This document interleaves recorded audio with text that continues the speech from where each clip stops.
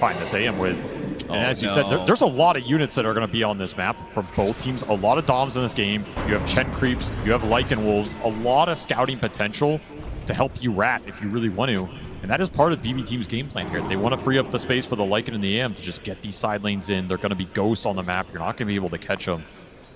This next 10 minutes could be really difficult for Heroic to find the type of team fight they're looking for. If they can find that fight, though, the BKB on Marcy it's good right now. Should ensure they win it. Like, I feel like they do win on 5-on-5. It's just unlikely they get the initiation for it as BB Team continues to pick them off around the map. Schofield shot down right in front of his mid-tier 2. Not even the middle of the map is safe. And this is the issue. This kill team can play around that mid lane. You're going to have issues shoving it back out unless you commit multiple cores here. And the whole time you're worrying about this situation, AM's farming out top, Lycan's farming out bottom. Side lanes are getting pushed back in from units. This map is not fun to play right now. Analog will be able to match the Void Spirit's ghost shove that he's able to do with his own Fissure spam. Yeah, but look at how clumped they are. Afraid to go on GPK. I mean, especially with the shield rune, he's just unkillable right now. Yeah. But you're getting corralled. A lot of heroes by this bottom tier 2. You have to regain some map control here. Either smoke out, get some wards, look for the pickoff, or back each other up to get these lanes out. You have more information to play off of right now. This is turning into a lane shove game where the AM has free reign, and that is not the style of game you want with this Heroic lineup. No, not at all. Here's that smoke. They have everything available. Sonic Wave gives you the extra damage right now. And that BKB timing on Yuma, really powerful if he can just lay into some cores. It feels like if this smoke doesn't land... I mean, how do you land this smoke, though? This is the issue. You just got to go blind. But if it doesn't land, I feel like they are almost going to be forced into late game scenarios, right? It just doesn't feel like they're going to ever get enough map control to take over the mid game the way they want to. This might land. Smoke from BB going straight into them, unaware of the positioning. And it's 2 supports, but they throw it inside the Fissure pit. They do not hit the 2 supports that are on the side, but thanks to the Bristleback cutting in from the side, they should be able to still get them. Schofield makes his blink away, but he's still going to take out in the end. Pretty clumped. Miro's going to chase after him here. Echo Slam attempted, but GPK's already jumped away with it to Simulate. He's got a haste rune here. Oh, they're trying to blow him up with the Marcy, though. The Fissure goes out. They've got the damage. 2 swings from Yuma. 2 rounds of that ultimate. And the Void Spirit, he may be tanky, but not enough there. Winning a fight right outside the Roshan pit. You couldn't ask for a better situation for Heroic. Very awkward start. They thought the smoke broke because they were doing Rosh, so you had to kind of blink in blind. But it gets the job done. This Shaker's just such a menace in these early team fights. And both the supports going down for BB Team early means you lose all your control. Your cores are not that useful if you don't have stuns to back them up. The Lycan's a threat here. It does force a buyback out of Schofield, but Schofield's happy to commit this buyback to get a fight into that Roshan. It's just such a big win in this game when you were getting ratted onto these side lanes. And Pure not confident enough to go in here with limited resources. Not great mana void targets this game. He doesn't want to be dragging these fights right now. He'd rather have the game just be split up across the map. He was having a great time. Now all of a sudden Heroic pick up some steam. They're going to get another aura on the Chen as KJ will finish mech on top of the drum. A lot more sustain coming into this already pretty tanky lineup with the 2 brawlers on the front line plus the Marcy, who now is an Aegis. Momentum shifting back over to Heroic's side after that team fight. The smoke, it worked out beautifully. Now it's time to see if they can actually be a little bit more on the offensive, if they can actually get some of that map control back. Some of the ways they're trying to address this, they've got Schofield going more lockdown in the Rod of Atos. Pure, he got hit by the stun, pushed back in, so much burst damage. Beautiful connection there. That's a very limited window to hit that. They hit it absolutely on point. Yuma making his presence felt again. And that was Pure getting a little greedy, trying to kill some Chen creeps and Dom creeps. He actually mana voided them too. Just shows you how much it takes to get some of these off the map sometimes. Oh yeah, he's been mana voiding neutral creeps probably every 2 minutes or so. Yep. He hasn't done it off cooldown, but he has been done it a number of times this game. Probably feeling like if he can just get to the late game, he'll be able to win it for his team. But farming that area in particular, I think, is dangerous because you know that Heroic, considering they have the Aegis, they're going to go for the Tormentor at some point. They're going to play to that side of the map soon. straight into the Queen of Pain, rewarded for the buyback earlier, and a nice shard to pick up. Silence could be really influential in this game, especially against the AM, against the Void Spirit. This is a super nice game for the Queen of Pain shard, especially when you're on support. Like, you can just aggressively blink in, go for the silence. If you trade your life for a core, that's a win. You're not a core Queen of Pain, who cares? Found the disruptor. BB team maybe trying too hard to get control of the map. The disruptor very far forward there. Oh, their momentum has been killed in this game. Heroic starting to take a lot more control than I expected. Save spots KJ, trying to take some Lotuses, and he's got no allies in the area. He's definitely going to die. And BB team know it too, thanks to this lane ward they have at bottom. Awkward area to end up as the Chen. Yeah. He's getting farmed though.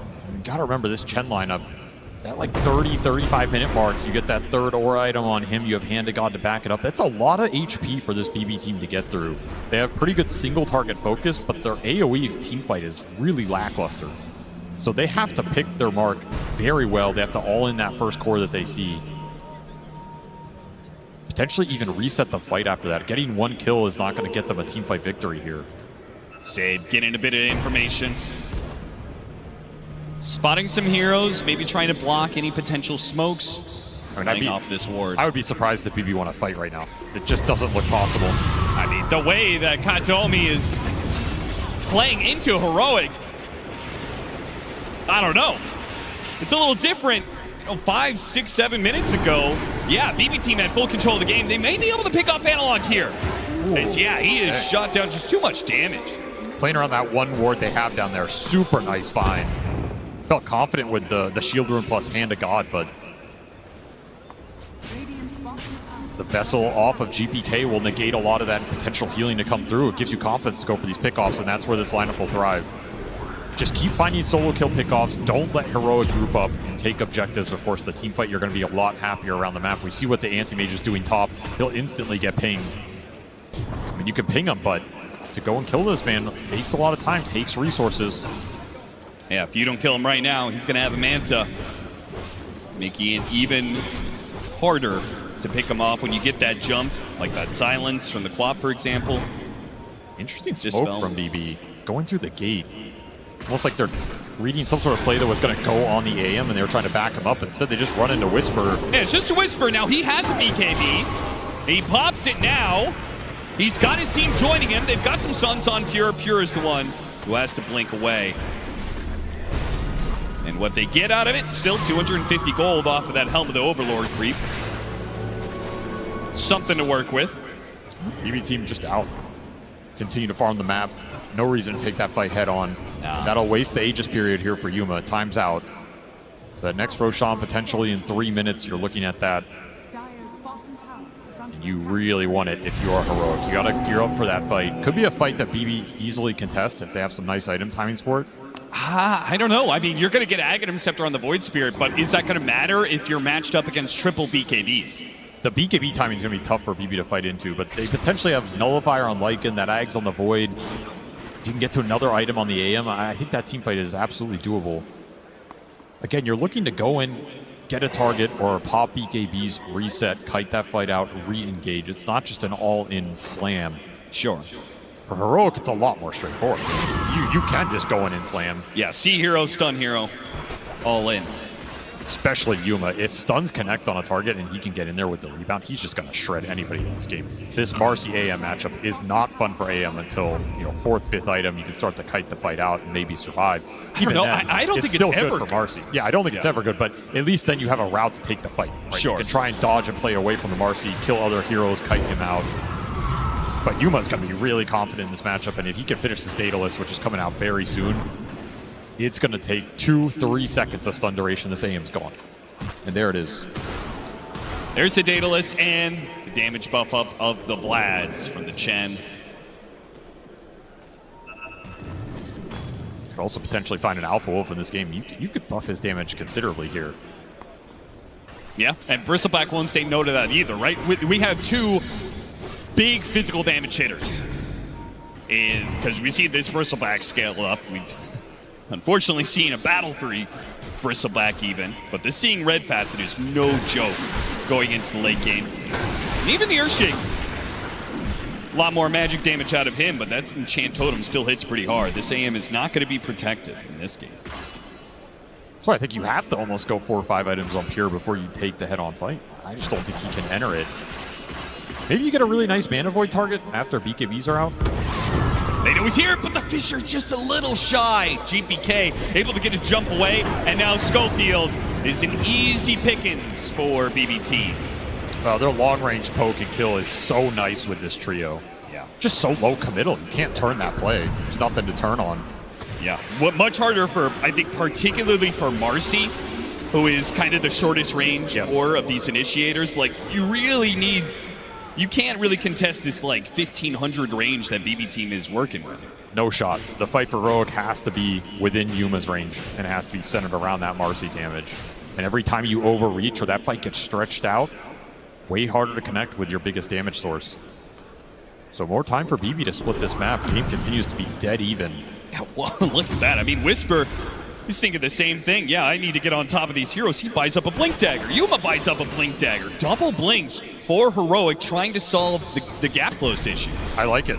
More mobility in the fight to find your core target. More instant damage follow-up on the stuns from the Shaker. That could be a big problem for you in this game. The blinks should fix that. And Analog, he's going to find a gift down here. Yeah, what is this? Pure, once again, farming just a little bit too aggro. See ya. They are more than willing to drop double ultimates to get a big kill like this, particularly when Roshan is in that spawn tier. That's a huge find. Absolutely huge. Just gifted. I mean, I think that was a look of surprise from Analog. He's like, wait, this is real AM just sitting here farming. Yeah. And that Rosh will be in 30 seconds time. So Heroic are going to set up for it, hoping it'll spawn sooner rather than later. That's a really long spawn for them. A little unfortunate here. But it also means they can just keep trying to take fights. They'll run into some wards, clear out the area. Thanks to a gem on Yuma, not even the Wolves are safe to scout out Heroic. Max spawn. You try and force it now. 15 seconds on the AM. There's a window here. I mean, they have a lot of physical burst to put into this. I also feel like it's easy for them to do it with just 1 or 2 heroes. Not a ton of risk in that regard. Yeah, you just man up here. I mean, again, BB's pit fighting is pretty lackluster. Even if you're clumped in that pit, what's to punish you? Static Storm Drop on a mass BKB lineup? Who cares? And even the Wolves, if they're not killed by the Marcy, they're converted by the Chen. Schofield, I mean, he's been punished a number of times for these aggressive blinks. Apparently, he just does not care. The smoke wraparound, though, is coming from DBT. Moving up through the river, and Heroic have a lot of heroes inside of this pit right now. This is pretty dangerous. They're just all inning for it. Trying to finish up this Roshan now, and they will be able to do so before BB Team strike. Now, a Bushwhack grabs a couple, Sonic Wave goes out, and with Whisper blinking up to the high ground, it's hard for BB Team to get through. Nevertheless, they get on top of the Static Storm and take away the 2 supports. But do they want to fight this Marcy? After all, he's got BKB, he's got the Aegis, but it looks like Yuma has called it quits. He wants to back away. Whisper doesn't want to do the same. Nullifier placed onto Yuma as he's being hounded by the Wolf, but they go after the Bristleback now, who's just barreling forward still, refusing to back away. Now he pops his BKB, but it's a bit too late. The physical damage, it's stacked up, and he's dead. Gem on the ground. Beautifully played fight from BB Team. They got the angle. They take the Chen down first. That's your biggest target. Take the sustain, the auras out of the fight. You get the other support on top of that, and then you're able to kite it out. And there's just no ult for Yuma halfway through. He's got to bail in that situation. Yeah, I don't mind Yuma making the call to bail, but why are they not on the same page? Why is Whisper pushing after kills and Yuma backing out? It got very disconnected very early. The start wasn't terrible, but they could not protect their supports, and this Lycan is doing some work in these fights. He's just chasing people down. There's no real control for him. Nobody wants to commit on that target. Big team fight when, even though the Aegis will go to Yuma, he does keep it here. Something Heroic to play around, but not the team fight win they were looking for. I mean, I think the bigger loss, I think the Bristleback dying, you know, that sucks. But I think the loss of the gem It hurts. It hurts so badly when you're the ones wanting to take team fights. We already saw the last Aegis expire without a big team fight forced, right? Oh, they're coming through the gate. Miro, you see this, right? You see what's coming your way. You just took the Tormentor, but you might just die for it to get the grab on him. Hit him with a stun, lock him down with a Rod of 8 Toes, and once again, the Unleash combined with the Sonic Wave, they've got him. A Bushwhack, grab on a 2 though. Sage's gonna burst down KJ, and he makes a break for it. He's out of here. Nice little pickup from Save. That is a 7x streak on that Lycan. And yeah, Analog's not messing about. He could have waited for that Ghost Scepter to fade away and just enchant Totem hit him, but he didn't want to take any chances. That's a very hard exchange to evaluate. I feel like it's kind of worth it for the Lycan. The Shard went to the Hoodwink. That's the one you wanted here. Sure. It's to use that Boomerang to pick up another support kill. Like, that exchange is okay, but that was a big streak on the Lycan. A lot of gold going into the Queen of Pain there. Still, it's time for Pure, who does have a Butterfly. So he has an answer, kind of, to the Marcy for a little while. But he has to pick his blink target perfectly in the fight. Like, if he blinks in and he just ends up in the middle of the bristle of the Marcy, his fight's over. Yeah. Nothing to bail him out of that situation. So he really has to let other heroes go in first. He needs to see the fight develop and come in later. It cannot be the first point of contact for BB Team. And Heroic will take that every time. I mean, if they see Pure, they're jumping him. They're all in him. Marcy is just going to slay him. 2 minutes left on the Aegis, and the lanes are actually kind of in Heroic's favor. They're getting them all over that mid line of the river. They have some map See what they control can do with it. I mean, it's likely they will try and smoke during this Aegis period. I don't think they are confident enough to push mid tier 2 straight up. That feels a little brazen, given how these fights are going. Whisper trying to catch Analog. He gets him with a blink for it, hits one stun. They need detection. They really want to get this gem back into their favor and should be able to do so. There's just no outrunning this situation. So the gem is back on Heroic's side. That means that they can make these movements without wards or wolves scouting them out as often. That was the easiest gem recovery of their life. Kind of was. Surprise Save was out that far carrying it. Could have given it to GPK or something. I mean, this gem is just so valuable for the wolf scouting. Having confidence about the vision going into the team fight, and you give up pickoffs like this, it's going to lead to objectives for Heroic. They're going to feel a lot more comfortable grouping. This will be a free tier 2 top, as Pure gets a free tier 2 bottom. Santimage picking up the rat action. And I think he asked a rat because I still don't believe that BB Team are going to be able to take the 5-on-5. You've got, even with the Aegis expiring, you've got this Chen who's going to pick up a shard, right? He gets one of those golems. That aura makes this squad, this triple strength core, so tanky. I just kind of don't believe that Pure has the damage to deal with that. He doesn't want to take the fight straight up, but if you can rat, you can put Heroic in an awkward position. Maybe you get a numbers advantage somewhere. Maybe the single core pickoff that we've seen BB do a bunch of times with the damage from this Hoodwink comes through and gets a hero really low, forces out early BKBs. This kind of chaotic situation can create openings for the anti-mage to come into that fight later. Again, you're not looking to go in here and man-fight the Marcy, but he can do a lot of damage. He is incredibly farmed in this game. Helmet Dominator, Battle Fury Anti-Mage is doing what it does best, pushing towards that level 25, getting incredibly farmed. There's a full Abyssal Blade. That is something that lets you fight this Marcy. In fact, you probably have the advantage right now with full Abyssal plus Butterfly before the MKB comes out on Yuma. In fact, well, he just finished it, actually. He's also very farmed, so... Yeah, I didn't get a fight out this exact timing. That's kind of what they're looking for, right? You get this Abyssal, you're okay, I can go in. I can Abyssal stun this Marcy. I can give us a little bit of a bigger window. Whisper, he's going to be one to break this smoke. They do not want to go after this Bristleback, but maybe they have to. Oh, go! They actually can go for it. Still, though, the Anthem Slam hits on Miro. He gets off his BKB, and Yuma does not get a bash. He couldn't get the lockdown. A glimpse back with the BKB lasts just long enough for Analog. A Fissure as they try and retreat backwards here. Yuma does not see the opportunity. They may have to leave behind KJ, whether it's the Void Spirit or a glimpse. Maybe they can protect him still with the Fissure as he gets up to the high ground. Pure with the Helmet Dom spots him, but Disruptor too far away for now. So in the end, it's Whisper to die. Not much else out of that fight. I guess Schofield did buy back once again. He is certainly not making a whole lot of progress in that network chart. Just huge burst damage coming out on that first target they run into. No bristleback back interaction. They just go heads up, chain stun him off the bushwhack, remnant, abyssal, overwhelming damage.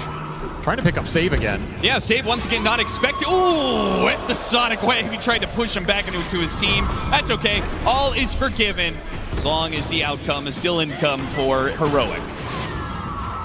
The crazy thing is they took that bristle down, they have Heroic on the run, and you're still hesitant to straight up chase with the AM. Because you don't want to blink into this Marcy just yet. Will be 25 for Pure. And that'll be Mana Void cooldown. Nice little talent for him. Thinking about BKB here, that would give him a lot more confidence to go in early in the fight. Not afraid of the Shaker chain stun potential. Now he can Mana Void even more neutral. It's efficient.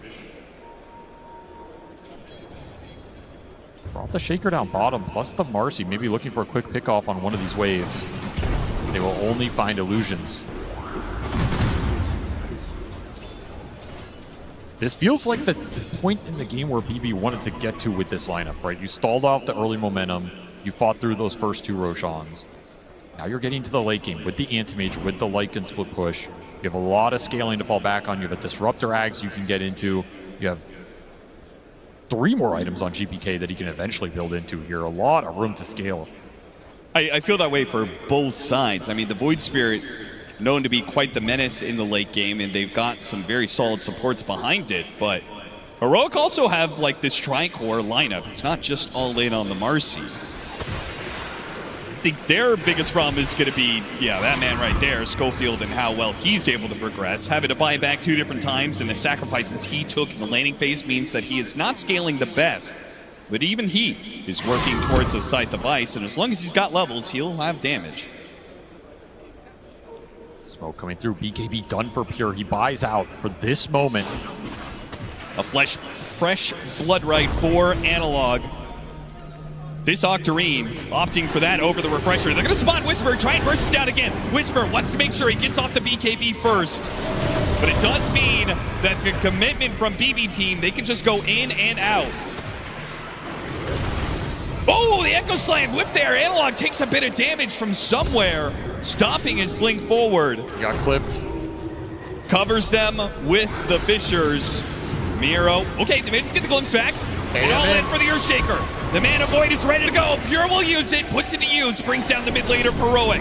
Now Schofield in some trouble, looking for his blink back inside the base. Heroic again losing the fight, but also still limiting their losses to 1 or 2 heroes. These fights, they just are not clean one way or the other. Can see what BB Team are trying to do though, right? Go in, get that target, kite the fight out. They threaten the Chen, you have to BKB Lycan, he gets out of there. There's just no clear jumper target for Heroic. If that Echo Slam lands, it could be a very different story. But Analog is really struggling to find the window here. It's just units constantly on him. There's random damage sources. It's not clean. GPK continuing, just trying to get something out of Heroic right now. Yuma is not a threat without a Basher. Nope. Like this Void Spirit and this Lycan just keep on going into the fight, and there's nothing to control them during their BKBs. You have to get that BKB piercing disable for Yuma. I think there's no other way. You have Hex on the Queen now. I mean, most of the control that Heroic have, especially with the Hex online now, is them initiating. Them finding the first target and letting the Marcy go in on top of that. I don't think we've seen that for probably 20 minutes.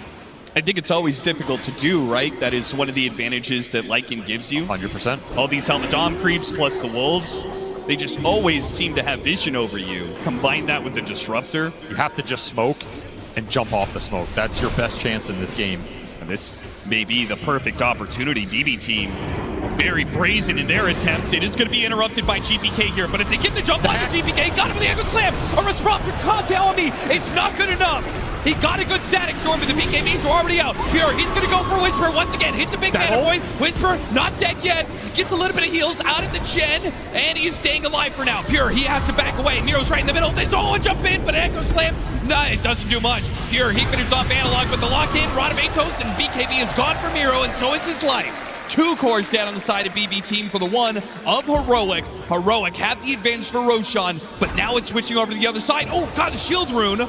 right in front of Heroic. The Scythe of Ice doesn't stop the rune grab here, but they do have the nullifier. Oh, what a beautiful bushwhack on a 2. They try and blow up Yuma. Not quite. He blinks after him, hits him with another bash, and finish them off. Now Whisper, he's up next. Radovato's holding back for now, but he's got to blink up. He'll chase after Whisper. And save once again with the bushwhack. A glimpse back, pulling him back to his demise. Here, working him through. A Scythe of Ice and a buyback. This has to work for Yuma, and he gets it. A monster kill on the enemy. Stops Katomi as well. And that means Heroic. It was a risk, but it pays off. They have control of the pit. Sick bushwhacks from Save, but BB end up overextending into the Marcy buyback, not ready for Yuma round 2. And Whisper dealt so much damage to that anti-mage. She bursted him down with the Quills 11 stacks, 2,000 going into Pure. He just could not survive the physical onslaught. The buyback, I think this is coming too late. Oh, JPK, Try jumps inside the pin. Can he grab it? He's got it! JPK, he rips it away from Heroic. And now, it came at a cost. It cost them the buyback. If Yuma dies here, he's in trouble. He got BKB unleashed. Now it's Pure. He's in trouble. Gets off the man to hit by his stun. And Abyssal Blade goes off. A Fisher to try and stop him, but he's away. And now, danger time. BKB not up for Yuma. He's a dead. A dieback. 2 minutes. Heroic kept the fight on without him. With just 1 core to do it. And being hounded by the Wolf. Miro chases after them all the way back to their fountain. All the way back if necessary. They will find that 3rd core. And Heroic now on the brink of death. They've been cleaned up all over, and BB Team have full control to push as many buildings as they want. What is there to say? One time and time again, this team goes to GPK to make the plays. Absolutely salvaging that team fight, steals the 2nd life away from Yuma, destroys his presence off of the buyback. Will it be enough? The chase down. They pass Cheese over to Pure. It was a beautiful itemization usage. Gives him the strength to keep pushing on, and they just want the game here. As always, Pure has called to end the game. And it's going to be an Earthshaker buyback to try and hold it. Without the Marcy, though, it just feels impossible. No Bristleback buyback available. They simply just do not have the damage. Nothing will stop BB Team at this point. Try as he might. He tries going in with his BKB. They pop the cliff. But it is delaying the inevitable. BB Team, they have routed you, they have outfarmed you, and they will take game number 1. What a game 1 it was. These teams are just here to brawl. There's a lot of creep action going around in the map. I'm sure it's very uncomfortable for Heroic to play, considering how they would prefer to play this game, but that is what you're up against. And this BB Team is just... they're weird, man. Like, they have these games where it looks like a struggle, and then at some point, the switch gets flipped, and they are just in zone. They are hitting every spell. They are routing you in the fight. The game just ends instantly within 2 minutes. We saw this yesterday in that game 1 they played. I don't really know what's causing it. I don't know if the early game is just so awkward it slows all their pace down, but once that switch gets flipped, this team is on, and they are terrifying. 35 minutes of farming. The Animage has come out of the jungle. He says, I'm done farming. It's time to end the game. And Pure does just that. The acceleration from BB Team closing out this game, I mean, an Aegis snatch is really what turns the tides here across, because there's all these fights around mid, a back and forth between the 2 teams, but it all comes down to that Rosh.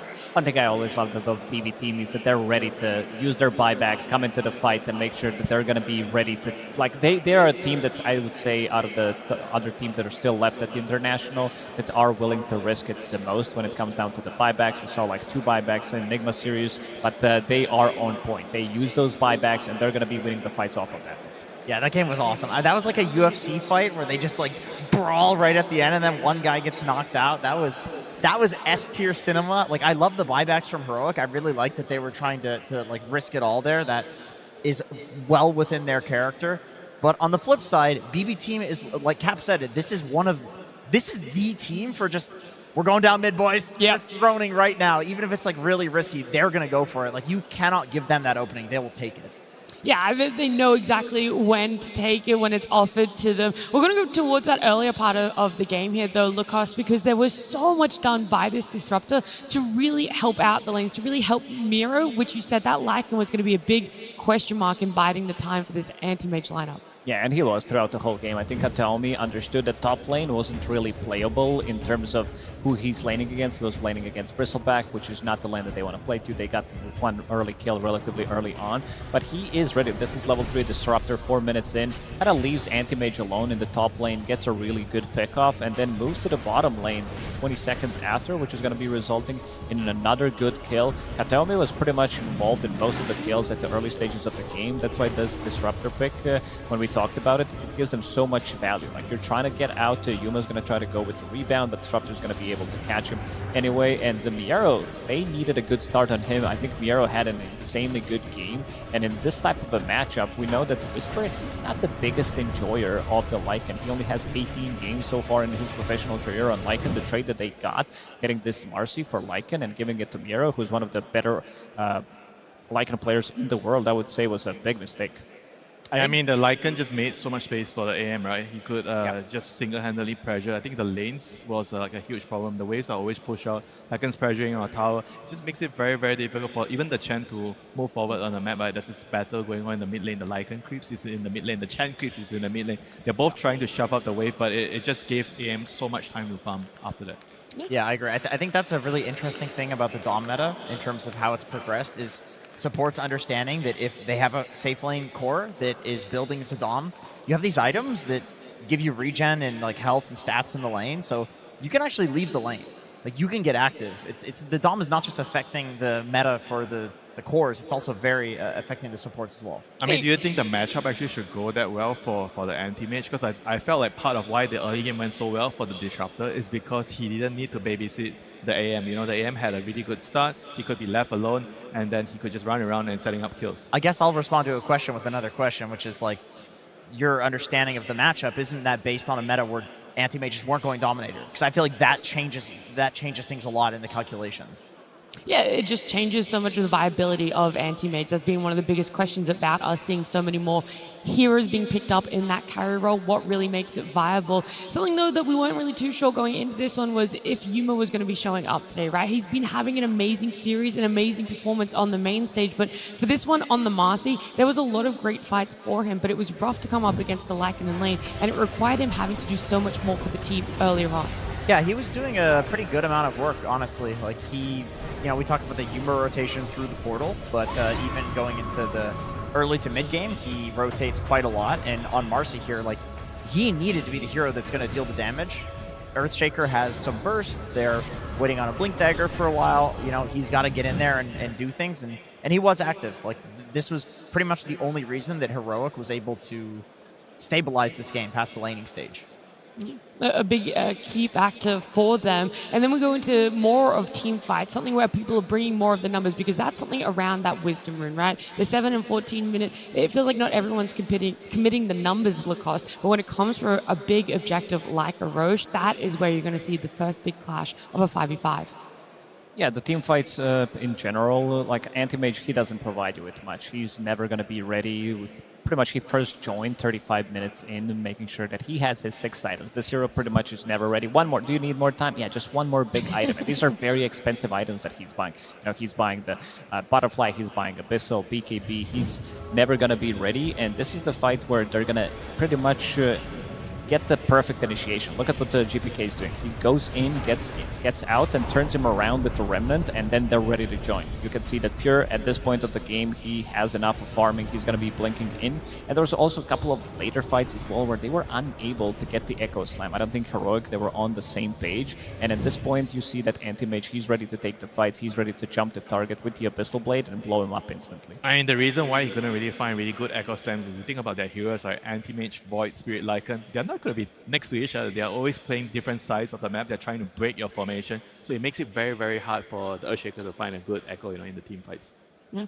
There was a moment that we saw how impactful the Echo was, right? When it didn't actually end up connecting.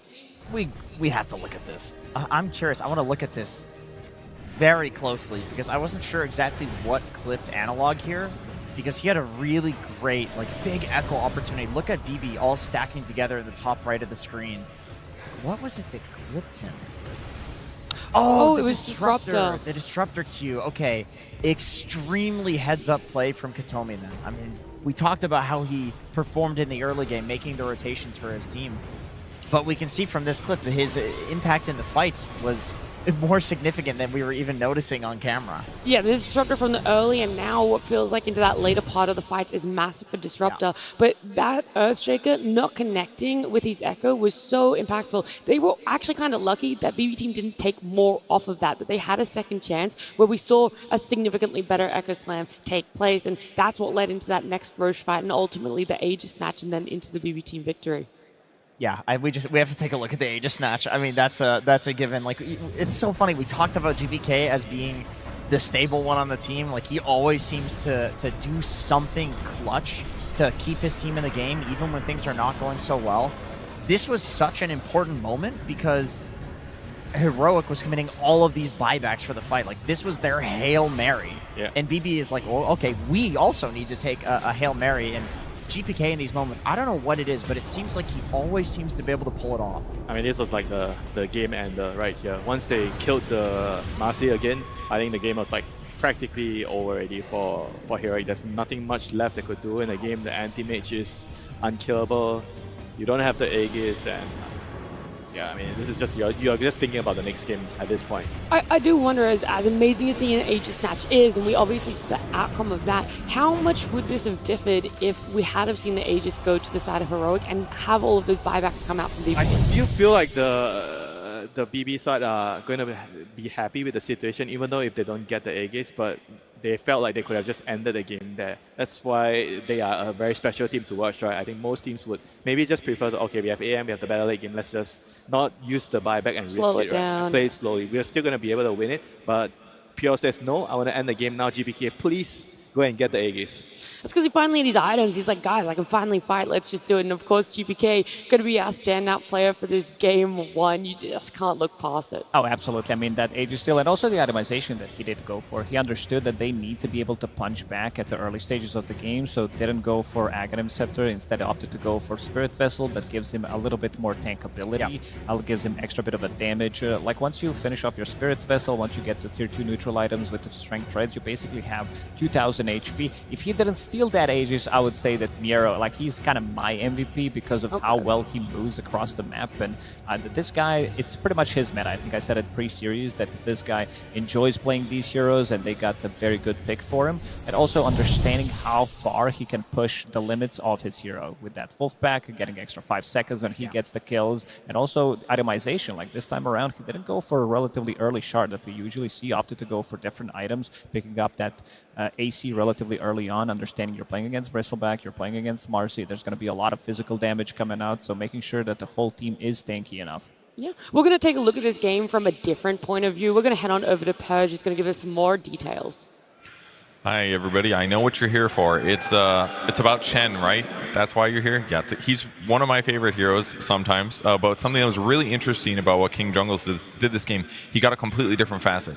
Every single Chen player that I've seen grabs the Sagers because it helps them control the early game. But there's little things that are interesting about this early Hellbear. It gives an aura for everybody's attack speed in the early game, and if it dies, it gives your team 120 attack speed. So this means you can actually fight your opponents in the laning stage. And Heroic drafted this knowing that draining the Lycan's mana is not that big of a deal, and instead they can use this Hellbear to fight. If you kill the Hellbear, your heroes attack fast, and so you have to go for hero kills instead, and this allowed them to get a really early first blood here.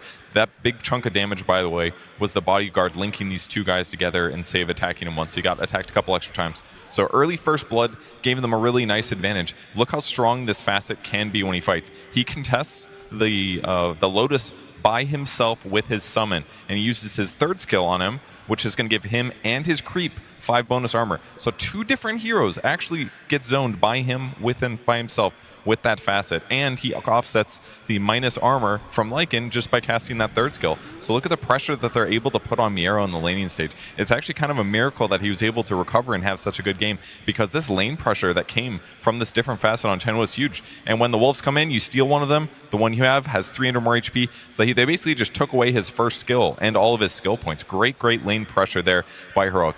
And then how this transition was really interesting here. They use this Ogre to stack Basically, King Jungle's focused a lot on farming because he wanted to buy aura items, like plus armor items that made them more resistant against the physical damage that was being done. And something really cool about this, about the Chen that got buffed recently, look at this damage for Clap here. He's level 5 and this thing's doing 250 damage. This is his special one that he summons here. So he's basically using this facet to not only win the lane, but also increase his farm speed and counteract his opponent's minus armor. And then he's using his creeps basically just to push out the lane while they go get ready to do stuff, because now he can do this much faster than Helm of the Dominator can. And by pushing these lanes, what it does is set them up for a perfect Roshan. So they basically just stop every single creep from getting in Roshan while they prep to do this, partially using the lane push, because all of those lanes got pushed in really effectively. So everything they send in there to try to kill it gets destroyed, and that's why they are able to take this Aegis before BB Team was able to respond in time. Great use of map control, the summons and all that. It was a shame it didn't work out good enough, but it was some cool new tech that we got to see. I love to see when a hero has so many viable facets, the way that you can play the lanes so differently. Of course, we see that Disruptor really helping Miro the Lycan get back into this one, but it's crazy how different of a game it would have been just based off that one Chen facet. Yeah, he's right. I've never seen that one before. I had no idea that the Ursa creep did 350 damage when you have it maxed out. That's kind of crazy. I mean, obviously it falls off. But for the early game, if you want to farm, you are going to get your auras faster. Yeah, maybe something that people who like to spam Chen might be starting to pick up for themselves. This arena, by the way, is very full. There's a lot of cheers for both the side of BB Team and Heroic. And someone who's down there right now with our fans is, of course, Tsunami. Thank you very much. Yes, indeed. The house is packed here tonight. But as I had mentioned at the very beginning of the day, it is a bit solemn. We have to have eliminations. Such is the nature of competition. And for every single iconic moment we've had in Dota, there's always been a team on the receiving end of it. So I'm sure Eastern European fans, do you remember the $1 million Dream Coil?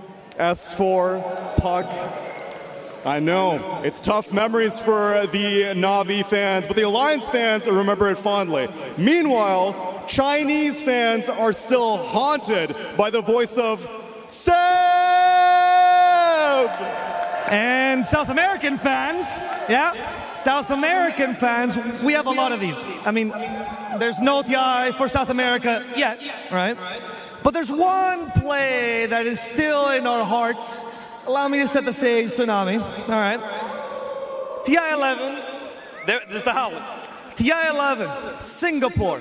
The smell of chili crab in the air. And more importantly, hope. For Thunder Awaken has made us the farthest they've ever done at a TI. That's it. Liquid, one of the best teams in the world, fighting in the lower bracket, literally for their life. Last game of the best of 3. In comes Sacred, gets the black hole, Pango inside of it, 1 HP. 1 HP, and every single South American fan skipped a beat as they saw the Pangolier roll away infested by the life stealer of Meke. All hearts broken, many Liquid fans would cheer, but Thunder Awaken and all of Peru will forever remember this day. But that's what they are, resilient. We are the 1 HP warriors. We're the ones that survive. We're the ones that make it through. 1 game loss means nothing. Heroic can do it this time. Let's go! If there's one team that's going to benefit from a crowd mob, it's Heroic. And these guys have looked fantastic when they've been on that verge of elimination. They've got to be more comfortable, right? And I think hearing all those cheers out there from their fans, that's what's going to bring them that energy. I'm hoping they've had the time to really put their heads in the right space here, Lucas. Think about it and come back and be more chaotic than ever. Make sure that we're seeing what South America is really made of. Oh, for sure. I think this team comes in very well prepared. They have like double coaches that are working quite a lot. Like it's always nice to see from and hear from them because they always give good insights. They're not afraid to show it to the rest of us. But I think a lot of teams that are still in the tournament have hidden strategies, and I want to see something else that is going to come out from Heroic because this one I really didn't feel that much coming out from this Queen of Pain. Yeah. I feel like there's been a good flex that they kept until the end. Even like the damage numbers, if you look at it, I believe he dealt 17,000 damage on Quap, pretty similar to Earthshaker, but something was just not clicking. I want to see Schofield on a bit of a different hero. heroes, something that can be more annoying. Even Queen of Pain, she does have a Blink Dagger, but some of these melee position 4s that he really excels playing at, Clockwork, Tuska, I want to see them on heroes like that. Something that can buy time, something that can relieve pressure off his mid lane, something that can have a greater impact. To me, yeah, it's not chaotic enough. It doesn't create enough space on the map. And honestly, I thought Queen of Pain was completely imba about like 2-3 weeks ago, but the meta has changed so much since the road to TI. There's people building all of these DOMs. You know, Lycan is very popular, like tons of summon heroes. I don't think Queen of Pain is that good anymore. Is that because of those items you're saying that Queen of Pain has kind of fallen off? I think but you also have to look at the reason, right? Why did they want the Queen of Pain there? Because they wanted a hero that could be moved around, flex, and confuse their opponents. But I think they didn't really count for the anti-mage at the end. Or maybe they did, and they figured that, oh, we could just do the co-op support, but it didn't work out. Because for their lineup to work, they really need to get away with like some sort of early game advantage so they can snowball. Yeah. But they just didn't do it in the game. It felt like it was leading up to that for the support Queen of Pain, but we see double buybacks throughout the duration of this game, and I think that's going to slow. It doesn't matter what hero you play, that's going to be. Schofield's going to do that regardless, no matter what hero he's playing. Okay, all right. You know, maybe I'm a little bit misguided on that one. Yeah, I feel like it just came down to like the strategy that they chose, right? I think in the first game of the series, it's fine if you have some idea that you think it might work. Yeah. You know, you try to use a flex pick, but maybe your opponents are not aware of, and you try to lead them astray with the draft. Okay, fine, didn't work. Next game, you have to just keep your heads up, held high, and go for something else. Our teams are waiting in the wings, eager to come back down onto the stage here, get back into their boots, and focus up. This is elimination. Heroic, if they can make it back in this series, they will have the best placement that a South American team players have ever gotten. On the side of BB Team, their expectations are high. Coming into this one, especially for Pure, who achieved so much at last year's TI, it would feel like a disappointment to get top 6, and it's a feat in itself to even get this far. Yeah, and I think BB Team are also a team that having one game advantage in a series is pretty scary. Like, they're willing to pull out some crazy stuff. I think that they also play better with confidence. Pure in particular is not going to have one of these like 1-in-17 anti-mage games after just winning a game, especially with the anti-mage. You know, like he's gonna pop off in the next game. So. I mean, also for Heroic, right? Every time they lose the first game, they kind of lose the series, right? They haven't really played any 3-game series so far, you know. So this is definitely going to be like a huge challenge. How are they going to overcome this BB Team here? Yeah, but that's funny because BB Team right now on the main stage, all they've had is 3-game series. So it feels like what exactly is going to win out here in these two teams? Because BB Team, there is the confidence that carries over. 100% agree with you there, Jenkins. But sometimes it's a little bit of overconfidence. Maybe they try and think a little too far ahead. Yeah, it's possible it's a blunder against Heroic because Heroic does like to play chaotic. If you play overconfident into that and you give them some openings, they will definitely take it.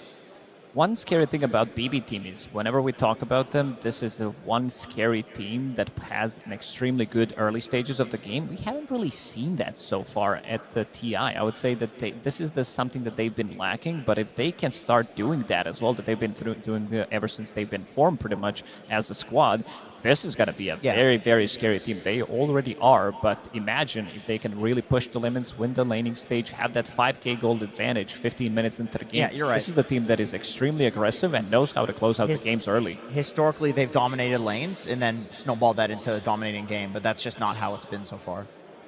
I felt like they've been a lot more patient than like compared to like a couple of months before, right? I feel like whenever they were having this sort of lead before a couple of months ago, they would try to push it maybe a little bit too far, hence the throw-in nature of the team.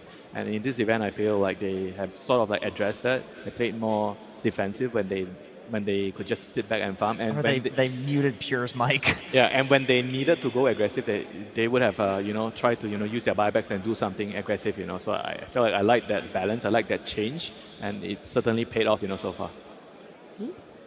Anything else though? When you guys see this, it could potentially be Heroic's last game on a TI main stage. There's going to be some staples that you guys are eager and itching to see. I mean,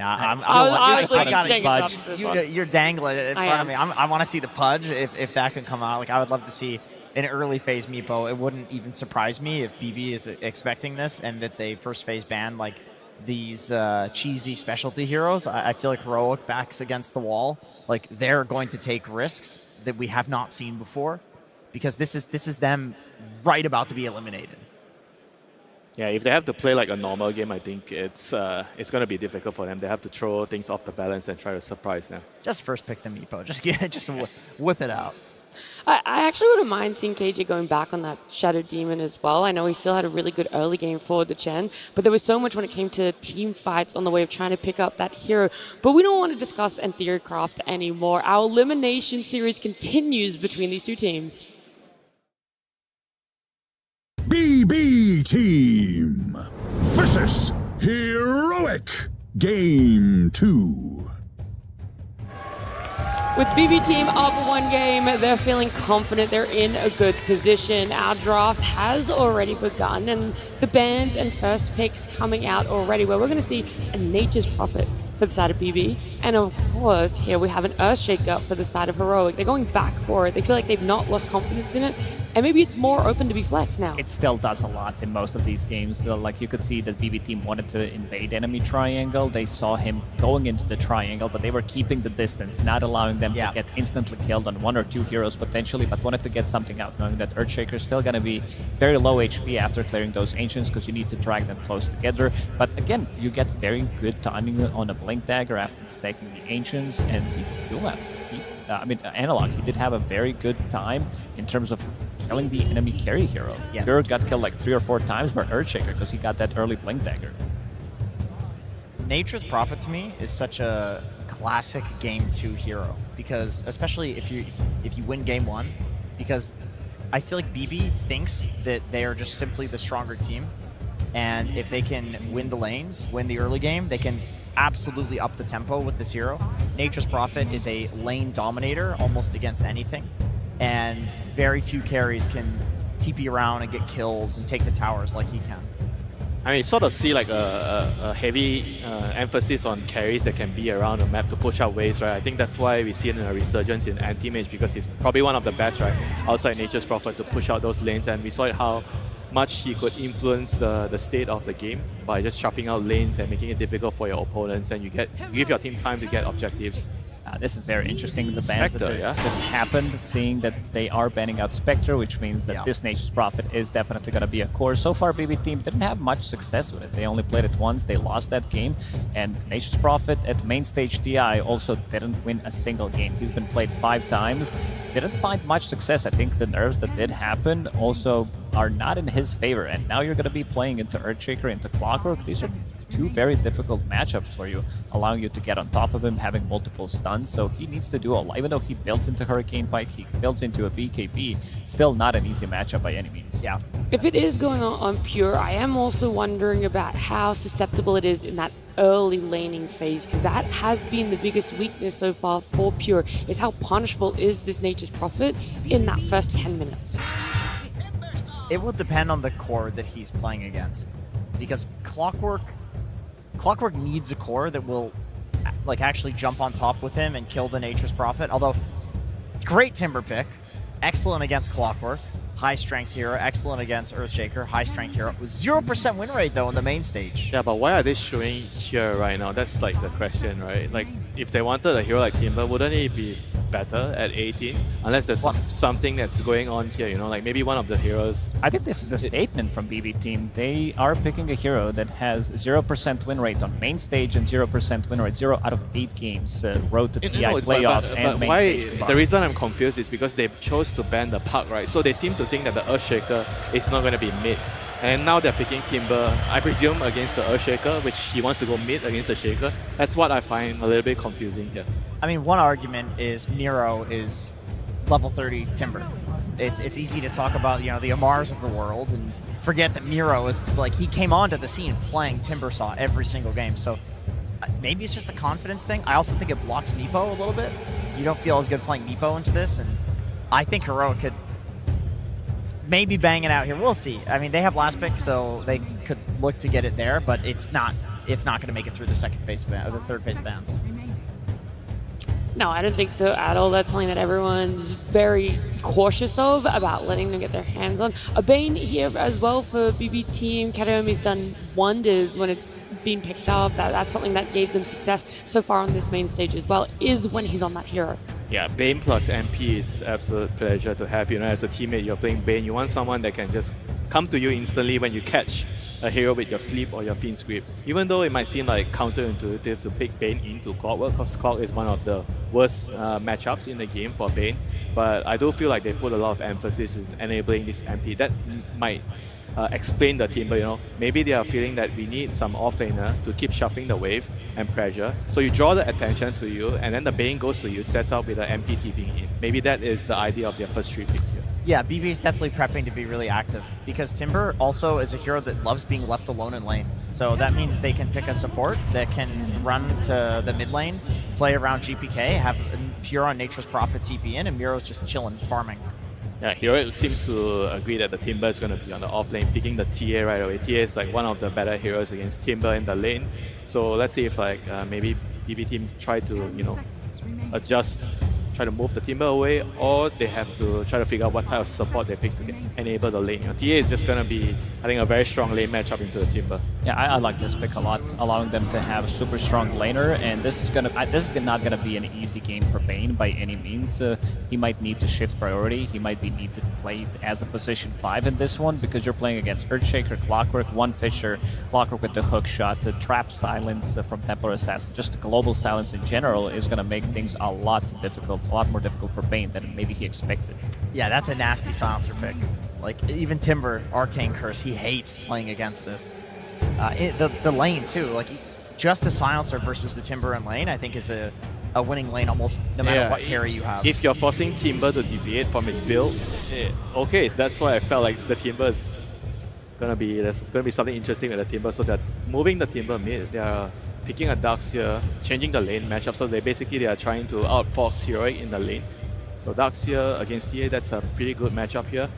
In the lane, they need like a strong, probably strong position 4 to make sure that the silencer can't really bully the Darkseer too much. They could still get a very good matchup for them if they want to get something like a Lifestealer maybe for themselves and use this Nature's Prophet as a support plus the Bane.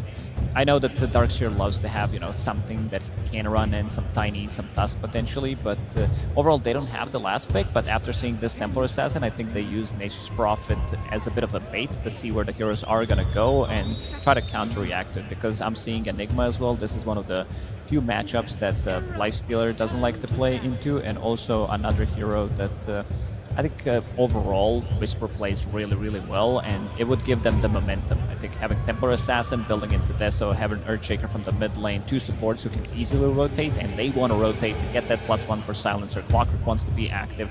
Could be that they just want to shut down the tempo that Heroic is building up. I love the Hoodwink ban because that could be either be a carry or the 4. You have to ban it for both. Because, you know, I agree with what you're saying. Maybe not Lifestealer, like there are also other options. You know, Faceless Void is an option there as well. Like, I mean, any hero that builds a Manta style you want against Silencer, and something to win the core-to-core matchup against TA. I guess TA is kind of solved by the Darkseer. Do you split your bans then, or are we still looking at a potential strong position forward to come out? Because you've given a lot of good carry potential for the side of BB team. Is it that easy to take it out? Is it that easy to all in that's the last pick that is required? It could just still be a 4 for save. That's also possible. We're just thinking of like interesting flexes because they don't have the last pick. I mean, he usually likes to play like range heroes on save. You know, we've seen him on usually Grimstroke, Rubik, Tau Hill, Muerta. I mean, Batrider is banned. Okay, well, that would have been great. I'm just trying to think, what are the ranged heroes that play well with Darkseer? Willow? Yeah, Willow is okay. It's like Bat and Willow are the 2 good ones that you can actually Ion Shell. Yeah, but at the same time, I feel like they want more than one initiator. Right now, that's only Bane, right? If your core is going to be MP, Timber, and Darkseer, you kind of want more stuns and catch for your lineup. And Save Lion is a classic. He lanes well with the Darkseer. Yeah, Lion's actually really nice for their overall composition here. You have the vacuum into stun combination. So it's going to be the Dark Widow. So you have instead of the stun, you have the vacuum into multiple brambles, which can be really nice in the laning phase. Yeah, peels through the TA refraction eventually as well between the brambles and the Willow ult. not a very conventional hero right now. No. Yeah. It was prior to the international happening. Pro level pubs, people were spamming this. That was before the nerfs, I think. She did take some nerfs to the Shadow Realm. The regen in the Shadow Right. Realm, yeah. Doesn't feel as broken as it did before. So what is she offering in the lane? Because you guys said that needed to be something that was really going to help She's the a Dark pretty strong laner at level 1. One of the best level 1 heroes. I was wondering where this hero's been.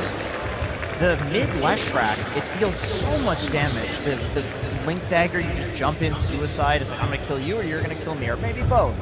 Oh, they definitely upgraded the draft from the previous game. This draft kind of plays itself out. You're never going to be lacking damage. You have enough stuns. You have a global presence. You have very good scaling. You have heroes that come online super fast. Lashrak going for the Blink Dagger. You have Templar Assassin with your Dragonlance Deso. So it does feel like they're going to be ready relatively early on to be able to punch back against what BB Team is bringing in this one. What I love is that they have 3 extremely high burst cores with a silencer. Like, if they cover a jump with the silence, they will kill like 2 or 3 heroes potentially. This is very strong. I think the pipe timing for Miro on Darkseer will be very important. Like the pipe in Crimson aura timing. Yeah, they have to make sure whenever the silencer global comes out and with the Earthshaker jumping, they need to survive that initial burst. If they can actually do that and make the fights drag out, then it will be really good for the Timber and Darkseer. But overall, I feel like execution-wise, it's a lot easier for Heroic here. I feel like their team fights are just pretty straightforward. Laning phase also pretty straightforward. They're very, very solid lanes. So I think we are actually going to see a game 3 here. Winter, I feel like you've changed your viewpoint. You went from not sure if Heroic were going to be able to bounce back in the series to loving exactly what they're bringing in game number 2. Yeah, you gotta love if someone gives you something you like to see. You know? What do you love so much about this one, Lacoste? I like that they are shutting down the cores as well. I feel like with the picks that they do have, it gives them a lot of momentum as well. And BB Team, they are picking heroes with very low win rate. These heroes are low win rate or have no win rate whatsoever for a good reason. Nature's Prophet didn't win on the main stage. Timbersaw didn't win a single game. And they're really trying to push the limits. This is also a bit of a test. If they are going to be managing to win this one, it's also a bit of a statement for the rest of the teams that are still left in the tournament. Yeah, I like that you're bringing up those statistics. It hasn't been working for other teams on at least 2 of their cores on the side of BB Team. And so I feel like we need some answers exactly what that coach and how this draft is going to play out. And I can make that happen. And that, yes, I am joined by Bulk of BB Team, where I do have some questions about your draft. Timbersaw gets picked up. I don't know if you know this, 0% win rate in this tournament. It has been picked 8 times so far. Why do you like it? Тимберсон на этом турнире выбрали уже 8 раз, но у него винрейт 0%. Почему вы продолжаете его выбирать? Мы захотели исправить эту ситуацию и поправить этот винрейт. We wanted to fix that win rate. No more 0% win rate after this game. Makes sense to me. Last game, I asked Caps if he was afraid of your last pick anti-mage. He said no.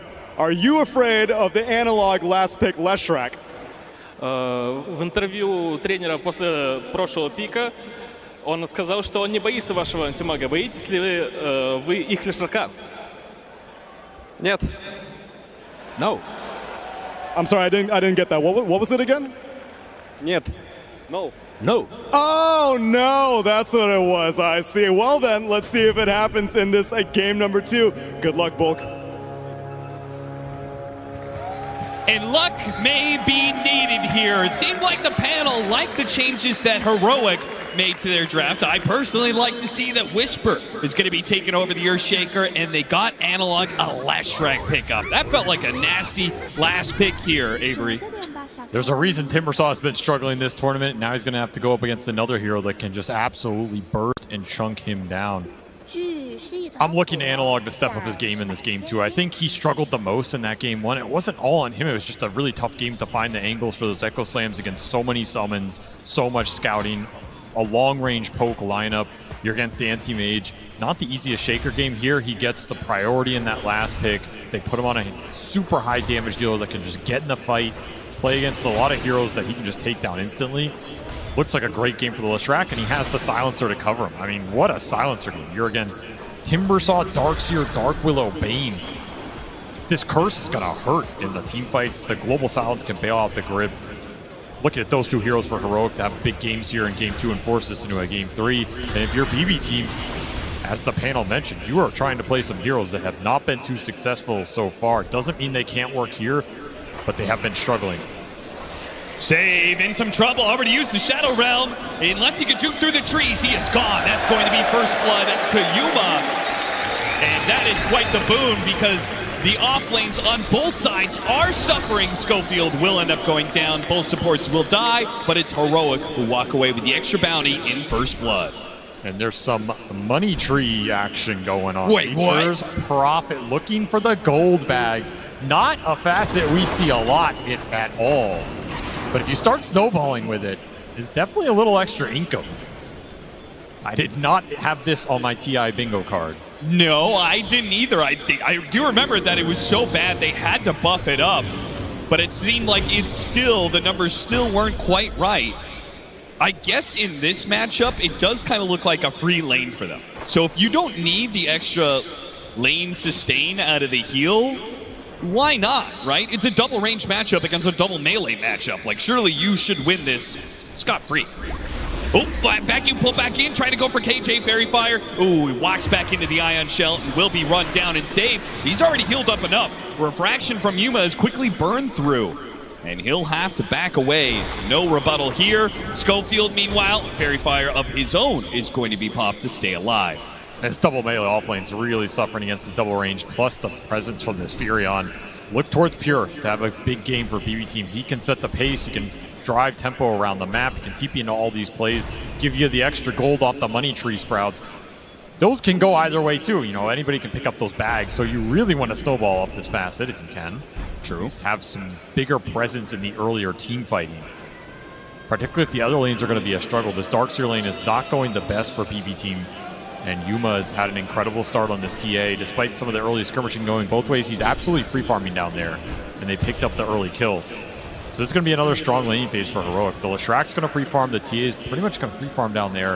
And if they can get something out of this double melee off lane, it's another really good start to a game where they can pick up the pace.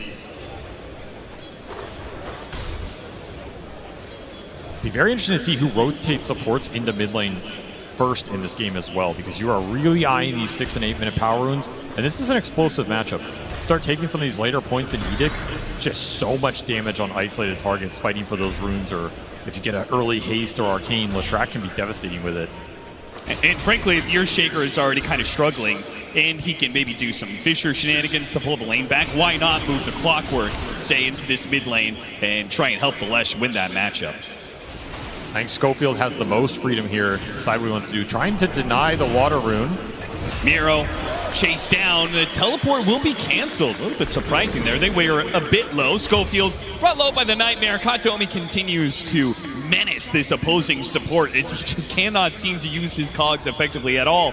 Every single time he tries to go for the cog hit, he just gets nightmared and hit a whole bunch. Getting outplayed in this early game. Will at least deny the water rune out from GPK. It's a little minor win on that mid lane. That was his goal here, but another slow start for Schofield.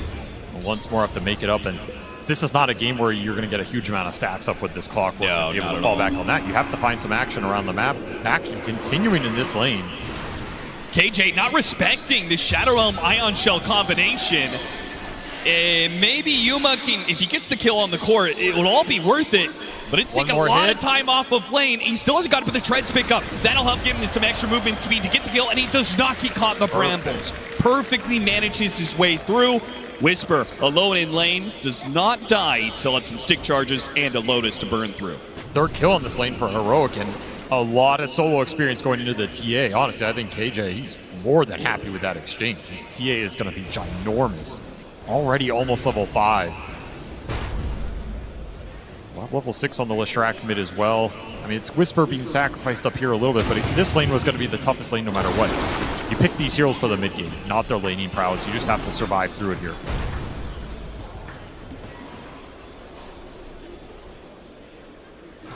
Considering how well Yuma is doing, I halfway expected the Silencer KJ to go through the gate, maybe help out this top lane, but He's opted against it, instead playing for power runes.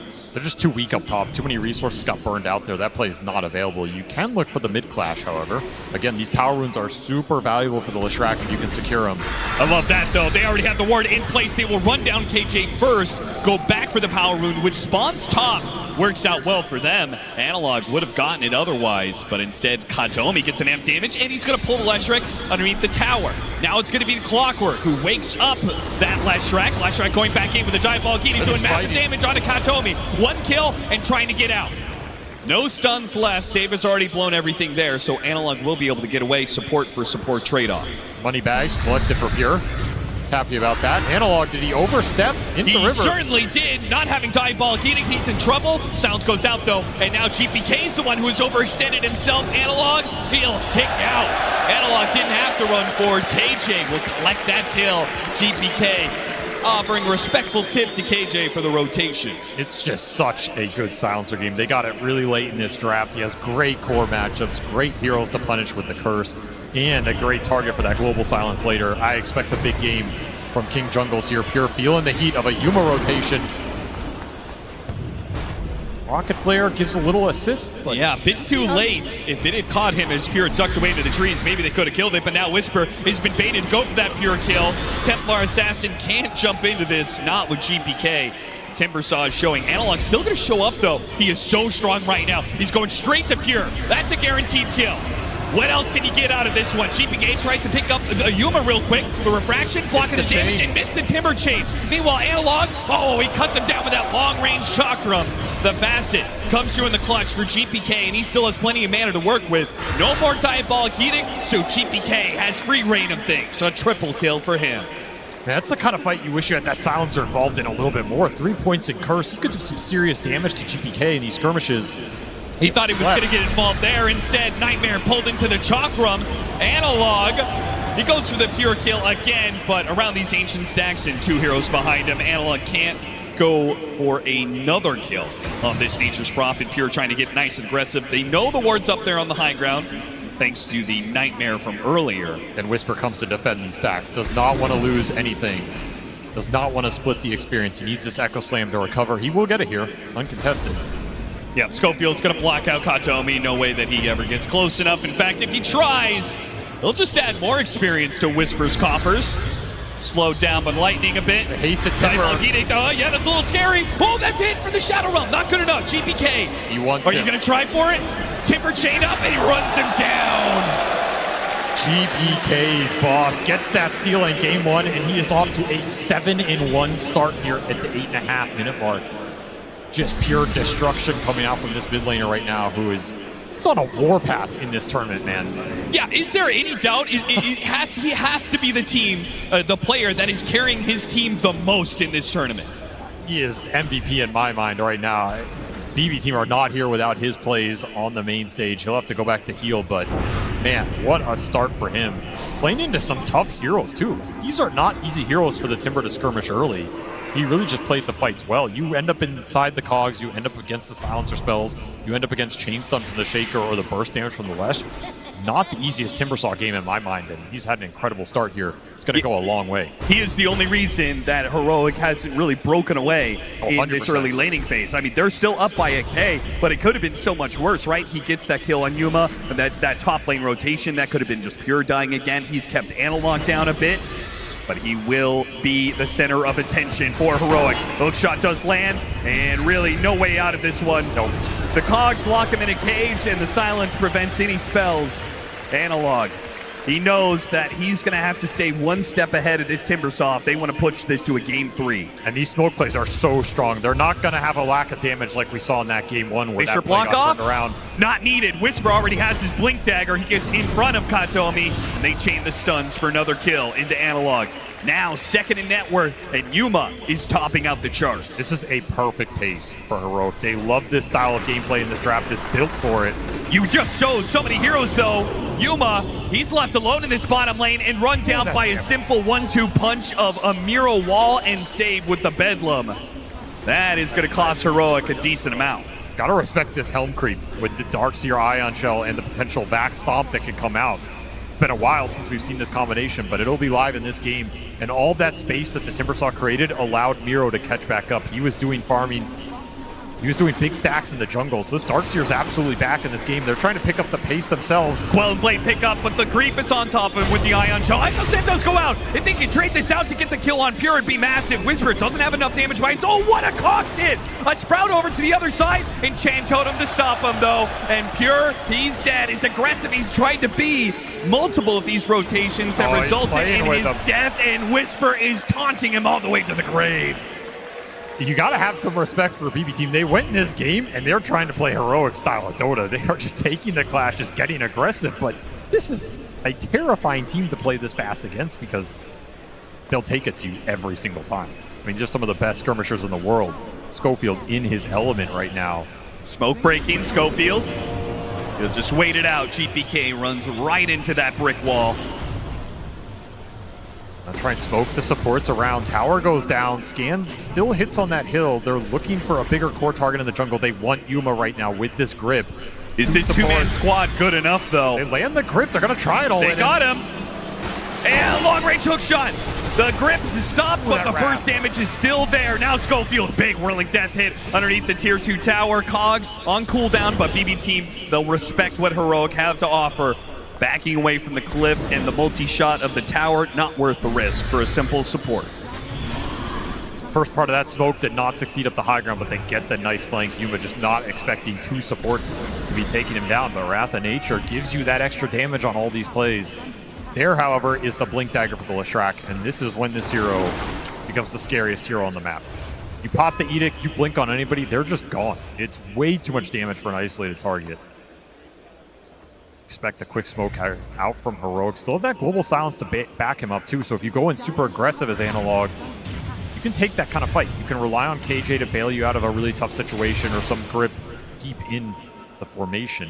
Did he have that global for the Fiend's grip on Yuma earlier? I have to imagine if he did have it, right? He would have popped it, right? It's true. We have not seen it used. Maybe Yuma expected he was going to get some sort of bailout here, but let's hope that global silence is put to better use here. This is the same smoke path. They scanned it, and they have this ward still on the high ground. Their sentry in range never killed it. Yeah, this is insane that this is still up. BB Team unaware and caught out by it once again. Global silence just in case. I think that was a little wasted global there, but... Yeah, that did not feel necessary at all. They had that kill guaranteed. One courier. And a second Pure trying to juke it through the trees. Analog and Schofield, they tried their best, but distracted by the courier, they still got it. But it is Whisper dying on the other side of the map. As the aggression from BB Team, they see all these heroes on the other side of the map. They're going to go for the Wisdom Shrine, expecting that Schofield will do the same on the Clockwork. But they're going to fight. Analog, he's going to jump right into the bait. Opts not to go for the Wisdom Shrine, gets the quick kill on the support. Can he get to the Wisdom Shrine in time? He opts for the stun. He does not want to go into melee range of this GPK Timbersaw that has been menacing the map the entire time. He takes the experience and makes a run for it. Hook shot in 7 seconds here. Save, he knows, I think he's given up his life to block the pass. Miro, he's run down by the dodgeball. He thinks that TP is not going to work for him. And it's GPK, the only man perhaps who can make it out. Schofield spots him. Oh, that hook shot just barely off the mark. That is still a fight Heroic will gladly take in exchange for that shrine. They got so much of that. Some extra in for the silencer. It's up to 7 brain drain. And that Darkseer, he was the most farmed hero going into that fight. Miro quietly just having himself a game here, farming up at a very fast pace. Big kill to give away. It's your best team fighter on the side of BB. He just got locked in the cogs from Schofield, who chose to go to that fight over stealing the shrine. Absolutely the correct call. Arcane Rune in the river. Huge rune for both mids. Analog snags it. GPK not getting all the power runes he's used to. This is almost the downside for him having the best start out of everybody. Is this Timbersaw went 7-1, but you can't push your advantage into this lineup. There's too many spells that counteract you. You need defensive items. You need either super fast Lotus or super fast BKB, and I think it has to be the BKB he's eyeing up because there's just way too many disables for you to play into.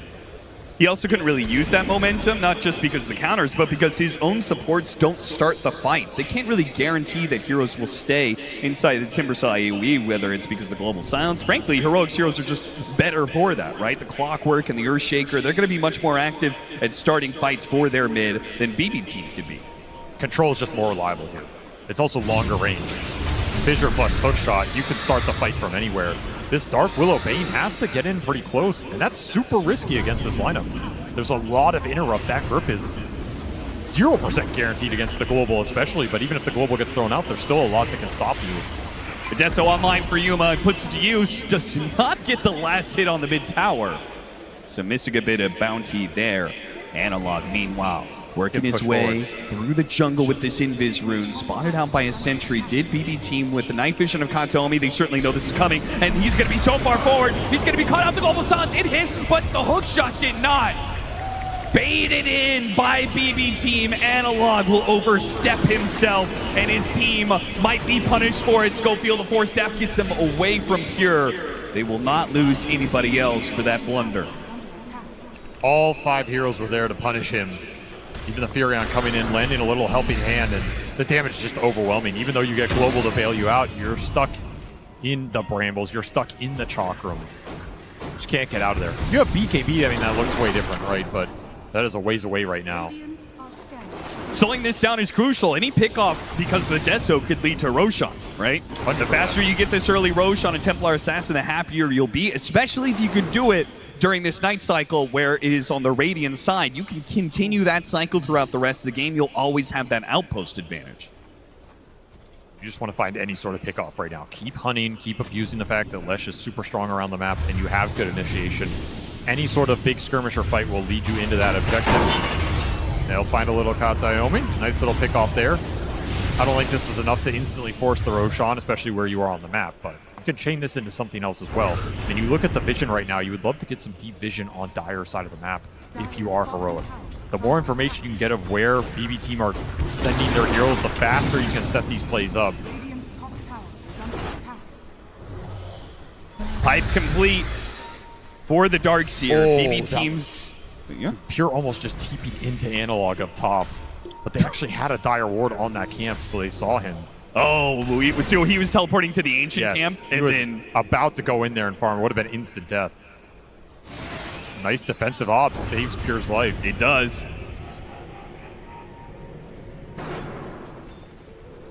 Now that's the sort of pickoff that could have led to a Roshan scenario, but as it stands, Heroic, with the team fight item complete of the pipe, you can't just force this. The game is beginning to slow down. A very strong pipe game. The TA is your one solution to that pipe, but the TA is also not the hero that wants to go in and just be in the middle of all the ion shells, the brambles, the Dark Willow, Chakram damage. Like, it's a little overwhelming for Yuma right now. I expect you have BKB, that refraction isn't going to last long. Just going to say, there's a lot of heroes who are going to want an early BKB in this game just so you can take the fights with confidence and ignore a lot of the damage coming out from both lineups, because both lineups are going to struggle against early BKBs here. You're negating a lot of control and a lot of spell damage. Huge amount of survivability to come out. Both teams playing a little scared right now. Clumped on the map. Again, there's just a lack of deep vision on either side of the map. You see how many sentries were spammed through these jungles. Yeah, it's ridiculous right now. It is. It's just both teams are kind of playing blind, looking for the next objective, which will be this Tormentor up top. BB camping it. They're a little early to the party, but... I mean, better to be early than late. That's what it feels like Heroic's going to be. Are they not... Do you feel like they're at a disadvantage for contesting BB Team? I don't think so either. I'm surprised they're playing so passive right now, but as we say that, both teams are going to go for their own smokes. Not going to be met, not going to be surprised on a Tormentor. Instead, they will clash inside the Dire jungle where BB Team do have the ward advantage, but the initiation, it's going to be jumped onto the Darkseer with the global sounds over the top. 2 are wiped off the face of the earth, and now Heroic want more. Can they get that? Whisper, he's going to chase after him here. The silence wearing out. GPK, he gets the Timber Chain out of there, and Heroic call it quits. Good enough for them, I think, to do the Tormentor. got to take it away right now. This area is entirely Dire's vision control. So you win fights here, it's super nice. Get a chance to D-Work, get a chance to take that objective, save. Wants to get something going. Good four-staff. I mean, this early four-staff picker has done wonders for him. GBK, though, he was pulled in by this, and there's too many stuns. Overreaching, trying to find a little opening and stall this objective up. You end up paying even more of a price. The damage is overwhelming from this lineup right now. It's just no way to take an easy fight if Heroic are the ones jumping you. And that was a very fast hook shot Cogs, very fast blinking from Yuma. They have so much confidence to go in with their cores before all these BKBs are out because they have the global silence to back them up, whereas BB Team do not. And this jetpack could actually do a lot of work for Schofield. Helps him get out of Sprout, will help him find some of these supports, and maybe even the Nature's Prophet as he's been ratting around the map. BB Team going to play to try and take this Wisdom Shrine. This is a crazy play. Schofield, he'll be Fiend's Grip right off the start. Still gets it. He still gets the Shrine. He will die. That's going to be triple ultimates used to kill this Clockwork. I think Heroic's perfectly fine with that. If they can dodge fights when Global's on cooldown, that's the MO. And that's why BB Team were getting aggressive. They want to fight when the Global's on cooldown. Massive opening for them, but we're just seeing, just dodge them on this cooldown, then you can regroup. When you have it up, you should have BKBs by then too. Though I say that, and Yuma opting for Daedalus instead, just wants more damage. Feels like the Global will cover him enough, especially with his other cores going in besides him. There is a trade-off. I can see both sides of this, but do you believe this is the right item choice for him? Honestly, yeah, the way these fights are going, I think if you get the BKB on the Lesh, he can go in, the Shaker can go in, you have the clock to create space. The grip should automatically be canceled every fight. You're not too worried about that. I think just ramping the damage faster here is going to be amazing, especially if you get an Aegis on this TA. That's when it will pay off, right? If you get 2 lives on Yuma and he went this Daedalus over the BKB, he is going to be an absolute beast in the fight. It's a very scary item for BU to play against because they just don't have the physical mitigation right now. You don't have like a Shiva's on Timber. You don't have an AC on this Furion. You can dice these heroes up. GBK backs out right as Heroic. No, the Echo Slam starts things off and he's gone. Too easy. If they have your Shaker and the Leshrac on one target, it doesn't matter who it is. Schofield finds the extra. He's going to jetpack, keep the vision on save, and eventually these Blink Daggers should catch up to him. There's the Fisher. And a Shadow Realm trying to dodge. They're actually maybe thinking about fighting this one. Miro's going to try and TP in. This is a little crazy, though. They still have the global silence. Yeah, what is he doing? And now Miro's in the middle of no man's land with nobody to help him. He tries to go for his own wall. Dead again. BB Team, what is going on? They're bleeding out hero after hero in fights that should just be simple pickoffs. That is a massive blunder.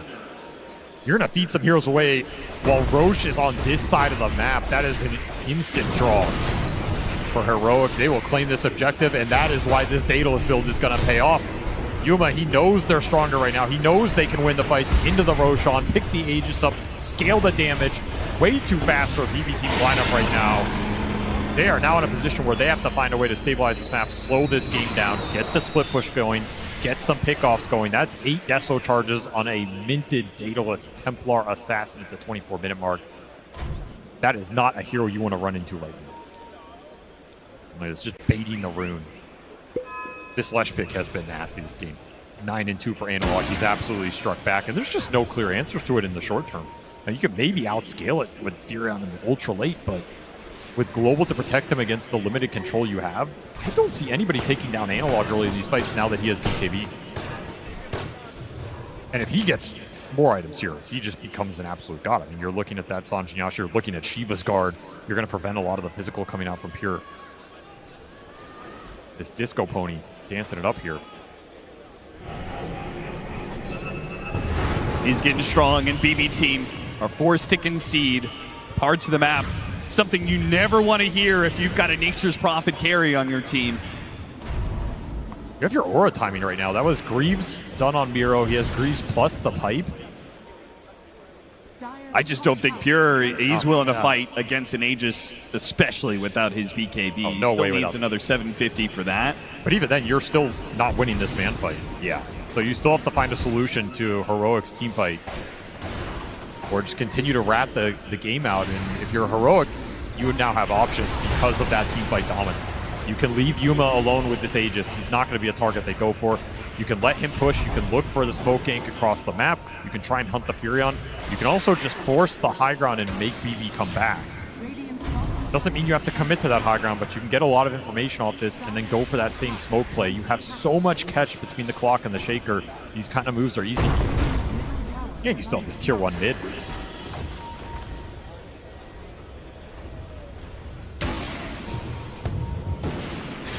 Every time you cross the river, you run the risk. There's just so many blink daggers, so much initiation, so many stuns.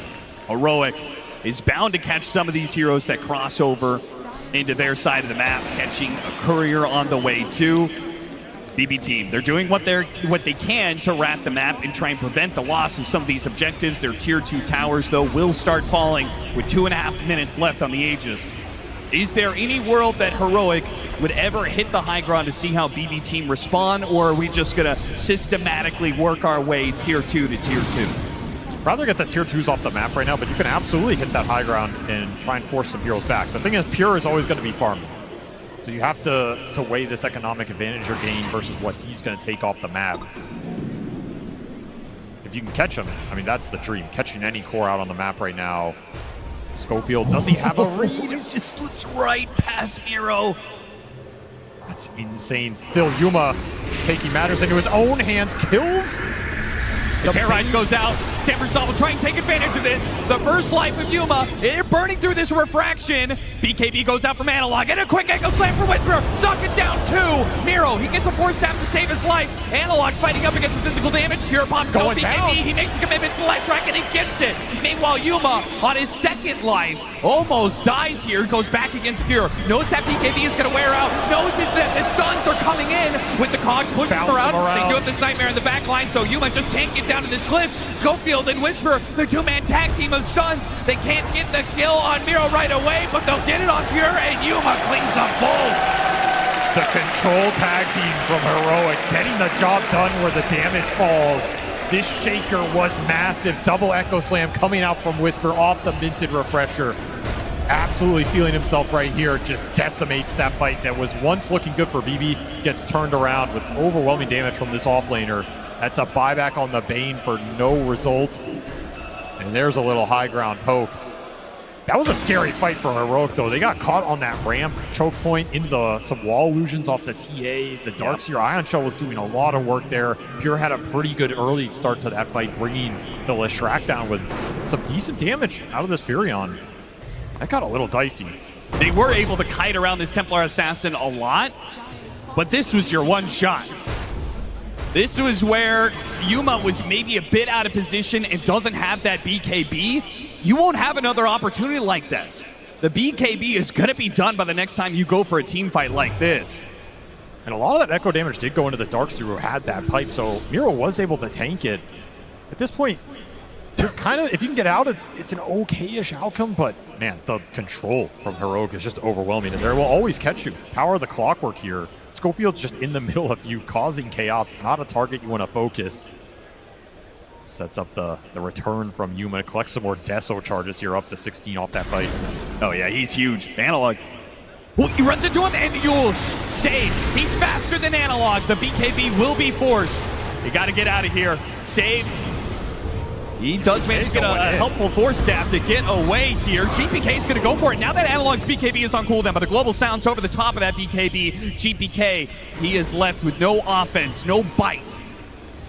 Whisper has an echo slam here. I can't believe they're right next to each other. Jesus, what is happening? A Fisher goes out, and Whisper is getting some stuns and echo slam on the two of them. GPK is in trouble. He got baited into a fight he was not prepared for. Not with Yuma. 1,000 damage crits raining in on BB Team. Another stun. That'll stop the Bane. There goes the Dark Willow. And BB Team on the ropes now. They managed to hold on with their barracks left alive because of the glyph before. Now there's nothing left to protect their base. This is a lane for sure. Yuma's going to clean house here. Another great echo slam from Whisper. Probably not the way he wanted to get it, but he'll take it. An immense amount of damage going into the Timber. Yuma cleans it up. No BKB on GPK because he used it earlier, and the Global Silence canceled the grip that was on the clockwork on the back of that fight. So you don't have grip to throw into those cores later on. I mean, this silencer's just ruining the Bane's day. Oh, Puri's walking into a ward. Oh, they see him. He's got a BKB, but they've got the stuns. They've got the instant hits. Yeah, that is some overwhelming damage. Double wards in this jungle area. Heroic knew exactly what Pure's playbook was going to be. When he's behind like this on the Furion, he's going to play to your side of the map, and Heroic were more than prepared for enough for that. Just look to the camps on the sides, right? There's only a few places he's going to go, and you know he wants to go to some of those ancient camps. They've been setting up for multiple times in this game, especially with the vision from the clock and the TA traps. Put wards on top of that, and you have a lot to play with. This game is firmly in Heroic's grasp right now. All that's left is to get another Roshan, and then you can start to think about ending things. BB team, I mean, if you're on their side of the equation, what are you looking at? What is the opening that could possibly bring them back into this game? Baiting out early usage of BKBs or Global Silence will create an opening in that team fight. That is very difficult to do without getting punished, though, because of the range on the catch, right? The other opening is Massive Vacuum. Yeah?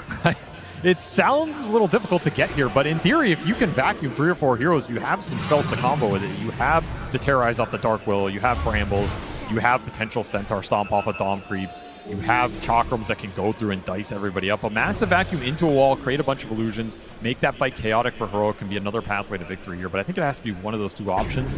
I mean, that timing is tight. Vacuum into Terrorize? Yeah, it's not easy against the BKBs that are now available for Heroic.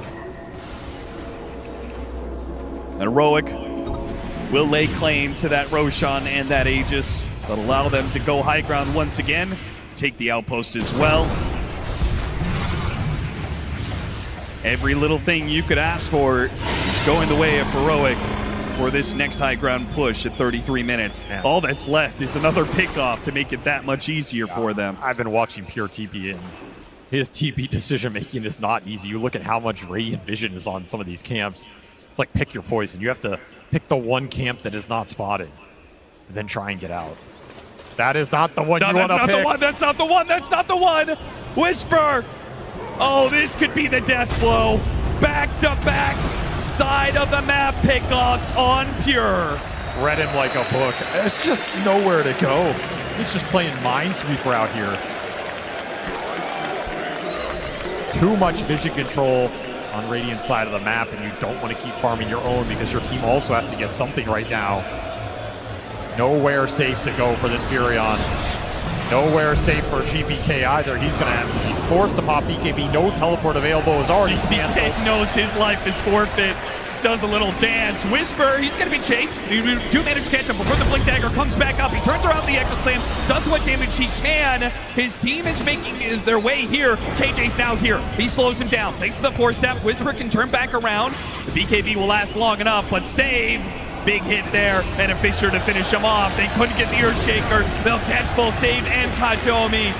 Worse comes to worse. They're losing their tier 3. They're losing their second lane of barracks, while Pure is still dead for another 30 seconds. And there's a refresher on the silencer. Why not? If one global silence caused you problems, how about 2? This game has completely spiraled out of control for BB Team. They had some brief windows in that early game, but since Analog has been playing Decisive, it is all been Heroic. No hope in these team fights. No chance in the skirmishes. No ability to contest Roshan. And this game is just going to end before the 35-minute mark. You went into the Coliseum with Heroic. Next time, you better come prepared, because this is not the team you want to come with less team fight against. Heroic say you want to play that early game brawl. We'll match you every step of the way and beat you with experience. They have pummeled BB Team to a pulp on this one. And BB Team are not equipped to be able to stop this one. A Fiend's Grip up 3-man Quags. Why not? Schofield, Land things in style. We are going to game 3. This has been a really fun series to watch, and game 3 is going to have it all on the line. When the pressure is at its greatest, who will step up to lead their team to a historic finish between these two squads. You have to remember how much is at stake here. None of these players have made it to a top 4, and you are one game away from making history, potentially for your entire region. It all comes down to this. They've been here before. Game 3 on the line for top 4. What is going to happen when we go to Game 3? Well, let's first break down Game 2. It is a game 2 SA fans around the world are going to remember. They were one game away from elimination. Now they're one game away from making it to the top 4, the highest placement for these players. And what fashion they do this game 2 in. It felt like there was just nothing stopping them from all of their heroes doing exactly what they needed to do. I agree. Completely incredible showing. They went from playing against a team that made them look like they were getting pub stomped to pub stomping BB Team. Analog ran around on Leshrac owning noobs like he was smurfing. But it's easy to forget that this is one of his like staple heroes. He's played this time and time again. You can see the comfort. And what's really impressive to me is that, like Winter said, it's been 2-0 all the way for Heroic. This is the first time in a long time that we've seen that they win a game 2 when they haven't won game 1. So this bodes very well for them as a team. What an execution of the strategy. After seeing their draft, we were all like, okay, this looks so much better than what they did have in game number 1. Whisper on the Earthshaker, he had Pure's number throughout the whole game. Every single time he shows up in the side lane, you have 2 supports who can actually hunt him down. That's why when we saw it, this Nature's Prophet opener and seeing Earthshaker and Blocker, who said he's not going to be having a good time. And there's also a reason why Nature's Prophet is not winning, why Timbersaw is not winning. He got that ultra kill, but guess what? Heroic, this is the team that's every single time they're going to be bringing in numbers. How many times so far at TI we've seen them use early buybacks, make sure that they have the numbers. They're bringing numbers into every single fight. I mean, the Timber was kind of the only hero that was keeping BB Team in the early game. You know, he had like a 7-0 start. He was like having a pretty good time. But then it just came to a point where when the team fights, the actual real 5v5 started to happen, you could see like it's so difficult for them to fight into the Shaker, the Global Silence. And when you look at BB Team's lineup, the Darkseid and Timber, they don't really have a lot of synergy between their heroes, right? It's very hard for them to start the fight. They can only maybe rely on the Bane if he gets a good sleep, or a grip after the Silencer uses his ulti. Yeah. It's basically a lot of things need to be going in their favor for them to be able to start the fight, you know. Yeah, when you're in these positions, the easiest execution is what you want. Comfort is definitely what you want to be feeling in this one. And looking at these replays, just seeing how quick Heroic are to react on everything that BB Team is trying to do. It felt like immediate rotations all the time coming out from them. But Jenkins, leading into this, when the Lesh came out, you absolutely loved it. We see Analog pop up on it. Where did this hero go? Why is it finally now making its face at the stage? I think it was a perfect draft for it. The pure damage that he does, not speaking of pure, speaking of Analog, goes through all of the barriers that would come out from the Darkseer. It bursts through the Timbersaw's reactive armor. It's very good at jumping and killing Nature's Prophet. There's not much he can really do when you get on top of him. And the Global Silence coming out, it is risky. I think that's why Leshrac has fallen off. It's that, like, if you don't get a good early game, he jumps in and he tries to kill you and he feeds, right? You just have less HP, you have less stats to work with than they do, and they just kill you before you kill them. So you need to snowball, and he did. It requires a lot of comfort, especially in this situation where you're lower bracket. You're about to get kicked out of International right now, and you're potentially breaking a record for South American Dota. Like, there's a lot of pressure there. So the fact that he's able to do this under that pressure is very impressive. Yeah, especially when they have never, came back from losing the first game, This is like Not do or once. die for them. And so being able to actually turn this around takes a lot of mental strength. Yeah, Jenkins, you mentioned how good of an early game Leshrac needed to have to make impact. Let's go have a look at that, right? Because the lane went so well for him. He actually ended up helping out everyone else on his team, or at least shutting down what BB Team were trying to do. Yeah, this early game was kind of like the battle of the mids. I think GPK's rotation here was very good because Analog was also making the rotation. Of course, Timber versus Lesh is not so easy, so Timber was level 6, Lesh level 7. That's max Edict with the pure damage. It is quite significant. So this was a very chaotic fight. Going back and forth, I think GPK ends up with a triple kill here. Analog gets some kills as well. But I totally agree with Avery when he said that you are playing Heroic's game. To run around in the early game and engage in this chaos, like you are entering into a chaos pit with a team that they were born there. Yeah, probably that's why we saw in the first game how slow they were taking it. They did not want to risk it too much. They were trying to mimic some of the rotations as well. Again, GPK on the Void Spirit in that game number 1. And coming into the third game, I think they're going to need to address this issue, not fall into a trap to try to play the game that Heroic has been playing. And also for this second game, they really didn't have a way to initiate a fight, especially if you're playing it from behind. Who's going to start a fight? Timbersaw jumping in and be like, yo guys, I'm here, try to, maybe use some spells on me, but they do have the overwhelming damage that we talked about, having this Leshrac with the pure damage, having Temporal Assassin. Yuma had an insanely good amount of farm, and we talk about the team fights, but you now have Global Silence to counter any kind of team fight, even if it happens, but there is none on the side of BB team, so they will definitely need to fix the draft coming into the third game. Agreed. Yeah, struggling to initiate, but it also felt like they were struggling to disengage. Heroic thriving in that chaos, and they kind of just got to chase whenever there was an attempt from BBT. They get to keep getting more out of a team fight, out of a pickoff. Yeah, there were a lot of Benny Hill type situations in this game, which I think favors Heroic a lot, and you could tell that when they smell blood in the water, they continued to strike and strike and strike. They did not only take this kill on GPK in the mid lane, they figured that the rest of BB, well, they had to be positioned in somewhere here on the map. And also, they know that if GPK is going down as the most important hero, that the rest of BB is probably going to retreat. So they get kill after kill after kill. A BB might stand for bleed bleed because they're bleeding out in this situation. That was kind of the entire game. Like, it was just BB team bleeding kills. It looked like a pub. I think the elephant in the room is that their draft was almost disrespectful with the picks. You heard Bulk at the start. He's like, nah, we're going to up the win rate. Yeah, I think the data leans very heavily one way for a reason. We also look towards people who are specialists in certain heroes. Are they picking it up? Are they also just as confident? It doesn't matter where in the draft you pick it up. It's still going to have that question mark. Is it good? And for both the Nature's Prophet and the Timbersaw that has bad win rates on main stage here, you open your draft with both of them, and there's no actual real flex potential despite seeing everything else that comes out from Heroic. Yeah, and also the bans, right? Because they banned the puck, which is really confusing, right? So they thought that the Shaker was definitely not going to go mid or some reason. But then why would they actually show the Timber? Because I would only show the Timber if I'm absolutely certain I'm getting that specific matchup. So everything itself needs to be looked at, and maybe a little bit of overconfidence after winning the first game, so they felt like they could, do whatever they want in the second game, and they got humbled.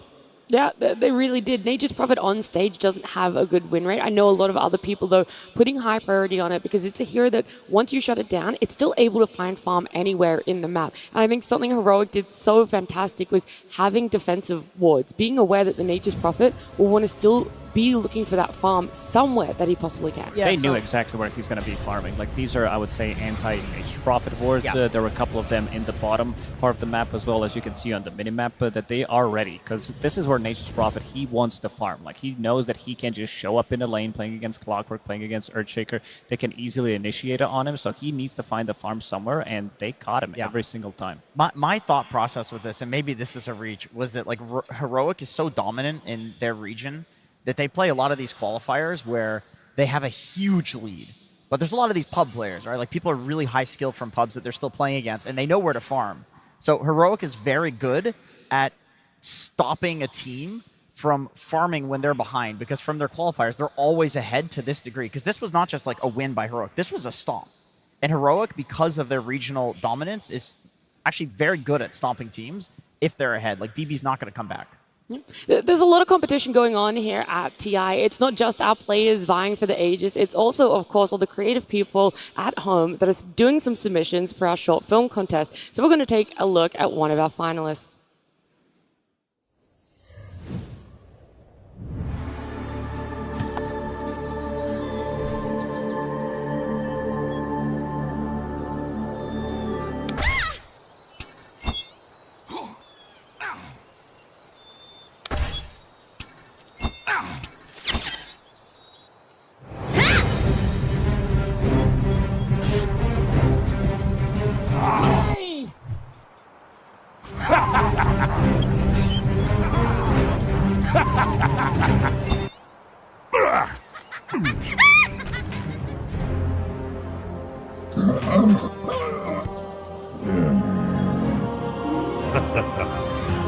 Sunstrike.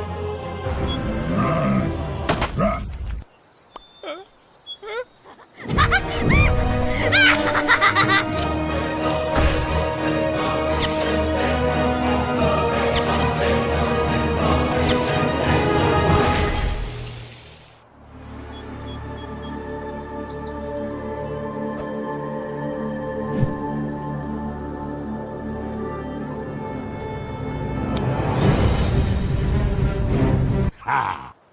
Ha ha!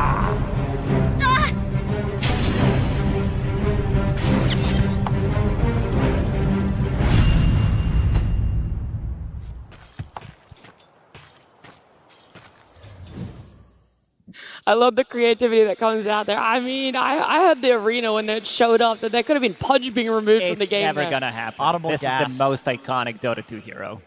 Yeah, I loved it. The dual use of the Lincolns and the Lotus Orb there as well. He was making sure there was no way he's getting removed from that game. But in our series, he's not showing face at all. The only time we're seeing him is in that band. Yeah, he's kind of removed from the game. True, in a different way. Yeah, I mean, hopefully we get to see him. Hopefully. Yeah, I know Jenkins would love to. I'm sure Heroic, if it got let through, they would love to play it. We've seen it on two different positions for them as well, whether it's in that carry, if it's in that offlane as well. But we talked about the overconfidence of BB Team. That's something they haven't gotten overconfident in. They're still very strong and standing by, taking out these niche and unique heroes from Heroic. Yeah, I don't think you let it through. I mean, especially game 3. I think BB is gonna straighten up. You know, this is what they tend to do. We've seen this time and time again in their tournaments. They're still an incredibly strong team, and I also don't think that Heroic. They're of course going to play with confidence. They're a momentum-based, emotional team, so the win is very good for them. But you gotta still keep respecting BB because they have. This has happened so many times before, and they just end up winning the series. Like you said at the start, all of their series have pretty much been 2-1s. So. Yeah. I think there's going to be a switch in the draft when it comes down because they gave him Earthshaker twice, and I don't think they're going to want to give them Earthshaker one more time. If they have first pick on BB Team, they're definitely going to take it because they do play it from two different roles as well. This is the team that really excels at playing that hero, even though the last 3 games that they did play with the Earthshaker, they did lose them. 2 against Pvision, 1 against Nigma Galaxy as well, but this is the hero that allows you to have such a good game. In previous game, Whisper, he didn't have BKB. He went for Refresher. Yasha Kaya into Refresher, making sure that he has just unlimited amount of stuns, making sure that those stuns are coming in instantly so that they cannot react to it. I mean, also their own drafts, right? I feel like that's on the enemy's draft, right? But for BB's draft, I think they need to maybe prioritize pure more, give him the later picks. Don't show his hero out because I think in most of the games that went long, he has a really good carry-to-carry matchup. He has the strongest hero in the game. That's why they tend to play a little bit more slower, They're like, okay, we don't have to rush. We can just take this late. We only go when we reach our timing, so it doesn't feel like they're going to be forced to make a lot of moves in the game. Yeah, is that something that's also dependent on if they get first pick or second pick? Yeah, of course. I think with the second pick, maybe they feel like they could do it more. And on the first pick side, I still think you can do it, but maybe just don't open the draft with his hero.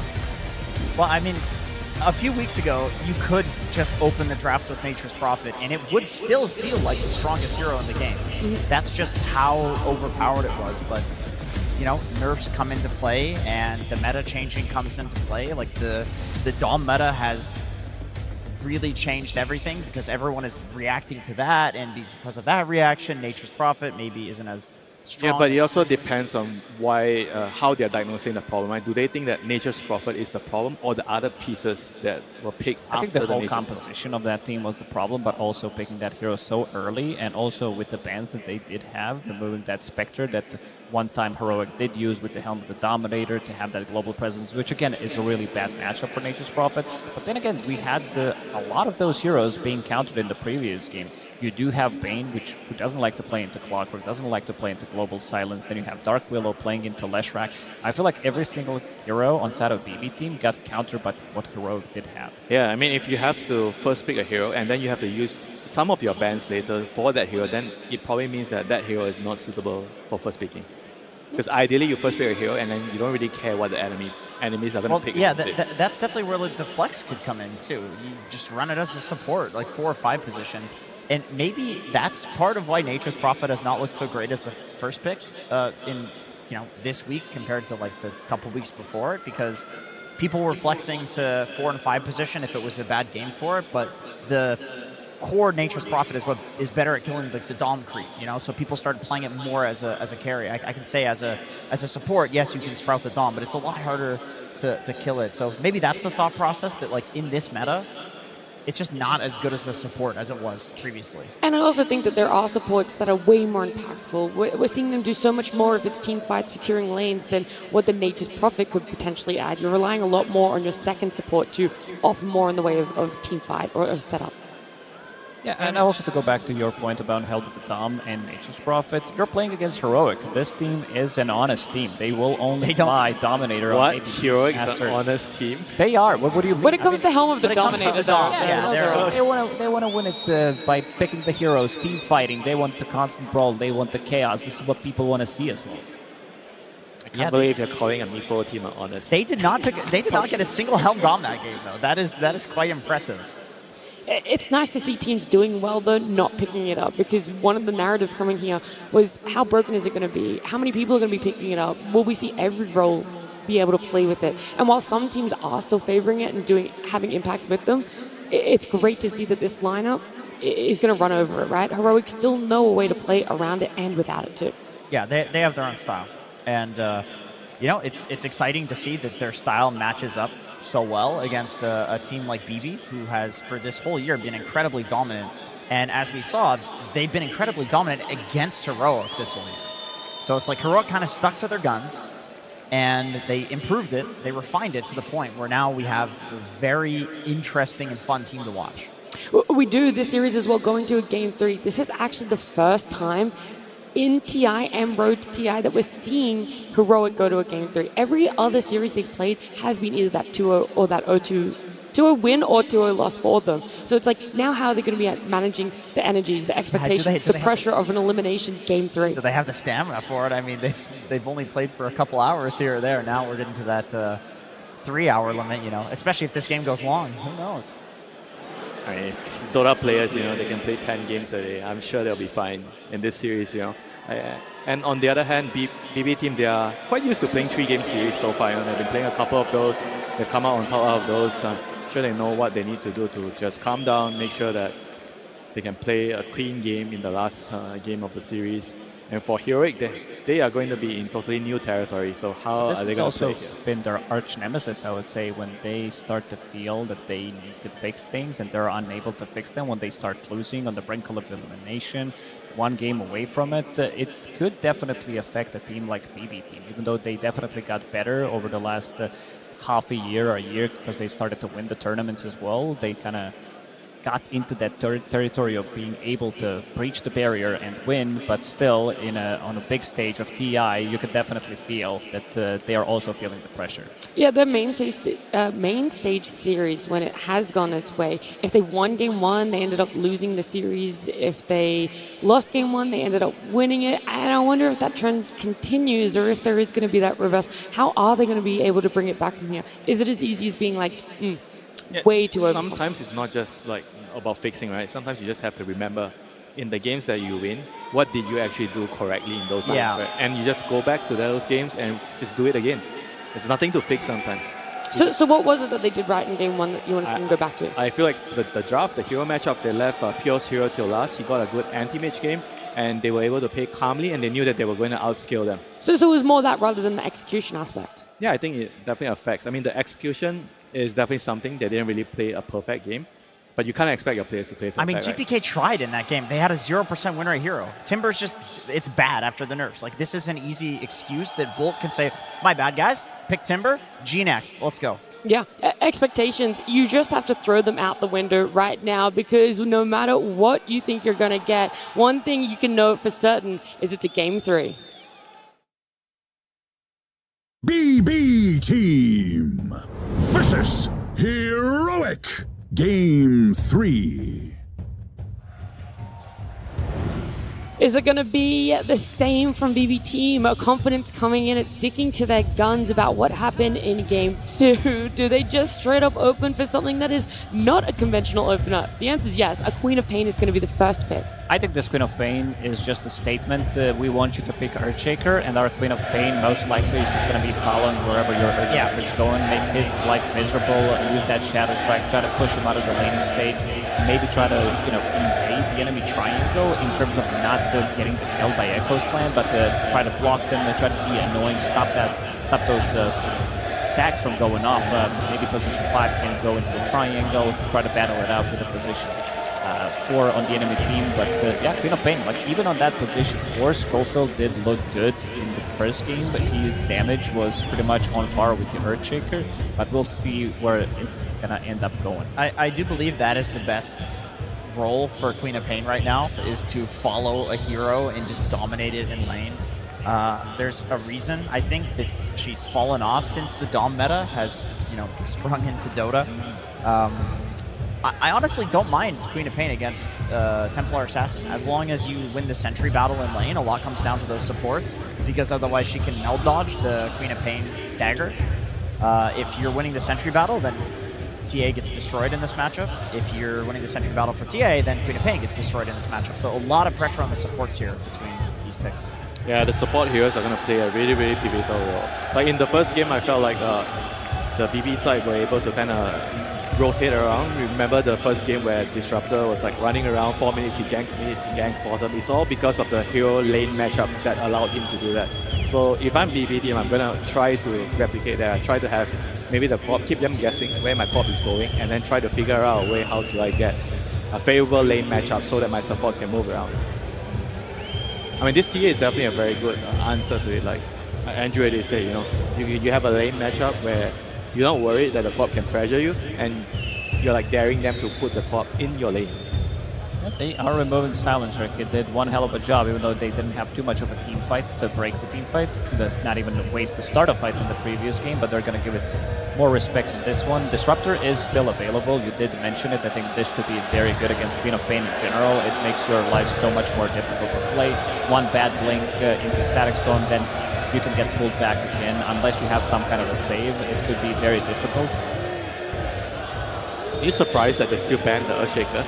Because I was with you with the way you rationalized why they first picked the pop, right, to kind of block the Earthshaker, but right now they're still banning the Earthshaker. Probably thinking about it and maybe deciding it's better to remove it. Don't give a whole second phase of picks to also protect the Earthshaker. Because I do agree, I think it's worth being worried about it in the first phase, you get some bans out, but BB Team, they are one of the first teams that was using Queen of Pain off lane. So I feel like this as a pick, it doesn't just have to counter Shaker. Like, yes, you can use it as a tool to not have the first pick Shaker come out, then ban the Shaker because it was too good in both games, and then later on you just have Queen of Pain and Mira plays it. It's one of his best heroes. And do you think it tells you that Quad might be a support? That's why they're banning the Shaker, because they don't want to go mid? I don't think for BB Team. I feel like it's almost guaranteed going to be Mira playing it, unless somehow GPK in the end of this draft still has a good matchup for Quab, then he'll take it. BB will make these plays in the draft.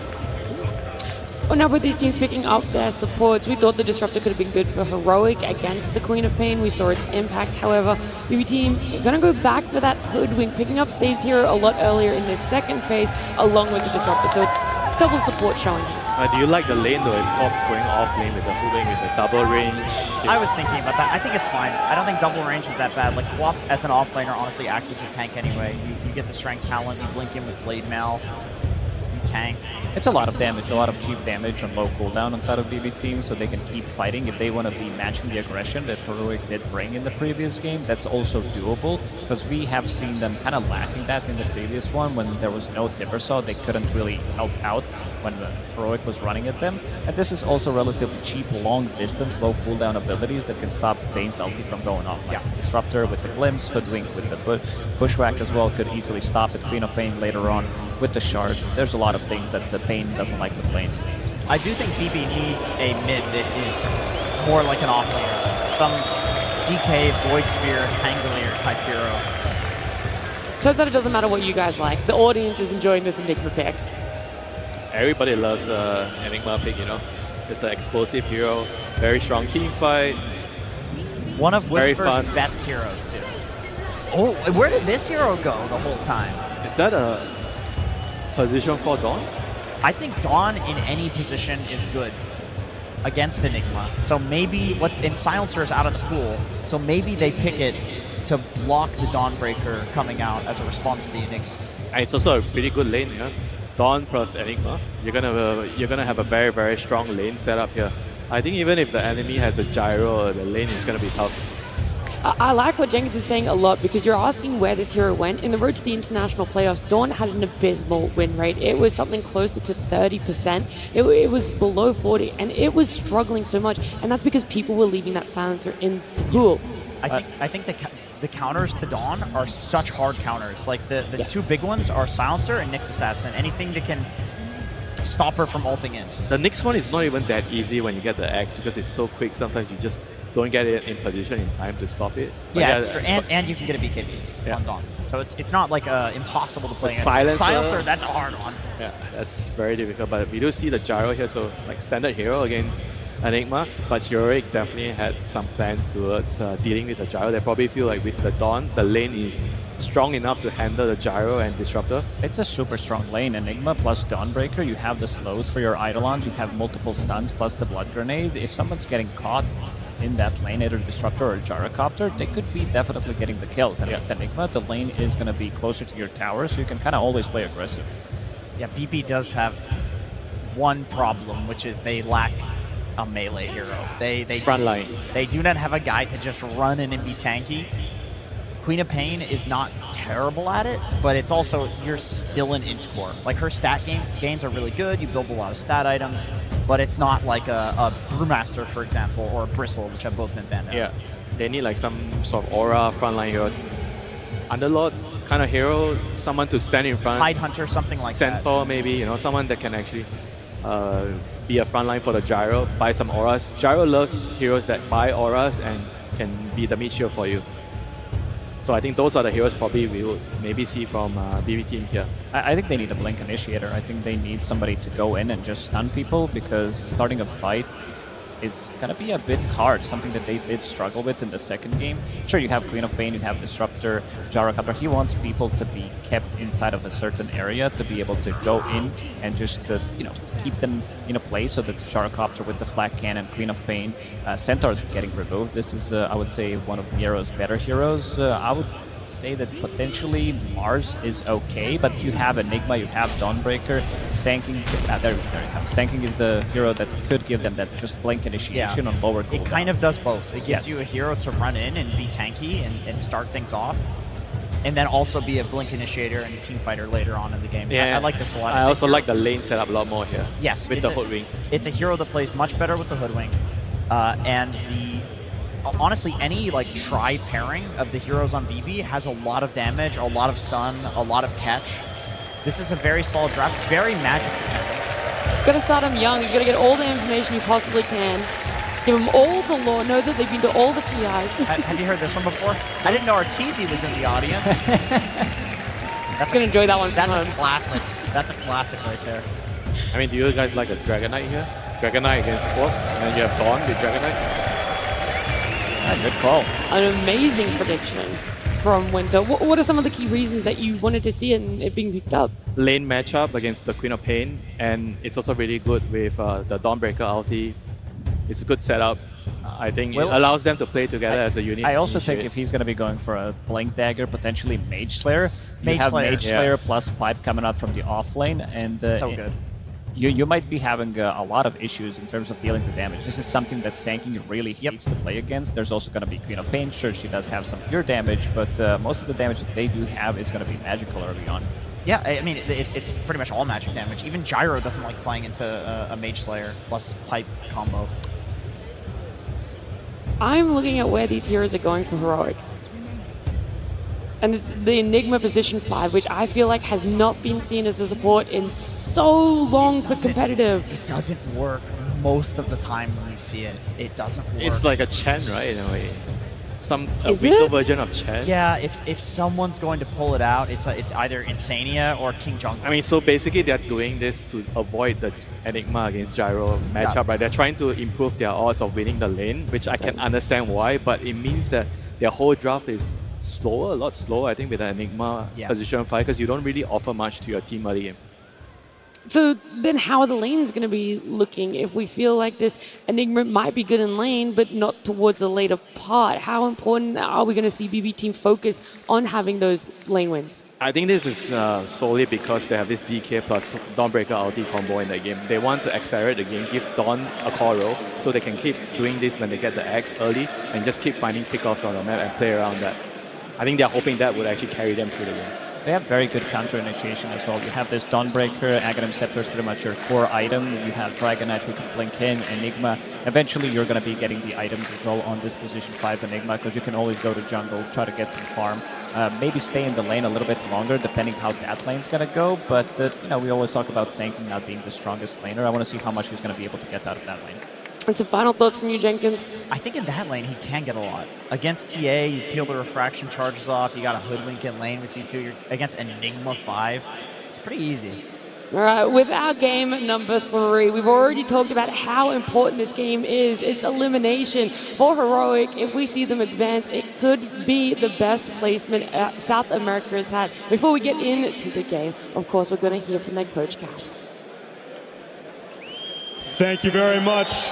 It is time for game number 3 of this elimination series. Caps, you seem pretty pleased with the heroes you got on the board. Tell me about what you got. Or we can just soak this in. Guys, are you ready for this game number 3?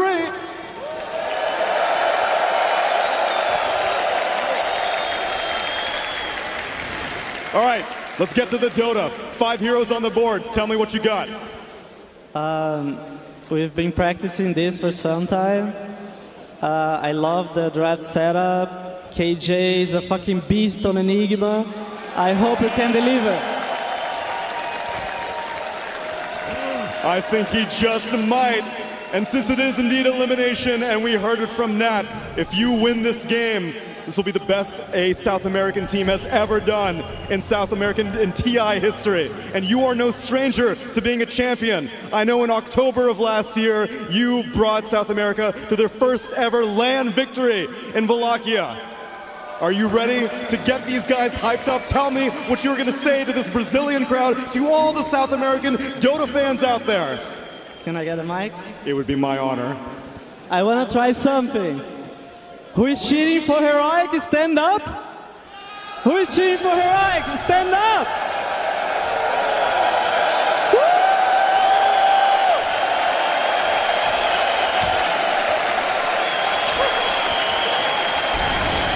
I think we got more than 50%. I think you did, Cass. Now let's get into game number 3. A top 4 on the line for a South American team. A game 3 that is sure to be a banger, because the last time we were in this position, Avery, we got the 1 HP miracle or curse, depending on how you look at it. That is a fabled game to bring up right now. A game of dreams, a game of nightmares. That is what TI always seems to deliver. And these guys have delivered some insane games so far on their run in this international.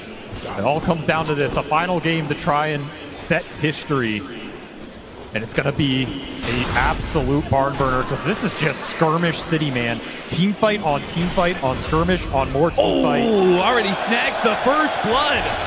BB Team, I had a fear for Heroic going into this, that they might just be overwhelmed by the pace that BB Team have picked up. It is a lot of run at you Dota they're going to be bringing to the table, but if they can secure a laning phase win, that would do a lot to bolster their mid game.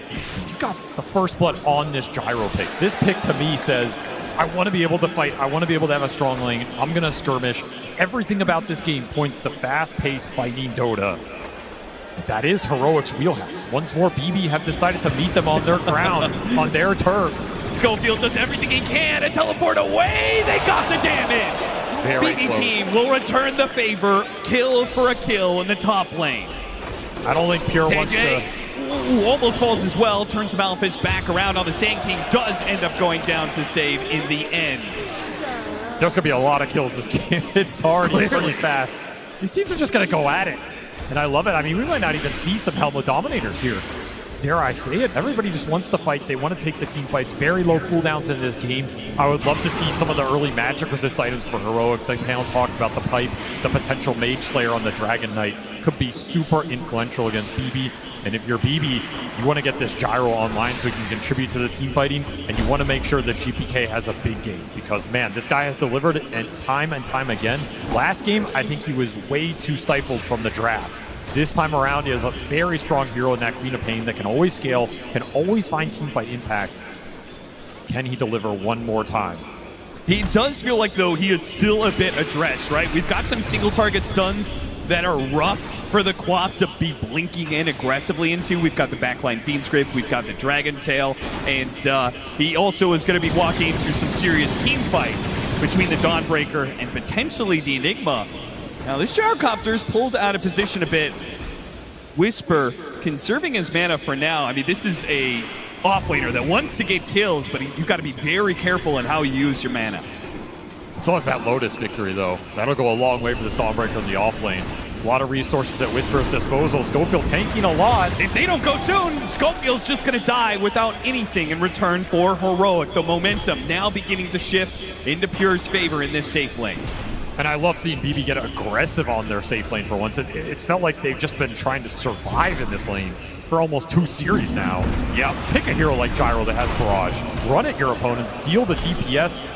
You're going to take some back. I mean, that's a guarantee, but at least you're getting something out of this lane. Pure having a much better time in this game 3, at least at the start. Whisper trying to get some wants one more hammer on him. Out of range. Katomi doesn't have the mana for the glimpse back. They were going to try and sandwich him here in the trees. Oh, he got the hammer on him and he got him!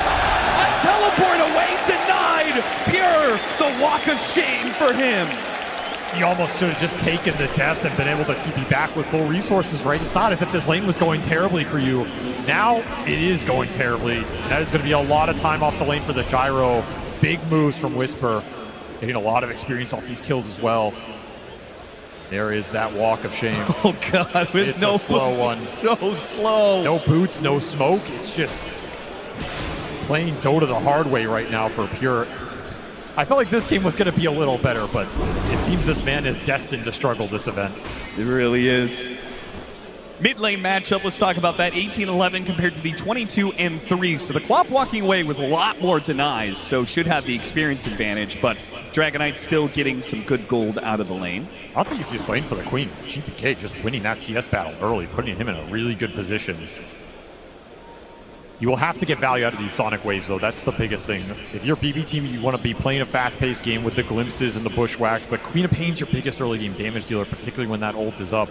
Got to get GPK involved. That means focusing on those power roots, making sure his lane is good, and making sure Analog can't just push into that tower and force the Queen to sit here on low resources. Some situation like that is not going to feel great. Save already marking his territory here. He's just going to camp out for 30 seconds if need be. There's a triple stack potential for these Eidolons right now. KJ eyeing it up. Can he get them all? Oh, yeah. A little tricky. As Cav said, they've been practicing this, and maybe this is exactly how a triple stack for KJ. Absolutely beautiful. This is the stuff you have to practice in lobby. Nail that timing exactly, especially with all these camp timings changing every patch. Still, at the same time, GPK did pick up the shield rune, and he has the level 6 advantage. So let's talk about, you said you have to get value out of this Sonic Wave, particularly if he's going to rotate out of lane, because that means the Dragon Knight will hit this mid tower. What's the plan for GPK? Where is he looking to make this use of this ultimate? I mean, you're either just trying to kill the Dragon Knight with rotations into you if you think you have the damage. Might be a little iffy with the lack of really strong use from the supports. Otherwise, you wait out this Dragon form, and then you can maybe TP turn around one of these aggressive plays from the Dawnbreaker. That's kind of what I'm looking at. Like, punish Whisper if he tries to go on Pure again. AJ, what are you up to? Sneaking his way in. Is he going to go for the Wisdom? No, he's not. He's already got the scan on them, so he knows not to contest that. Instead, just plays to make sure that they can invade the triangle when the time comes to contest this Gyrocopter. Blocks the camp, gets vision up, trade out the shrines. This will pay off later, especially if these get stacked up for that Sand King. You can go in there and contest it with full vision. Could be really influential down the stretch here. Still, Yuma coming out on top of this laning phase. Top net worth hero, getting solo XP now. Potentially can also have some ancient stacks built up for him and waiting, and there are. I mean, there's all those stacks in the jungle as well. KJ just playing an economy game. He's not really playing the lane. He hasn't been pressured to sit on there too much. He's not using the Eidolons into the Sand King. He's just using them to stack. Could potentially get another triple stack up in this Radiant jungle. They're sitting there, they're waiting. This would be a huge boon for that TA when he moves in there early. And not something I think BB expect. This is not something you're looking for right now. No, certainly not. And this is, I love that you're doing this in a game 3-2 because BBT, again. All right, he missed one of them. But I a mean, double still, stack this time around. good Nightmare enough. pushing him up the cliff. Katomi in a bad spot now with Whisper cutting across too. Miro's They here. ensure they get that kill, but now with Miro with the epicenter, the Dawnbreaker ultimate, the Sonic Wave has to be used to finish off that tanky Dragon Knight. And now Whisper, victim of both the ultimates, will fall as well. Miro cutting across the map to make this happen. A big win for BBT. That's a beautiful move from him. Not something Heroic expected at all, but BB are bringing the heat in this game 3. They are not going to get outnumbered. They are not going to get out-fought. And you have to respect the Dawnbreaker's capability to join these fights. Barry's just in the river, but that can easily be a Solar Guardian to protect that DK on mid. So you need the numbers. You need the ults to go in, and a beautiful Sonic Wave connection. You caught Whisper going into it after the ult. That's just pure juice. And then Pure being able to go into their triangle takes the hard camp stacks.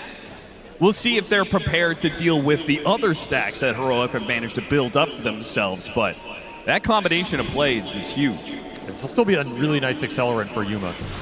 Because he doesn't want to go to that other ancient camp this early, but now this jungle is just pre-stacked, super efficient for him. You can give the bottom lane to the Enigma if KJ can stand down here without dying. Yeah. If he can just leech some XP, use Eidolons for some CS, he'll be happy. BB do not want to let that happen. Yeah, they will punish KJ. He steps a bit too far forward, caught by the bushwhack, and gives Miro another kill. Yeah, he had to be very disciplined down there, just hide in the trees type scenario. There's no way Save is going to let you leech experience on this dead lane. They're going to give the Ancients 2 Whispers, so they're not just going to funnel it all to the Templar Assassin, which I do kind of like. Yeah, he's already doing stacks himself. Like, it's just an insane amount of stacks coming out. Downside of all the stacking, though, is that Enigma didn't get to play the lane as much, which gave a very good game to the Sand King. That Miro has already put that to use, and his game is going to be a little slower. So there is a trade-off to this economy right now for Heroic. Oh, Whisper, not now! Not on the main stage of TI! Not his finest moment. I'm sure we've all been there, but not on this stage. Meanwhile, on the other side, the opposing offlaner, he's clearing out stacks and has his Blink Dagger. So BB team are about to pick up the tempo more than they already have. So farmed, man. This TA has 112 CS, and this Sand King is above him in net worth right now. That's crazy. That is a ridiculous start for the playmaker here on the side of BB. Maybe they insta-smoke with this and try and look for the play, because he has Epicenter available as well. Max Sandstorm is strong. You would love to fight around one of these tier 1s to transition into an objective. If you combine the Queen of Pain plus the Sand King right now, you can win any fight. It's an overwhelming amount of damage. What a move from BB team, abandoning the offlane here. They baited out KJ. King Jungle sat in that safe lane, expecting BB team to go on him again, but there's so two-man smoke is going to be spoiled, and instead they'll try and take the offlane tower. There's that smoke.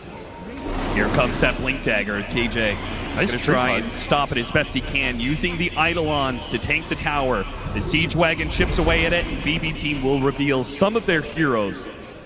But the full extent, not known by King Jungle's, not hit by the Burrow Strike, but the Bushwhack will certainly land, and they'll still have a glimpse back when necessary.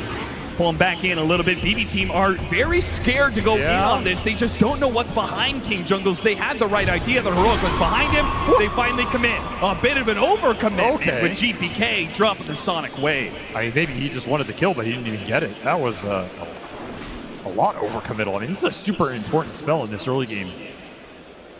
If you don't even get the tower out of it, you're going to feel a little bad with that usage. Nonetheless, you did save the epicenter, so you can continue to move Miro around this map.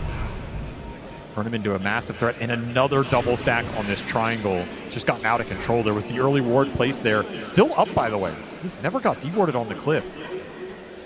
Is Heroic capable of contesting, though? It's tough. I mean, you have Bane and Nigma. how do you get your supports in here and let them do anything, right? And your cores are not really contested. They're going to smoke for it. They're late to the party. Schofield, he shows himself first, trying to get Katomi. Instead, the Static Storm for him. But the smoke wrapping up the side, that's going to be the bigger move. Miro committed its epicenter to kill this Bane. Dawnbreaker ultimate still coming in. Schofield somehow is still not dead, while the heroic backstab does not land yet. They're still searching for these heroes. Okay, they managed to find save up here in the jungle, but at the same time, oh, the black hole is going to whip on GPK, and here comes Pure. A host of magic damage that should bring to the Dragon Knight to his knees, and KJ soon to fall. Such strong cores for BB to skirmish around a defensive choke point like that with their tower support coming in. Pure can easily clean these fights up with overwhelming spell damage. And you just glimpse the Dawnbreaker out. It's such a big factor. Whisper, he joins that fight. Looks like maybe you can turn off of his strength. Glimpse straight back to top lane. You're just missing numbers. Yuma's not in the middle of that, giving you the overwhelming physical damage. The Deso's not done yet. Felt like that was just a bit of a forced engagement. Yeah, you see them taking the stacks. Yeah, you want to contest this, but your heroes are just not built for it at this point in the game. And you got to respect the damage this Gyrocopter can output. This is a fighting carry. Particularly since you had another option that was very clear, right? You've got a Dragon. If they're going to back off and take off, their jungle, their stacks, then you've got a Dragon Knight to pressure these towers. But instead, the tier 1 mid and the tier 1 safe lane are still up for BBT. You're also just close to big items. Like that Blink just arrived for the DK. That's a clean initiation when he runs up the hill in the Queen of Pain. You can maybe make a play off that. Instead, it arrives now after that play. You were closing on the Deso. It just felt like the wrong time to try and strike BB. Gain a little momentum off that team fight and save, looking for more. Yeah, Katomi, he tried to go for the Wisdom Shrine, see if he could sneak a Nightmare play. But he will be caught and killed on that. Ooh, amp damage rune top as well, GPK. Pick it up for free right here, closing in on that level 12.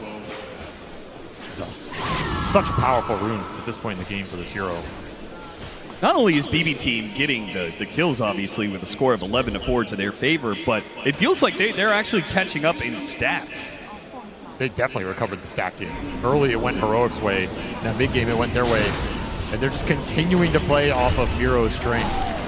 Absolute beast in these smoke gangs. A lot of early smokes committed. That might be something that comes back to haunt you when the Rosh is a contestable objective later. But for now, they are working, and it's giving you a lot of map control, especially if you get this tier 1 off this play. And Pure's going to make sure they do get it. With Miro behind them, ready to go with the epicenter, it's not possible for Heroic to stop this. Taking advantage of the fact that the Enigma is just not that strong on the map compared to the outrange of the Disruptor. Hoodwink, Pure. Listen, man, your games have been a struggle a little bit. Not make it any more difficult than we need to. Yeah, there's no need to draw even more enemies on the field than you already have. There's the Blink Dragon Knight move with the form already committed. They need to get something out of this. Just using the Blink, they know they can catch him. Dragon Tail, Bean's Grip if necessary, and they feel like it is. Big kill. That's a 4x streak, almost 1,000 gold to the team after that kill. And some early Deso charges for Yuma, almost level 13. Really nice clean pickoff there. Abusing the fact that tier 1 went down early in this game. Speeding these cores along to BKB seems a necessity for Heroic, though Analog's not going to go for that. Mage Slayer. Mage Slayer instead for him. Do you actually think that's the better choice?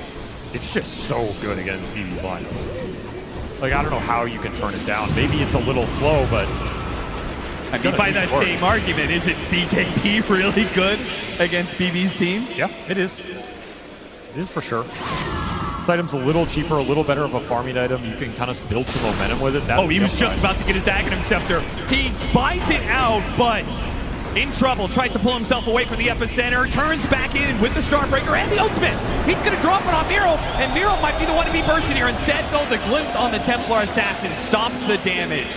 Miro survives because of that. They claim Whisper's life. Take the tower once again. BB Team, every single time it feels like there's a full plan out here where they are giving a kill into an important objective.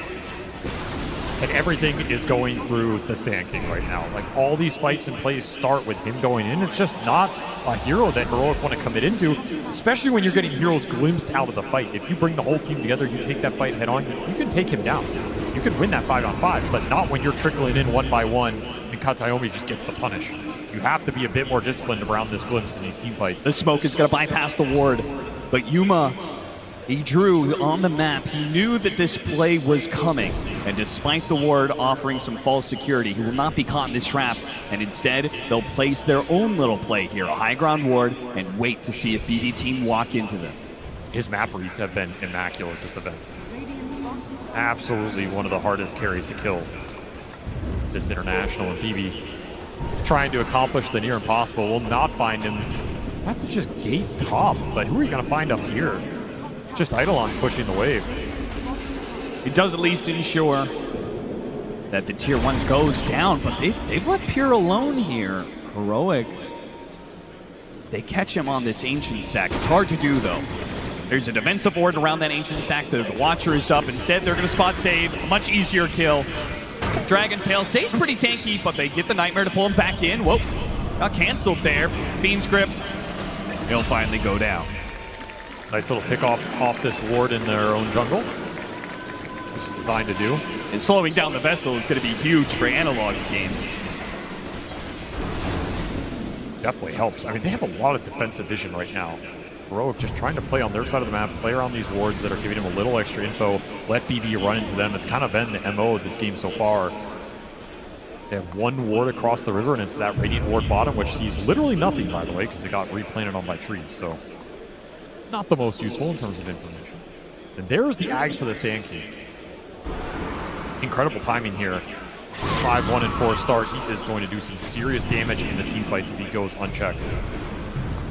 And I don't really know how you stop him unless you give the initiation, which Heroic hasn't really managed to do in this game. Yeah, it's really dangerous to try and counterplay this team against the glimpse, against the AoE damage. There's just so much waiting for you when you drop in.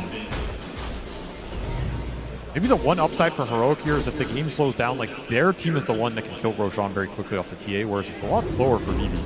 Yeah. They're a lot more magic damage AoE oriented. That Rosh is not so easy to bring down, so it's a little difficult to force objectives right now, even though they feel like they have the team fight advantage. They will likely take Tormentor here. That's the one they can do. There's BKB for the Templar Assassin. This is contestable. I really thought they were just going to accept that they would give up Tormentor in exchange for, I mean, look at playing for farm, but the item timing, right? You got BKB on the TA, you got the Mage Slayer on the Dragon Knight, and you have Blink Dagger on King Jungles. This could be a super pivotal item. The first fight where that Enigma has Blink, sometimes you clump a little too much, he gets that big black hole. BB Team are not doing the Tormentor. They're waiting and waiting. Patience may just pay off here. Schofield, he's going to be the one to break. They got the vision on him. Trying to get a ward up there. Does manage to spot out at least the Sand King. Analog blinks over the initiation. He got the Dragon Tail stun. Into a little bit more of the Stormbreaker on the JPK, but it goes away. And JPK, not dead yet. Gets off the Sonic Wave and stays standing. These glimpses have destroyed them in the fight. How do you stop them if you don't have BKBs on all your cores? Still a black hole here. He still has here. Black hole goes out, immediate glimpse. Still the Whisper here for Starbreaker. Oh, this is Pure. One more melt hit and they've got him.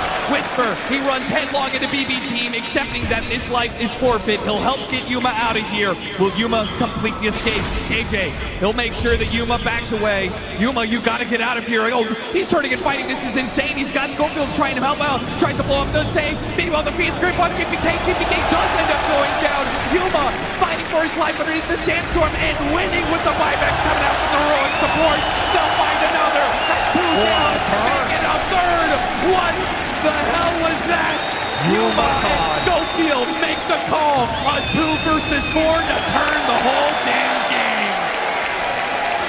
You have to play with confidence at TI. You have to go for the big plays. Yuma says, I don't care if we lost the fight. I'm going to make my own. I'm going to win my own. What a turn and what a call from the heroic carry. They're going to get this Tormentor. That could have been the game just being over for Heroic. Instead, they've given themselves the lead in a game 3. Such a difficult call to make, and they played it perfectly. And this black hole, that's as much as you can get there, right? It goes off just long enough that you're able to secure that gyrocopter kill. That's what you want. You're going to have to pay some price to bring him down. But man, I was like, why is Yuma lingering here? This is There's nothing left to be done, but the Bane coming in with grip is just enough to give you confidence to go for this play, and nobody can cancel it. Yeah, what happens if Miro was able to, if he had Burrow strike up to stop that Fiend's Grip in the first place? It could have been such a different fight, but instead, Heroic. Now they've got quite the lead. 2,000 net worth up. Schofield, he'll be picked off by BB Team, who were threatening the Roshan. Schofield got some information on that. Get it? Looking for the glimpse? Not quite. I mean, they were threatening Rosh, but this is a very slow Rosh. Yeah. Again, they can't force the issue when they feel strong. That is the good news for Heroic. And man, Yuma is massive now. Level 18 on this Templar Assassin, 12 Deso charges. He gets this Daedalus, he is going to cook them in the fight. This lineup has a big weakness in it, which is the man fight potential. The ability to stand there and fight a BKB carry. The Gyro cannot deliver in that department for some time, which is why he desperately wants this Aegis right now. It's slow, but BB Team confident that they could still win the fight. Oh no! What a fast reaction from King Jungles! Pulled back in, but he's completely whipped out on that Static Storm. Still though, wait, GPK's in trouble once again. Do we see this one before? But the Bushwhack saves him this time! And an epicenter demolishing Heroic right in the middle. Still though, Yuma had a chance, couldn't kill Miro. BKB TP out, Whisper dies as he gets run down. Same as Schofield. BB Team, they hit right back. Saves Hoodwink is so goddamn good. It is ridiculous. He has delivered time and time again on this hero. He always finds the Bushwhack at the exact moment BBT needed in the fight. They get a swift Roshan into a team fight victory. The momentum swings back their way up 2K, and now this Gyro can take the fight to the Templar Assassin because he has 2 lives to do it. Ags online, Manta online, and the Ags delivered for the Queen of Pain. That will be GPK's item of choice to try and scale into this one. Could be pretty nasty against this lineup that's already a little clunky and doesn't have that much mobility along all 3 other cores. You get hit by these daggers, it's just going to kite you out. It's going to make your life miserable. You're going to be stuck in the sandstorm. This team fight is not getting easier for you right now. You have a black hole available. Go for a quick solo pickoff. I mean, the Sand King is everything to BB Team. So when he's dead for this 45 seconds, it does give Heroic free reign. Nice find. Absolutely drop this Enigma ultimate to take a core off the map. That's a lot of time to recover, get the farm back up. But I will say Analog's road ahead of him looks difficult. I mean, this Dragon Knight 1-4 start. He went the Mage Slayer, didn't get the team fight victories out of it. Yeah. Now this item feels like he should have gone for something that's going to scale a bit harder. Very tough position for him to be in. He's just going to have to play on the front line, use his strength and tankiness to deliver a teamfight victory for Heroic while Yuma cleans him up with the damage. Do you think that that the Dragon Knight's lack of scale right now is why the game favors BB Team so much? I mean, they've given it a 70-30 matchup. Well, why do you think that is? Their cores are out ahead, and they're going to be able to kite the Dragon Knight out. The Dragon Knight's not delivering enough damage. This Dawnbreaker's not delivering enough damage. They have some decent sustain, but BB can push through that, as we've seen, especially Queen of Pain with an Axe build. She delivers a lot of sustained damage over the course of a long fight. That's why Heroic can put so much effort into killing this Quab at the start of every fight. But that last Bushwhack was saved so GPK's game, though caught out by the Fiend's Grip here. Beautiful catch. Heroic finding some openings on this map right now. This Aegis period has not been clean for BB. In fact, I think they're losing net worth lead. The solo ultimate pickoff game between these two supports is amazing if you can just continue to do it. There's nothing global to bail you out. There is no Dawnbreaker ult. There is no global silence. Found some big ones here. And Yuma's been involved every time, which is the one here that's continuing to scale and power up for Heroic. Level 20 now in this Templar Assassin. It's about to finish Daedalus. Continuing to find the Deso charges. It'll be a fast butterfly for Pure. Try and bring some evasion to the field against this TA, who's not going to have MKB for a while. Would be a really nice timing to get it online. You combine that with a Satanic later, you're going to be very tanky. But Heroic definitely recovered this period. I thought this was going to be a lot worse for them. Instead, they just took the lead. They found 2 big pickoffs. You're almost to an Enigma BKB here. That's crazy. They have nothing to stop that. Nope, it is a free Enigma BKB black hole game, and that is the terrifying part of this pick. I think KJ has itemized absolutely correctly. You could have gone for some auras. You could have, tried to build a pipe or something. No, just go BKB Blake, get in there and deal the damage. If you're in a situation where you can black hole the Queen of Pain or the Gyrocopter, that can just be the team fight over. You're taking so much damage out of BB's lineup, which is another reason why they have to continue to scale 3 cores here. You are up against some very strong debuff piercing ultimates between the Bane and the Enigma. You cannot rely on one hero to be the say-all, be-it-all. You need to get in there with everybody and deal damage across the board. BB team, with less than a minute left on this Aegis, want to take the tier 2 top, completed a butterfly. A lot of timings coming together here. And Pure likely to just brute force it, level 20 as well. You have to get something out of this Aegis. You have lost around 4 or 5k net worth lead. It will also be the Wisdom Shrine.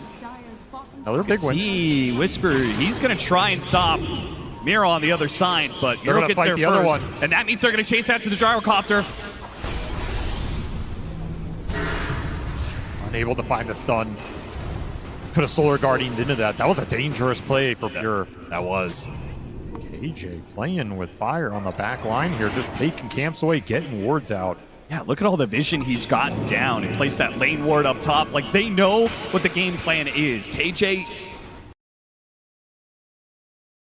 know what the game plan is. KJ, he wants to just rat the map as much as possible, and he's doing a good job of it with his Eidolons. Yeah, the wards enable that.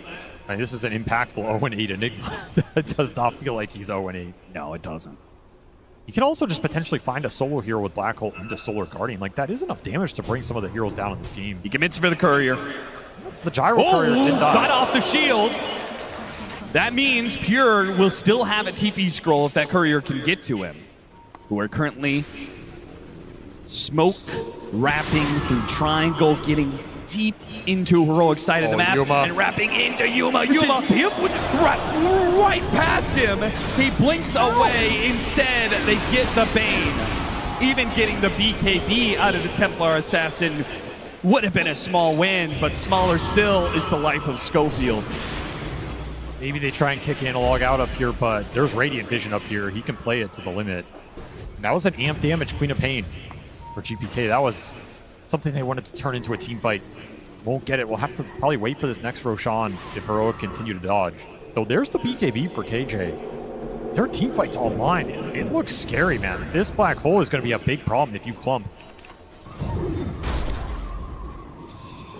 I think it's always scary when you have the rat combined with the clump punish, because you're so busy running around the map that sometimes, maybe discipline, it wavers a little bit and you don't maintain that positional, distance between each other to make sure you don't get black hole. You're so busy chasing after the Enigma or the Dragonite who are ratting you out that you may find yourself in a turnaround situation. Or you may not expect the move to come into you because you've been on the chase for so long. Now you are the chase.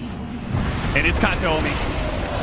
2-shot casually by Yuma. The rest of the smoke not revealed yet. Now it shows on a save. Save shoots himself down to the low ground, but revealed. The trees are taken away from him. All cover gone. And Yuma, a godlike spree for him and his Templar Assassin as they regain control.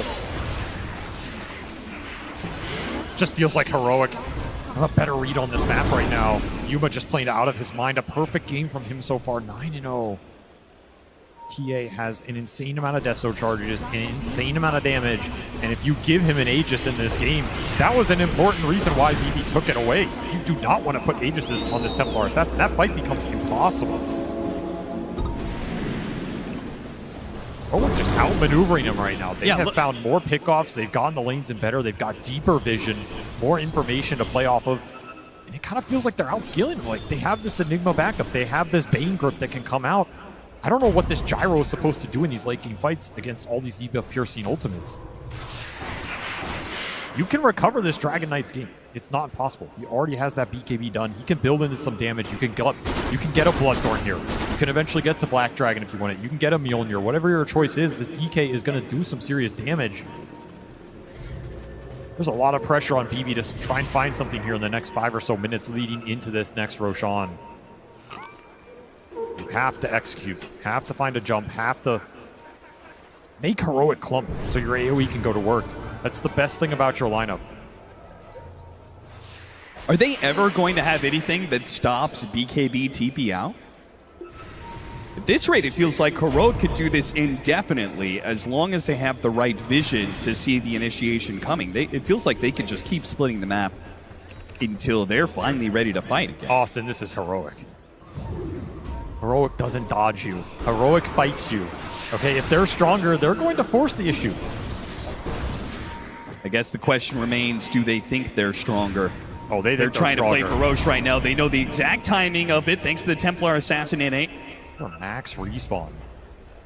A double meld hit.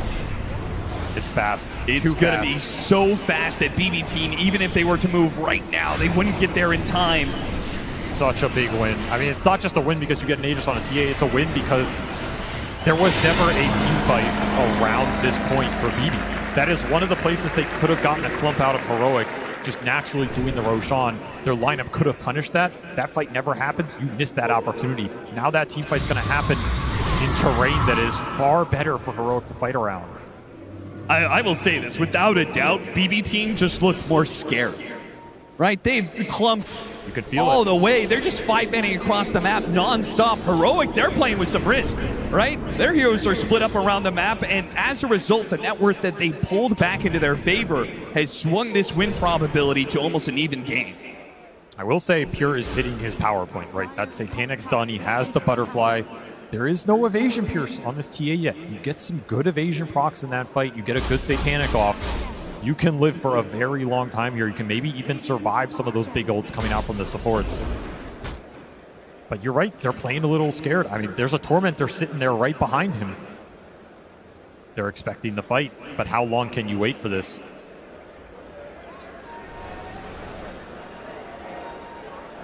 Everybody waiting for the fight to come to them right now. This is what happens in a TI elimination game. You do not want to be the first to pull the trigger. BB Team, how long are you willing to sit here? You got to just do this Tormentor, right? They're trying to bait it a little bit. But what if Heroic never want to contest? What if they just want to farm? This is where patience can be rewarded. They just walked over that observer ward, BB. They got information. That's what they wanted. They saw two cores up here. Can you get the jump? A little bit out of sight. They spot Yuma. Yuma's right underneath the ward. Can Miro get this initiation? They've got to chain the stuns. Yuma's walking into them. Oh, wait! They make a little bit of a jump there, but this gives Yuma. They don't want to go after this Aegis hero. But they want Analog. That was your option. They go Analog. Miss Burrow! And the BKB goes off from Analog. BB Team, can they recover this? Instead, they find Schofield. But Dragonite, he jumps into the back line, and that gives the opening Whisper. Hit three. A massive ultimate. And now a black hole! Sonic Wave over the top of Solar Guardian. That will be the nail in the coffin for BB Team. You clump against a lineup that punishes you so damn hard every time. The confident jump from Analog, knowing his team will back him up even with the BKB expiring. You have Aegis to play with. It let Yuma frontline. BB saw no good targets. They got pushed into a corner, and they had no answer for the team fight supremacy that was double Solar Guardian Black Hole. That ult from Whisper stunned everybody just on the edge. Heroic break this game open. They are going high ground. 11k gold lead, 2 minutes on the Aegis. No buyback available for this gyro for 40. This should be one lane, maybe two, guaranteed. And a potential top 4 for the first time in Dota history for a South American squad. The spirit of an entire region behind Heroic, and they're playing like it. They're playing with that aggression, with that fearlessness. And now they've got full, firm control over this game. 13,000 net worth lead, and an Aegis still for a minute and a half. A banner still for another push if they want to try for it. BB Team, they push outside of the base. They find Schofield, something small to work with. Heroic, say you can have him. Let's die back on the Bane. At least you get some time to regroup here. But how is the team fight getting better for you? That's the big question BB have yet to address. You can put your gyro on the front line. You can maybe just say, okay, we messed up that burrow strike. We lost a lot of the Sand King's damage, but there are BKBs on the side of Heroic. There's double Solar Guardian to help you sustain through it. And the black hole threat is just immense right now. You don't have a clear answer to it.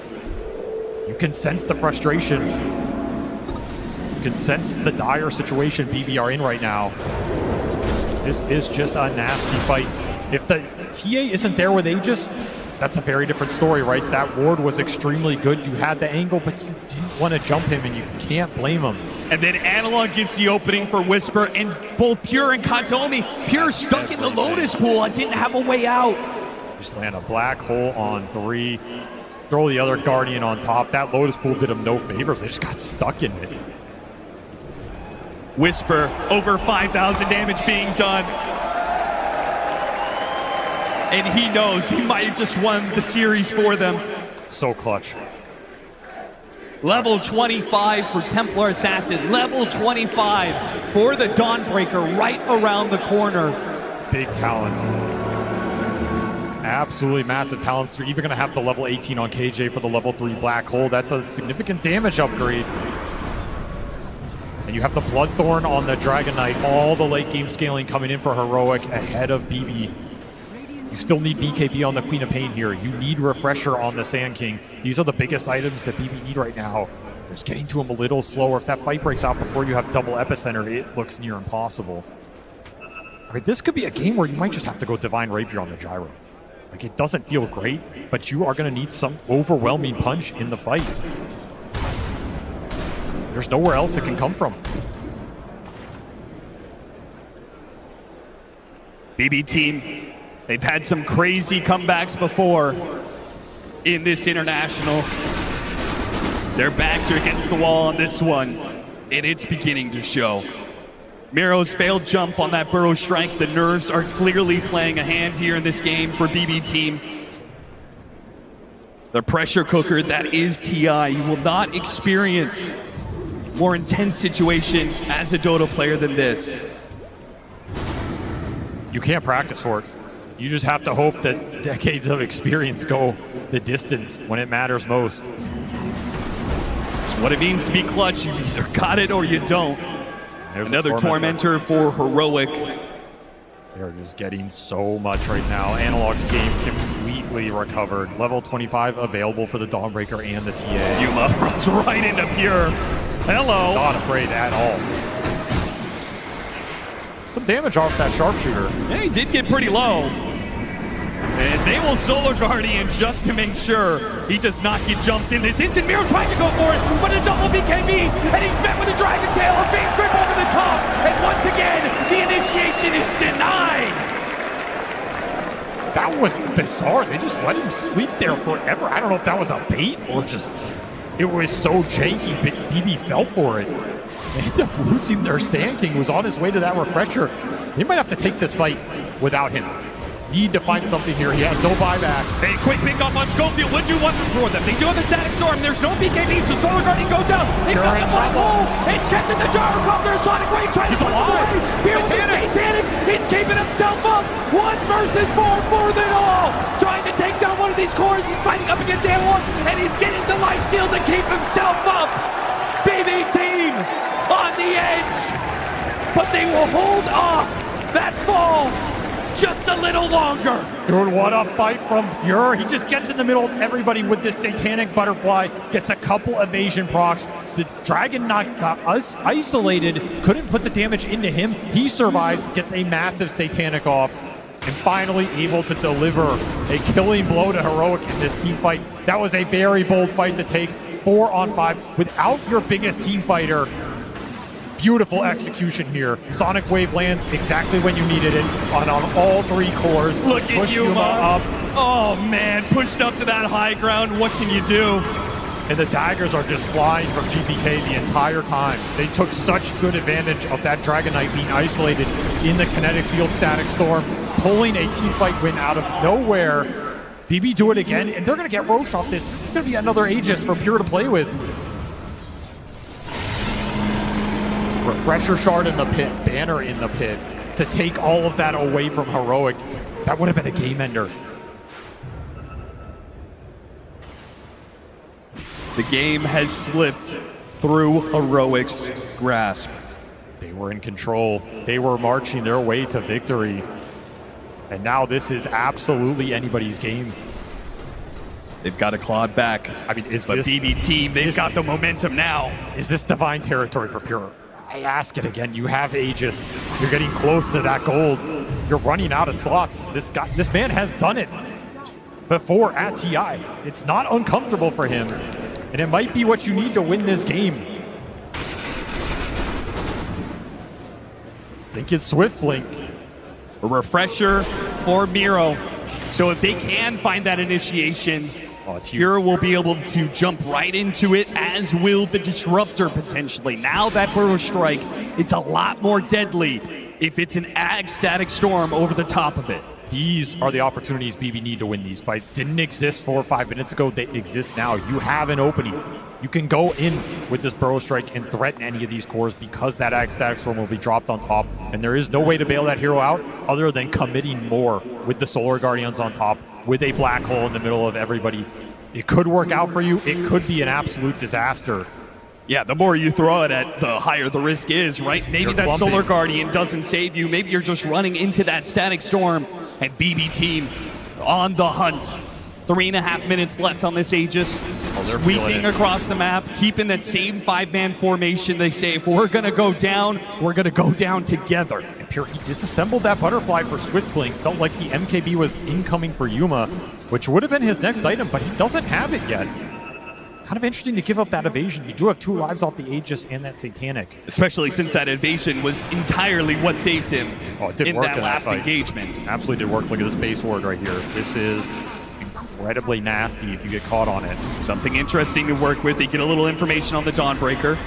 And keep in mind, 25 hit for GPK. That's a Sonic Wave damage upgrade. This thing's hitting for 900, and he's the one who got the Refresher Shard off the Rosh. So it's going to be double 900 damage, pure damage, Sonic Waves going into the fight, amped up even more. This is over 2,000 damage of Pure going into somebody. Somebody just has to take it. Heroic have to get the jump. It's the only option, and Pure is going to put them in a very uncomfortable position. With the banner drop and a Swift linking into the base. You do not want to dive too deep, though. This is still a lineup that can look at the punish cut. This is big. If they can manage to take away the mid creep wave as well, though that should be protected by BB Team. Kills that banner, though. That hurts a little bit if you're gonna commit to the high ground push here. It's such a terrifying push. You don't know who has buyback available. And guess what? It's all 5 for Heroic. They all saved it up. This push is almost doomed to fail unless you execute out of your minds right now. Fortune favors the bold. Will it favor him here? A bold move to go into the base, but they found the bushwhack into the epicenter initiation of Sonic Wave 1, and that's one down. Now they still have the Solar Guardian though, so it does trade off core for core with the buyback being used on the Dragonite. Heroic, they want to make the most of this situation. They got the control on the GPK, another Solar Guardian to finish him off. The bushwhack comes the Templar Assassin FA, and GPK, he's away. Another Sonic Wave, and back in. A killer instinct for GPK, but it might just go awry here as a black hole. It catches Pure. Safe Whisper. Wait a minute, a Satanic. He stays alive, doesn't lose the Aegis just yet, but Analog, that's going to be a dieback for him. A Nightmare to the high ground. No, he's not going to make it. Stuck on the low ground and nothing on a bushwhack. Save. Give him an opportunity. BB Team still working with this Aegis. Do they go in? Do they go for the throat? 2 heroes dead, one of them with no buyback. You use GPKs though, you all in here and you die. It's game. It's up to Pure. It's his call. It's his shot to take right now. 30 seconds on the Aegis. Another buyback from Heroic. They're down to 2. Whisper on that Dawnbreaker. Yuma on that TA. They somehow got Whisper out of that Another fight. refresher. They may not see this coming. There's another black hole available. As he said, they hold in. They got the Static Storm on a Pure. But you can't go. They can't. No. GPK. He does go. He does get that kill. He does force that buyback. Where is it? Yuma, you have to pull the trigger. There it is. KJ, this is an opportunity, a moment for greatness. Can he hit the black hole? That sets up everything for Heroic. God damn, it's not enough. Pure hits the Satanic, and everything is wasted for Heroic. How is he alive? He's just tanking Sideblade after sideblade, not enough to kill Miro. And Pure, he can play it slow. He's got another Satanic coming up. There's no way you back here, right? I mean, you have pushed this to the limit so far. You have another Satanic. You've gotten everything out of Heroic from 5 buybacks to none available. Black Hole dropped. Refresher Black Hole dropped. There's nothing left in the tank. Pure makes the call. Divine Rapier, Swift Blink in. He's going for the throat. Going for the throne. He wants to deny a South American top 4. And claim his own top 4. He made it to the final day of TI before. He's led a team to this victory before. He apologized to his team. He said, I'm sorry, but next time, I will carry you. And he does it. He takes his team all the way to top 4 at a TI. What a redemption game for that man right there. That thing looked completely out of reach, and somehow that one team fight bottom tier 2, belief in the squad, belief in your carry, go in, let him do the work.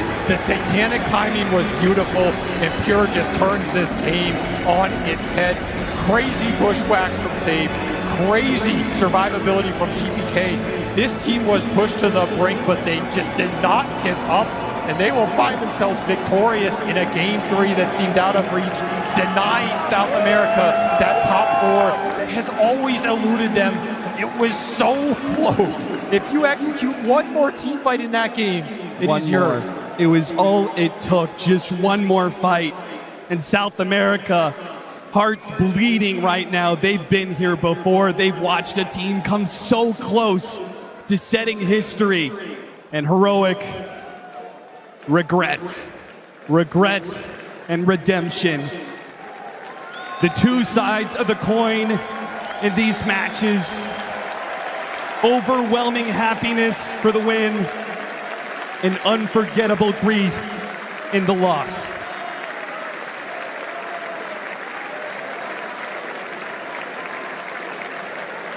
Man, what a series for these two teams. It's one of the most memorable BO3s I think we have seen at TI in a long time. So much on the line, so many clutch plays, so many insane teamfight victories off the spellcasting alone. And that last fight, that base defense, you land the black hole of your dreams. You cannot ask for more, and it is not enough. Let's talk to the man of the hour. He did it. He did it for BB Team. Let's talk to Pure. Pure, I mean, what on earth was going through your head at the end of that game? You were locked in, making no mistakes. How do you stay focused in a moment like that? I mean, I think I made quite a lot of mistakes, but we won in the end, guys. So happy about that. You mentioned before in an interview for a different language yesterday that you feel like you haven't been playing your best this TI, but I think that game earned you a lot of redemption. That was some incredible moments. Do you feel like you've redeemed yourself? Of course, guys. I think we disappoint you a lot, guys, with games against Falcons in the upper bracket, guys. But we gonna came back stronger, and we already show you. We have already shown you that we can win, and we're gonna try our best, and we're gonna be even stronger in the finals days and in the finals, guys. All the way to the finals. That is a promise right there. I also want to ask you about your teammates as well, of course, because GPK, he has been pulling in some incredible moments. What's it been like playing with him as a teammate throughout this tournament? I mean, he's crazy good. He's always been like that, like this last year. And I think he's performing as his best as always. So just pleased to play with him. You know, like it's good to have him in my team. He has been fantastic. Last question from me then. Of course, we do say goodbye to the South Americans here, but as an incredible carry player yourself, how do you feel about how Yuma and the rest of Heroic played in that series? He played good. I think he made a lot of progress like since last year, and he's playing really nice. I think he's a proper carry. He can win some tournaments maybe someday. Maybe, but not today. Today is your day as you go through two top 4. Guys, give it up for Pure and BB Team! What a series that we have been treated to here. It was elimination for BB Team or Heroic, and the way that this Game 3 played out, there was desperation from both sides. Everyone trying to do what they possibly can, and whilst Heroic might not go down in the history books for the highest placement of a South American team, they will definitely go down in histories with the play that they made, the series they gave for us, and of course that black hole towards the end there. Oh my God. Arena was on their feet for it. That was genius, and the fact that it didn't work out. I just want to thank both of these teams for giving us the best series of the tournament so far in a tournament that has already been one of the hypest TIs ever. This was an incredible game of Dota and an incredible series. Just thank you. I feel like you can feel the energy in the arena right now. Yeah, the person who delivered for that was, of course, KJ, and unfortunately with that loss, we do have to say goodbye to him and the team of Heroic. Yeah, thanks. I am here with KJ. KJ, you can hear the crowd's reaction. You guys played, in my opinion, and the crowd's opinion, and the panel's, the best Dota that we've seen in this tournament, the most exciting games. Did you guys have fun while you were here? It looked like you were having the time of your lives. Yeah, it was pretty damn fun. Didn't explode the throne, but I was happy to play here and to show you guys that we are a world-class team. We are Brazilians, Peruvians, Nicaragua, but we are a world-class team. So if there was any doubt of that, we showed it, and we put up a fight. You put up a hell of a fight, and I know you can hear the fans here, but there's a section of South American fans who've been going absolutely mad for you guys the whole time. Do you have anything you'd like to say to them specifically? Thanks for cheering, everyone. Valeu pela torcida. Galera da Heroic aí muito animada, dá pra ouvir todo mundo lá de dentro. Muito feliz. It's you that's watching that makes this special. If it weren't for you, this would be very boring. It's just a game. But with you, it's a dream. It's everything. I love this shit. Let's go. Next year, you're gonna see me here. And I'm gonna win. You're gonna see me here. I'm coming back. Holy shit! Thank you, KJ. That was perfect. Back to you guys. Oh my goodness, I'm telling you, no one does it like Heroic, no one does it like KJ. While this man has been eliminated from TI, his dreams, they're still there. He's saying next year, it's his year. I mean, this has to be the most positive exit interview that I've seen. You know, him being hyped up, like being excited to be in the crowd, and also a big promise that he needs to fulfill. And I believe that they can do it because this team showed some extremely good performances. The crowd is definitely cheering for them, but also the way that they've been playing, it's just a chef's kiss every single time. Unfortunately, we have to say goodbye, but I think they won a lot of hearts in the arena, and whoever is watching on the broadcast. 100%. Yeah, I was going to say, maybe they didn't win this championship, but in every future tournament, I can guarantee you, this is going to be a fan favorite team now. Like, these guys, they clearly love the game so much. They're so fun to watch, and they're so likable. Yeah. All of them. Yeah, you can't help but feel yourself cheering for that team. Unfortunately, no longer here, but we are going to be looking at this game number 3 a little bit more, trying to break down what happened in that earlier part and why we had such a close fight, why we had such an amazing comeback from BB Team. And it all started with that first blood winter.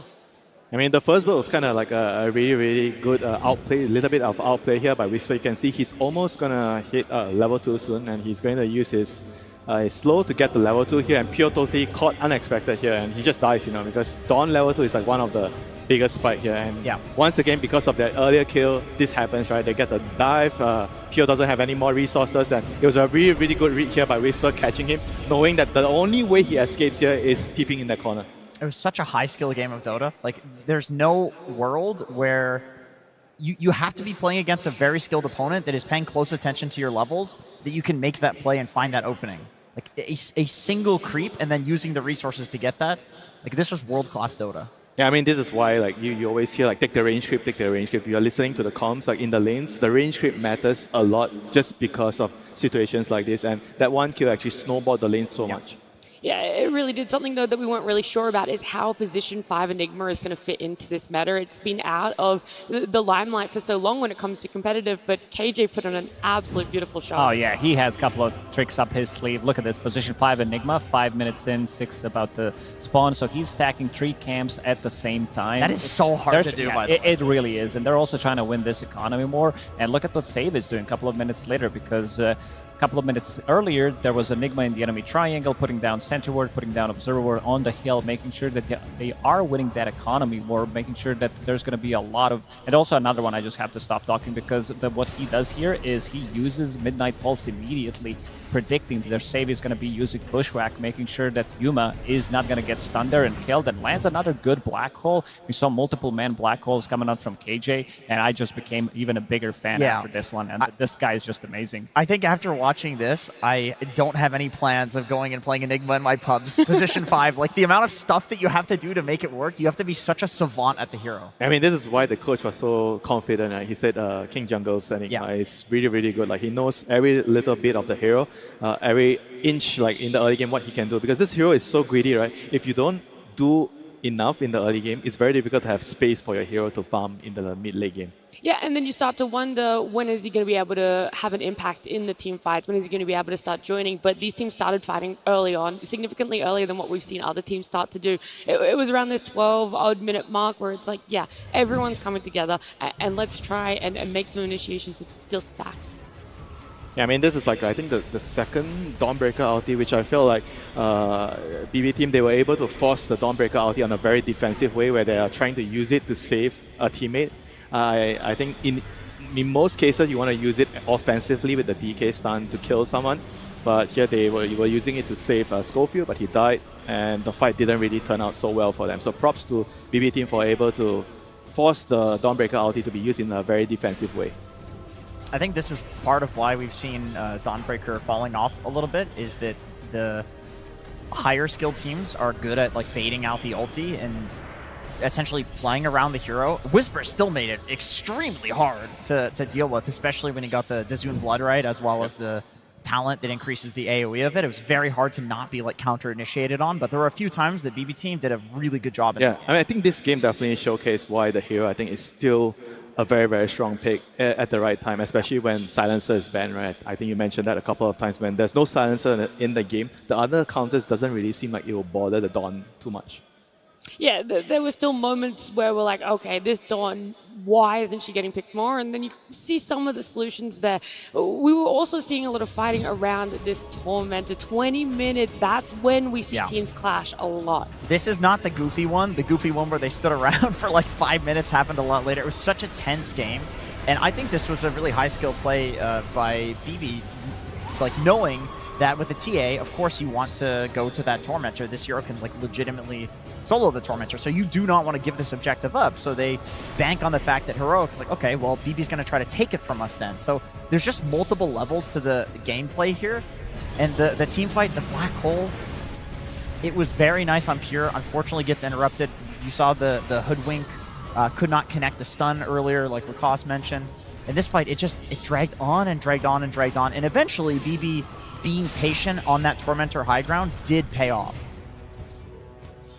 Yeah, we're going to see the rest of what happens here, though, because whilst they're patient on that high ground, they overextend, and you're able to get better positioning on the side of Heroic, and it actually leads to them getting the... Yeah, this is something that only happens at TI, to be honest. Like, the pressure is there. You feel the nerves. You feel like, we can do this. We can end, like, we can get a bunch of kills here, eventually end the game, get a big lead.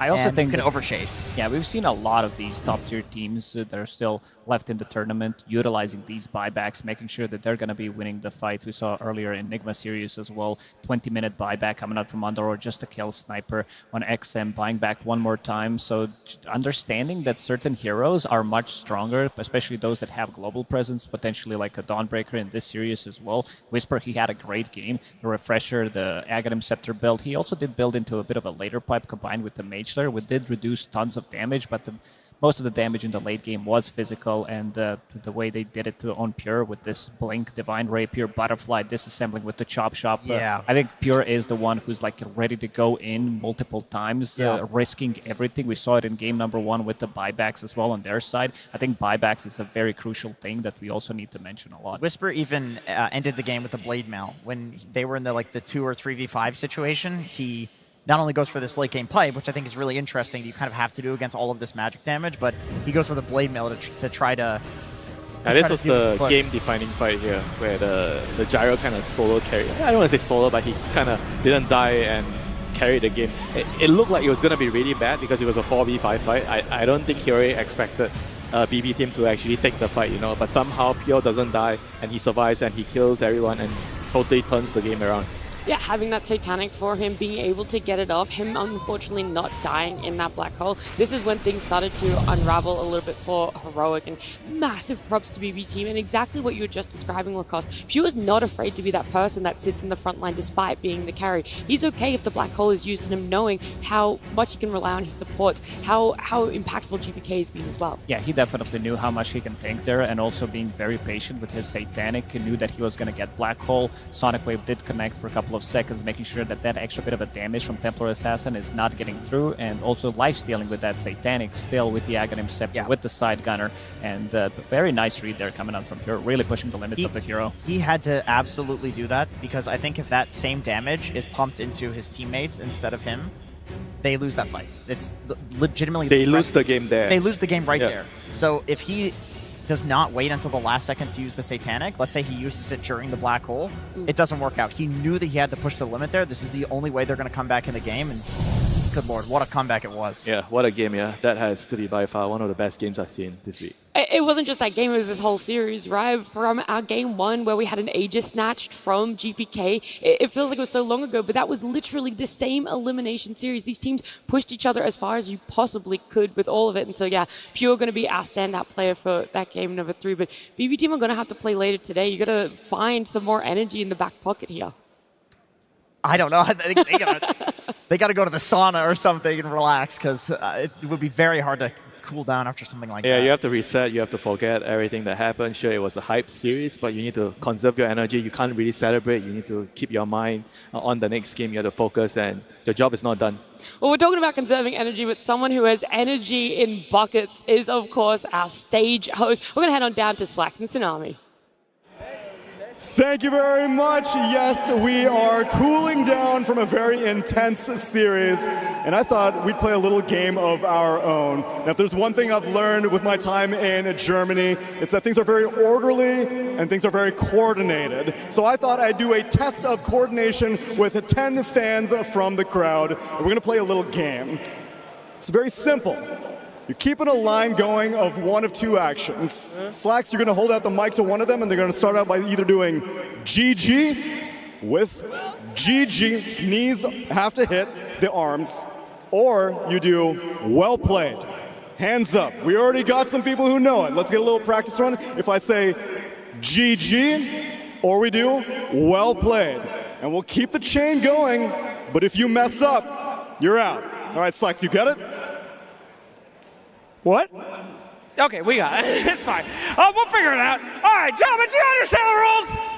GG's well played. All right, audience, you guys ready? All right. Practice round. Let's do a no practice one is round. eliminated. Make sure we all know the rules. We're going to go quick. Are you ready? 3, 2. GG. Well played. GG. Well played. GG. Well played. GG. Well played. GG. Well played. GG. Well played. GG. Okay. Careful. Okay. Careful, young man. GG. Well played. GG. Well played. GG. Well played. GG. Well played. I'm seeing a lot of half-hearted hand hold-ups I for gotta well get those played hands. here. We may have to be a little bit more strict, but gentlemen, are you ready to start the competition? Crowd, are you ready to see these people be tested? All right, Slacks, take it away. All right, let's go. GG. Well played.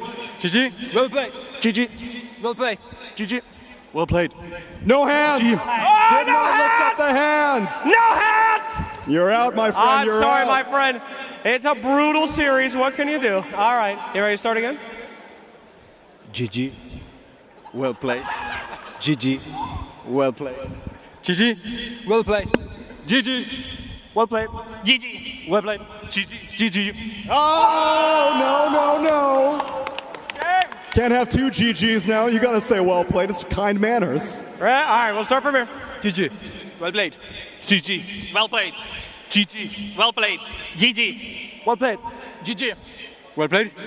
Ooh, Cloud. Thought about that one. GG. Well played. GG. Well played. GG. Well played. GG. Well played. GG. GG. No. What do you think? Crowd, one more chance. Did this man do it correctly? Cheer if you think he should stay in. All right. Lucky. GG. Well played. GG. Well played. GG. Well played. GG. Well played.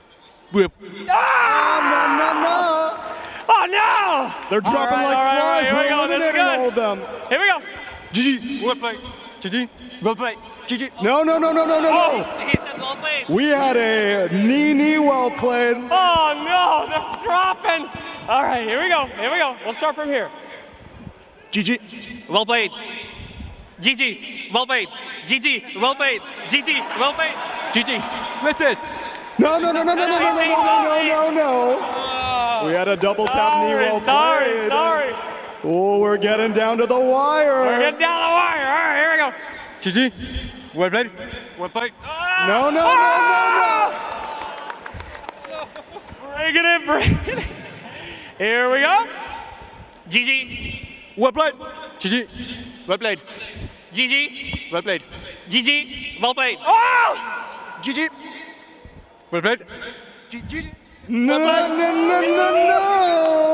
Does he stay, audience? Cheer if you want him. You're in. Last chance for you. And here we go. GG. Well played. GG. Well played. GG. Well played. GG. Well played. GG. No. I'll take it. Well played. Yeah. GG. Yeah. Well played. GG. Whoa! So close! I'll take last one. Last hit I'll give it, all right? Here we go. GG. Well played. GG. No, not this time. Not this time. I'm going to count that out. Sorry, my The friend. final four remain. All right, here we go. GG. Well played. GG. No. Okay, top three. We need some names. What's your name? Introduce yourself. Daniel. Weiren. Hasset. Okay, here we go. Our top Let's take a calm moment and go. GG. Well played. GG. Well played. GG. Well played. GG. Well played. GG. Well played. GG. Well played. GG. Well played. GG. Well played. GG. Well played. GG. Well played. GG. Well played. GG. GG. Well played. What? GG. I didn't say. All right. Are we keeping them? GG. All right. The crowd saved you. That's the last save, guys. All right, here we go. All right. Zero tolerance from here on Zero out. tolerance. All right. GG. Well played. GG. Well played. GG. Well played. GG. Well played. GG. Well played. GG. Well played. GG. Well played. GG. Well played. GG. Well played. GG. Well played. GG. Well played. I saw the crouch. I'm sorry, my friend. It's zero tolerance, but you are still a bronze medalist. Congratulations. The final two remain. Final two. Any words out there to the crowd, my friends? Let's go wild. All right. Any words out to the crowd? Apex, represent. Okay, here we go. Ready? 3, 2, 1. GG. Well played. GG. Well played. GG. Well played. GG. Well played. GG. Well played. GG. Well played. GG. Well played. GG. Well played. GG. Well played. GG. Well played. GG. Well played. GG. What do we do? I think we've reached a deadlock here. I think we have two winners. All right, you both win! Congratulations, we'll get you guys some prizes. Thank you to all of our players, and thank you guys for watching. Thank you all very much, and now let's get on with the show.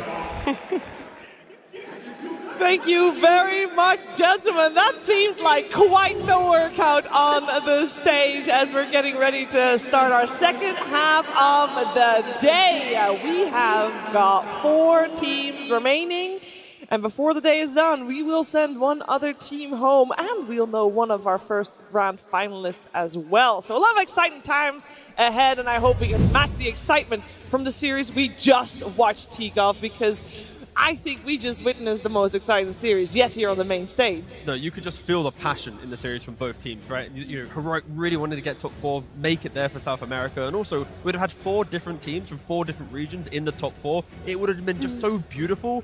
But BB, they had the the resilience to make sure that against a threat of the KJ, Nigma, and all the stuff they had, they could find that comeback and win that game 3. Yeah, they're really in their comeback arc on BB. I mean, I don't know what's going on with them, but it's been a joy to watch. That game really set the tone for today. If the next series isn't as hype, I'm going to be disappointed. Yeah, it's like for the next series, we have later like the lower bracket one at the end of the day. Like both these teams in BB Team and you have Xtreme Gaming as well, they looked incredible today. Like Mira is saying, you have the comeback from BB Team, still the early game, a little scrappy, but later on, the way they played, the way they're able to come back, it's going to be something to watch out for later. Yeah, but sometimes I will say, sometimes the scrappy type of Dota is a type of Dota that makes it more exciting. And I do feel like the teams where we're going to watch kickoff, maybe they play a little bit of a different style, more clean Dota here. Yeah, it's very polished up here in the upper bracket, right? You got the map player Pvision, you got the kind of the teamwork of Falcons. It really is, obviously they're in the upper bracket. It's the 2 of the strongest teams going against each other. Yeah, I do think though. I mean, the entire Barclays Arena, they had a good warm-up on their voices. I mean, because you guys were pretty loud during the last one, and I'm expecting the world here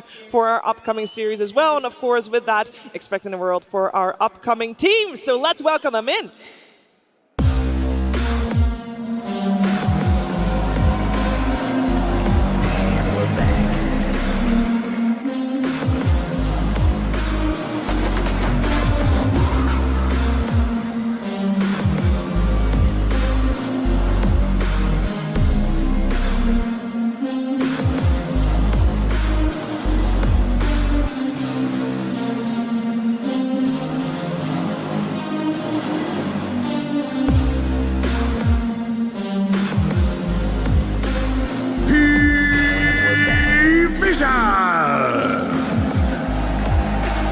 This team has 3 first-time TI players on their roster, but you would not know it. This team levels up in front of a crowd, and that goes for every single one of their players. It's a joy to watch, and I'm sure we're gonna see a hell of a show be put up by this squad of Pvision, and I'm also sure that their opponents will do everything they can to stop their advantage. Let's take a look at Falcons.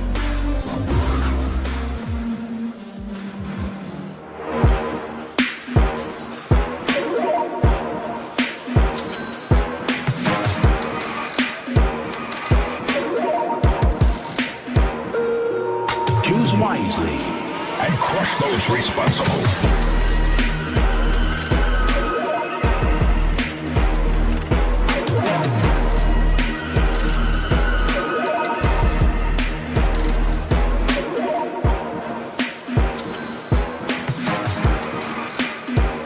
Team Falcons! Choose wisely and crush those Ever since Falcons' inception, it has been top finishes for this squad. Yes, 2025 was not as clean as the year prior, but they end strong. They always do within a tournament, and perhaps this year is their year. Ending strong is what they do, and we'll see how far they can take it at this international in 2025. They are on the right track to go all the way. I would say for a lot of people, it was Falcons that was one of the favorites coming in, but I don't know if that's still the case. When we see these 2 teams, Effie, do we have a favorite? It's so hard to pick a favorite between these 2 because they are so polished. Their style of Dota is so strong right now, and they both have kind of peaked throughout this TI. So I can't tell you what's going to happen, but what I will tell you is that it will be very nerdy. You've got Astini on one side, AUI on the other. Yeah.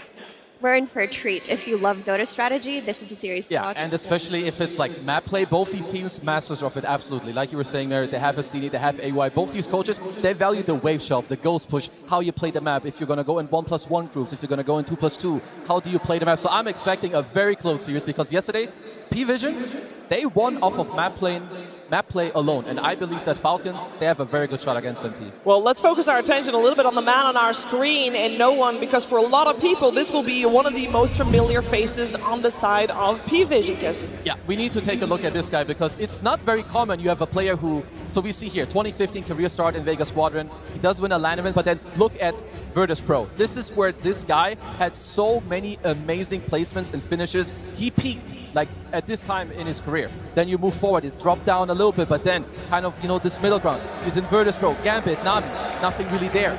TI10, TI11, he doesn't go. He goes to SMG, he places like ultra last at TI, not where you want to be. And then the slow comeback with Entity, Cloud9, and this season in Pvision. He's really found his spot, and he's back. Like this guy, he deserves these type of placements because doing this to come back in Dota, this is one of the hardest things you can do. Especially doing it on the mid lane, because normally you start out on the mid lane, and then maybe when you're older, you get relegated to one of the side lanes. That is the normal trajectory. And speaking of being young and being on the mid lane, I feel like we got a good dynamic going on in this mid lane with no one on one side and Malreen at the start of his career on the other. Yeah, Malreen filled with youth. You know, he's starting his career with Creepwave. He actually was a stand-in, kind of like on and off the roster for 3 tournaments, and that's where he was playing with ATF, right? And then when you moved to 2022, 2023, he was playing with Amiga. In both the Pinnacle Cups, they actually beat BB roster. That was when GPK Toronto Tokyo, they formed that new roster. So on a random kind of tier 2, tier 3 Eastern European team, he was able to dominate and break the likes of, you know, big household names of the region. He stood in for Tundra and Entity. It didn't go so well, but then 2023, Falcons pick him up. He's won pretty much every tier 1 tournament you could ask for, both online and at LANs. Yet to get the Aegis, though. Yeah, his stand-in stint at those Dream Leagues with Tundra and Entity is what really put him on the map as a player, because in the pubs, he was known as one of the scary mids to go against, but a lot of people perceived him as a pub star, maybe one of the Creepwave members who didn't shine as much. After his stand-in stint, Falcons, when they're forming their roster, they took a look at him and they said, this guy is good. We need this guy on our team. He's way better than a lot of the potential mids. And they took a shot on the best possible choice. He has fit their team so perfectly. Oh yeah, and they have like this really nice mixture too, right? We talk about it a lot, the veterans with the young guys, you have the experienced coaches. Because to me, I didn't really have Marino on my map maybe like 2-3 years ago. Yeah, you see him in pubs. To me, he was like one of the annoying guys. You know, the all chat, the tipping guy. He still is. Yeah, exactly. Like he hasn't changed. He's like Amar 2.0, but he didn't have like, you know, I would say the experience and like the placements to back it up. But now, like we're saying, he fits in so well. He plays amazingly. Yeah, just tip top. But what is any core without their support, Effie? Yeah, it supports. These are the heart and soul of teams, especially in modern Dota when they become a lot stronger. But we want to take a look particularly in the support duo of Falcons versus the ones on Pvision. They're both an incredibly strong support duo, but with a different style. For Falcons, take a look at the average GPM. It's going to be a lot higher than both on the side of Pvision. The supports on Falcons prioritize their net worth. They prioritize their items, especially Snake King. 443 average GPM on a 5 compared to the 343 of Decisive. He is a greedy player. This guy will play for the late game. Like, both of these support duos, incredible, very different though. Pvision on the other side, they're going to be playing for the map, they're going to be playing for the D wards, the vision, and you do have 9 class who does tend to scale as the games get longer, but that's not his primary style of play. I do really like that you could see, right, with like the GPM that we saw just now, like Snaking, he's really high up there. It's more about like the map, putting the map in the right state, pushing out the dead lane, whereas you have Crit who's lower on the GPM because his spot, like T also talked about a lot of other games, they're about this 1+1 kill duo on the map. So he's more about the cores, going with him, making sure you've got the damage. And it's scary that Snaking's doing it on heroes that also provide healing and buff ups, right? Like on Chens and Pugners and Chantresses, like you give these heroes economy, they are going to break the game. So it is very scary. I think Snaking from that graphic is the player to look out for if he can get the scaling in this one. Yeah, and speaking of heroes, there are a couple of heroes, Kezu, that we should be keeping an eye out for in this upcoming upper bracket finals. Oh, absolutely. I mean, I'm just going to mention the ones that I know of because when you get to this stage, they're going to be cooking up stuff. But from the ones we've seen, You've got the Sand King, the Beastmaster, Fall Marine, can be flexed to Amar as well, and the Amar Mars, like absolutely like hero of the tournament for him. Hoodwink from the support role. We've also got the Pucks, you know, that kind of come in and out, I would say, for both the mid players, and then Pvision. A lot about this map play, being annoying, being toxic on the map. You've got the Carry Tinker, you've got the No One Invoker, he absolutely stomped in some of his other games, and then the Slark, the Monkey King from 9 class is just the absolute bread and butter from these two teams. It is the bread and butter, and there is a lot of pressure, and I'm sure that both teams have done their prep to, you know, maybe alleviate the pressure a little bit as we see Skeeter getting in the zone for the upcoming series. We'll see if that proves to be correct. On the right track, that is absolutely for sure. But can Falcons deal with the heroes that Pvision is bringing? Because it's definitely a different style. Yeah, when Kazu and I were talking about the heroes that they were playing, I was like, you know what, let's double check what Falcons actually play from the Pvision hero pool. And it's only 3 of them, right? When you look at the contestables, Naga, Beastmaster, Monkey King, all Falcons have played on 7.39. But they haven't touched at all Enigma, Lycan, Tinker, Invoker, a critical hero for no one. So in this upcoming draft, we're either going to see Falcons play heroes they have not touched at all in the patch to take them away from Pvision, or they're just going to be unable to play them and have to use them in the bans. But it is quite interesting that a lot of the staples of Pvision, Falcons just have not tried playing so far. Yeah, Falcons are a very particular team, and they have their hero pools that they like. They have their idea of the game, and they're not too keen on changing it. If you give them away their Sand King, for example, they'll take it. Give them away their Chen, they'll take it. I don't think they're the type of team to get too concerned about, oh, could the Broodmother come out here? Could the Invoker potentially come out here? If that does come, they will address it, but their style of Dota is so strong that they should just stick to their fundamentals. One thing to note, Amar did play the Slug previously in a different patch, but on the offlane role. So if you want to go absolutely crazy, then Amar would be doing that. But, you know, upper bracket TI finals. If the right game calls for it. I mean, really, yesterday he busted out a 24 Huskar. You cannot say he's not going to pick something else. Exactly, but he's done it in the past. But of course, Crit, he's an honest man. He's not playing the support slot. Yeah, can we talk for a second about the road that both of these teams have taken to get to this point? Obviously, both from the upper bracket, so nothing but victories. That's good. Pvision has 2-0'd both their opponents, where Falcons, we saw yesterday, drop a game against BB Team. Anything in particular that we can learn from that loss that they suffered, Kezu? Maybe something about the mid game, because if I remember correctly, they were also doing very well in that game too, and then they kind of let it slip away. And that's not the first time I've seen that. That did happen to them in the road to TI as well. So maybe Pvision overall feel like a little nicer. Maybe that's something they want to exploit, like this potential mid game pressure and threat, try to force them into a mistake. But like we've talked about, and also the coaches, they're so experienced, they're going to have looked at this, you know, AY and Destiny, they're going to talk to their boys, guys, remember this, let's do this, and yeah, they're going to be ready for this. It is kind of fun to see only one hero that both of these two teams have incoming. That's kind of unusual, isn't that right, Effie? It is unusual, but like I said, these are very stylistic teams. They have their own way of playing, and ATF in particular, like, he was the hero specialist. His hero pool has expanded quite a bit, but every few patches he'll fixate on a handful of them, and for this patch it just seems to be the Mars and the Bristleback. Those will be the most contested. I think we still may have potential for the Timbersaw to come out, something like the Huskar we've seen yesterday, but for the most part that Mars has been his bread and butter. Yeah, and definitely one of the heroes that will be contested in the upcoming game. And speaking of that game, guys, upper bracket finals, one of these two teams will be guaranteed a TI finalist of this year's international. A lot of pressure. Let's see how the teams deal with that in the draft. Pvision versus Team Falcons, Game 1.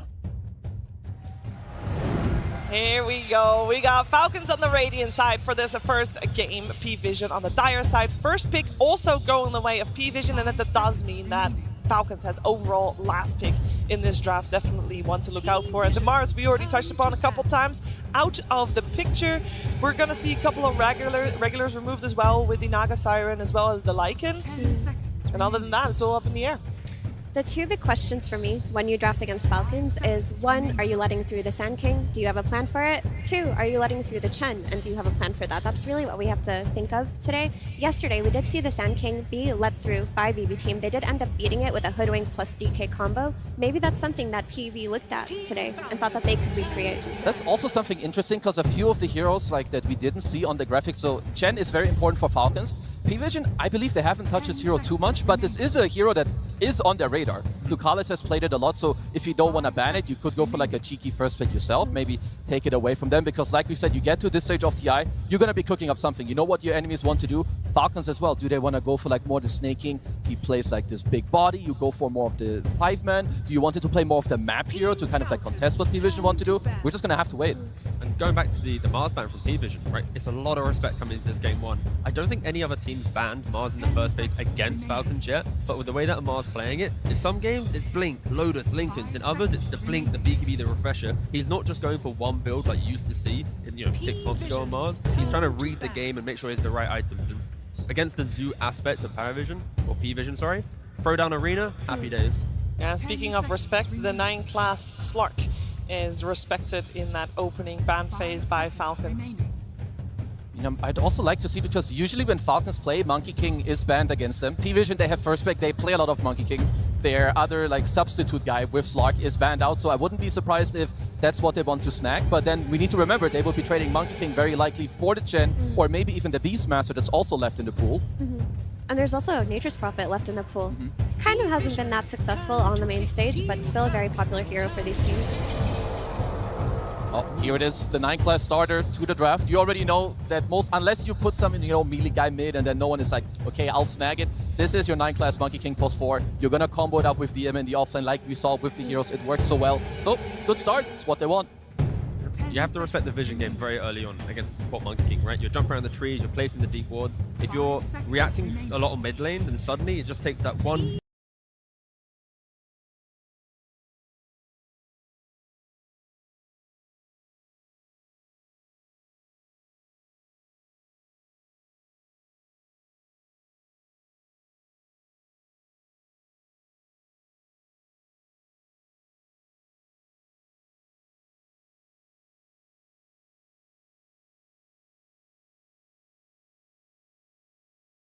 off of that. You do need stun heroes on Falcons because that is how you enable crits hero off of that.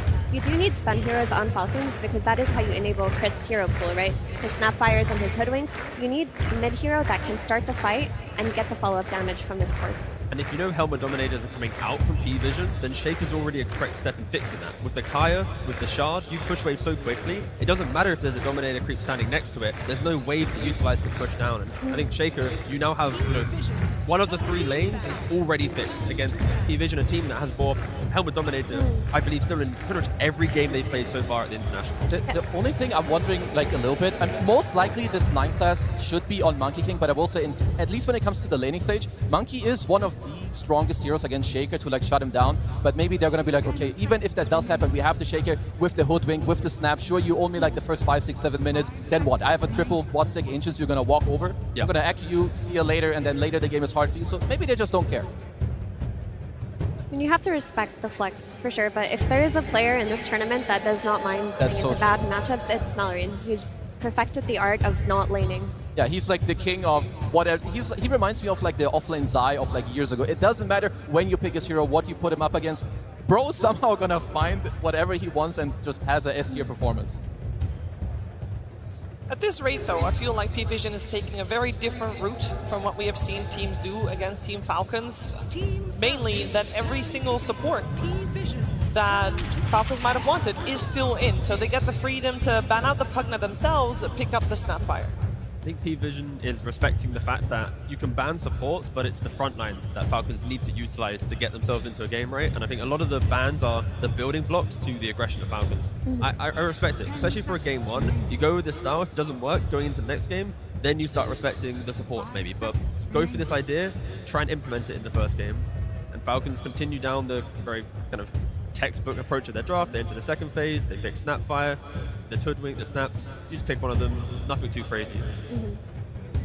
And something to note is that Pvision, DM has still been playing his sacrificial style of offlane. He'll play his buff or utility offlaner, so if they need a pipe now that they've seen the Snapfire, you could just roll it back, have DM play a hero that builds the auras, buffs his team, let 9-class roam, and play off of a mid-game timing with that aura. I mean, that will definitely already be quite good, right? You see the Shaker, you see the Snap, you know it's overwhelming magic damage that's coming out later. I will say I love this pick from Pvision. First, not only does Monkey play well with Pop, it's a lane that's playing aggressive, you can actually gank it early, you abuse like the map, you both push, you can kill with each other, but also it's one of the better heroes alongside Monkey King to pressure an Earthshaker in the lane. They're trying to make sure this Earthshaker does not have a good time, right? During the combo, you've got Oracle, any of his defensive spells, you throw them out, that's going to combo break the Shaker. Like Kezu just mentioned, the laning aspect of the Queen of Pain, the rotation of the Monkey King, they really want to make sure Maureen cannot enter this game. Yeah, Pvision have assembled a very strong middle lane here. They're going to get the rune prediction from the Oracle, the roaming Monkey King to play with this Queen of Pain. Like, they should have these runes on lock. If you're taking away the power runes from this Earthshaker, you're kind of relegating him to just farm for a while. He's not going to be able to rotate. You're going to have to deal with the pressure that is coming out of this no-one Queen of Pain. And I like this a lot too. Like, you can't just blindly, like, you, at least most teams, you can't just put a Monkey King first pick and be like, okay, see you later, bro. You do your vision thing. Like, you have to still play and pick for it. So with this swap, with the Oracle, they're absolutely doing that. So I want to see for Falcons, do they want to get like a secondary stun, like maybe some Centaur? Because Swap Oracle is currently kind of scary for you. You have a lot of backline yourself with the Snap and Chen, but what are you going to do against Pvision? 5-0. I mean, the battle's sustained, right? You've got the sustainability of Queen of Pain, the elusiveness of the Monkey King, Oracle, of course, as well. And now Falcons go, you know what? You've got all of this. We now have our Chen. Whoever you go on, we can push forward. And I think Falcons, they need to pick up another initiator so it isn't the Shaker having to go in first. I think if someone can develop the fight, provide information, and allow Maureen to then layer on top, that's when their draft will come online, be it from Skidder or from ATF. It also gives them the ability, after they've hit a few of their key item timings, to just group up. If you look at Monkey King plus Queen of Pain, what they want to do is they want to have Monkey King scouting in the tree line, Queen of Pain instantly following up. They want to just look for pickoffs on these side lanes, take advantage of Falcons playing their tri-core and scaling. With the Chen, you just group up early. You're not even worried about this Monkey King and Queen of Pain picking you off.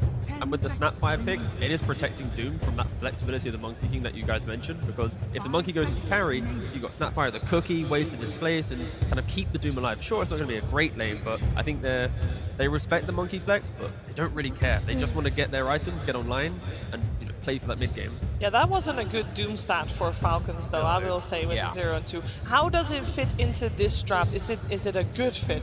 Are we happy with this? They don't have perfect lockdown, right? If it's a Shaker combination or a cookie, not really relying on a Centaur stun from snaking. So find hero, Doom hero. Find hero, black hole hero. That's what I like. This is normally banned against people. Yeah, this is because the DM hero. is a monster. Like, they don't really get their hands on this hero, and it goes into like their script, right? You've got the Monkey King with the Enigma, the weaker guy with the stronger guy. I get you out of the lane. You do your thing. I will say Chen is considered one of the nicer heroes, at least in lane early on. You can like steal an Eidolon and like fight back. But yeah, both teams getting a lot of the things, honestly, that they were looking for before the game even started. I think for Pvision, they're really leaning on the pacing of their lanes, right? If Quok, we know Quok's going to have a good time against Shaco. We know Monkey's going to open up the map. Enigma should be able to open up bottom, especially if he's not laning into a Gyrocopter or a Dawnbreaker carry. Yeah, but Skidder, I believe he has been dabbling with Dawnbreaker carries, and that is a good counter to Enigma. I think if the Enigma lane can be shut down, there's life to Falcons. If you don't shut down the Enigma, I can see this map getting absolutely broken in the first 15 minutes. We also have to respect the flex of this Doom. Like, you could easily, if the last pick from Pvision calls for it and Falcons see a better hero for the offlane, they could just throw this on Skeeter. With the Scorched Earth and the Chen, they could play into this Enigma lane comfortably, and then they could activate their Doom early on by just sending into the mid lane. The nice thing about carry Doom is it plays into enemy triangle. It will dive the enemy mid tower instead of just sitting in that offlane and trying to open a tower itself. And that's definitely something very nice about Falcons, and specifically about Skeeter. He doesn't need to be the win condition. He'll be very open to flexing and doing something else, let his Zoomer kids, the Marine, the Amar, who have all the skill, like, let them take over the game. Doesn't matter. I play for you guys. We're going to make it happen. The one thing I'm still looking for Pvision, there's like two things rather. If they could get a hero that, one, benefits from Aegis, would be super good. It's one of the biggest counters to Doom. Sure, you have some like map play and tower push with the Enigma, but if you can get an Aegis or secondary, even a hero that plays into the enemy triangle, that would be great, because you have a Quap who beats Shaker in the mid lane, but you know where he's going to go. He's going to go to the triangle with Sex. Can you contest it? Will you push his mid tower? What's your answer? The issue with that is I kind of feel like I'm leaning more towards Terrorblade. He's not going to be able to invade the triangle, but he provides more. He does the rest. So after you finish the triangle part, he does everything that you're asking for, right? And against the Doom with the Sunder, more wave shove. Keep pushing the waves in. Find that opportunity to get that correct black hole. It's definitely one of the heroes I was looking at too. Let's see, they're going to go for the Svendan. and I had something else in mind, but I am blanking. I mean, it is a... You have to consider that you're in the lane with Oracle. You would like to free up the hero, and it's also not the strongest in the lane itself. How much pressure is on DM in this game, right? You've got a boundless strike and a black hole. Okay, So, they had to do this because Medusa looked like such a good pick for Falcons, especially that they covered it with the Doom. They have to pre-pick the anti-mage in case the Medusa comes out. That was one of the perfect ranged carries to play into the Enigma lane. but why not pick the Huskar again like they did yesterday? If they want to, they definitely could. They could do. I will say the other heroes around Pvision are a little bit better than whatever the surrounding of BB Team was yesterday. You could do it. It will mean that your Doom has to play into the safe lane. I still feel this is kind of annoying because there aren't that many heroes that counter. I mean, sure, Enigma and AM both have counters, but they also protect each other kind of nicely. It feels a bit annoying to go for this pick here because Enigma already corners you a bit. There's like Alchemist if you want to play fast. I mean, the thing with Falcons, their cores are static. Doom and Shaker kind of play in their lane. They might poke their head towards the jungle for the Shaker, but they're not really breaking open to the game. That's why I think Pvision are kind of running the gambit, like, can we get the anti-mage through to the draft? But once they all have items, sure, they're going to look great. A troll. Yep, Falcons go for the troll. It's a nice carry matchup for the anti-mage between the two. You ever lock onto the anti-mage, you can snare him up with your ultimate, get some procs, happy days. Good versus Enigma on lane as well with the whirling axes. You know, you have like Chen to dominate one of them. You can just kill the rest of the idlers. This is way more important than the draft. Oh, we've got Gamba. Live unboxing. Hold. Come on, man. Come on, brother. Come on, brother. You got this. Stop teasing me. Come on, open the packet. Come on. You got the... Oh! Where did it go? Wait. Wait. Anticipation is critical. Oh, well. It's lost. Yeah, he messed it. Oh, no, you got it. There we go. Thank you. Back to the draft. On the topic of the troll, it's a very reliable hero in the hands of Scooter. It's going to give them the scaling matchup that they need. It's only going to make their draft a little bit greedier, right? You're going to have your Doom farming, your troll farming for a while, and then they're just going to run into this mid-game stalemate of both Satanic's anti-mage and Scooter's troll farming. It's just going to be about who executes the team fights better later on. Yeah, I think Pvision, they still have the tempo early on. When you put Quap, Monkey King, and Enigma in the early game, the pressure they apply is insane. If Falcons can just stabilize that, then we have a game on our hands. But there is a chance that Pvision just accelerate this game through these heroes, but I really hope to see this game go the full distance. Like, there's so many beautiful, back and forths that these two teams can provide. Do we feel that Falcons has what it takes to draw out this game then? Because they are kind of known for these very long games. Shaker is a very skilled hero, and you simply press Fissure and Totem on the wave, and it gets deleted. You can buy as much time as you want. Yep, so does Snap, Chen also. I think both teams have incredible things. And when you get to the stage, sure, the draft matters, but to me, the gameplay is what truly is going to decide this game. We'll see if we'll get to that late stage. I do know we're going to go on the stage right now because it is Astini that we're going to listen to with Slice. Absolutely, everybody. I am here with the last hope of South America, Astini! All right. Astini, you ran out of that booth. I mean, you finished drafted and you were here. You beat me here by like a minute. What was going on? Well, what was the communication like? You just busted ass. I want to see Duka smoke and see if I get Crimson first blood. So I run like I know they know what items they need to do, what they need to do. Draft is done, so job is done.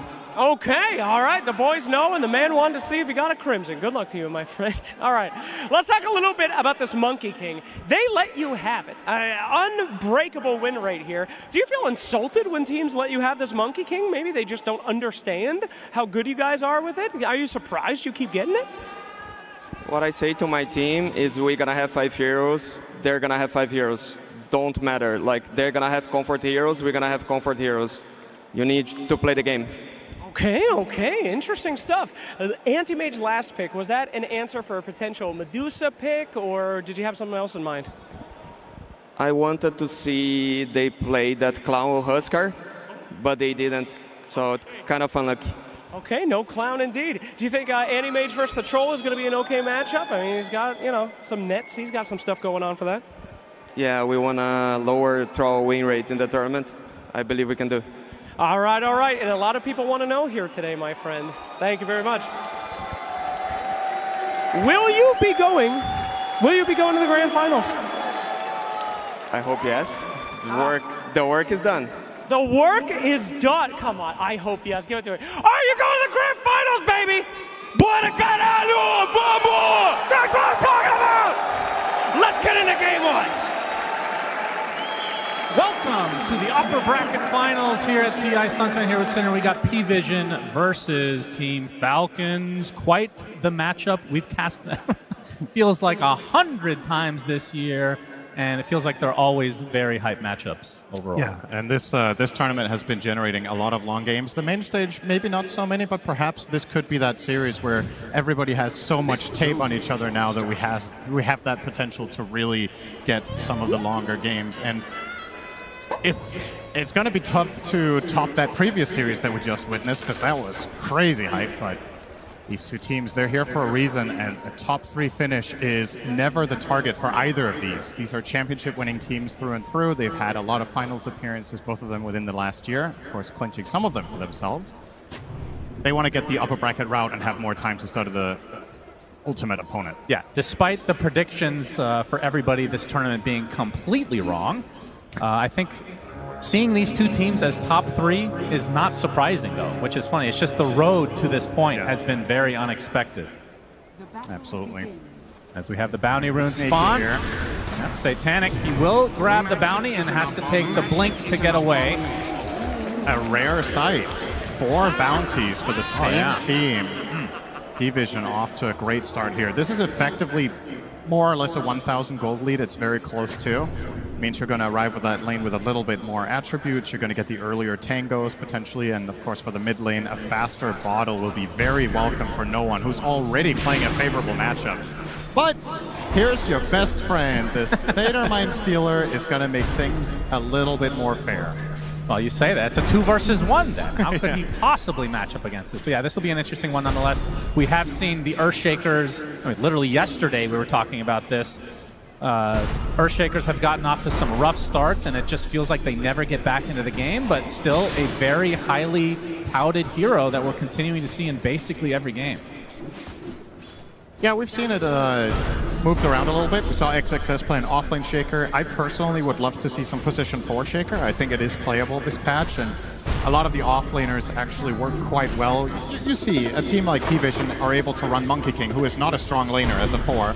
So you would think it's also possible for Shaker to perhaps pull a wave or 2, fissure block, and get your offlaner what you need, but it's almost exclusively been in that core position now. A really nice head start mid from Malrine, 5 and 4 against the 1 and 2 and Queen. And for no one, this is a lane that you can't ignore the mental aspect of playing a favorite matchup and just losing to a Chen creep. It's really frustrating, but there's not really anything you can do about it. Yeah. No doubt about it. Has the level in Shadow Strike right now. We'll see how many points he wants to put into in this matchup. But Malrine, I feel like of all the people that play the Earthshaker, he's been, maybe it's just confirmation bias, but he's been the most consistent, it feels I would like, agree with that. Tournament. And it's not only this, I would also say his Sand King. We've seen some, to put it bluntly, some pretty underwhelming Sand King games on the main stage, like a lot of missed spells, perhaps some positioning errors, but Malrine to me has been the gold standard of this tournament on those 2 specific heroes. Therefore, I think it's really valuable for them to give this Chen creep to mid. If they didn't do it and he would be losing this lane, you're losing a lot of the momentum that this guy brings to the team. Many of the games and the tournaments they've won this year have been off of Malrine getting active early, as he is playing with one of the greedier offlane players in the tournament, in Amar, of course. And I think if there's one word to describe Falcons as a team for its entirety of its history, it is greedy, right? Yeah. They always farm. Snaking, maybe the position 5 in the scene that gets the most last hits on average, I would think.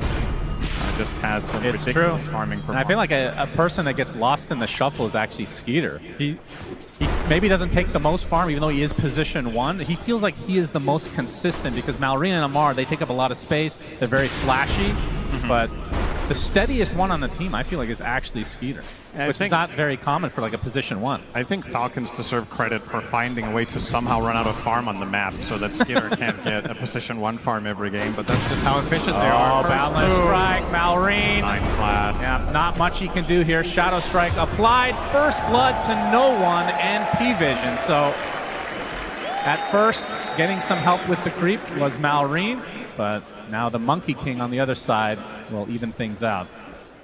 Something I was curious to see in this series in particular going into today was how Falcons were going to approach the first phase, because In my opinion, Pvision are not holding their cards close to their chest with how they draft in Phase 1. It's always this Monkey King or this Slark. You banned one but gave away the other. I was wondering if they were going to ban both and try to take some different trade, but so far, 9 class on this Monkey King with a ridiculous win rate gets to play it again. And you're seeing why with that first blood mid.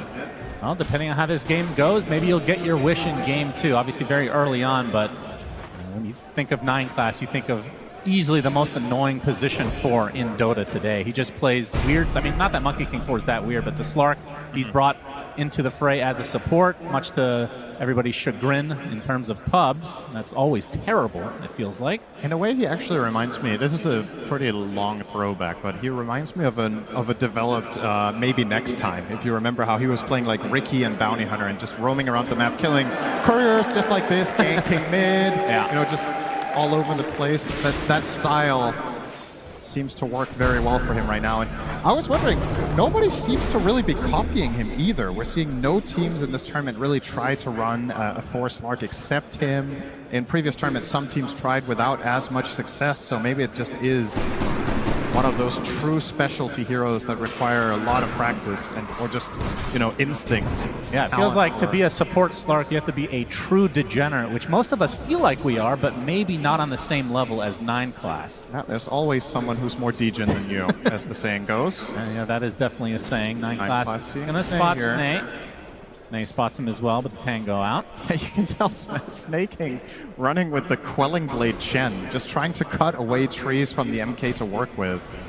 Not a common sight. On support, you more or less exclusively buy this item against Nature's Prophet because of the Sprout, but this is the one other hero that it does have some merit against.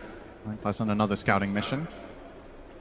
And, well, he might just get another courier kill here. Nope, he went the wrong way. I say wrong. Well, could be a dive potential here. We're getting 6 now on No One's Queen of Pain. This is a great moment of opportunity if you could find the connection. Now, let's see how patient he wants to be. You're right. Sonic Wave at the ready as Malrine getting pretty close to having the Echo. We have to pay attention if they're going to start stacking these the triangle creeps. So far, the big camp is blocked, so that's not going to happen. As Crit will run into Decalis, and here's the Monkey King from above. Looks like another kill going the way of Pvision. So 2-0 start. I'm going to make sure that there aren't any ancient stacks as 9 class just all over the place, which means that bottom lane kind of just left alone for DM, who we've talked about so many times before, one of the best Enigma players in the game. It seems like a big part of the equation for this Pvision team when they're running the Monkey King is help bottom for a couple of waves and then make sure whatever hero DM is playing can be independent for a while. Enigma a good one for that. You get level 3. If the lane is terrible, you can always jungle. You can maybe pull the waves with an Eidolon if you're clutch with it. Yeah, I think overall Pvision probably quite happy with the start here. But as we say that, you look across the chorus, everybody's got pretty good last hits on the side of Falcons. So I don't think they have any reason to be too concerned. Right, a little bit of a misstep there. Might actually fail the stack. He stopped his attack animation. Ooh, yep, yeah, that is unfortunate. Narrowly failed, not blocked, but now he might come to the conclusion that it is blocked and waste a sentry too, perhaps, if he thought he was on time there. But yeah, a little bit of a mess up. Well, Wisdom Shrines for both sides, so no stealing shenanigans this time around. This looks like a kind of juicy Echo. Yeah. Oh, yeah. Okay. Actually, Monkey King gets a little bit of damage as applied to that as well, half HP. He was next to the creeps and he just dies. He's just an innocent bystander, you know, no big deal, just looking from above. Snake King will now be taking some experience in the mid lane while this is happening. He's going to take a Shadow Strike for his troubles, though, as no one has the Sonic Wave, but doesn't want to use it. Not quite enough damage. Yeah, there was a Healing Lotus on Snaking. I think otherwise no one might have gone for that one, but just enough healing in the tank. And I gotta say, relatively unsurprising, a quite slow start. These two teams are not generally all that explosive in the super early game, but they like to ramp it up when they get their first major items on all 3 of their cores. Gonna take a while for Amar. He's going for the Phase Boots double bracer, so it will be some time before he gets there. And in classic Amar fashion, has of course queued up the Hand of Midas. At least on Doom, it's kind of normal. Yeah.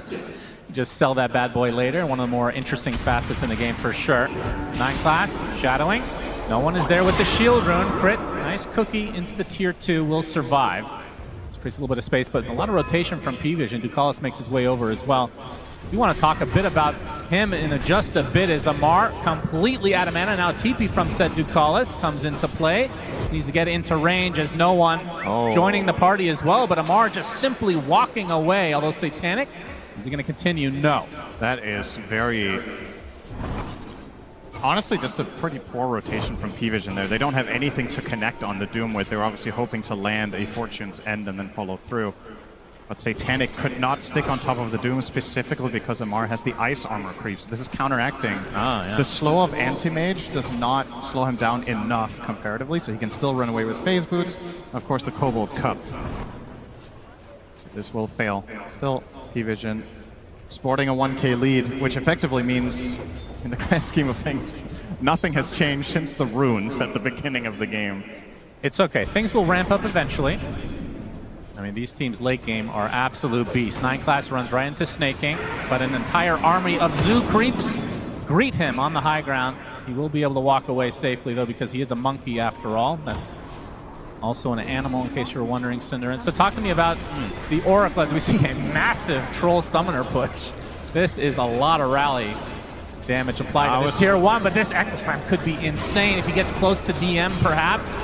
Doesn't have the blink yet. He will use the Echo to clear out the creeps. That must have felt incredible.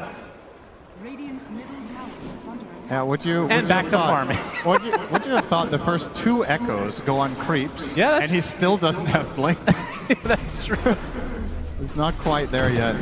But honestly, can you blame him? I think this is a good Echo. You just need to keep stalling out this push. You know you're going to eventually lose this tower. Yeah. Falcons are just playing the waiting game. They have a very greedy lineup to start, and they know that what's going to allow them to get across the finish line is to hold the towers as long as possible. Hand of God for Skitter. Yeah, try to stay alive as that ult activated. Trying to apply all the pressure to DM right now. Balance strike from below, the 9 class. There's the first Doom of the game. It's going to be applied to the Enigma, but Skeeter dies first, and now Amar has to run away with no mana whatsoever. Are they going to continue to chase, though? And Amar attempting to get out. Centaur Stomp does hit. Very nicely timed, Amar. Looks like he's going to end up dropping.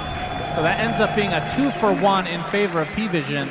Looks like DM did get picked off there. Yeah, this is a lot of pressure now to the tier 1, though. A lot of first space. Black hole of the game goes on Troll. In the meantime, you're also split pushing top, and you're forcing that response from Falcons. Just immense pressure from these helms right now. Enigma helm, the Anti-Mage helm, and now Monkey King soon will also have a helm.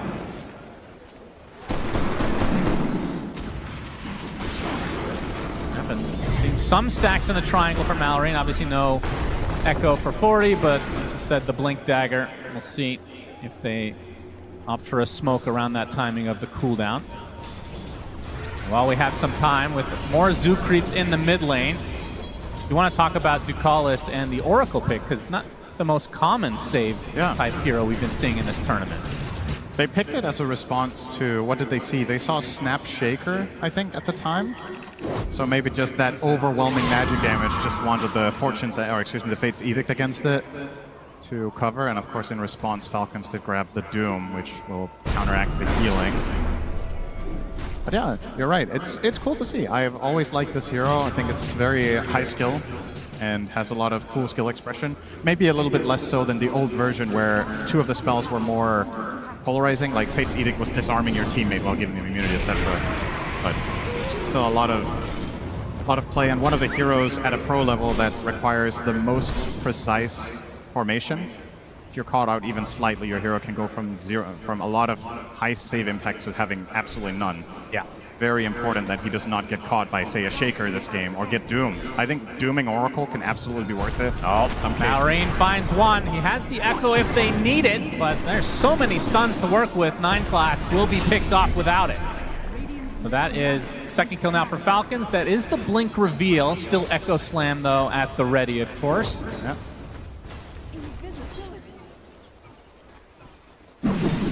While all of this is happening, Satanic just having a completely free game on that Anti-Mage. Picked it as a response to the Doom, one of the harder heroes to Doom, of course, with the Reflect, and you're going to naturally buy Manta. You could even buy additional protection later in the game if you need to. And with this early start for Satanic with the early Dom, he's now going for that Battle Fury. Imagine he will have in about 3 minutes. That'll be a very respectable timing. Usually a 16-minute Battle Fury for AM is very slow, but you add a Helm in there and it's very good. Well, Skeeter has a respectable time of 14 minutes. It's more respectable because he did not go Helm, because as AUI said yesterday, his team is very low skill and cannot control creeps. Yeah. You too can make top 3 at TI if you feel low skill. Clearly Falcons are proof of that according to their coach. Yeah, the only one to be able to micro is Snake King, but I think Helm of Dom generally won't make sense on his heroes. Maybe one day we can Just aspire more to creeps that. for Chen, why not? Yeah, true. Might is pretty close for Amar, as the Battle Fury, like we talked about, onto Skeeter is online, so we'll be looking for that second item to be able to start fighting in all likelihood. I mean, do you want to go BKB super fast this game, or does it feel a little bit underwhelming? You do have the Black Hole, Sonic Wave, a lot of ways to get through it. He is queuing it up. I kind of like Sanjanyasha here. As you said, what are you really countering? Oh, Satanic, he actually blinks right into this. Malrine has everything at the ready. Amar as well. Mortimer sketches, there's the Echo Slam. Down goes Satanic. Wrong place, wrong time. They continue to have Doom ultimate at the ready as well. The biggest kill of the game, and like you said, they don't have to expend Doom, so he can't even feel safe when he comes back that he can just free farm for a while. With Echo on cooldown, you're still not out of the woods if Amar finds you at an opportune moment from the high ground. They're going to try to turn this into some tower pressure up top, but Pvision are in pretty good position with some of their heroes. And now Amar on the receiving end, perhaps. Yep, DM shows up to the party. They're going to get rooted now. Nice fissure. Going to block off DM, but they have so many stuns, so many slows to work with. Amar does die. 30 seconds in the base now. Looks like that's going to break things up overall. Who do you think has more Doms, between 3 heroes with Dom or Chen? I think this is a philosophical question. Yeah, that's a great question overall. Chen has 4 creeps, but they're not as strong, but he has 1 more. And he is in control of all of them himself. That's true. And he can get Shard to get Ancient, so they become even more powerful. Midas. A rare sight these days, because everybody who usually buys Midas buys Helm. It's true. 9 class, hounding crit. Wukong's command is there. No one with the blink. This will be an easy pickoff for Pvision. Trying to get control of this area for the eventual Tormentor, but that's in 4 minutes. Through the gate they go to maybe try to bait Satanic, although he goes into the triangle, so looking for a lowly Skeeter. Yeah, he's going to be a tricky kill, though. They don't have much to kill him with except the Black Hole, which is part of the reason Troll is such a good pick this game. They're going to try to rotate on him. You may need to probably bring 3 or 4 heroes to make it happen, unless Black Hole is one of the abilities. And even then, there's still Hand of God. Gonna see the tree. At half HP is the Monkey King. Ducalis in the area, though. That's going to force Malrine back. That's still a lot of information, though. And there's the Battle Fury that you talked about with the Helm for Satanic. 17 minutes. And that was after his death, so he would have maybe got it at like 15 and a half.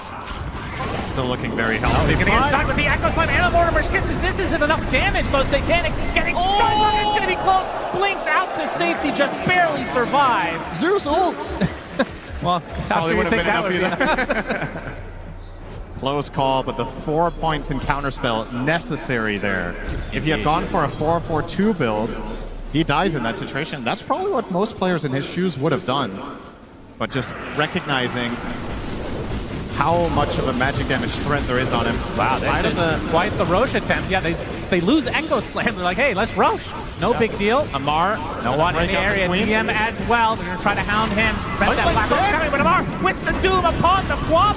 He's in a lot of trouble now, trying to walk it up. They're going to try to get the Roach first, as Skeeter continuing to pound into him. There's the first Black Hole of the game onto the Earthshaker, but they do get the Aegis onto Skeeter. Malrine falls for this. Sonic Wave and Pvision trying to take advantage of this timing. Boundless Strike on the Snake and gets slowed as well. Looks like this is going to be the second kill for Pvision. Does cost him the Aegis, although Snaking is super tanky. Finally, the Satyr Hadouken takes him out. So in the end, 2 loss for Falcons, but a very surprised Rosh. Yeah, considering they had spent those abilities on AM without killing him, the confidence to go there, I kind of like it still. And it did somewhat work out. I don't really know who you want to say came out on top there, because the Shaker kill is big, and most of the time I would favor the team getting the Aegis for that 2-hero trade. It's just a matter of, can Falcons actually even use it this game? I think it's going to be difficult. You're playing against a lineup that is a really big part of why Pvision has done so well in this tournament. They're extremely good at constantly pushing out these waves, and it's not a surprise that they've run these triple helms this game. They're just going to keep the pressure up, making it that much harder to get that 5-man group up for that Aegis push with Chen. Probably going to just expire. Yeah, we'll see. 3.5 minutes to make it worth their effort. I mean, at the same time, they are taking away from Pvision. Not that they really have the greatest Rosh taking capabilities anyway. Yeah, Pvision were not going there. That's for sure. They're not ready to take Rosh at all. Now DM rocking a pipe, so even more magic protection, of course, for the AM, but this time for the entire team as well. Falcons lineup right now. It is heavily magic dependent until the troll really gets there. Oh, that's some nice cleanup from Crit. The shard plus is only 2-point scatter blast. When that gets to 4, he's going to clean up these waves no problem. Yeah, Tier 1 being pressured now by Falcons. Will Pvision try to defend? It looks like they're going to back away and concede it with this Aegis advantage on the Falcons side. Of course, this will create more opportunity for Satanic to just continue to farm that close with that next item. This is the bigger value of the Rosh, is that you are in prime position to take this Tormentor. There's nothing Pvision can do about this. And that was the bigger reward, because I think looking to push more than this would have been tough. You can see on the map, right? You get the Tormentor, but look at mid and bottom. Like, you have to start putting out fires now. 9class spending this opportunity to get some good vision out. Mid is pushing in all the way to the tier 2, and now bot is well underway. Ducalis even getting to work with pushing as Oracle. Yeah, classic push hero. Yep. But they have their sights set on another tier 1 perhaps here. This could work. And maybe grab themselves an additional Wisdom Shrine. No skitter for this play though. Yep, no one's going to be spotted. Centaur does not stomp in time. Malrine, though, still in the cover of the smoke. Looks like Pvision have already backed away. This could be the 21-minute mark Wisdom Shrine play, though. As no one. We got it. Inside the circle. Malrine coming in with the Echo Slam. Late Mail reflects quite a bit of it. He does take the Shrine of Wisdom, but now his TP canceled. Left all alone. Was it worth it? Malrine eventually will fall, and it'll be to 9class, of course, coming in for the last second steal. It's a pretty rare sight, the Blink Echo TP. Didn't work that time. And no one's super fast on the blade now. I have to say. Skitter being pressured quite heavily here by DM, but nobody around to assist either hero. Yeah, they'd love to be able to burn this Aegis before the timer, but like you were talking about, only about a minute left on it anyway. Not gonna, in all likelihood, find a good opportunity to use it unless they force the issue pretty soon here. I'm curious to see what Ancient Snaking is gonna find with this Tormentor shard. Now that he doesn't have to buy it, he can get them even earlier as he's working on his Vlads into pipe. I guess the ideal ones here are the Granite Golem. You're playing with pretty high HP heroes in the Doom and the Troll and Shaker. Not exceptionally high, but Doom has a lot of HP. And then, what should the second one really be? A little bit unsure about that one. So far, he's running the Prowler Aura for the lifesteal and health regen. Definitely strong. And we do get to work on a tier 2. So I wasn't sure if Falcons were going to be able to get here. It took them 3.5 minutes. The Aegis is actually about to expire, but they do make it in time. Yep, and Pvision let them have it. Peter will take it as the Aegis about to expire, like you said, so likely will now regroup as Satanic's net worth lead just continuing to expand here, has the Manta to go along with the Battle Fury, and we'll be working on the Butterfly next. And now smoke for Pvision, knowing that this Aegis has expired. Of course, DM's Black Hole is going to be front and center of any team fight for Pvision, and likely the biggest concern for Falcons overall. Of course, Don't think we mentioned it, but now that 9 class has reached level 9 or higher, the 5 points in Tree Dance is going to be hopping all over with the Simian Stride, reducing the cooldown to 0. This transforms this hero into an absolute nightmare to deal with. Yeah. Hopping around, trying to break smokes. He might be. If he were to jump right now, he would break the smoke on Skitter. Staying on the ground for some reason, which is quite unusual for Amar. He is spotted. The Vlad's now online for Snake King, as this battle is likely to start soon if they can run into each other. So far, like ships in the night. DM has that force staff. We've seen this a couple times now. Doesn't really feel like Pvision have any incentive to fight for the next 10 minutes. The way they've constructed their lineup, they are happy to go super late against Falcons because there's no reliable counter to the BKB Black Hole Enigma later down the line. Yeah. Anti-Mage wants to get 2 or 3 more items before he really feels comfortable fighting the Troll. Malrain gonna open it up onto the Enigma with the Mortimer's gets his follow, but he has the pipe and now they have the TPs. Falcons now on the run. Malrain looking for a good echo, but they're not giving him one. He's just getting stun locked on the sideline. But there's the Doom under Satanic, blinking it all by himself. The echo goes off as Satanic attempting to run away, but Amar's going to continue to hand him. Now the right clicks from Skeeter are enough to take out DM in turn. The Doom, there's a false promise to save the anti-mage for now. And it looks like he will survive. In fact, close to full HP, so could rejoin the fight if they want. Amar forced to BKB, and now in full retreat mode as Satanic is leading the way. On the high ground, Satanic still has that mana void at the ready.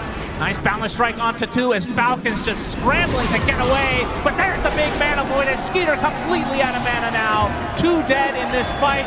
And 3 overall for Falcons. Make it 4 as crit tumbles. So Pvision, great response overall. And the fact that Satanic lived is kind of crazy. It's just so clutch, right? He gets doomed, and that looks like a very promising setup for Falcons. They use the Troll ulti, but Skitter not quite close enough to fight him in melee form, so he starts fighting at range. And as they're about to get him in kill range, the Force Staff from DM, he just walks in and pushes AM to safety, gets protected by the Oracle. And as soon as that false promise goes out, the fight is lost for Falcons. You just have to try to cut your losses, but that's the thing about this Monkey King 4. How the hell do you get away? Yeah. And another potential pickoff. Snake King shows himself in his own triangle. How dare he? No one there to clean up swiftly as Amar coming. They are TPing to try to support, but no one able to blink out to safety. 9 class might be in a bit of trouble. As Amar gonna get slowed. And the boundless strike comes up. That's not gonna be enough. So it's still a support for support. But it does require many TPs for Falcons to try to get some sort of a response. This is a major upgrade on the way now for no one. Full Ags just completed. He didn't have any of the components before this, so yeah, wow. A massive level up. Playing against multiple melee heroes, you know these Shadow Strikes are going to land. And on the side of Falcons, you don't really have any dispels. Troll doesn't go Ags this game, so he can't really get rid of it. That's going to be a problem. Pvision looking very comfortable, and you can start seeing the makings of Falcons getting a little bit cornered. The waves, once again, are going to be pushed more and more. And with this Battlefield, or excuse me, Butterfly and AM, yeah, they have to bring 3 or 4 heroes to kill him. Even then, if Ducalis is in range behind him with the Blink Dagger, how do you kill AM this game? You have to have 5 items on Troll and have him be uncontested for a long time, getting into that AM. I'll give them a drubbing they'll not soon forget. Yeah, Satanic going for Basher next. Into a full Abyssal, so it'll be even harder to take down with the extra HP that comes with that. And Snaking, or Skeeter rather. Looks like it will be the SNY, so the extra status resist, but does feel like he needs a +1 item on top of that to really pose a threat against Satanic. It really does feel like it's kind of up to the stun locks that the rest of the lineup have to offer, in addition to Amar's ult. Yeah, I was going to say, do you have any choice but MKB? And the answer is probably no. He is queuing it up for now. They need his damage to kill AM. It's just such a good pick this game. And when you looked at the options available to Falcons, this might have been the best last pick they had available in the Troll. Even then, still looking tough. They're going to stun no one. Absolutely no damage taken by no one. He's going to be able to get away. Fate's Edict on him. Indeed. Oracle. Again, a hero we haven't been seeing too much of, but so far has worked out quite well for Pvision. And it begs the question, do you buy Nullifier on someone on Falcons to get rid of Fate's Edict? It's like, maybe Doom could. Yeah, definitely not the ideal heroes for it. None of the heroes feel good about purchasing that. Yeah. As there's now a pipe on the other side, so Snake King finally finds his. And as we already saw, Rosh number 2 is up. Falcons were thinking about it, but after the last time, did cost them quite a bit, but they're going to try for it again. Will Pvision have an idea that this is occurring? Satanic on the other side of the map. Now they will. Yep, they will. This is a pivotal moment for Falcons. There's no way they don't get contested here, and they have to play a they scan out, they know. Spectacular fight if they want to try to do this. And yeah, well, their Roshing isn't even that fast to begin with. And look at the wards on the map. Courtesy of 9 class and Ducalis, they've got really good coverage all around. Look, they're basically cornering Falcons to like 25% of the map unwarded. No one spots Malrain. Shadow Strike applied right now. There's a BKB for DM, by the way, and I mean, to stop it, you have Doom, and that's it. Yep. Unless you get a Basher onto Troll, which even with that is going to be kind of hard to cancel a Black Hole. Doesn't sound very reliable. This feels like such a good game for DM going forward now. Even without this lead, it's going to be hard to contest. Back into the pit, Falcons. They're going to continue to get spotted, though. They have so many Helm of the Dom crews, they can always just send in here for vision. This will never be a freebie, as Rosh will now start his way to the other side of the pit. Summer vacation time for him as DM comes in with the Black Hole only on the one. The big Echo Slam on the 3 heroes from Malrain. Everybody's still super healthy, though. Finally, the Troll gets off the old Satanic, gets doomed to the other side. He's been able to walk his way past the fissure, though. And now there's the big throw from Rosh. Nigma in a lot of trouble. Got to get away from that big bad boy as Malrain onto the high ground. He's going to be saved. The Satanic now no longer doomed, wants to fight. Skeeter no longer with the ult, and we've seen this story before. They're going to have to try to run away. They get the stun lock onto no one, though, stuck inside this area. He's in a lot of trouble, but there's the big mana fight from Satanic, taking out Malrain in turn, and now Falcon's likely trying to run away. Snake King gets bashed up, gets destroyed, and now next on the list is Skeeter. 3 dead for Falcons as Pvision honestly relatively easily take this fight, just long and drawn out. They don't have the damage. They're getting on top of this AM with Doom, but the follow-through is not relevant enough. You find a good Echo, it immediately gets piped off. Ducalis didn't even have to ult. They were never in enough danger that they had to cast the False Promise on the Answer Mage or the Queen of Pain. They're just leveraging their tankiness in these fights and exploiting the fact that Falcon's lineup is so heavily reliant on Troll attacking stuff for it to die, but he's just getting kited. This is already going to be a lane. This is a crazy timing for Pvision.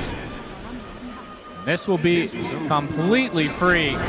They get the full lane, everybody remaining with their lives. 20 seconds left on the death timer for Skeeter.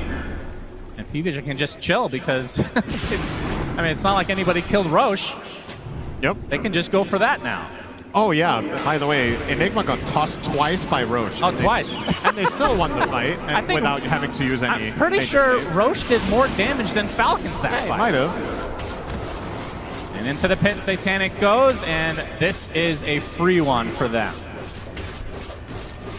This could just be the game-ending Aegis. I have a really hard time seeing Falcons kill Satanic twice. Considering the fight that we just saw, I don't think Pvision are going to hesitate to try to end this one out. Enigma now with the Blink Dagger on the way as well for DM, so he's going to have a guaranteed Blink Black Hole. He could probably just BKB Blink Black Hole to Doom, and they just kill him. It's a little bit of a consolation prize here for the side of Falcons. They're getting the Tormentor, which will be a shard for a Mar. A little bit of healing for him to stay tankier in the fight, but not a game changer. Doesn't really seem to be the problem. If you could kill that shard and get permanent amplified damage on Troll, perhaps that would be a good shard this game. Yeah, make sure that's in the next patch for sure. Sacrifice your own items so your position 1 can get stronger. Just like the good old Dota 1 days. Back when you were able to buy items for your teammates. You buy Rapier for Clinks. Remember those? Back when you could buy Aegis and it had 3 charges. Oh yeah, the classic times. And then it always took a slot in your inventory, you couldn't destroy it. Yeah. We've come a long way since then. Since the good old days of Hans 2 Clinks. Wonder if he was German actually with that nickname. Let's get a shout out for Clinks with Divine Rapier, everybody. Very related to the game, of course. Satanic, 4 minutes on this Aegis. What are they going to be able to accomplish with it? With already a lane of racks, which, I mean, it's not often you see an AM on your doorstep pushing and able to get a full racks. Also not very often you see him with 500 CS minute 35, but that's where we're going. True. We have 7 Gale Guards in the game. It does feel like both sides are super tanky. Yeah. And like you said, Falcon's just lacking damage. Yeah, that's the primary difference here. One of these teams is not like the other. One of them has the damage. Maybe they should get... How do they get the damage, Cinderin? I mean, Troll needs the MKB, and then... Okay, what else? Shaker Refresher. Okay. I don't see any other solution, and I don't think you're able to take a fight before that, so... At the same time, Pvision aren't necessarily in a hurry. I think they could try to end the game. They don't have to, because of how good Enigma is this game. But I wouldn't mind seeing them at least trying to put the Aegis to good use here and poke and prod Falcons and see if they've got what it takes. There's no reason to give them that refresher on Shaker as well as that Troll MKB if you can finish the game before they get that potential play. Yeah. You've got to feel so confident after these multiple fights that Satanic is just seemingly unscathed after being doomed every single time. Now he's going to find himself a little bit of an illusion room, so it's 5 AM now in Germany. When he uses Manta, of course. Sure you didn't understand that. It's fine. It's for the more sophisticated It was a people out combination of me not understanding and not listening to you, which is a common trait between the both of us. That's why we're so good together. That's every sentence, basically. Thank you for paying attention. Here comes AM. Panic. Falcons have to pay attention immediately. This is a fast push with the banner. Yep.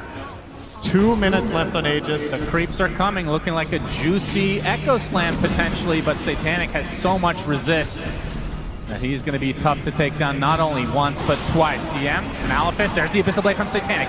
But the cookie on the Skeeter, going to be okay for now, but the tier 3 is not going to be okay. It's already dead. No one creating some space for Satanic, who now gets healed up by Ducalis ever so slowly. And this will be round number 2 onto this mid-barracks. Minute and a half on this Aegis.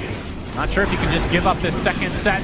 You'll be able to try to burn this first life of Satanic. DM gets the Midnight Pulse off. Mana Void actually applied to Skeeter. He's very low on mana. We'll have to use the cookie to get away. Nightclass still on the tree line. As his barracks are still falling ever so slowly. Fortification comes out. Wukong's command not so fearsome from this support, but this is the state of affairs now for Falcons as another melee racks will fall. Amar looking for the backstab potential. Full second lane for Satanic and company with little resistance from Falcons. He's full HP. They can just keep healing him with the Oracle. Even when Fate's Edict is on cooldown, the damage from Purifying Flames on AM is so insignificant, so it's a much, much bigger heal on him than any other hero. Just spam him back up to nice and healthy, and round number 2. 40 seconds on the Aegis. Amar wants to get aggressive, running around extremely fast. Satanic wants anything to try to get him. Boundless Strike's not going to hit Satanic. Looking for the Blink Abyssal potential, but no. We'll blink out safely. 30 seconds on Aegis. Falcons can try to wait. Maybe they can get this Wombo combo onto the AM. 20 seconds. Big if. 20 seconds now. Onto the high ground. Attempt number 3 onto this base of Falcons. Boundless Strike can slow things down. Satanic will be able to get to tier 3. 10 seconds on Aegis. Will blink out. And they will likely soft reset, if not full. And it feels like Falcons almost have to try to smoke and go for something, but it would be kind of an obvious play as these creeps continue to just enter their base. You've been struggling against Pvision pushing with 3 Doms all game and having heroes off the map nonstop with the AM split push, the Monkey King cutting waves, the Queen of Pain. Well, try with 2 lanes as well.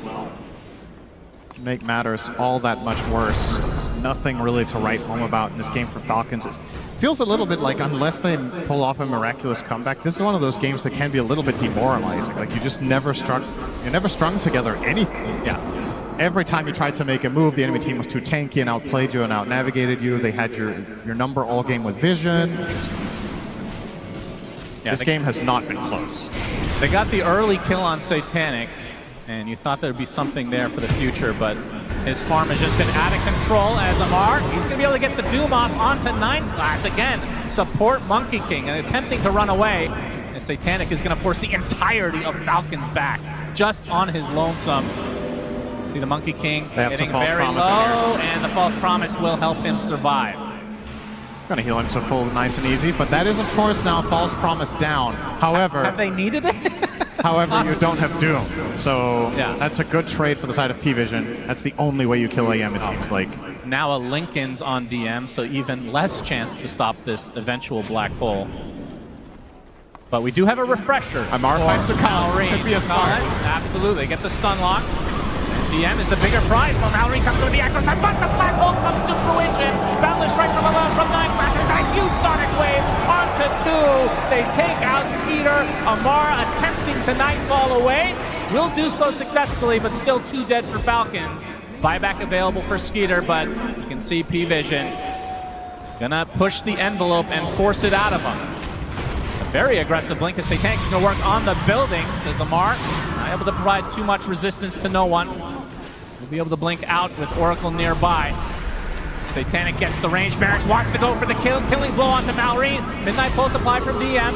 There's the right clicks from Skeeter, not doing anything at this point. Abyssal Blade from Satanic, trying to get onto his ultimate from the Troll Warlord. Staying alive just for now, but the rest of Pvision in the air. They do kill Satanic. It's going to cost Skeeter his dieback, though. Malrine dies right outside his fountain. Only 2 alive for Falcons as GG's come out. They do kill Satanic in the end, but it matters not. Pvision take game number 1. That felt like a complete strategic victory, but not only that, Pvision also have the plays to back it up. Kezu was talking about this on the panel. He said, more so than the strategy, this is going to be about how the teams play today and who has what it takes when it goes down the stretch. Well, what if it doesn't? What if you just win? I mean, effectively, this game almost felt over minute 15. It was a rough one for Falcons. I know Falcons had 1 or 2 attempts, but it wasn't really that close in any of the instances that they tried to fight. They never managed to get a convincing win in any sort of fight. And you can see it on their faces here, looking a little bit stunned with just how one-sided that affair was. You got to get back to the drawing board in this short break and find the solutions. Yeah, no one ends the game 12-0 and 10 on the Queen of Pain. Absolutely going ballistic in this game number 1. I mean, Falcons, they've been here before. They've been down 1 game, as has Pvision. These teams have played a lot against each other. What do you think they need to do in game number 2 to try to change how this went? I think the main thing you try to have to solve is the problem with these waves just being non-stop pushed. So find a solution. That's right, Shivar! I didn't think you'd actually do that on TI main stage, Sunfan, please. But thank you. We're going to make this game down because this was a beautiful game of Dota 2, actually. And we saw a lot of cool little things come into play, a lot of fights where for a long time nobody died, all because of little tiny plays we're going to all highlight here with Kezu, Effie, and T-Gov. Kezu, this game was beautiful. No, absolutely. Like both teams doing so many small things that then allowed them to like get an advantage in the game. In the early game, you have Pvision. They blocked a lot of the camps from the triangle to slow down Malrine's game. But also Malrine, usually we see when he's able to get these early stacks, go into the offlane, make this first kill. But in this game, it looked like this DM Enigma. It's a hero that many teams don't give him. There was so much pressure. They just kept responding to the safe lane. And Pvision, they took full control of the game. And this fight looked beautiful for Pvision as well because they kind of baited Amar to use a Doom very early on, kited back from the pit.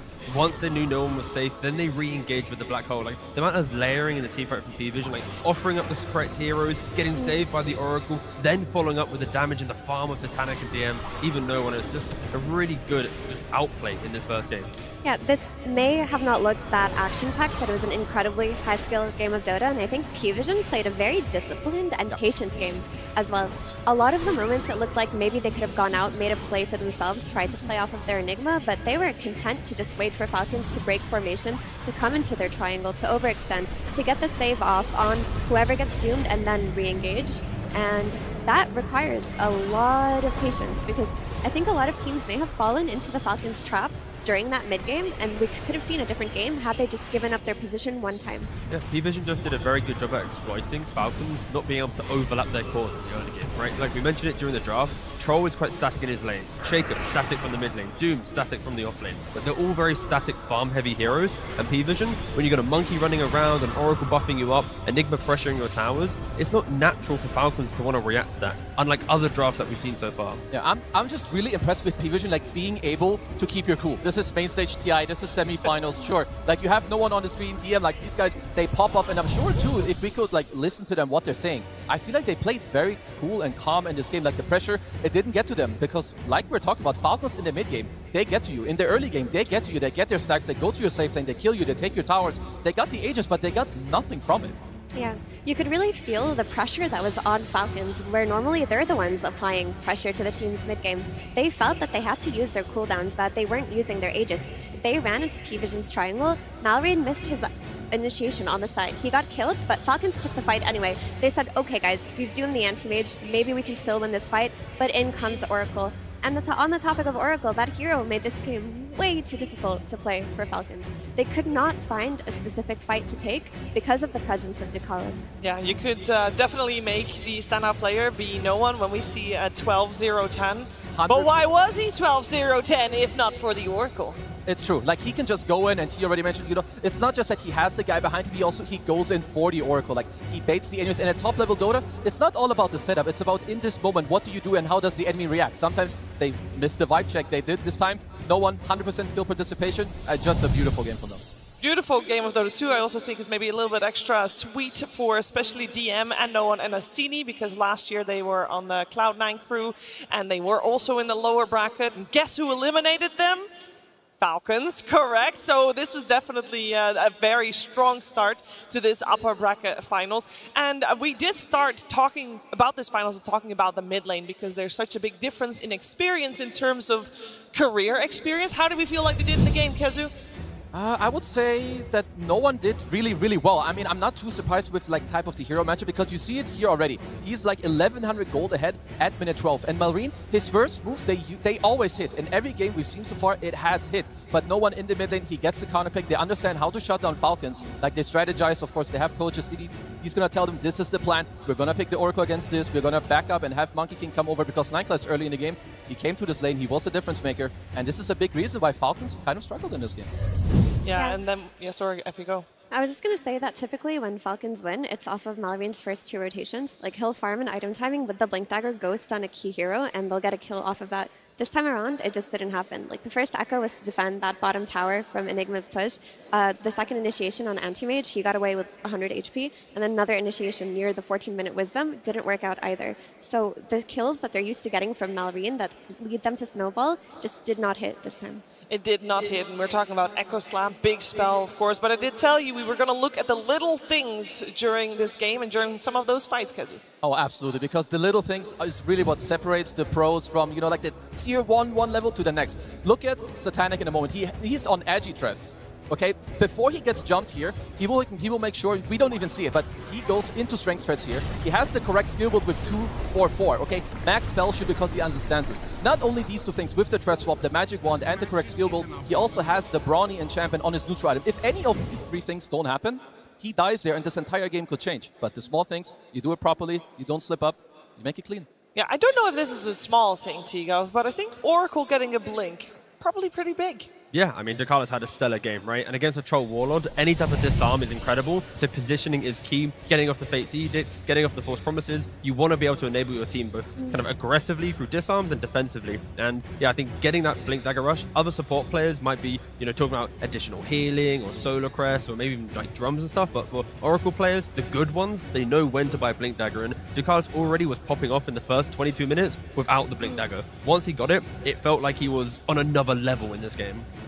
Yeah, he only died the one time, which was already after he used his ulti to save MK, who got doomed, and his death made it so that they saw Falcons, they revealed who their heroes were, he tanked a few spells, instantly buyback, and Pvision won the fight. He did so many things well, and he played with that troll, like T mentioned. There was no Manta on troll versus Oracle, which is quite unusual as well. I mean, he did so much in this game, like even in the early game, like he's de-warding the enemy triangle, blocking the side. He's laning with an anti-mage. This is not a notoriously like very strong lane, but they make it happen. They know what they're playing for. They do it in the game, and overall, just yeah, it's beautiful. Yeah, it was a beautiful game. Both teams really danced around each other, and you really saw that they really only wanted to get the fights that they exactly wanted. And if it wasn't right, they would just back off and go again another time, prodding and poking here and there.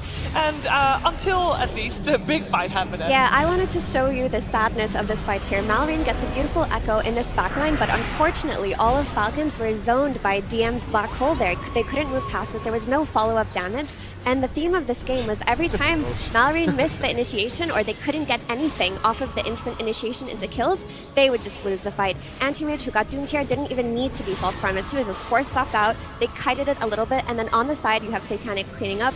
You have no one playing on the limits, and Ducalis in the back getting disarms off on the Troll Warlord. Everyone played that fight so beautifully on Pvision. Including Roshan. Yeah, he was a real big boy. He slammed DM like twice to the side, being like 6th player. It doesn't happen very much. I mean, that was a very cool fight for a multitude of reasons. There was one other fight that happened a little bit before that, but we got our expert on the case to tell you exactly what happened at that time. It's Purge. Thanks, Cheever. There's a lot that led to that moment, and most of it had to do with creeps pushing towers. So we saw this throughout this entire game, just a super abundance of creeps. The Dark Troll Warlord push on the tier 1 was very scary looking because you're pairing it with Eidolons. Every single one of these guys is getting like 27 bonus damage due to all the skeletons that they have. So this Echo Slam, the first of the game, ended up looking really beautiful. It got him a huge amount of net worth, but it does stop the push, which is ultimately a good thing. But this kind of kept happening the entire game. DM's pressuring the mid lane with his Eidolons, with his Helm of the Dominator. Snake King's trying to offset that as much as he can, but the Eidolons do have a lot of single target damage, so they can actually really go toe-to-toe with these opposing creeps, which ends up just being both teams trying to delay their tier 1 towers dying, because if the towers die, it makes it much easier for their teams to go get ganks.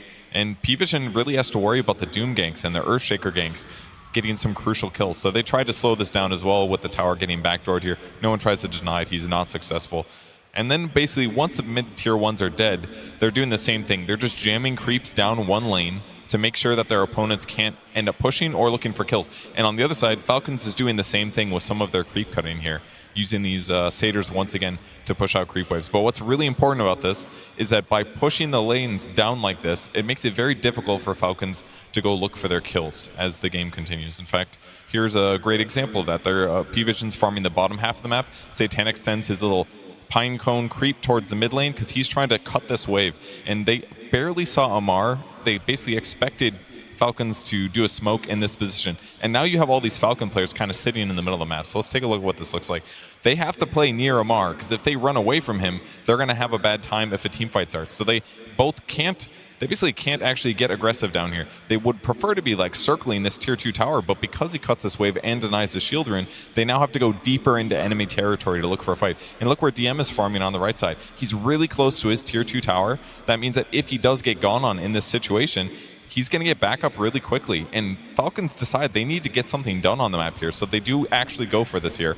The Echo Slam is, or at least the initial disable is going to be okay, but there's like 4 TPs going on. All of these heroes are Power Rangering in to react to this because they know that this is a crucial moment and their opponents had to do this crazy dive. Because they had to go farther, they didn't have as much damage follow-up. They do manage to get the Doom on the Anti-Mage, but the Oracle save that comes through is fantastic, of course. Last second here, that's going to come after the Doom ends, so he ends up staying alive. Just a perfect response to Pvision, but most of this was set up by the incessant pushing in the mid lane that gave them this good place to start the fight. Thank you very much, Purge. That also reminds me of what was said at the very start, because you talked about how good the map play is for Pvision. I feel like the clip and the fight that Purge showed us, that was exactly that. No, absolutely, and they do it like from start to finish. And it's not just that they do this, but they also have the Monkey King. So the map is already hard, and then there's a monkey around on the trees. It's like breaking your smoke. So the one thing I do like is that Falcons are their opponent, because they're very good at this themselves. They know the answer. AUI is one of the ways he won TI and what they did. So I expect them to find the answer for the next game and show us something better. Yeah, I'm sure there's a lot of talk going on behind the scenes right now to see what they can do different and what they can do to push out to a third game in this series. And while they're talking, we're going to watch a new submission for the short film contest. It's time for Grudges.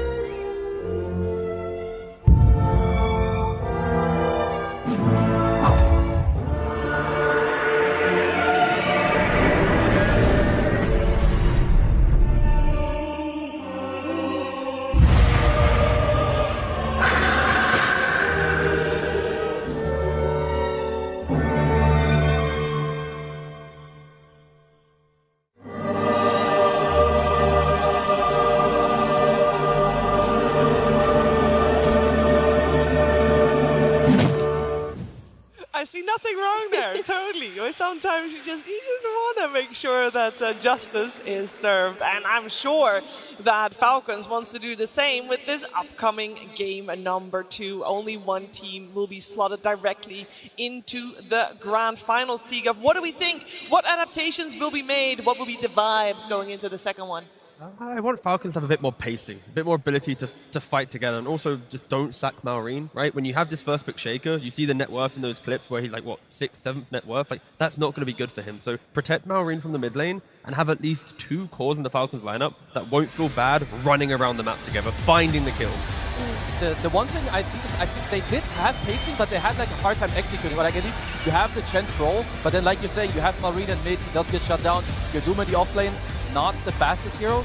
To me, maybe it's a bit more about setting up the map first, or is it like only about having more pace? I'm honestly not sure, but I hope that they can find the answer. I think Falcons as a team don't struggle with pacing. I think they got cooked by the Oracle pick. The Oracle pick threw them off entirely. It made it so that the Falcons that we're used to seeing taking these team fights mid-game, pushing their advantage, taking over the enemy side of the map, they couldn't do the same thing with the knowledge that their jumps will most likely fail. They did not have enough backline jump. We saw Malrine go in time and time again in that mid-game, not get any follow-up damage because he's the only hero who goes in. You're not getting enough out of the Mortimer's kisses because of the pipe coming out of Enigma. Like, where is that mid-game damage? Who's killing this Oracle? Just ban the hero next game. Think about it.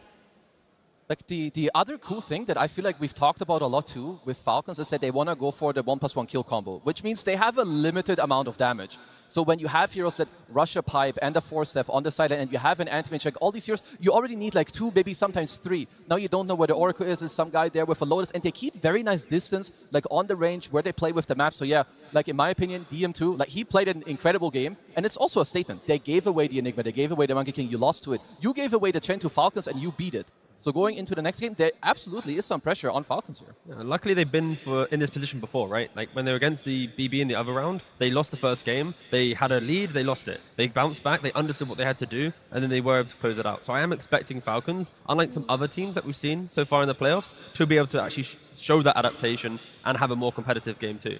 Yeah, I will also say that the history between these two teams is quite even. They've played 7 series against each other, and it went to 4-3 in favor of Pvision. But overall, you can tell that both of these teams are, well, they have what it takes to make a comeback. We'll see how that translates into the draft, of course, soon heading into game number 2. But I do want to touch upon some of the heroes we saw. The Queen of Pain came out very early in this game, Effie. I mean, you say I'm branding out the Oracle. Obviously, that is step 1. But surely there is, especially from this first game, there's more they have to consider. Yeah, the Queen of Pain looked especially good, though, because of the way that Pvision drafted to play around the mid lane. They had the Oracle with the rune predictions. They had the Monkey King who ganked mid, minute 3. They got that kill on Earthshaker. The support duo was ready. They got every single power rune. I mean, I think Queen of Pain is a hero that all melee heroes will struggle against mid, but they can still play against her with the help of their supports if they get runes. It's just that Falcons did not have the punch to fight against this Oracle plus Monkey King support duo. Like Dota is a lot about like there's levels to it. It's like there's step 1, I beat you in lane. Then it's like step 2, what's like your recovery? Oh, I'm gonna steal all of your runes too. I'm gonna play into your triangle. My supports are gonna ward half your hard camps all the time in the triangle. So, and when you do just 1 step, okay, you slow them down, but you do step 1, step 2, and step 3, suddenly you will even see pros struggling against the best players in the world. Now let's find out which pros we're gonna see struggling in that second game, and it's coming our way right now. Pvision versus Team Falcons, Game 2. This second game, we got the side swapped, where Pvision is now Radiant and Falcons is Dire, but Tigov, the pick order remains the same in the sense that we will still have Pvision with first pick.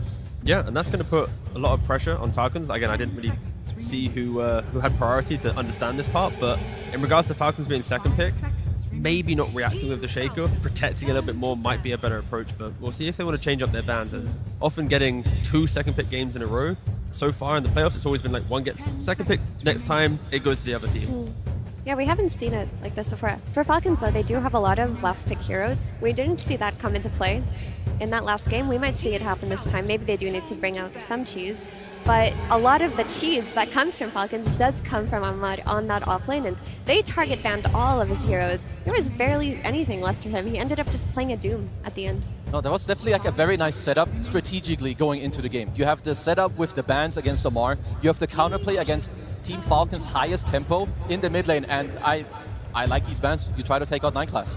Finding these bans that I was expecting to see against Pvision, right? When you have 4 bans available, just put the monkey and the slug in the ban pool. They are the best 4 positions for 9 class to play that break open the map, that enable the vision game, right? So get rid of both of them, and then it just slows down the game just by a bit.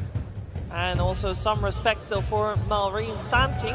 The Beastmaster that was banned out in the previous game gets picked up in that first phase, and a lot of love here, of course. Shout out to Heroic, eliminated now, watching from the sidelines to see which one of these 2 teams move forward. Another hero left in the pool, by the way, is the Invoker. It was first phase banned last time. I don't know if we were expecting to see it come out in the early stages of the draft. It's most likely a second phase hero, I would say, for Pvision. Very likely something they can consider. So let's see, Falcons, they did step away from Chen. I believe this is the first game in this entire tournament where they have the chance to pick this hero and they don't go for it. So they did just lose with it. I like that Pvision. They had a lot of pressure in this offlane, and it's what we talk about a lot. Not just the map, but also early on. Malrine's first moves usually go into the enemy safe lane, not into their own safe lane on Falcons. So when you have these Lycans, these Beastmasters, they just kind of drag you through these lanes where you don't really want to go to. It just gives me more pacing, right? I've been calling for overlapping cores, the ability to fight, no matter what, Pangolier to mid to offlane, it doesn't matter at all. It is going to have the same type of game. You want to play for any timing, any Wisdom Shrine, any Active Rune, any Twin Gate move, you're going to be doing it from either of the core roles. It's a more dynamic hero as well, not as slow to move around the map as some of the heroes that Falcons had last game. There is always the issue though of Pango versus Beastmaster, where later on in the game he just gets roared during his Rolling Thunder and just gets beat up by the enemy carry, but before that he does a lot by way of wave clear, lane push, and fighting into a zoo meta. It's also something that Falcons use quite well because we did already mention that they do flex it, and the hero, he also gives minus armor. They play it quite nicely. Very often they have like some Pango DK, Pango Weaver. It's very fast. It can do stuff on the map. But like Effie was saying, when you play against the Beast, you need to be aware of the roar into like range carry with high DPS. Your TAs that can close out the phase later. You get this roar desolator hits and see you later, Pango. Yeah, I am reminded by what Astini said during the coach interview after the draft was done in the previous game. He said, you know, everybody's going to get their comfort heroes. Obviously, there's a large chunk removed. But I think especially that is true for, in this series so far in particular, for the support heroes, you are going to have to deal with everybody's comfort. The fact that Pvision already beat the comfort of Falcons, I don't know, T, do we feel like that will make Falcons doubt that a little bit, or what will they do? Nah, doubt doesn't really exist, I think, in either of these teams. They will always be analytical to move to the next point to understand why they won or lost the game. And I think just hearing that from Astini shows that it doesn't matter what you draft at the end of the day, you can make anything possible in Dota through better map play, better itemization, and it shows that Pvision's approach to it isn't a matter of a draft has to be everything for us to win. They don't mind playing at a slight disadvantage. Less stuns. Look at the stun averages on their team. They often don't have as many as the likes of, let's say, like an Xtreme Gaming. Okay, so they just lock it in straight away. There should just be a DM Centaur. Lanes quite well into Chen, you don't care too much. You have high HP regen, you're pretty fast yourself, you don't care too much about the pressure. You also have the roll to, of course, the Stampede to get away from the potential roll, and also the creeps. Yeah, unless they have a flex potential, I at least have not seen 9 class play Centaur. But who knows? Might be open.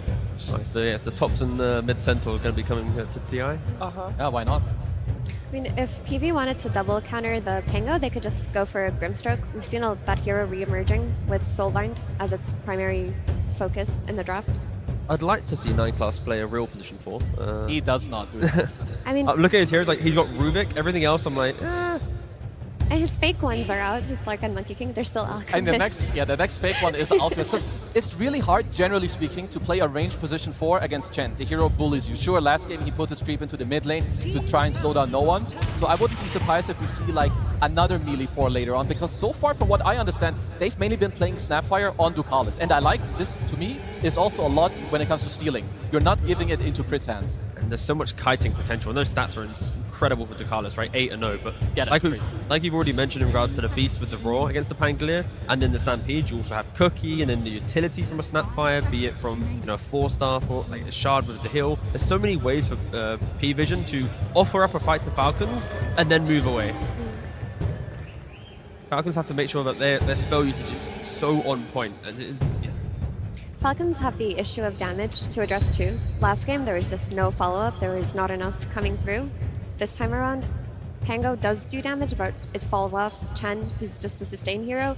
We need more burst, and Snapfire is typically the go-to for Falcons. Having it taken away, it kind of leaves Hoodwink, which is not as much damage as a Mortimer's Kisses. Crit also has been playing the Grimstreak that we mentioned, and I wouldn't mind if they took it for themselves. Having a little bit more control, soul binding up the Stampede, you kind of got a Stampede in the same direction, and then we'll potentially enable 2 picks down the line to offer up bonus damage through the soul bind. You get the 15 talent, that's another 25%. And there's so many layers to it, but that all aside, they just go for the Hoodwink, keep it classic, and of course DK Hoodwink, you saw BB utilize it against Falcons yesterday in that first game.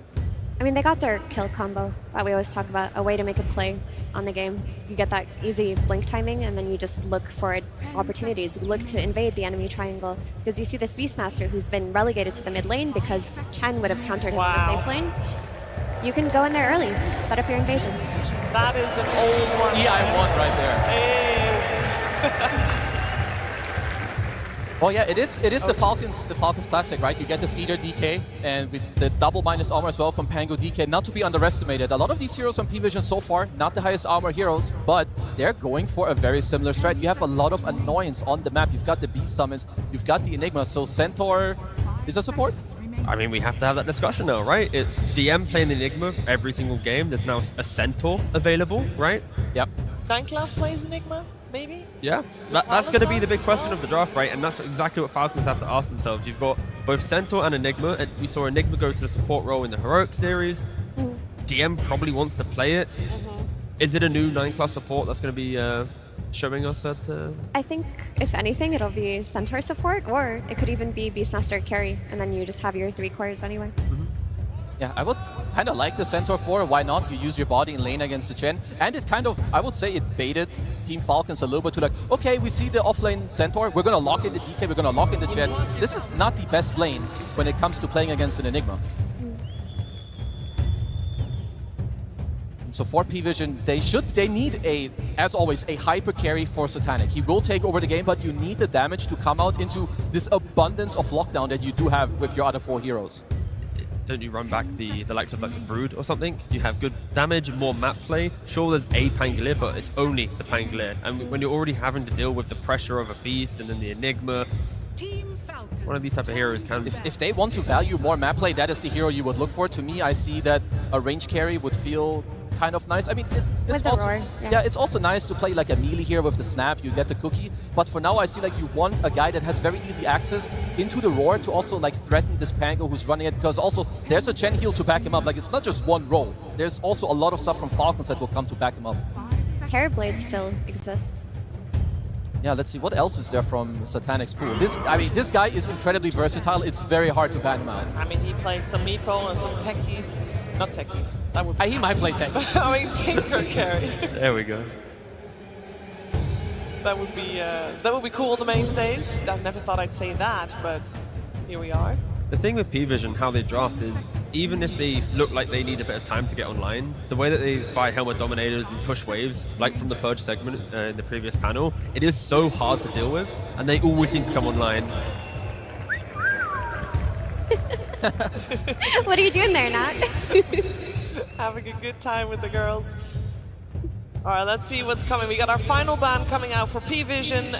Looks like on the side of Falcons, there is also flex potential, and they will get that overall last pick. I mean, for Pvision, it's something you have to do semi-blind. I mean, you need to respect that Falcons can put the Pango mid, and you get offlane counter pick by Amar on the 24 pick. Yeah, I'm not really sure where to put my stuff on. I would have said maybe they're looking towards more of a... Yeah, it's going to be the Terrorblade. And this here makes sense, right? He's going to be that ranged carry chunking away at this Pango when he gets stored. He's going to provide an overwhelming amount of damage to go through DK's armor. You need an incredibly high damage carry to be able to do that. And now it creates the issue. Falcons have to address the Terrorblade in this last pick, making their flex a bit more uncomfortable. Falcons have to be ruthless. When they leave their lanes and they feel like they have their first core item timings, every move needs to be very, very clear. Because if it gets any point difficult, as we keep harping on about the map play from Pvision, every hero available for Pvision can skip a wave really quickly, really nicely. And I mean, when Falcons group up as 4 or 5 heroes, they're going to be XP starved, farm starved. They cannot let the first game, affect them in this one for sure. I'm not sure where to go with this. I don't know who they're gonna give more priority. There's like, I'm not able to find like this Exodia pick that they had yesterday with the 24 Husker. Like, do you want to like run most likely just another guy that goes in? Like, do you want to do some Primo and you flex? Is there Magnus? Like, neither of these heroes, they don't really do it for me. They're good, but it's not like what I'm looking for to really take over the game. Yeah, it's the layers of saves that Pvision already have that prevents me from being excited about a Primal Beast, right? I think I'd agree that hero would be really nice, but instead, they're just going to go for an Underlord. Question, is it an Underlord carry, or is it for the offlane here? Yeah, offlane. Offlane. I mean, it is one of their staples also. It does give you like more mobility around the map, right? You can deal with the waves because you can be somewhere, you gate somewhere else. You have the lane against the TV, you're generally going to do very well. And you do build auras, which Pvision, they don't pose too much damage. Like in this early mid-game, it's all magic until Satanic has like 3-4 slots. So an early pipe with the Hand of God could be quite strong. I think if Skidder can itemize, as a semi-carry, and then you have the Crimson on Underlord, the auras of a Chen, you run up together, Terrorblade might not even have the items to do the damage at that stage. So they could be, really, really formidable, but it's around 15 to 20 minutes, the correct auras, the correct positioning, and objectives should be Falcons. And as we theory crafted, we are going to have the 9-class Centaur coming out from support. What can we expect from something like that? Just wave shenanigans, an early blink set up for your team, a body for this Enigma. Like, it's an easy stun to have too, and the Stampede is a very cheap and easy disengage tool against what Falcons have going for them. I think the damage issues we talked about as well can be applied to Falcons draft. If they get their blink initiation with the DK, they don't have enough follow-up damage because of the auras that are going to be coming out of Pvision. They're going to reset and take that fight so easily with Metamorphosis, just like last game. I'm going to be maybe slightly leaning towards Falcons. And again, I think it's the gameplay that will truly decide who's going to win this game. I love Pvision's draft too. I think if they get to delay, the game is probably theirs. But I like Falcons' answers a lot more in this game than I did in the previous. Marine shouldn't get dual lane this time around. That's it. He should have a game. You should have a game. And you mentioned earlier, T, that you want Falcons to play very crisp and clean, basically, in the early stages. Like, how important is that? And if they don't, do they have the chance to delay this game? If they delay the game, then Pvision will exploit the map, and they will control every move and have every bit of information. So for Falcons, they need to break from lanes, control the first Roshan, play with purpose. If they stall out the game, then they're going to get picked apart. Any final thoughts, Kazu? I mean, if this game goes late, DM Enigma with Satanic TV will take over the game. But I'm hoping for Falcons, and I believe in their heroes, that they just won't let it get there. They're going to close it out 38 minutes. 38? That's 38, very specific. strict call. Well, let's see what's going to happen. I know there's a lot of people hoping for a third game coming out here, and one of those people is on stage is, of course, Coach AUI2000, who's with Slacks. Absolutely. We are here with AUI2000 from Team Falcons. Absolute pleasure to see you here on the stage yet again, sir. Now, your team is very used to being extremely difficult to draft against. A lot of heroes to ban, a lot of great players. But in this case, Pvision also pretty difficult to draft against. I mean, how do you draft against 9-class? As a team that's extremely used to people having issues drafting bans, do you feel like you have an advantage here? Like in this game's draft? Yeah, probably, yeah. No, I think we're pretty happy with our draft. Honestly, game one, I think the game didn't look that good, but I think a lot of it was we just gave them 4 banter runes, so it's hard to draw conclusions after games like that. So hopefully this one's better. Absolutely. You heard it here from TI winner. Once you lose 4 bounty runes, it's cooked. There's nothing you can do. Absolutely over. Okay, we got some iconic heroes, though. The crit, Hoodwink, can't get better. But then you also have some other iconic heroes. DMs, Enigma, pretty scary stuff. Why'd you guys decide to let that one through? I mean, as you said, they have a lot of heroes. You have DM who has some Phoenix Enigma. No one has some Puck, Invoker, Queen. There's just a lot of heroes who ban versus this team and versus us, I guess. So you got to pick what you should play against, and we want to play versus Enigma. Absolutely. All right. Well, we're getting into that second game, here today. I have to ask this question to you, sir. Will you be going to the grand finals? Will we see a game 3? I hope so. You hope so? Tell me you fucking know so. Look at that camera and tell me you know so! I know so. I know so! Let's get into it. First blood already! No one takes out crit. AUI seem to be horribly wrong. He's very not confident in that answer as well. My goodness. But yeah, we have quite the draft here from both sides as game 2 is now upon us. Pvision 1 game away from making the grand finals. Will the nerves kick in? Well, if AUI thought a big part of the last game's problem was that they lost 4 bounty runes, well, let's switch it up for first blood and 3 bounty runes. I don't know if that's really an improvement over the previous experience. Yeah. Well, the ultimate result of this should once again be that no one will be pretty happy in the mid lane. This time, no Satyr to bother him, at least for now. And he will be playing the Beastmaster against Pangolier. A pretty easy matchup for Beastmaster in the first few levels. Then when Pango starts being able to kill boars, this could get a little more interesting. But I think this early start should be good for him. This is the real story of the game, of course. They banned his Monkey King. They banned his Slark. What will he pick? It's a half horse, half man. Amazing. Centaur is picked for 9 class. And of course, now that we're 1 minute 27 seconds into the game, it's time to start thinking about the cart and what that's going to do for this game. I've never seen him play Centaur, so I don't know if he's a cart enjoyer, you know? What can you do? He's gonna. And also, how is he going to climb trees as Centaur? That is another question that remains to be. We need to find an answer for. The old Stampede, you could traverse through terrain, but no more.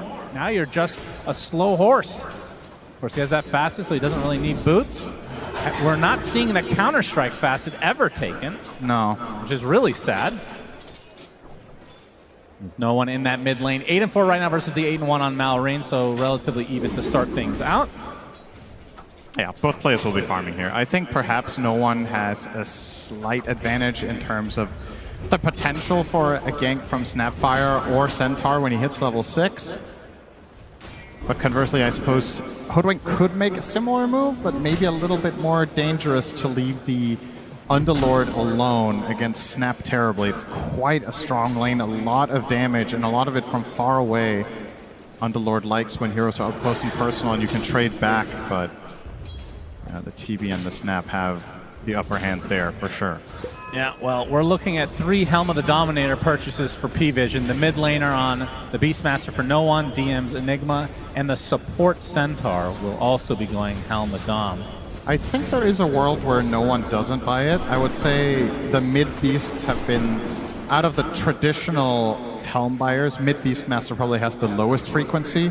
Just into the Ags, I suppose? Yeah, you just Ags rush with treads, and if you go the Dom first, perhaps your ramp up in the mid game is a little bit too slow for what you want to accomplish. It's also a big part of the justification for Helm of the Dominator on a lot of the heroes is the farming speed, but Aghanim's just faster. You farm exceptionally quickly when you get this item on Beast. You can find kills that are otherwise impossible. The Dominator doesn't match. Satanic playing the Terrorblade this game. This was a very common carry from 6 months ago. It's kind of dropped off for whatever reason, but he is one of the best in the world at this, of course, going against Amar's Underlord. I mean, does Falcons have enough to contest against the likes of TB? That's why this pick is so good, in my opinion. Hang on, we'll see if him dies first. Then we can can talk about why it's good after. How strong is Cinderan's Curse? Not strong enough, it seems. All right. Satanic will secure some last hits under the tower. So looking at the big picture in this game, what I really like about the Terrorblade pick in this is you're playing against Dragon Knight, who's going to go green facet, so all the physical damage, you have a lot of armor. You're playing against Pango, who's all physical. And you're almost dead. Lotus applies. Satanic dies under the tier 1 to Amar. Cinderan's Curse is just delayed like his brain, but in the end, very strong indeed. It's 9 class securing a bounty rune for himself. I mean, like, theoretically, they have the percentage-based damage against them. Breathe Fire reduces base damage, which is really good against Terrorblade, but like, in terms of damage itself, it's mostly physical, like you said, which the armor is really going to help with. It is somewhat double-edged, but it's a matchup that Terrorblade has always enjoyed, the one against Dragon Knight. You outrange him in Metamorphosis form, you're going to buy the right items, you have inherently exceptionally high armor, and Dragon Knight will struggle to deal with that with the green facet. Pango's all physical. Underlord, yes, it's nice to have the auras against TB, but at the same time, the value of Firestorm against that hero also isn't the absolute best. He doesn't have as much HP as certain other carries. But it was crucial for Falcons to at least get on the board in this lane. Not something I would have expected, to be honest. Underlord Hoodwink, not necessarily a killer lane against these two, but they made it work. Mid lane still pretty close. As we're getting close to that 6-minute power rune, we'll see if the supports end up coming about. As you can see, 9 class on that Centaur. Close by, snaking. Getting some vision ahead of time. 9 class still level 2, has the hoof stomp double edge. As Malrine already using the swashbuckle. We'll see if they force the issue. No one with the primal roar available. Shield crash used as well. As bottom, looks like Amar's the one in trouble. Satanic has the metamorphosis activated, and this is 3 members of Pvision gonna bring Amar down. No one gets off the roar just in time, but there's not gonna be any backup to try to go on top of Malrine. Instead, the Rolling Thunder will be completely free to rain right on top of no one's corpse. You will also get the rune as an added benefit. This was a really nice timed rotation from the side of Falcons. I don't think I'm so free though with Amar dying, but probably happy to get the rune and get their Pango on the board first here. Considering, in spite of that kill, no one is still 500 ahead of the Pango. Kind of crazy when you think about it. 19 denies on the Beastmaster as well, putting on a clinic in the mid lane. Now the invasion. Yeah, this is pretty important. 9 class really needs these levels. No one comes and takes most of the creeps with the wild axes.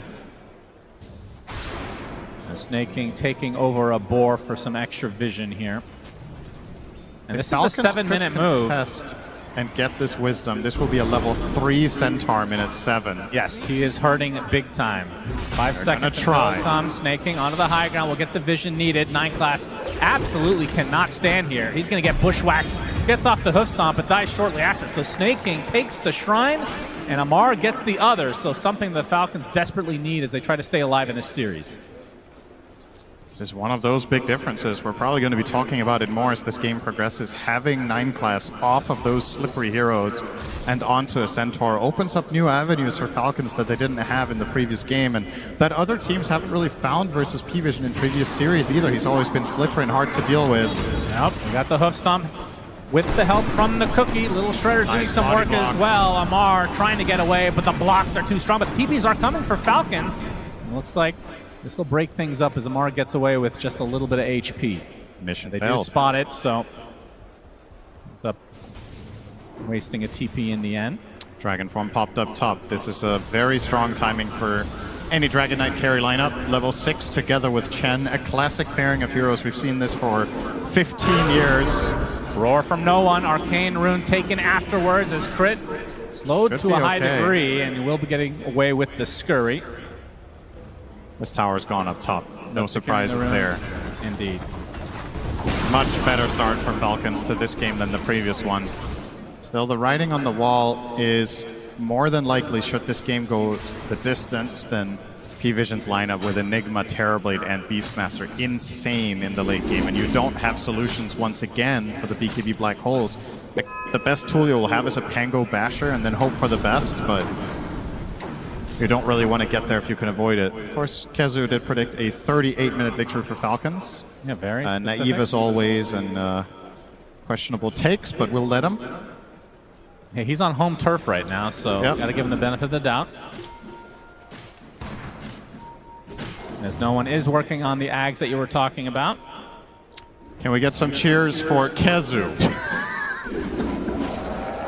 Oh. Not bad, not bad. Can we get some cheers for Bratwurst? All right, I think that was surprisingly close. I guys not like food? Food I thought that was going to be way more lopsided than that. Maybe they felt a little bit bad, but they really wanted to. Yeah. Cheer louder for that. Maybe they're full from that last series. Enough. Nah, I'm good. Early 1K lead for the Falcons side. DM now level 6 in that black hole. And Skeeter. Blink Dagger is going to be the first item for him, and it's actually really close. Looks like they want to really push the envelope. Try to get ultra aggressive to start this game. Yeah, it's going to be interesting to see when Falcons truly kick it into gear here. With this early defusal and Chen working on drum, perhaps that is when you're trying to collapse. You're also 100 gold away from DK's Blink. Classic build here from Skitter on the carry DK, even in phases when other teams were playing carry Dragon Knight more greedy with an early farming item. Skitter was generally leaning on this dagger and trying to take map control, and it really plays into the overall read that we have on Falcons as a team, which is they utilize Skitter a lot more aggressively rather than as a true position 1 in many of their games. However, in this one, maybe DK has to get really big. I'm not sure if Pango and Underlord can really output enough down the stretch. Yeah, I have to say, the Underlord, I mean, not that this is an Underlord carry, but it is Amar playing the Underlord, so it feels like it will end up being an Underlord carry. It has been a bit underwhelming, but they will get that tier 1 tower. And this is the Blink Dagger reveal for Skeeter, right on top of DM. Sharpshooter from Crit is coming, and that is a lot of damage to withstand. DM will take a tumble as a result. Hand of God to be able to try to keep himself alive, Snake King, but the kisses are too strong. So some sort of a trade for Pvision, but definitely favoring Falcons this time around. Yep, another tower and a core for support trade. Diffusal online for Malrine as well, so... Yep. If only someone had told you that 2 minutes ago when it was even more impressive. I mentioned the Blink Dagger, you didn't listen as well, so that is tied for All right, this it's a game. draw for now. Keep it up. I think you're just... I didn't want to say anything because it's the upper bracket finals of TI, and it seemed kind of dumb to bring it up in the middle of something so prestigious. Kind of weird that you did that, actually. Yeah. Here they come into smoke. Smoke. Looking for the wrap. Malrine. They'll find it. Dragon Tail. This is a big pickoff if they can get it. And the cookie's not going to be enough as Malrine just completely destroys him. And now the tier 1 tower to follow. So that is 3 tier 1s already dead at the 12-minute mark. Falcons looking good. Yeah, they're going to keep this pace up. This is what they need to do with their lineup. A strategy that they're very familiar with playing, so this should just be full-on autopilot almost. Not as in Pvision can't respond, but rather Falcons know what to do. Pvision have to come up with the solutions. 9 class found again. Level 5 just cracked, minute 12. Yeah, This is a totally different 9 class than in the last many games we've seen. For comparison, both supports on Falcon's side sitting on level 7. So he is not offering much. Far away from that helm, far away from Stampede. A little bit of a dead hero in the game right now, if I'm honest. Yeah, Pvision are almost playing 4v5. But once he gets that cart. Yeah, let's look ahead at that. I'll tell you this. If 9 class gets cart, they're going to win. Because that means the game went long enough that they didn't need it anyway. Very true. 13 minutes, 3K lead. I mean, even if Falcons end up losing this game, this is something that other teams will be looking at. Oh, be able to ban both the Slark and the Monkey King as Satanic. Bushwhacked in, but you can see the TP's coming for Pvision. Sharpshooter does a lot of damage, but it's not quite enough. Sunder onto his own illusion to stay alive. But the Rolling Thunder, Malrine is there with the rest of Falcons nearby to finish the job. They get Ducalis as well as Satanic. Big kills as 9 class is basically a creep at this stage. 4K lead for Falcons. Uh-oh. Well, Kezu with the 38-minute prediction, maybe very conservative. I feel like this could just be a 25-minute. Let's hold our horses. This is definitely looking great for Falcons, though. I found that in this tournament, a lot of the time it's very difficult to predict game length. Even based on, let's say you take a snapshot now and you're like, okay, you would probably have an idea about 6 months ago with where this game is oftentimes headed, and then you get surprised time and time again. But without question, this is about as good of a start as Falcons could have hoped for. They're also going to get both Wisdoms perhaps here. If they get both, this is so bad for Centaur. He's going to stay level 5. Oh my god. He's about to get 6 from 1 creep, but we're talking minute 14. Yeah, this is bad. This is bad. Do not pick Centaur support in your pubs. Holy jeez. There it is. Stampede finally available for the horse. As the cheer, the crowd goes wild for that. Yeah, 2 people happy about that. Good for you guys. Let's see him put it to good use. I mean, is this the latest level 6 in the tournament, potentially? I don't think so, but it might be the latest on a position 4. I think it's the latest we've cast. Yeah.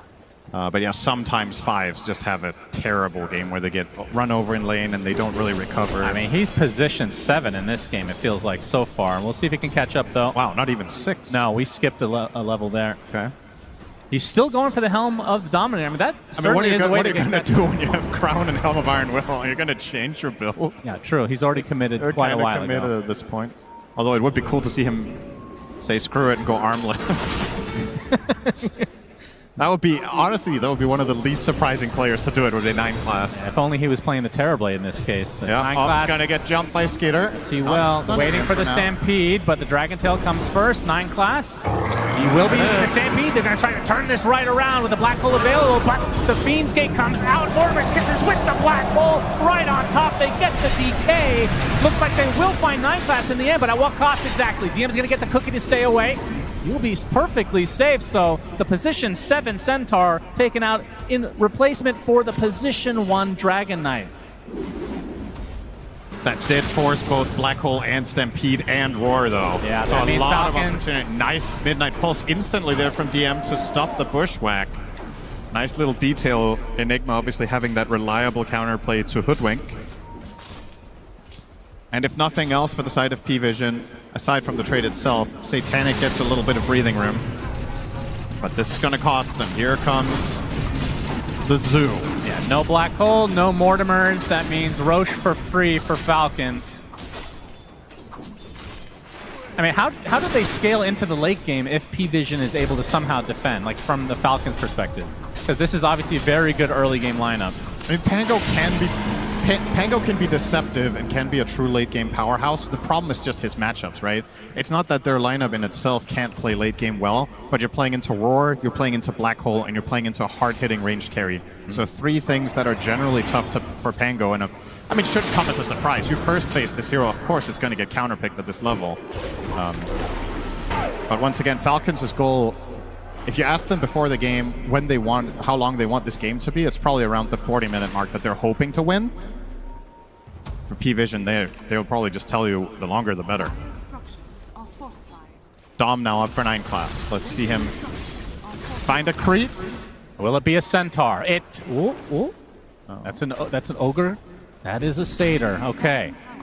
Not what we were hoping for, of course. This is probably the most pitiful farming speed you've seen from 9 class. He's standing there killing a Satyr Mindstealer. It took him about 15 seconds to kill a medium creep without retaliate. And Decisive can be found by Malrine. Completely drained of mana and an easy pickoff as a result. Aghanim Scepter not too far away from Malrine. It's going to be an extremely good timing as Skeeter applying pressure to the tier 2 bot. This looks like another free objective for Falcons. And the big fundamental difference between game number 1 and this one is that this time around, Pvision are unable to force Falcons to defend. That's the number 1 biggest difference. Sure, you could also say they won the lanes, but all these things are compounding where Pvision have games where the lanes don't go perfectly, they get their DOMs and they stall. This time, not happening. Because they only had the Enigma one for so long, and it's not enough against Chen's army and all the clear that Falcons have. So now they are the ones forcing you back, and Pvision a lot less comfortable in that playstyle, and they don't have their 9 class scouts to give them moments of opportunity. No slippery ward placing hero, no invisible hero, nothing like that. Rolling Thunder finds another target. First whack right on top. Fiend's Gate is close by. No one does get off the Primal Roar there, and there's the Stampede from the Centaur. Is now the Metamorphosis popped by Satanic. Can they try to turn this around? A big reflection comes out. Malrine and company looks like they're going to back away for the time being. That is still a big cooldown expended. As 9 class spotted. DM is nearby, and Skeeter won't pursue any further. Yeah, not quite enough for that Orchid, but an interesting pickup nonetheless. Probably the dream scenario for him is finding Enigma and getting the silence off, or of course the Terrorblade post Manta. Not going to be the easiest, but still. Another tempo item, if you will, right? Going Blink Orchid on DK, you can't really play much faster than that.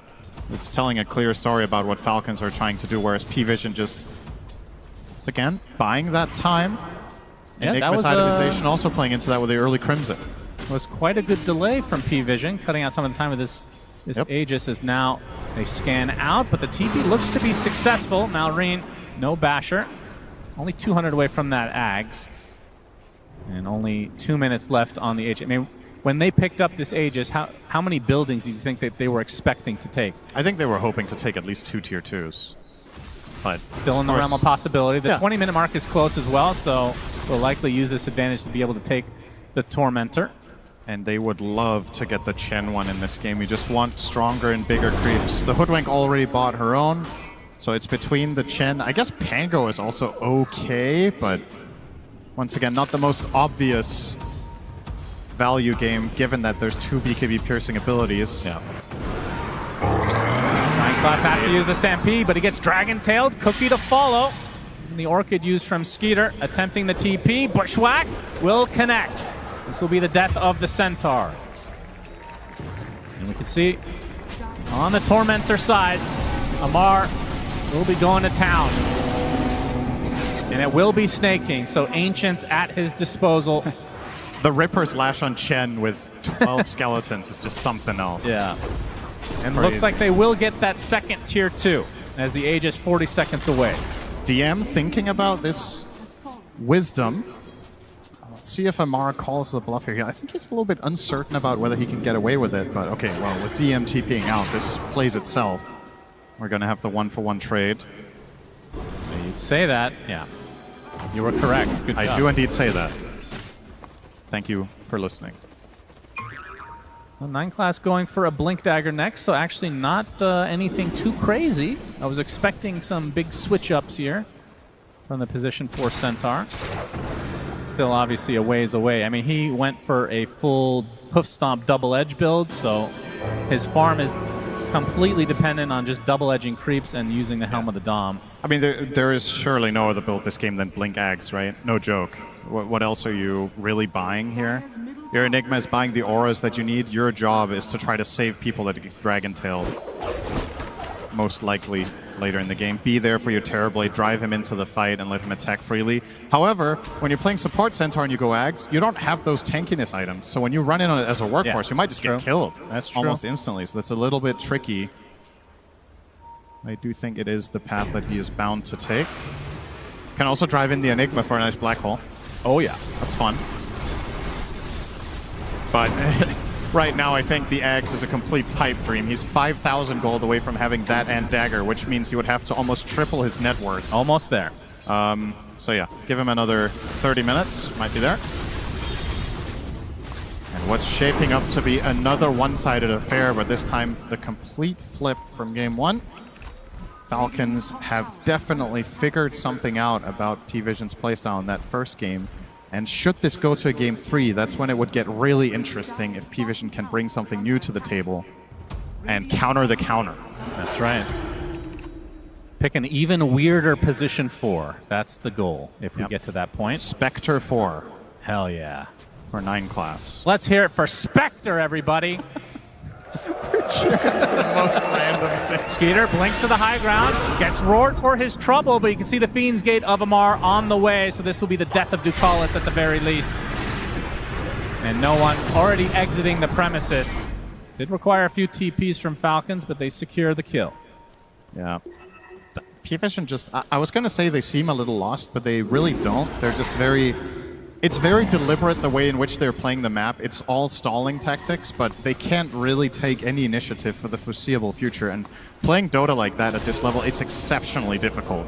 Like, you can try to play keep away as long as you want, but eventually you're playing against a team that has a blinked stun hero, you have a global hero in the Fiend's Gate, and the Hoodwink crit in this tournament has been insane on this. They're gonna find you eventually.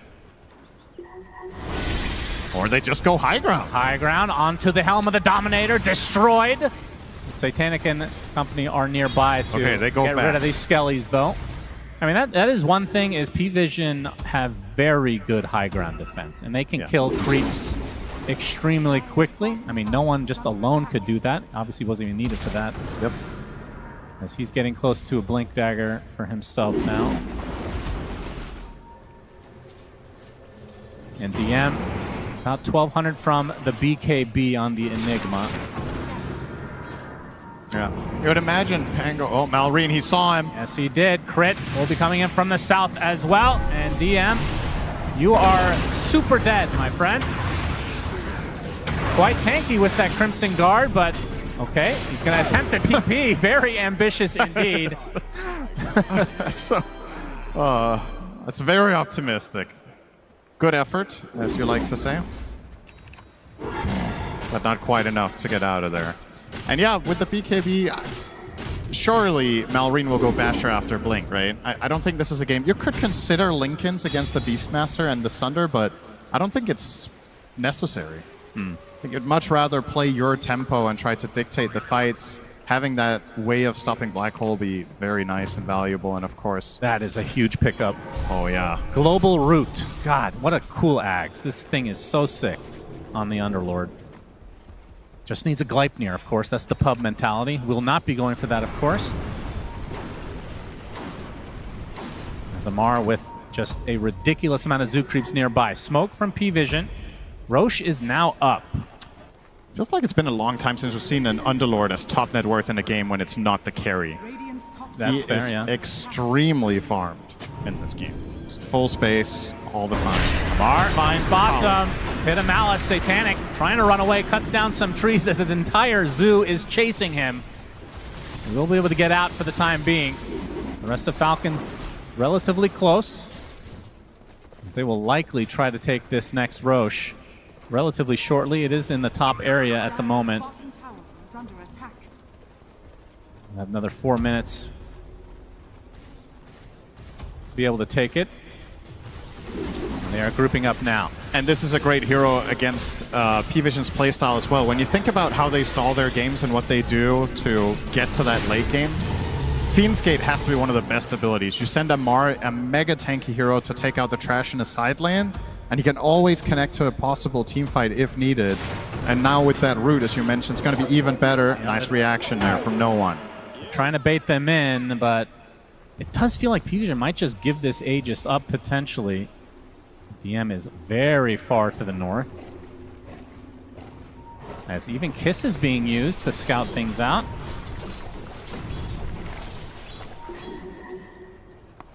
As Falcons still not feeling confident to be able to take Rosh. They want to find a pick instead. Against the Enigma. Skitter's just going to run in. Yes, he is. Mallory, he gets Malefice to start things out. And they're going to be able to get the silence on this Enigma DM. Stampede. He is all alone right now. See if he goes for a black hole play. Probably not, as Mallory finally gets the connection. It takes such a long time. It's even the creep helping out with the congregations of the deep, and the swashbuckle finishes the job. So 45 seconds, not having to worry about DM. Technically does have buyback, but at this stage of the game, unlikely to see it.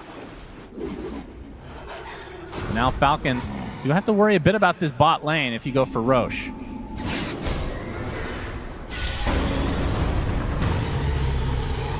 As he is still angry, it seems.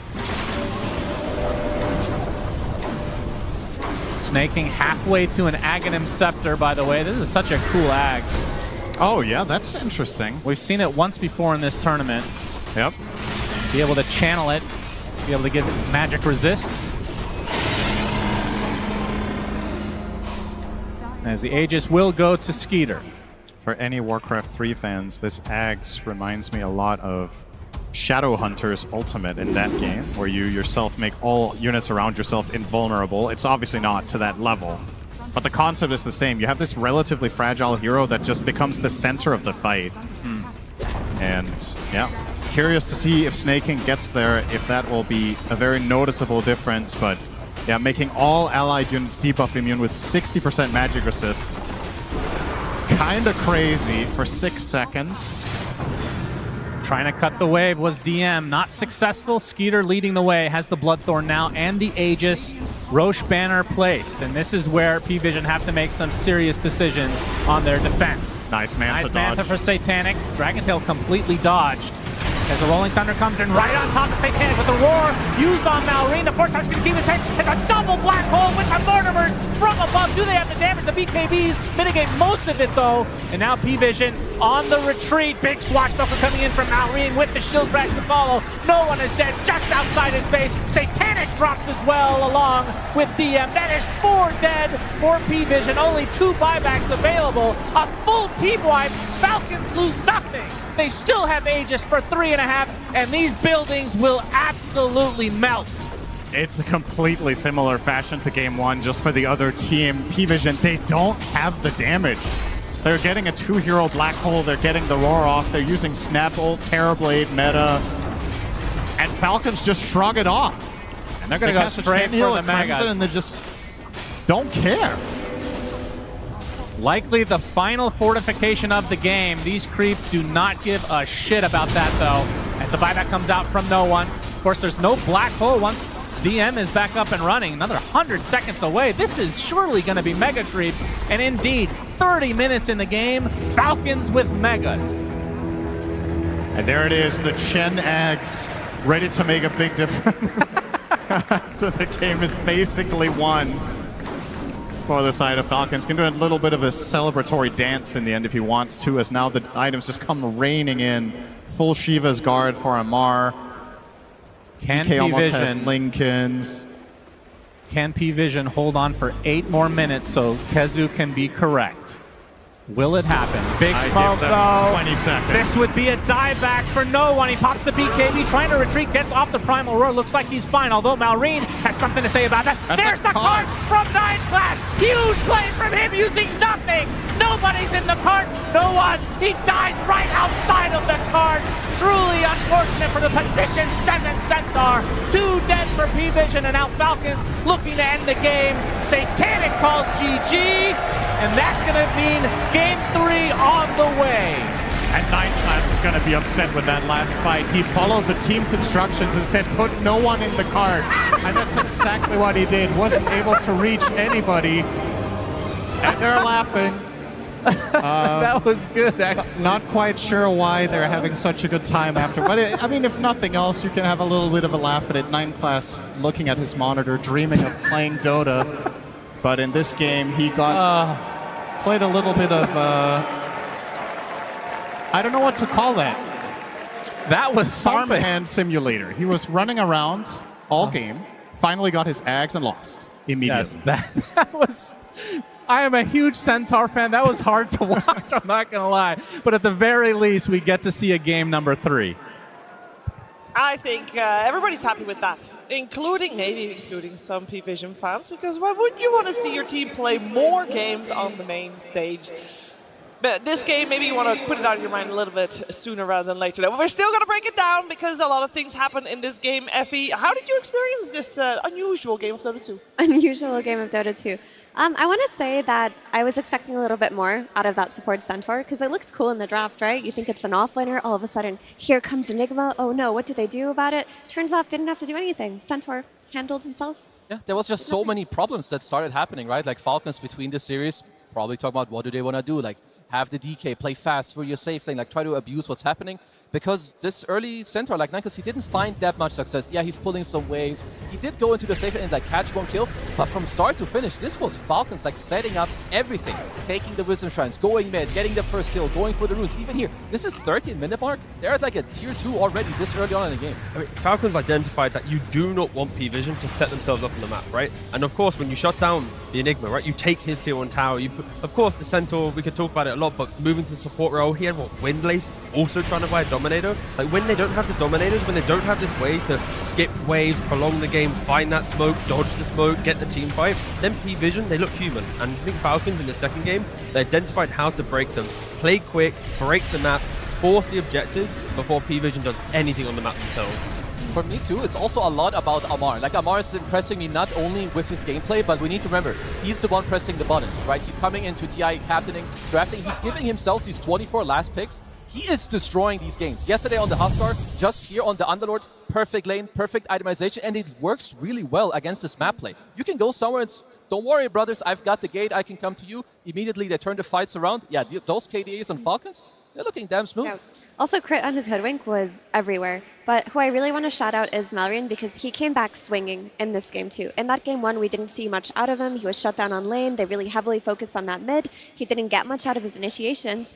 This time around, it feels like they thought, okay, they want to shut down Malrine. They want to take away his Blink Dagger heroes. Let's just play Tango. That hero can be active from the very start of the game, and that's what happened. They brought the supports mid. They were able to kill no one on that Beastmaster with the first Rolling Thunder. He then goes to the Wisdom Shrine and crit on his Hoodwink, of course, everywhere. He's wherever you need him to be. There's a reason why this is his most played hero. Yeah, he's absolutely just destroying any game that you give him this hero. You've got to be careful. Sure, maybe it's not good enough to ban, but then you play against it, it's good enough to beat you, so you've got to make the choice. Yeah, we saw the combo in the series yesterday with BB Team having the Hoodwink and the DK, and I think we're going to see this combo a lot more because the kill potential was so strong. Yeah, it works so nicely on the map, and the way that Skidder played it as well, like, he wants to be more aggressive to play with the Hoodwink. Other DKs, be it from the carry roll, they'll still play for scaling, and later they connect. But Skidder's like, no, I want to be with you. I want to play that aggressive game. Yeah, and they got the chance to play the aggressive game after having a good early game, Kazu. No, absolutely, because from the lanes, you know, they always do this. Like Falcons, when good stuff happens for them, they're always able to take it into one. I want to show the levels of how this happens. So they go mid, first rotation, minute 6. We talk about Malvin's Pango, boom, the crit Hoodwink, he's here, snaking on the Chen, you lose game 1, doesn't matter. What's most important here, no one dies, which means when he respawns naturally, he's going to want to TP mid tier 1. So what's going to happen minute 7? You're losing your offlane, your mid cannot rotate over, snaking stole a boar from no one, and they're now contesting this Wisdom Shrine. So this pathetic +4 center who's already struggling doesn't get his first Wisdom Shrine. And the thing also, I didn't really want to include, but at minute 14, the same thing happened. They're too far behind. They lose their secondary Wisdom Shrine, so Falcons, textbook gameplay. Yeah, they had a good game. We said after game number 1, and especially after the draft, that we needed them to play crisp and clean and maybe a little bit fast. T-Gov, you had a lot of emphasis on especially Falcons just to shape it up. And that's exactly what they did, right? Based off the clips from Kazu showed, when we fast forward, right, they look towards the Roshan. Look at the time, right? 16 minutes, 27 seconds to take the Roshan. Less than a minute later, they're hitting the bottom tier 2, utilizing the Chen, utilizing the aggression of Skidder, the natural playstyle he wants to make. Fast forward another 30 seconds, now Marine's on the other side of the map with the Underlord TPing and applying more pressure to Satanic. The fact that within a minute and a half window, Roshan was taken, tier 2 was taken, Satanic was pressured, that is exactly what you need to do against Pvision. And I wonder, when you look at what Pvision did within this draft, they kind of baited the Centaur pick, made them think it was offlane so they could get an Enigma and catch them off guard. What did the Enigma do for them in that game? He got his tower taken very early on. He was behind on farm, and he ended up buying auras, right? He bought a Crimson Guard, but his team ended up just playing whack-a-mole, hiding around the map, trying to get farm where they could. They couldn't fight off of that aura, and they got nothing out of that Enigma pick. It just overcomplicated their draft. Yeah. It very much overcomplicated their draft. And in an episode of Please Don't Try This at Home, we're going to look at Purge explaining that Centaur a little bit more.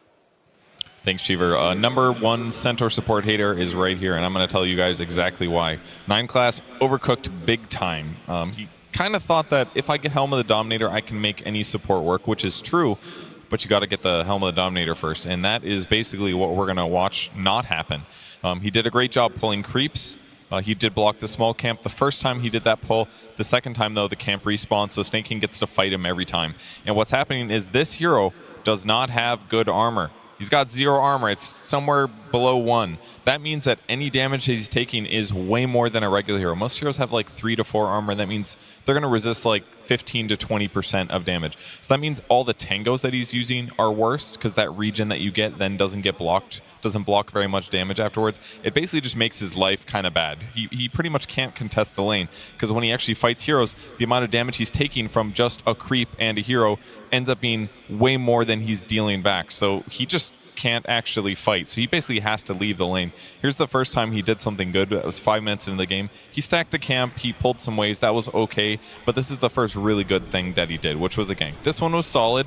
This nice gap close. He's a fast hero. He went the horsepower facet so he can stay ahead of his opponents. But that was pretty much the only bright spot. We saw a little bit of this earlier, but look what's actually attacking him here. It's just 2 creeps. There's like 1 right click from Hoodwink and 1 spell and he dies. It's so simple to kill his hero. 7 minutes in, he's level 3. He's again like, well, there was one thing that worked. It was this bot gank. So he tries to get a kill on Amar. He's blocking him. But Amar's now more leveled, and he has more items. So Amar actually kind of just survives this one. Satanic didn't have Metamorphosis either, so one downside. And now he's thinking, okay, I need to get this Helm of the Dominator, so he's going to start farming creeps. And he does finally have an armor item, which is great. But unfortunately, he didn't get the Chipped Vest. Chipped Vest would have given him some ability to farm, and he wasn't going to put points into return because he kind of needs spells that deal damage. Otherwise, he isn't a good hero. He doesn't actually like get kills, which is a downside. So he got a little unlucky on the neutral, but this build is still ass, so don't think that that was really going to change anything. And then while he's pushing on the top lane, Skidder, who's 75% through his Dragon form, is like, oh, I can kill this guy that's in front of my tower. So he actually just hurt himself even more, giving Skidder this free kill. So this build was bad. We will not see this again. I do realize he said this build was bad. That means Centaur as a support with a different build, T. Don't try this at home. Let's keep it at that. Don't try this at home. You can make a case for 5 Centaur. But I think for a team like Pvision that are very dependent on 9 class and his early game rotations, his map play, the way that he wards, de-wards, makes the enemy team chase him around, you put him on a hero like Centaur, it does not recreate what Monkey King does. Last game, he's Monkey King, he goes mid minute 3, kills enemy mid laner. This time around, do you think he's going to do that on a Centaur? No, you're right. Unfortunately. I do like a little bit of experimentation, and why not in the main stage? It's upper bracket after all. We're going to see, of course, what happens in game number 3. Before we get there, though, we're going to see another submission for the short film contest. This one is Icy Silence. Fate gives no warning. It simply casts you into the abyss, where some echoes never stop reaching back.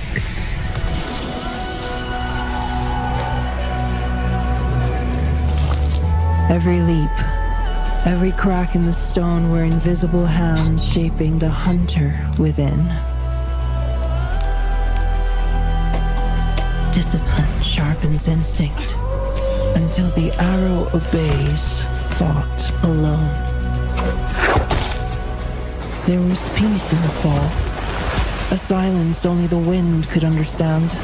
But even in that quiet, allies found me.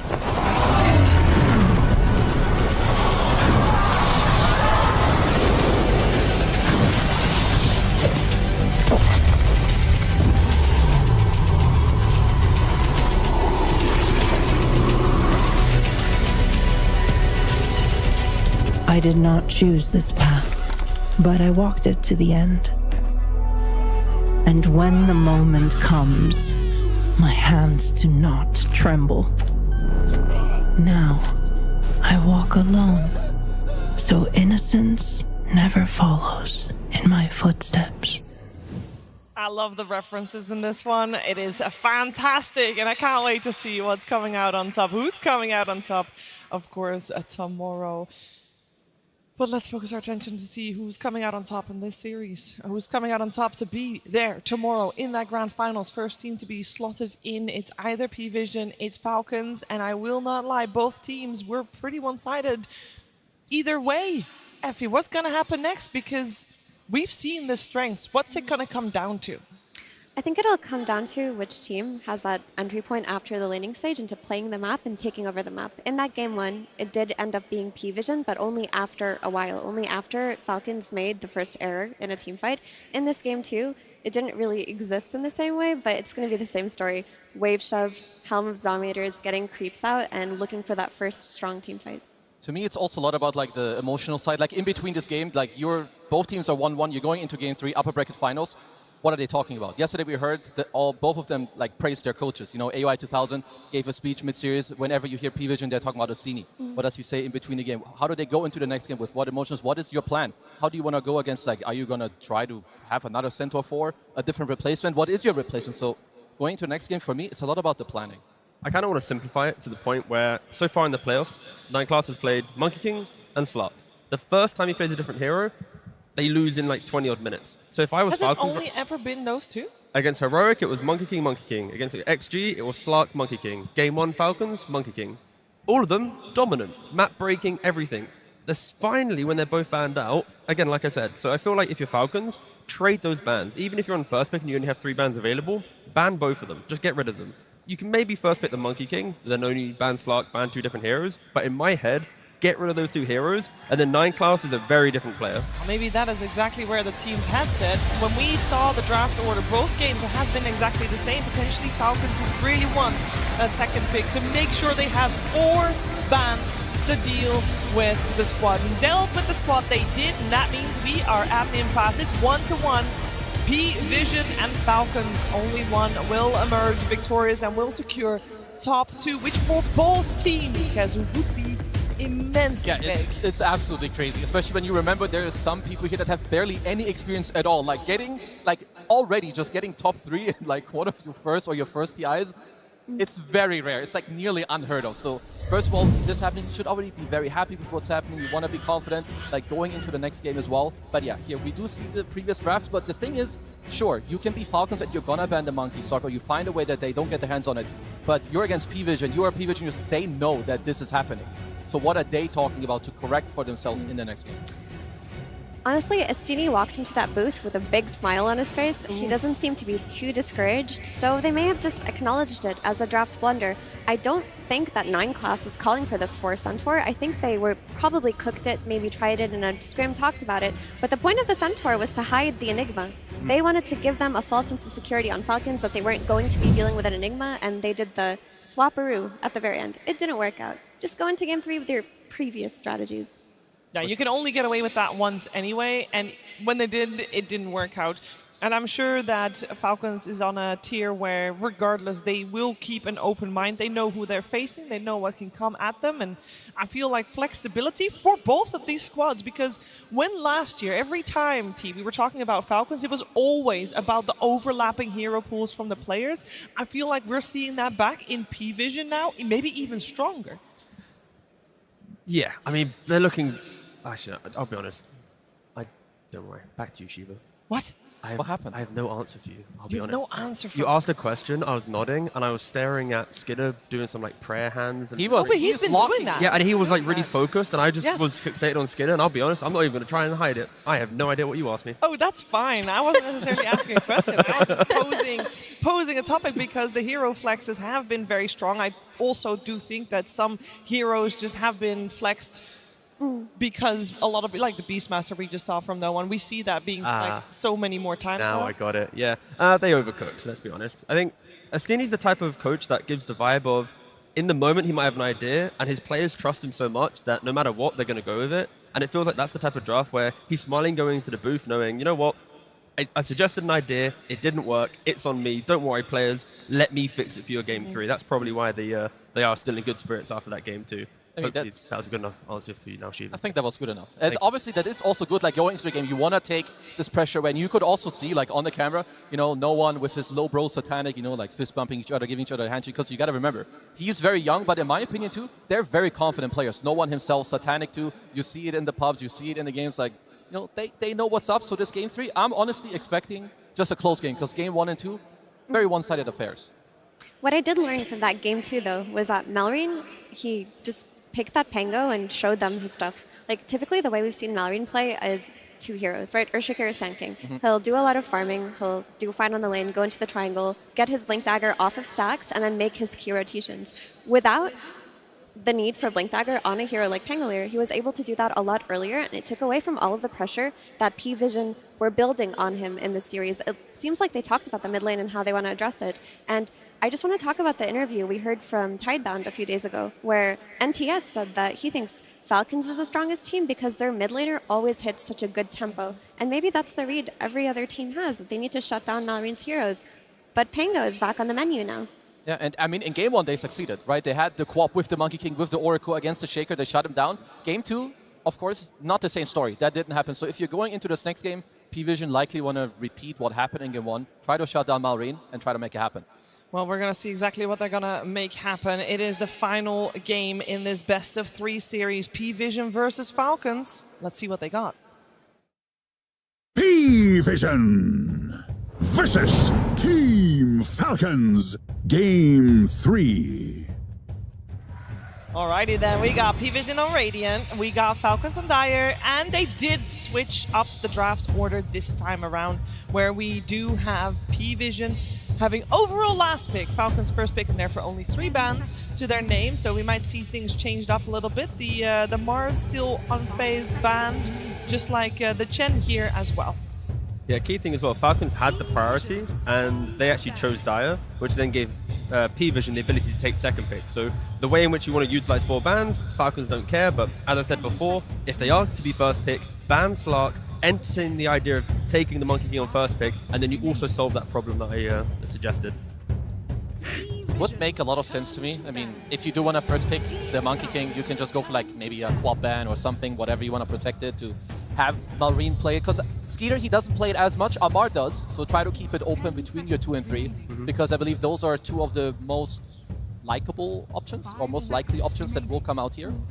We also see a Hoodwink respect ban coming out for crit, but something Pvision did in this banning stage was they broke 2 of the combos that Falcons love to play. By banning Mars, you take away the strength of Snapfire. We saw her without a Mars, and that game 1 didn't look as good. And by banning the Hoodwink, the DK becomes less strong as well. Yeah, for sure. And that's gonna open up some other heroes too, because you're still gonna... It is Falcons, they will try to find replacements. So with Hoodwink out, Snapfire maybe with different combos is still in, you've got the Sand King, maybe you look for more, like, Grimstroke's priority should be going up in this draft too.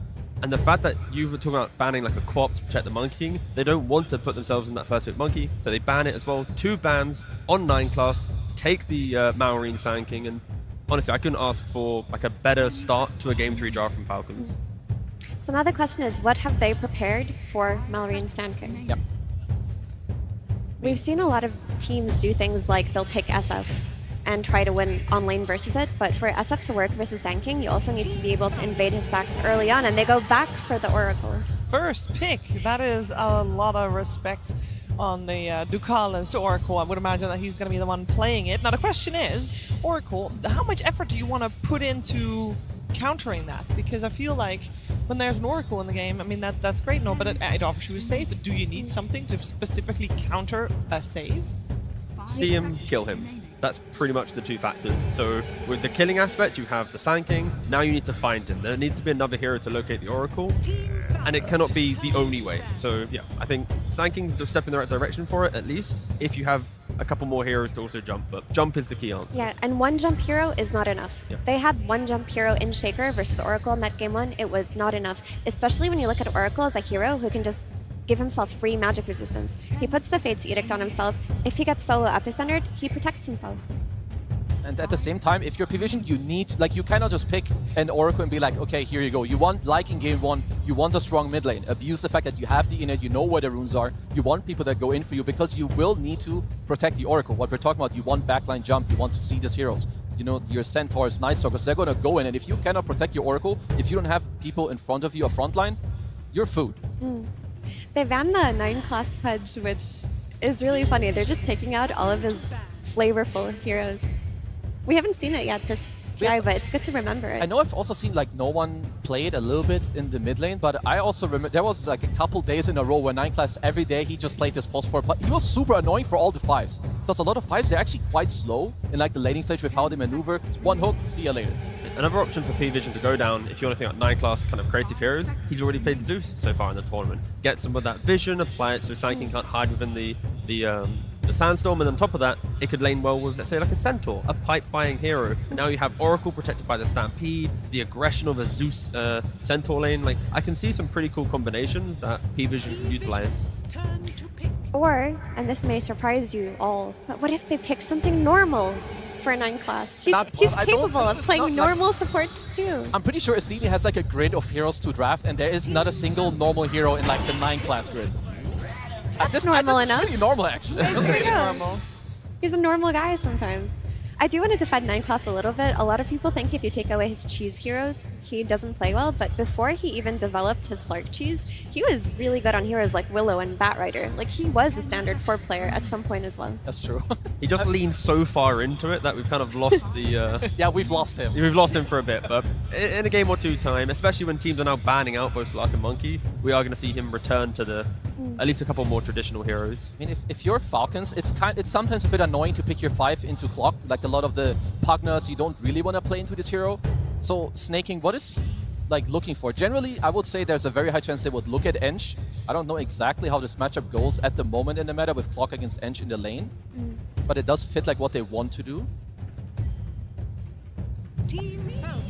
Well, we got a normal hero once again, Snapfire. I feel like we've said it before, this is one of the few series where the bans in terms of crit bans have not been, or support bans with the Pugna potentially as well, have not been very dominant, but we do this game at least see both the Hoodwink and the Chen ban, so maybe the Pugna will still come out in this one as well. The only problem with it is it's not perfectly answering the Oracle as of yet. Whilst you stun him, yes, it's good damage, but outside of that, if Oracle's free casting his spells, then Snapfire, Mortimer Kisses, it's not really applying too much to the fight, as Oracle will mitigate a lot of it. They do pick up the Enchantress, though, to try and lock down and secure that lane. I mean, it is nice. At least Oracle early on, it's one of the biggest weaknesses of this hero. It's not a strong laner. If you get dove or if someone else gets dove, you're not the stronger like TPing around. And in Ench creep, you have nothing to deal with that too. So Falcons, they're playing more for, again, the stack. Help Malrine in the early game. Contest the tower. Collapse. The tempo that we see from Falcons, it's reminiscent of the previous game, right? Where the Enchantress will unlock the ability to play the map, and Pvision, they want to try and mitigate that. They go for the Phoenix. Now you have a clock Phoenix in the off lane. They're going to try and win that lane. You win a lane, you buy yourself another 5-10 minutes to enter that mid game.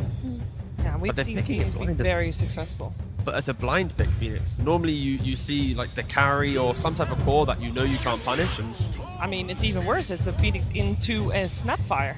That's a very confident pick. Now, Little Shredder is one of the most annoying tools versus Supernova, but if you're an offlane Phoenix, you're not that concerned about it. When you're an offlane Phoenix, you're just getting so much value out of an early Vessel and an early Shiva's Guard where you're doing so much damage based on your spells alone that sometimes Supernova is just an afterthought. And in that regard, it's good versus both Snap and Enchantress. These heroes suffer very heavily versus Sunray and early Vessels. And people might be calling for an anti-mage right now, but you can't really pick anti-mage to counter a storm because Phoenix in the offlane will absolutely dumpster the anti-mage. It's also not really like the Skeeter type hero that you want, to put him on. He's generally not the one that's going to call for this. Yeah. I think for them, they're more looking at maybe some type of Weaver. I had a different hero in mind also, because I think here you can look for Pvision. Right now, they're very magical based. So if you can look for an offlaner that you like, that builds an early pipe, would also be super cool. And at the same time, Falcons, otherwise, the other pick that they could go for is the Skeeter carry, which I can't really place it yet. Well, there it is again, the Pango. Now, there is flex for both sides. We can see the Sand King in the hands of Amar. We can see the Pango in the hands of Amar. They can just pick and choose whichever one they want. We're asking for ways to provide vision for the Sand King for the jump to get to the Oracle. Again, lacking in game one. Pangolier is one of the best heroes at providing vision. You just roll throughout the fight. There's no Beastmaster or Rosh. Sure, there's like a hook shot and cogs that might be able to, punish the roll a bit. But yeah, Oracle, if his positioning isn't perfect, there will be plenty of heroes finding him in these fights. Okay, because Pvision, I mentioned it before, they are fully magical based. You should be looking for a hero that gives you like this static damage into the fight, like protect the egg. You have like this Oracle 2 that's going to buff you up, allow you to stay alive. So Satanic has ultimate last pick of the game, so he will be able to decide then. So before it's on Falcons to decide what they're looking for. Surviving the lane could just be enough, right? Going for like an Abaddon carry for Falcons, you can dispel the Fire Spirits, you chill. Eventually you can go Orchid down the line to punish the Storm Spirit. As long as you don't feed to the Phoenix and provide tempo through the Clock and Phoenix, the game will be very playable for Falcons. I think it's important that Pvision's carry pick is also fine left alone on the lane. The Kunkka style of hero, where if your supports leave you, you'll be okay, because the way that they beat Falcons' strategy of farm triangle and get that Blink Dagger mid laner was running around that mid lane. With the Oracle, you're going to have vision of these power runes. You're going to know where they spawn. You're going to be sending Oracle and Clockwork to the mid lane very early on. So Satanic's hero cannot be dependent on his support existing all of the time. They should be playing around the mid lane. It's also good if Falcons can look for something similar, because that's what you want to free up your Ench to leave you. Go through the gate, go to the mid lane, and do something similar that you did last game. I would say your support matchup of Snap Ench, if you run into Oracle Clock, you should be honestly pretty good to go. Like, Ench kind of overtakes those two heroes. Pvision have last pick in the draft, and as I say, they can go for Anti-Mage, they go for Medusa. There's a lot of carries that can kind of just get themselves into the mid game by themselves, based on Falcons having to bring multiple heroes to truly punish. Let's see, what else do we have here? I feel like Skeeter is like not your Ursa type player, and maybe even the lane also isn't amazing, but generally speaking, he does play the type of hero that goes in. Like nearly always, he helps them play the map. He helps them to make space for Amar and for Malrine. We'll just go for a Gyrocopter. We talked earlier about comfort. This is one of his most comfortable heroes coming out. Yeah, keep it simple. Shove the wave. You're against aggression. That you can still die. In the Clock Phoenix lane, if you step up a little bit too far, there is a chance you go down, and they go for the Juggernaut. It's a very good hero versus Phoenix as well, because once you get that BKB, you pop Flat Cannon, you can kill the egg, you're also hurting the rest of the team. Pvision respond with Juggernaut, who honestly, I think, is kind of an underrated hero if picked in correct drafts. The biggest strength of this hero, in my opinion, is his healing ward and what it does for you in teamfights as the game goes on. Like, 3 hits to kill a healing ward is really hard. Pangolier is going to have to buy Ghost Scepter this game. I think he's going to be a big target, trying to Omni Slash him during the roll. And then Satanic's also going to have to think about Nullifier to try and kind of compensate that and play around. But Yeah, last bit Juggernaut. In regards to stuns from Pvision, what you've got, hook shot and the vortex. Stuns aren't their friends really. There's a root here and there. I really like it. It's still strong. Like this jug pick, in my opinion, is really cool. There's very few players who would have called for this pick. It's quite good against the enemy team. The healing ward also that we talked about, very strong. You've got the Oracle. I feel like we're in for the most even game that we've seen in the series. I just hope the game goes late because I really want to see like epic moments, like Omni slashing a gyrocopter, then crit coming in, like gobbling up the gyrocopter, then saving. Like this game needs to go a long way. And I believe in the Juggernaut. I think it's a very cool pick, but it's also dependent on the offlane going very well. Like this Phoenix needs to hit its timings early on, and they play around it, and they make it so that people are looking away from the Juggernaut while he's hitting those timings. I also think Pipe goes a long way here for Pvision as well, but Phoenix isn't much of a Pipe buyer, so maybe DM does like a hybrid item build here with like a Pipe into a Shiva's Guard. We'll see. And if it is going to go late, if this scenario that T is describing is happening, how's it going to happen? Both teams are going to farm, or is it going to be just skirmishes and nobody really finding an in? Realistically, it's Pvision winning lanes to stall out the early game aggression, because Falcons have the identical recipe to overwhelming the map they did in the previous game. They can do it again. So Pvision have to go better in the lanes. Yeah, these guys, they have to fight each other. Like if you're just going to run around and farm and dodge, the enemy team will take over your map no matter who wins the lanes or not. So you have to fight back, you have to turn it into a longer game, and well, you have to defend your ground. It sounds like we got one good one coming for the viewers here at home, and of course in the Barclays Arena as well. And speaking of in the Barclays Arena, in the middle of it right now, Sir Action Slacks with the Steenie. Oh, I got more than a Steenie, my friend. We are here with two of the greatest minds in Dota 2, and one of them will be going to the grand finals after this game. Now, before we began, we talked together, and both of you agreed, 0 Helm of the Dominators this game. Now, you said you'd do it. Shake hands and promise. The first team to buy a helm, everyone will boo them. Shake hands and make do on the promise. No helms. Promise for me. No helms. Yes! All right, fantastic. Let's get onto it, my friend. Now, you guys, by the way, favorite team at the International, you guys absolutely dumpstered Team Falcons in the first game. Made them look like foul clowns. And you're coming out again in a very aggressive Phoenix pick into that team. How confident are you? Every team's banning the hero for one reason, and they're going to find their reason. Okay, there we go. Owie 2000. My favorite team in the world at this International, Team Falcons. You made them look like absolute clowns in Game 2. But in this game, will we be seeing the same result? I hope so. Okay, gentlemen, thank you so much. Let's get that handshake. Somebody's got to go to the finals. Gentlemen, put it in. Let's get this game started. It's time to go to Game 3. And Game 3 has arrived as 9 Class, playing the clockwork this time around, finds his way in the middle of 3 enemy heroes as Falcons will be getting first blood and Malrine will be the one to secure it. That is maybe the best possible scenario for Falcons. Yeah, it seems who like gets the first blood. Depending on your perspective between Game 1 and 2, it seems like the starting conditions for Falcons have been getting better from game to game. First, they lost all bounties, and they lost 3 bounties in first blood. This time, they got 2 bounties, and they got first blood. Oh my goodness. Actually, this time around, not starting off as a deficit is a good sign for them. I agree with what a lot of the panel talked about here. I think this is a very different game in nature to some of the previous ones we've seen. The main overlap, if I could pick one, is probably the Enchantress, even though she wasn't picked in any of the 2 prior games.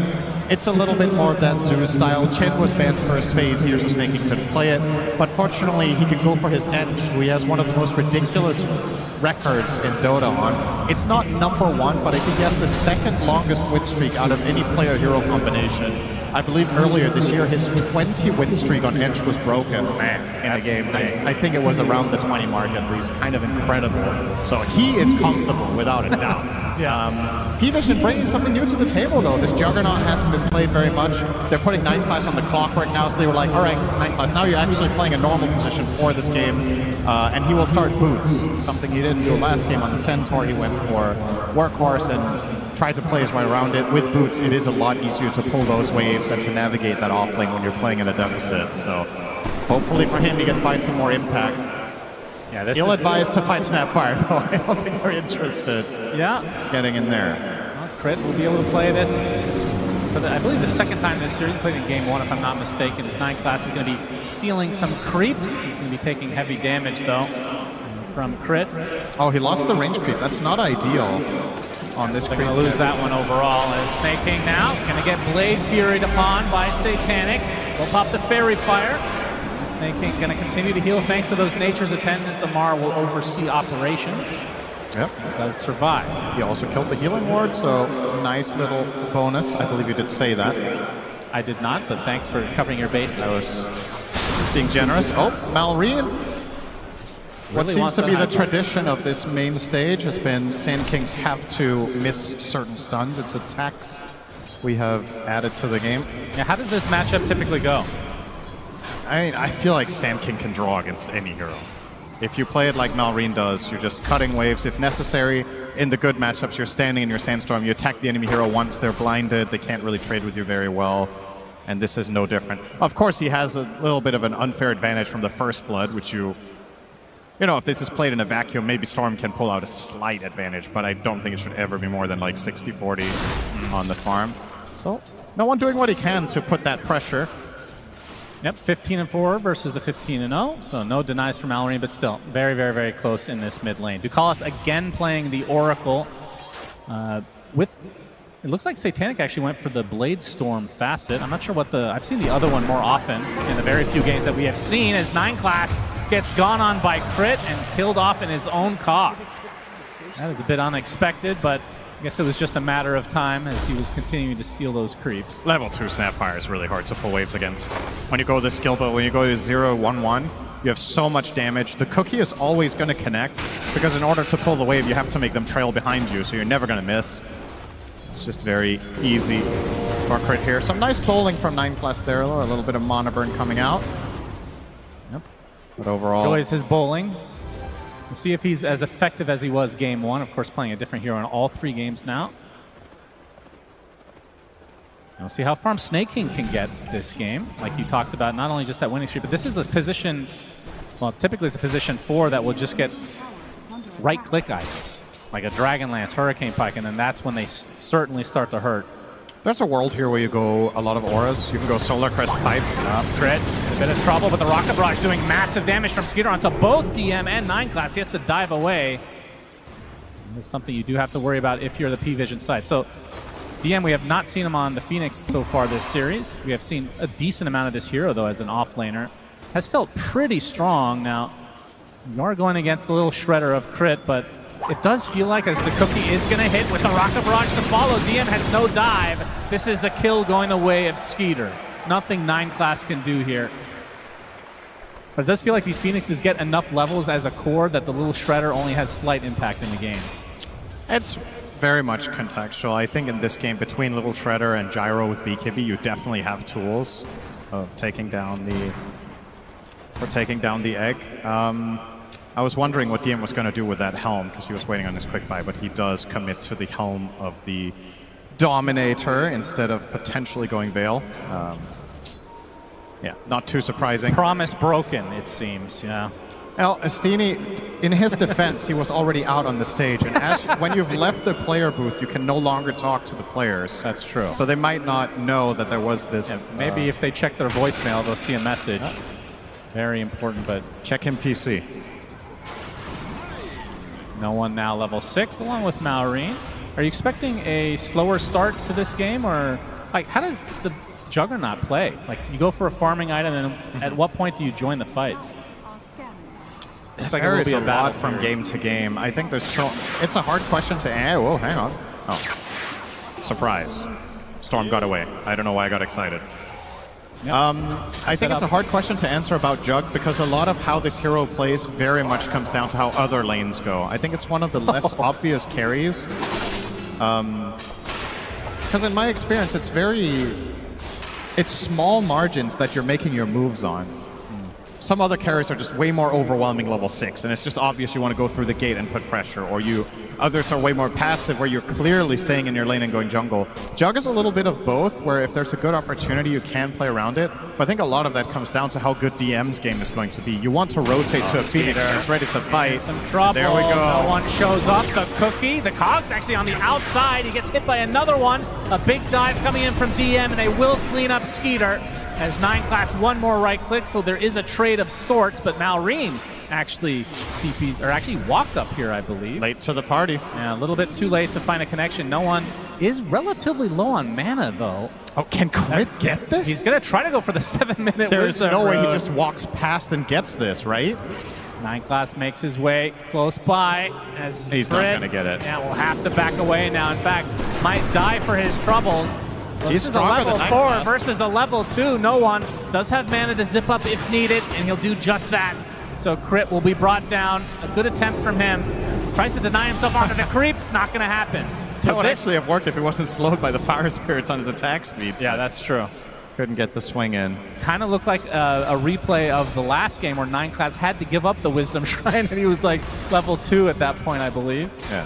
This is a better start for him. Yeah, for sure. He's going for the Tranquil Boots here on the Clockwork, so he will have plenty of resources to trade with. Has the Infused Raindrops as well to have a little bit more staying power. No one. Yeah, getting the run of damage here. Nice Cogs, forcing Crit back so the cookie does nothing. Fate's Edict applied to no one. No, Reed did get the rune, though. I mean, that is one benefit, is the Juggernaut. I mean, he has Blade Fury for the BKB, essentially. Fate's Edict maybe for the Storm Spirit this game, but might have to buy it anyway at some point. Oh, Definitely Malrine is very bullying powerful him spell. down here. Really trying to put on that pressure. I say Malrine, of course it is a Mar. Yep, same thing. Easy to get them confused as they play all the same heroes. This is true, and that is the true power of Falcons. They've taken advantage of this time and time again. TP mid lane, though. Good pressure applied to the tier 1 from Falcons. They'll have to back away now. Say that. Of course, Malrine has that facet. It allows him to blind towers by hitting them. Very powerful for pushing. I do wonder if that is going to be changed in the future. We'll see. Yeah. I don't see why this needs to blind towers. Wow, This that is was bit a random. shriek. Yep. Okay. Gets his level 6 now on DM. Maybe that's why he's happy. It's like, I am online. Nice stack here for no one to build upon. But similar to the previous game, you mentioned it, 9 class had a tough game on that Centaur and was low level. This isn't much better. He just cracked level 4 minute 9. It's going to take a while before he really gets there. This, I don't know, it does feel a lot different than he's Clockwork. This time he has a hero that's more traditionally good at playing from a slight disadvantage than Centaur is. And he also did get some experience there from the stack and the D ward, so it all adds up and helps getting there. Oh, DM. Little Shredder doing work against He him. has to egg here if he wants to live, probably. Most likely will have to. TP's coming, though. He'll withstand the damage and be just fine. Crit will force the reaction. He keeps trailing him with the threat of the cookie. They bring in Ducalis for protection. But once again, it is Falcons picking up the pace here. Haste, no one the cogs! Gets the no haste. mana Beautifully now. done. No one.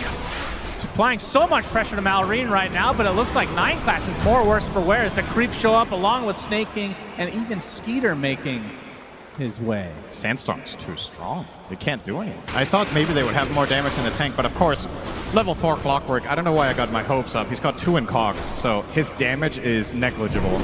You're running in the Enchantress next to him with the heal, no problem. His mid tower will be gone in a moment. That blind lasting for so long. It's pretty crazy. How long is that?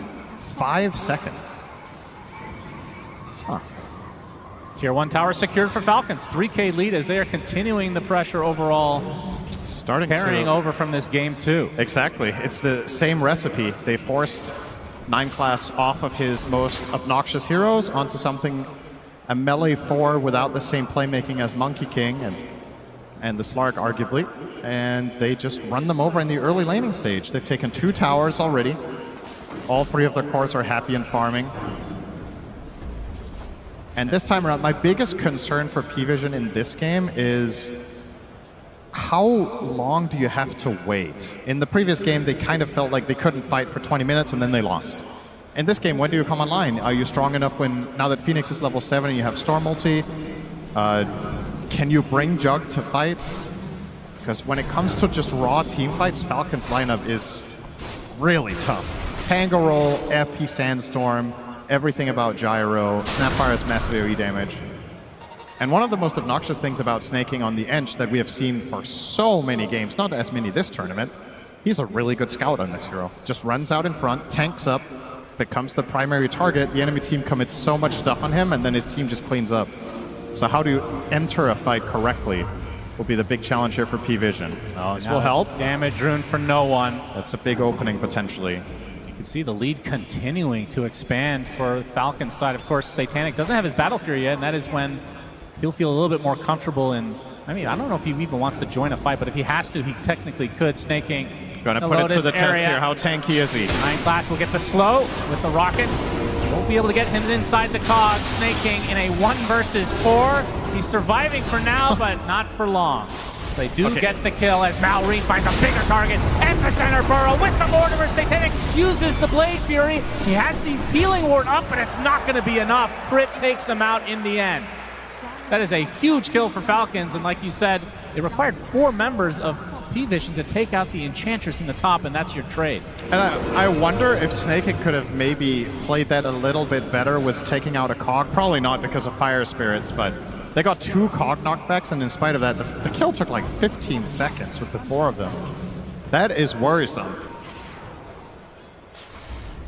Yeah, it feels like they don't have a ton of damage yet. Of course, the Storm Sphere is going to be the most of it without Juggernaut showing up.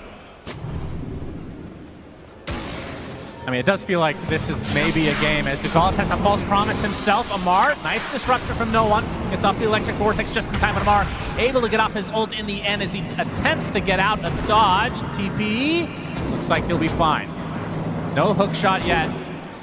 9class, actually pretty close. That would have been a huge pickup. I think that would have been a kill a year ago when I believe cogs placed on top of that roll would interrupt it. Do you remember? You played a lot of Pango. You could interrupt it with like Fissure and cogs. Was that only a year ago though? Maybe it was more, but I feel like that's been maybe 9class was hoping it got bugged again in the most recent patch. Yeah, you never know. Maybe wishful thinking. Not the case though. This game has no bugs anymore. That's right. We're out of beta finally. They fixed them all. No one has gotten, I think, every single rune. Am I wrong? Like, this is crazy. They haven't converted them much. Yeah, exactly. They haven't been able to do much at all with it. 5k lead for Falcon. Skeeter on the outskirts of the map with his Crystallis in tow. Aghanim Scepter's going to be next. Already about 1,000 into that, so he is having himself a good old time. In fact, all 3 cores for Falcons. Top net worth in the game. But this is where things potentially can change. Satanic finally gets his farming item in the battlefield.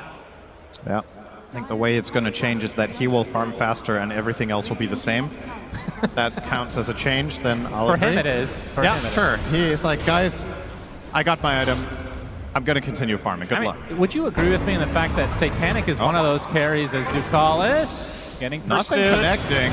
Amar, the Fate's Edict applied, but doesn't have false promise, so he is down and out. But Satanic does feel like one of those carries that could get, I mean, dependent on the hero, of course, but feels like he has put his team on his shoulders quite a few times in the past.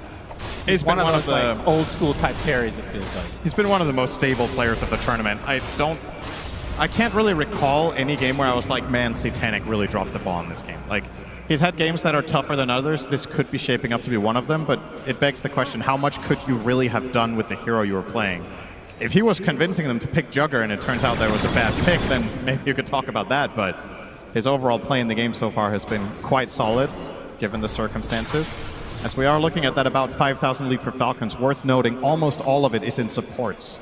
There's a very big lead. Ench is 1,200 ahead of the clock, and Snapfire about 2k ahead of the Oracle. So the brunt of the lead is in those supports, which is worth keeping an eye on, because there's going to be some extra utility items. Satanic has to use the Blade Fury. Amar continuing to roll. We'll focus on the support first, it seems, as the epicenter reserved for Ducalis as well. Oh, he's not done yet now, he actually does get clipped by Amar. Uses his shard as well. Satanic He's going to get some help in the form of no one, though. Amar maybe overstepping his bounds a little bit too much. Call down, though. Skeeter makes his way over. Amar blocked off now. Gets the hook shot from 9 class as well. Amar looks to be dead. No, he gets the barrier! So much damage applied to him. Now no one will drop as well. The kisses raining from above. Crit. Double kill. 3 for nothing. Falcons somehow lose no one. And so do Pvision. I knew you were going to do that. That is... Oh, that's the dream fight. This is the dream fight for any hero that can generate barrier, is that you tank all of the damage and then you get a very last second barrier off there. Not only do you survive, but the enemy team used all of their resources trying to kill you. No one depleted his entire mana pool, used hookshot, used egg, and you didn't kill a singular hero. The map is falling apart fast. No one, unfortunately, jumps in and blocks his own camp to add insult to injury here. A little unfortunate there on the timing. Uh-oh. This is feeling a lot like game 2. Now the question is, do you force the issue with Satanic joining a fight before he gets a second item? Like, can you even afford to do that? Because he has not been in anything. Like, we haven't seen a single Omni Slash. Well, he was in that fight, and he didn't have enough mana to use both of his spells because he got swashbuckled once. Well, that's part of the fact that they're the ones getting gone on, right? They're not doing the initiating. They have 9 class with a hookshot. They have Storm Spirit. They have Dive from DM. They have a lot of ways to get on top of Falcons, but they're just not providing the opportunities. I think you have to play keep away for the foreseeable future. I just don't see it. I don't think... I mean, it's kind of strange to see these 3 games in this series play out, and it feels like the losing team has the same problem every game. Like, damage issues, the inability to pierce through and win the team fights, and then you're playing this keep away that really difficult. Yeah, crit. Okay. Crit is going to be fine, it seems. Good bowling. Some good bowling going on here. Amar, though, not too happy with this exchange as 9 class.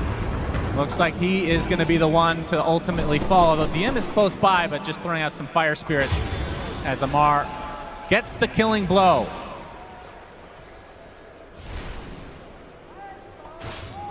This is going to be Ducalis TV for the next 10 minutes.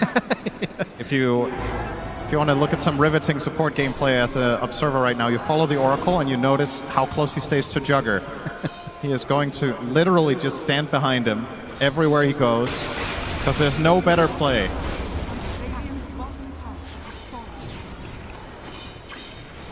Okay, he's following Satanic. I've got my eye on it. Yep. Keep us surprised. They have the stun lock for the Storm. No one dead again.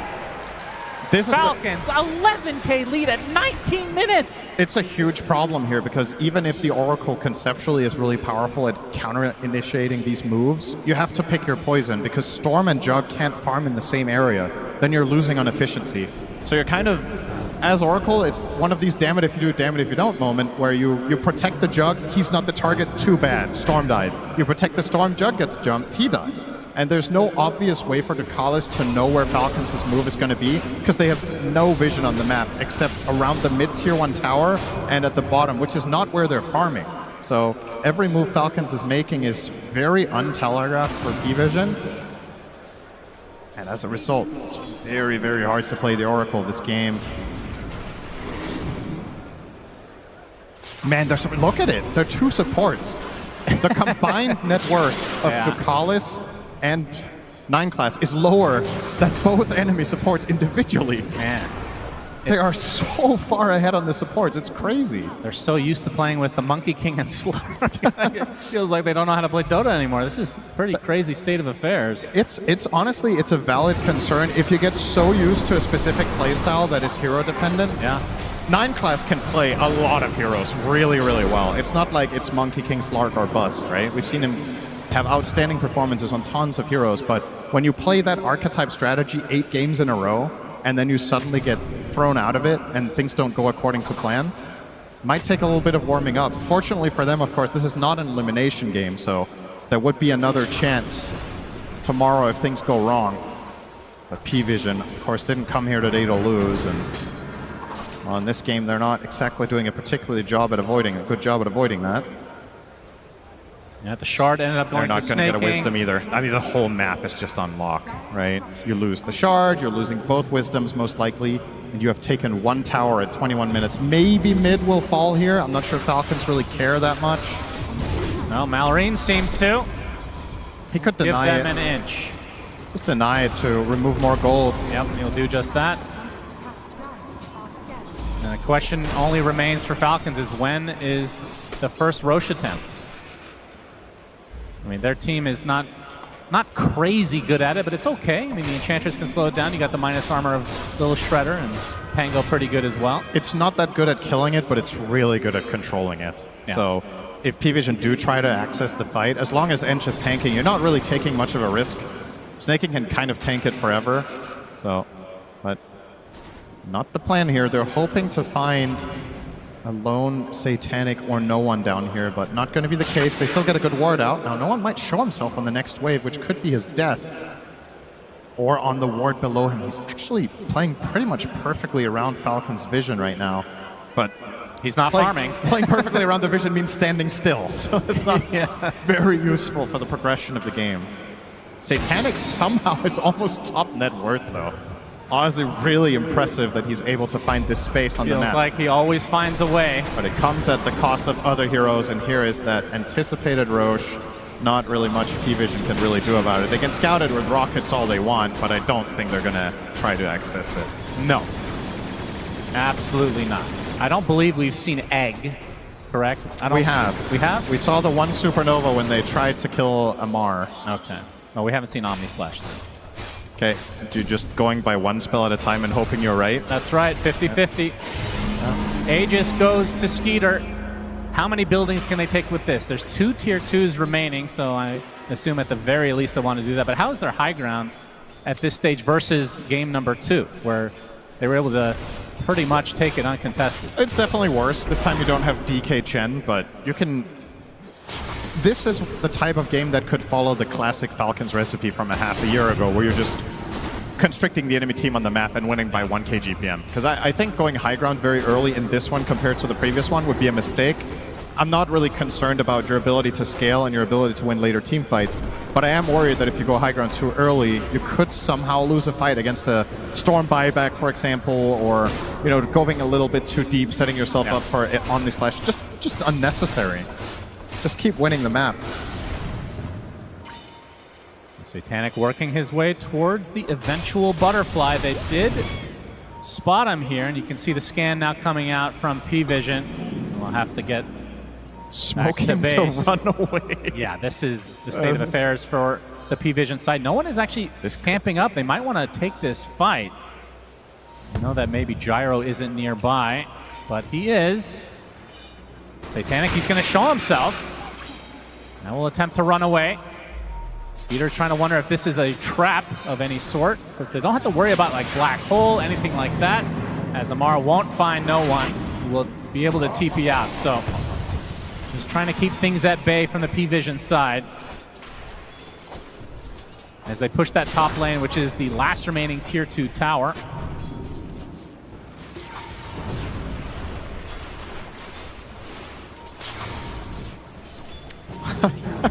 I'm just looking at Skitter's inventory.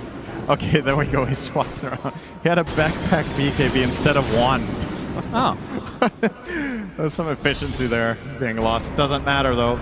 Okay, maybe they just go for it. I mean, this is... Ducalis attempted TP. Oh. Ooh, does get out. Wow. Very close. Okay. And Is now this a siege or not?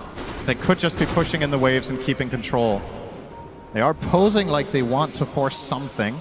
And, well, Skitter is a little bit timid, but here we go. Now, homing missile right now onto Satanic. Sagging himself over to Skeeter. They're going to get the sunlight. There's a lot of damage. There's the false promise on the Satanic at the last moment. And that required very little from Falcons. Yeah, they used a homing missile in a cookie. That is insane. And now the high ground attempt. They do not have healing ward as it's about to run out. They don't have false promise anymore. As Amar jumping in pretty deep, gets the swashbuckle, able to bounce down to the low ground. Skeeter is getting a little bit low as the Mortimer's Kisses onto 9 class, but the Fate's Edict will be able to mitigate all of the damage. Now Might be BKB enough online for for the Malrine. Yeah, for now. And that Aegis, I mean, it's still 2 minutes. We get some Nature's Attendance for Skeeter and maybe have a round 2. But this will buy some time for Satanic to get that butterfly. Does feel like that is certainly not enough. He needs that and Ags, then maybe. The Ags does feel... I mean, we saw Chrysalis play it without Ags, which I wanted to talk to you about because... I feel like that was a mistake in that game, personally. It feels like Jug is so hard to play without Ags. I would agree 100% with that. On a pro level, I think it's almost an essential item every single game, but there's always going to be outliers. I don't think that game was the case. Spotted along with Snake King.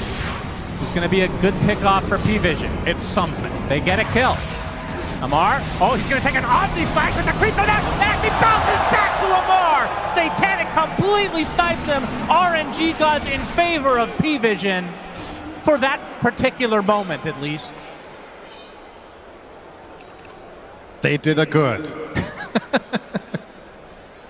Let's see how much time this buys. I mean, that's basically the Aegis, 45 seconds. Yep. So Pvision showing some life in this game 3. Falcons are in a position where this is not that big of a deal, but... Malrine, Epi, on to Ducalis. Satanic Blade fearing away. Has the butterfly at base. The thing is, even if that's not that big of a deal in terms of the overall progression of the game, just a little bit of a morale boost doesn't hurt. Like, feeling like you can do something in the game successfully has to be nice. You've genuinely made 0 successful moves for like 15 minutes, and you finally find 2 pickoffs and get your Jug to that butterfly. The thing about this game for Jug that's a little bit tricky, though, is if Oracle is not in a good position at all times, and especially if he dies, I think Jug can just get bursted by spells. Even through spin, he can die. There's so much magic damage from the Sand King, there's so much physical damage from the Pango. Kisses are also going to matter, all of it. It adds up. Even though you have 80% magic resist increase, it's still... like, a lot of the times when you see Jug survive in spin, they get away on like a beat stick of health, right? It's not enough here. There is just so damn much output. Now almost a Satanic for Skeeter.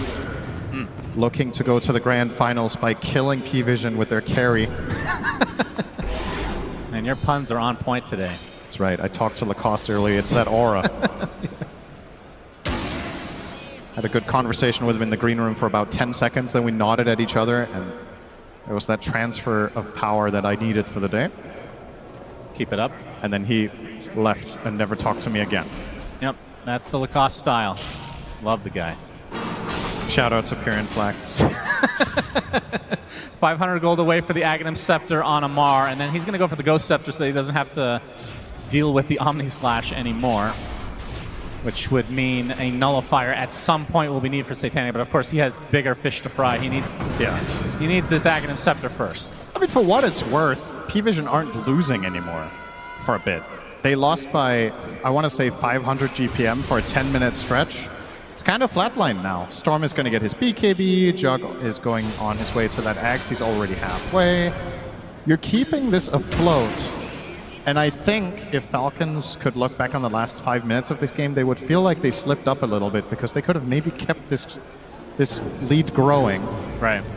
So, in relative terms, this is actually a pretty good 5 minutes for Pvision that I would consider a clear win. Yes, you are behind, but hope dies last in this game. Oh, Satanic is spotted. Nice Blade Fury. They're going to continue to pursue, though, as Amar with the Rolling Thunder will eventually catch up. Ducalis is there. Healing Word place. They're going to get some more TPs potentially. There's the Omni Slash, though, on top of Amar. There's a lot of them applied to Amar himself, but the Cookie's going to help him survive. Satanic does get the fall from the blind, as no one will try to zip to kill off Amar, but this is not going to be enough mana. Amar, so much shield, so much Lotus, he's going to be able to heal through it. No, does end up going down to be the cost of the Oracle, though, as Malrine. Big hook shot from 9 gets 2 stuck in the cogs. 0 follow-up, though. Truly unfortunate for Pvision, but ends up being a 1-for-1. There's no one running out of mana, has to get back to base. It's another good exchange for Pvision. Sure, it's not an overwhelming win, but it's, again, something. You just keep it alive. You don't have to win a big fight to come back in this game. If you can get even trades or slight victories here and there, we're approaching the point where Juggernaut can start actually becoming scary. The problem for this hero in a lot of the games that we've seen in the last half a year to a year is you kind of, sometimes your power curve is a little weird. Like you can be good in some lanes, then you enter this stage in the mid game where you're like kind of meh. But when you get to 4, 5, 6 items, this hero can be a complete beast. One of the few carries that can also kill a hero like Ench in a matter of seconds, which could matter here. We've seen so many games where Snaking ends up winning the game for his team by just soaking up abilities and not dying. Juggernaut, not a problem. He's going to cut through Ench in a few swings with the Axe, which is now complete.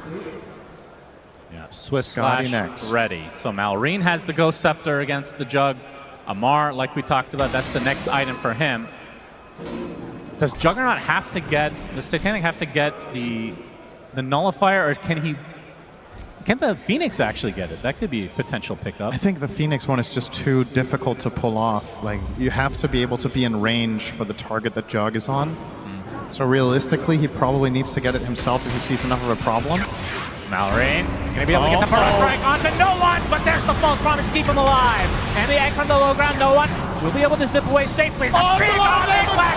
Snaking is destroyed, but now Satanic completely isolated from his team. Rosh right now, right on top of him with the call down of L, but he still had the Blade Fury. That's doing a lot of damage. Thanks to the facet and Skeeter getting gone up by no one. He's dead. And now the Sunray healing everybody up to Mortimer, so double Burrow strike, and now Falcons will be able to win the fight in the end.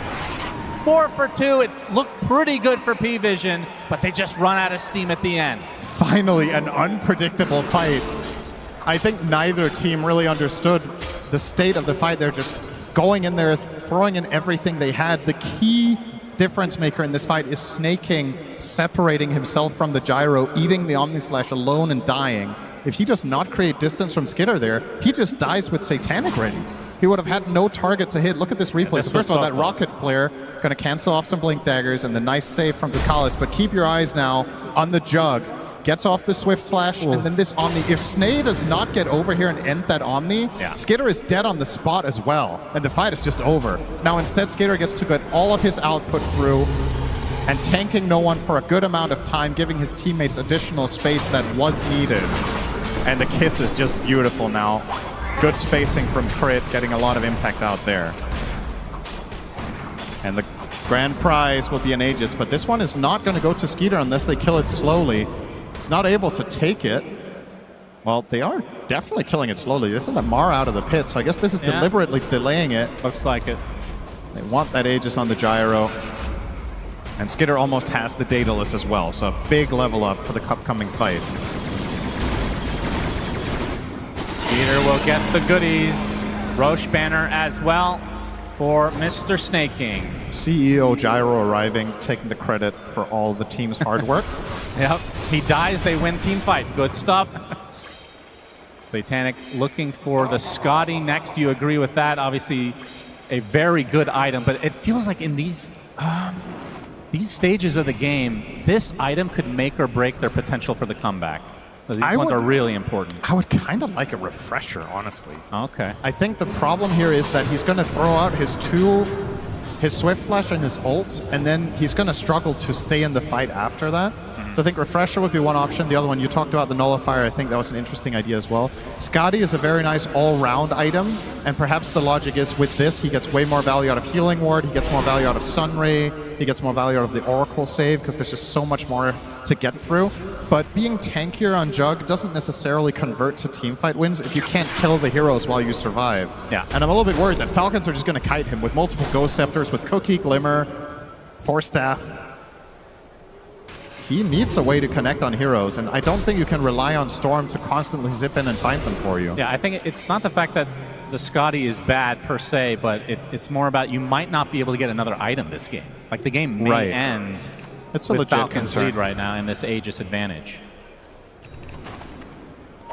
Yeah, now a refresher for Malrine. He is so decked out. Very strong right now. I think this is part of the reason why the pros have largely strayed away from Juggernaut. It's just itemization is proving to be a challenge in a lot of games. You're looking at it now and you see Satanic is rich and can buy all the stuff in the world, and you still feel like you need your next 2 items, right? Yeah. It's kind of weird that you can sit on 23k net worth and still be unhappy, but Holding the high ground, hoping that Falcons are going to overstep, but not the case. And even if Gyro were to do so, you have to get through the 2 lives with BKB and Satanic. Tall order. And now they're going to advance, but they're doing it together this time. So Pvision have given up a bit of ground. Snaking going to lead the charge. A tough kill. Pike, pipe, and drums. Now, one thing to consider is plenty of buybacks right now. Or the side of Pvision. Hook shot right now on the Snaking, but a cookie to keep him alive. Satanic's already used the Blade Furies. He is now retreating. 9 class is the first to die. Does have the buyback. See if Pvision want to continue. Likely not, as no one going to push the waves. And he is going for a big ticket item into the Aghanim Scepter, the blue hole, as we like to call it, DM. Let's take some damage, but we'll get back to base. That Enchantress situation is the perfect example of just standard snaking. Satanic. He spotted out the zip in. Gyro takes the brunt of the damage to start things out. Rosh banner applied. Only 2 hits away from dying, which would be pretty big. There's a fortification to start things out. No one zips in, gets it, and exits it very successfully. And now the creeps can die, but the tower will fall. Minute 40 on the Aegis. Falcons not having as easy a time going high ground as we saw in game number 2. Satanic extremely scary, has 4K in the bank as well, so very close to his next item. And no one could buy the full axe if he wants to take the risk and not have buyback, which... Buyback Storm is so good, though. It is. The axe could also lead to a big fight, though. You kind of feel like Falcons as heroes a lot of the time are kind of stacking on top of each other. 9 class. Oh, that was a Swift Slash, actually. The Ghost Scepter comes out. Yeah. I've got my eyes on Satanic's itemization. He hasn't changed it yet. You saw the Ench attempt. He doesn't feel like he can Omnislash because the kill takes too long. Ench is going to pike away. Maybe you jump over to another hero with Ghost Scepter and then you're just dead. Yep, Skeeter going to secure the range barracks. Can they get the melee? 45 seconds on the Aegis right now. Homing missile, it will hit. It's going to take considerable damage, but there's a Fate's Edict. Mitigate the rest of the magic damage. Swift Slash. Skeeter, there's the epicenter. Burrow Strike combination from Malrine. Ghost Scepter's not going to help 9 class. First to fall. No one already popping the BKB. Fighting some pressure out of the gyrocopter. 30 seconds on the Aegis. No creeps though, so backdoor protection is here. Do they have enough damage to actually get through this barracks? Finally, it comes to be. And Falcons gets their first barracks of the game. Outworld Staff is just something else against Jug. True. It's such a hard counter. He Swift Slashes Skitter. Skitter presses 1 button and then it ends the Swift Slash or the Omni Slash if there's no secondary target. So as long as Gyro is separated from his teammates, if he can't die in a stun lock, he can always just bait Jug. True. Just waste out one of the abilities. An item that we generally see a lot of pros pick up in a lot of games, and a lot of the time, honestly, it feels like a little bit underwhelming. But against Jug, it's so easy to use correctly. I think part of what makes Outworld Staff interesting is the skill cap of it is very, very high. It's kind of like old Monkey King Mischief, where you're trying to dodge, you know, 1 attack at the perfect timing or whatever.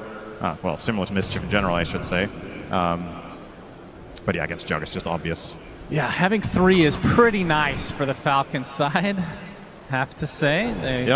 Good RNG on the neutrals.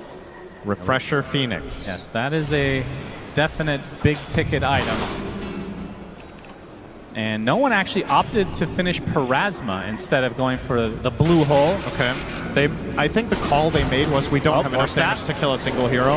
We need the damage from Storm. Yep, Swift Slash actually baits out the Outworld Staff. As no one zips in, zips out.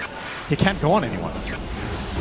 They have 2 good formation and good spacing here. Oh, epicenter! That's a lot of damage! Can they get the saves on the Satanic? Gets off the Omni Slash at the last moment. He's isolated for the rest of the team. No one pops BKB. On top of Snaking through the first ball. Satanic in a lot of trouble. He has a false promise supply. Will attempt to get out. Mortimer's not going to reach him. Malrine's super low on HP. For all that, it was a 1-for-1 with a buyback coming up from Ducalis. Satanic back to relatively good HP levels. The zip from no one won't find 1 support. And Amara gets away safely. That was such a heads-up play from Malrine, but just not quite enough. He manages to find the angle through the Jug and threatening Oracle in the backline at the same time with the Pango. So Ducalis has to ult himself, but Satanic does live through it. That time around, the Scotty made a big difference. I think he might have died with a a Nullifier, for example, needed the extra tankiness. A small little detail. Obviously, they have the tools to deal with the Omni Slash, but when they grouped up, the cleave is no joke on the Omni Slash. That was a lot of damage coming out from Satanic. Part of why the Axe on Storm could be interesting too, but I understand no one's perspective of buying the Parasma because you're kind of struggling to kill a singular target that's isolated, and that's what Falcons is taking advantage of. So if the Storm has that extra bit of output, perhaps you can bring down the first guy and break the fight open. He's not far away already, so 3,500 gold in the bank. Of course, buyback is a very important thing to hold on to. If Falcons were to find Tukalis now and kill him, it could end the game to kill the 5. Because I think the only reason Pvision can defend in the fashion that they are is that there's constantly this false promise on backup for the Jug. Otherwise, you can just pile on him and kill him with everything you have, but they're unable to. Tukalis' buyback being forced there, though, should open up the map. Now you have to play exceptionally carefully as Pvision. Tormentor will go to Skeeter. Yeah, that's all 5 shards now for Falcons. I don't know where I'm at right now with no one, if you should buy out or save buyback. I kind of feel like you have to all in and buy that Axe and hope for the best. Satanic is queuing up MKB in an attempt to try to deal more with the gyro. Guess you could make a case that Gyro is not your primary target this game and you're trying to break open the fight by killing the other heroes, but again, the problem, the Ghost Scepters, they got 3 of them, and Ench has Outworld Staff. It's not easy out there. It's about to hit level 25, though. Because you don't really have a solution to the Outworld Staff at all, because Nullifier is not going to do anything. All you can do is stun lock. Send an email to Gabe Noel.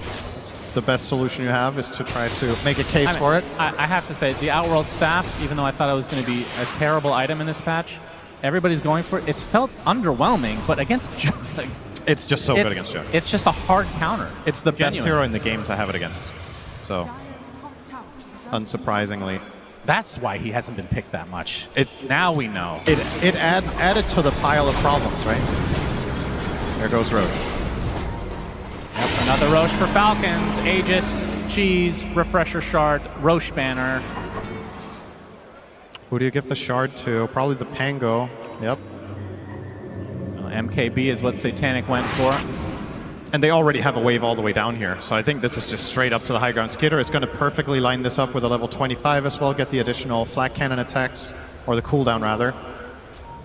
So now that's down to a 16-second cooldown.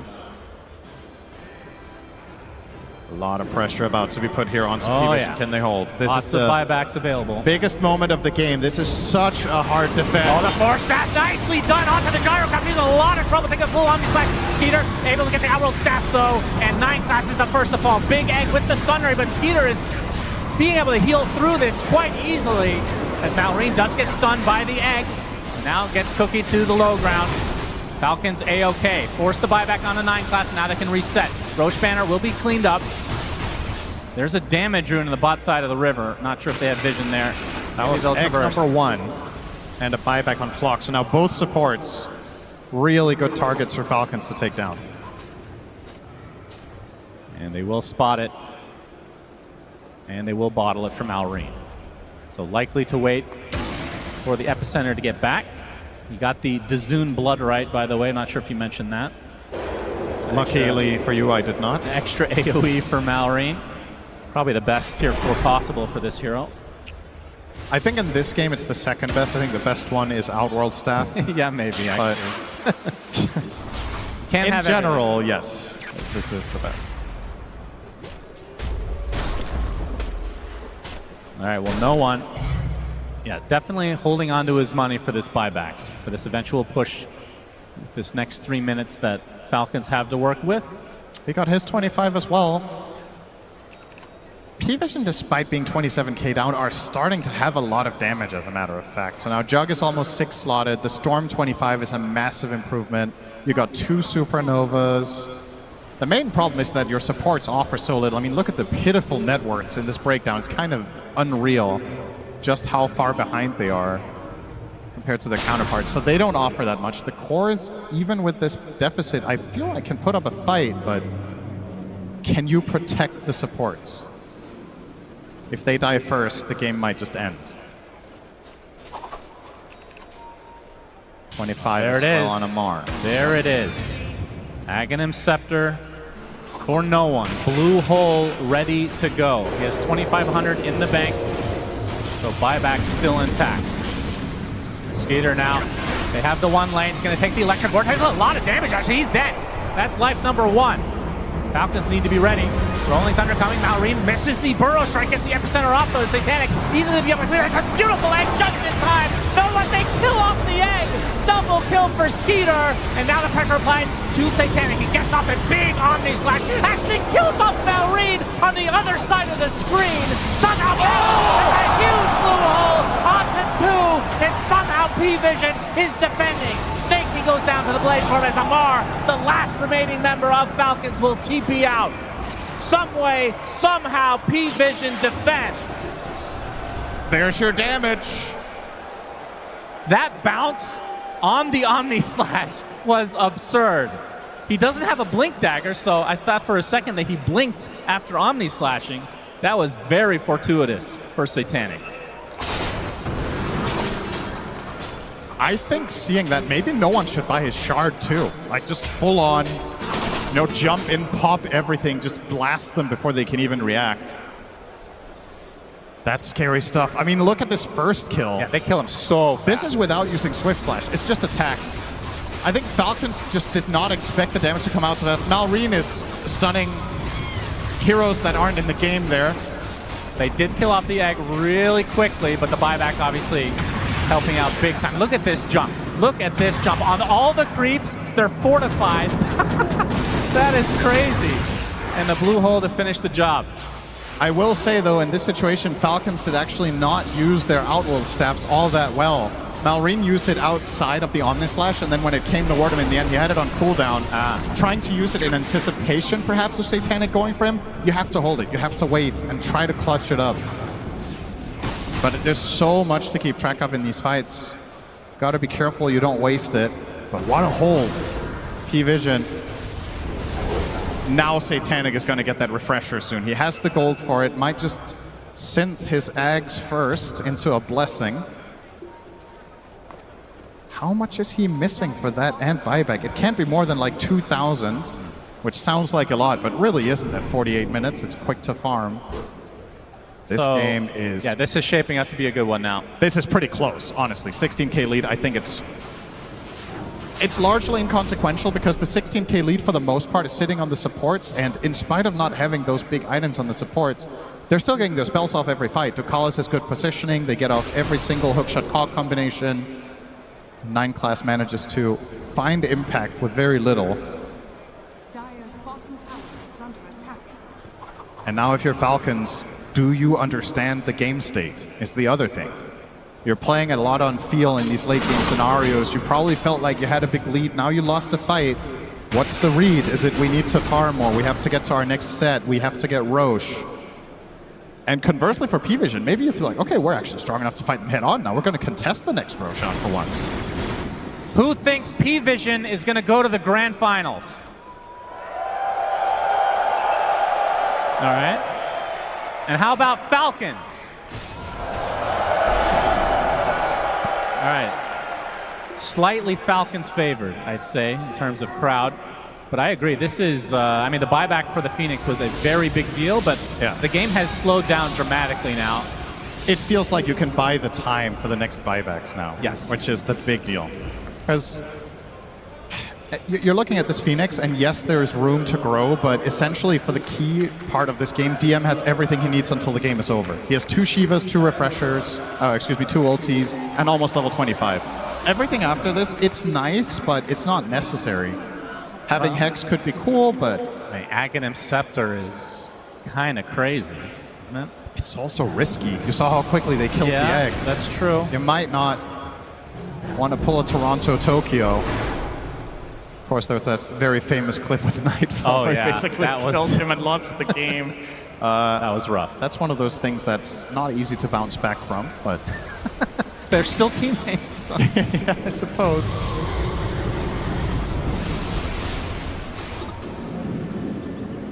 All right, so looking at Looking at Skeeter, I mean, I don't even know what you can do here. You replace your boots, I suppose. He looks like he's going for Manta style. So to try to mitigate a little bit of the Omni Slash. Generate more targets for Jug. All right, I know we're not there yet, but I have to ask a question. Tier 5 items, do you keep the Outworld staff? I'm not kidding. You get Helm of the Undying if you get off. Well, okay. Well, sure. If you're going to get something completely broken, obviously. Yeah. Maybe you replace it for Sister Shroud. Oh, yeah. That's a classic. I think it's better than some tier 5s in this game. But I would say, let's see. It's depending on the hero, you definitely want to get the Helm of the Undying, I think, on all of them over it. Yep, of course. Aside from that, Fallen Sky can effectively perform the same function, right? So that's also a nice replacement. Book of the Dead, more trash for Jog to jump on. True. I mean, you laugh, but it's queuing up Manta. That's the only reason. That is true. Smokes on both sides. Invis for Malrine. Another rune about to come. It will be Arcane. No one Arcane. Oh boy, he's going to start this out right off the bat onto the Sand King. Sun reapplied as well. Will burrow to the high ground. Gets cookied for safety's sake. Now, the roll was actually very deep for Amar, but doesn't look like Falcons want to pursue. So they have that mid lane. As no he's one. onto him. He is. He's getting low on mana right now. There's the epicenter burst right combination. Malrine coming in to get the bash as well. This is enough. There is no one. He zips away, but out of mana. Onto the hanger. The Mortimer's kisses, but the Fate's Edict will heal him. And now he is going to be A-OK. Can Pvision now turn the tide onto Falcons instead? 9 class. Running up front, gets the cogs onto Snake King. Bounce left, right, and center. But Bambi gets away safely. Oh, that was really close for no one. He gets saved by the Fate's Edict. He gets a big Lotus as well, if not 2.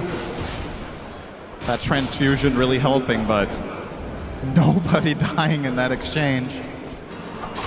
Amar with the bash into the Abyssal. The Fate's Edict applied, though. Now there's 3 members of Pvision nearby. He uses the Swift Slash. Satanic still with his ult available. Has the Refresher as well. They're going to back away. This is super tense. And now an Abyssal Blade finish from Malrine. They just want to bash Satanic. It is so hard for Satanic to use his spells correctly. He's playing into, let's see how it's that, 3 Ghost Scepters, 2 Lotuses, and 3 Outworld Staffs. Like, how do you use your spells reliably unless they're used on a stunned target? The risk-reward. Yeah, those Lotus Reflects can be crazy. brutal. Now with the Refresh and the Blink, perhaps he can just brute force his way into it. Roshan, a huge belch that everybody can hear as Pvision attracted to the sound. Yeah, Battle Fury has been backpacked finally. As the Blink Dagger will eventually be a Swift Blink, but obviously wants to keep... Well, trying for the rune here, Satanic. It is a haste top, so nothing super consequential at this stage of the game. 3 gems in the game right now as well. So it's 2 Abyssals as well on the Dire side, so 2 times the lockdown in attempts to kill Jug. Effectively, their entire itemization is against 1 hero.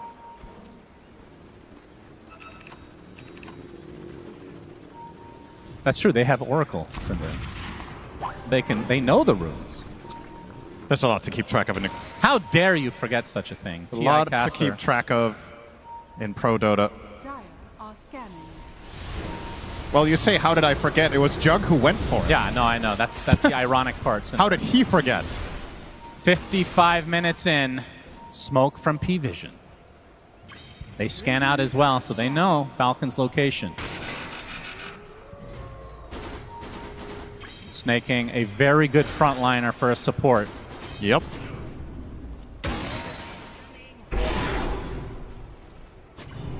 Feels like an item that we could have seen in this game was Wind Waker. Yeah, for sure. There has been 0 of them purchased yet. And I don't think you have to worry all that much about the Oracle Purge, because he's going to backline a lot onto Kalas. It's not easy to get in for the offensive Purge. But nobody's queuing it up. Jump in. Oh, that's a big Omnislash with a lot of damage. Down goes Skeeter. Finds back, but there's even the blade now onto the storm. They have to bash him again. No one is dead to Malrine now. Amar doing so much work in this fight. They're not going to buy back out. Honda Skeeter. Satanic in quite a bit of trouble. Will pop the Blade Fury, getting healed up. Will be able to get out of dodge as a result. They lose 2, buyback on 1. That was a huge kill on the Skeeter. Obviously has buyback available, but doesn't want to expend it unless he needs to. Can Pvision try to force a fight? Crit. Honestly, we spotted high ground. I see Veins not buying back there. A really tense moment. I feel like a lot of players just insta-click the buyback and take the fight, but stays patient. However, this would be a big grab. This. Yes. If it's scouted by Falcons, does Skeeter buy back? It's already at half health. They're running out of time here. There's a lot of shit inside Rosh. Yeah. Mind Class, known to be some constipated. vision. Oh yeah, he's big time. He's about to blow. Snake King gonna get some vision. Gonna get his heal off to start things out. Gets the vision, but Satanic gets the Rosh. There's still goodies inside as the epicenter's about to come. I believe Amar with the rolling thunder stuck inside the cogs. His DM pops the refresher. 9 Class goes inside the pit. Uses the shard to get out. So in the end, they do get all the goodies from Rosh as Pvision, despite being down and out, it felt like early on. Now, quite possibly might be at an advantage despite being 20k down. Do have to worry about this mid lane though at all times. Do not believe the graph. It is lying to you. This is not 84% dire. Are you kidding? I refuse to believe that they're a 6-1 favorite in this game. This feels like a 50-50 to me. Man. That is crazy. Maybe he has brain lag. Few minutes behind. 15 maybe, 20. Okay, no one is going to get the refresher shard from that Rosh. So now, this next fight, the amount of artillery that Pvision have is insane.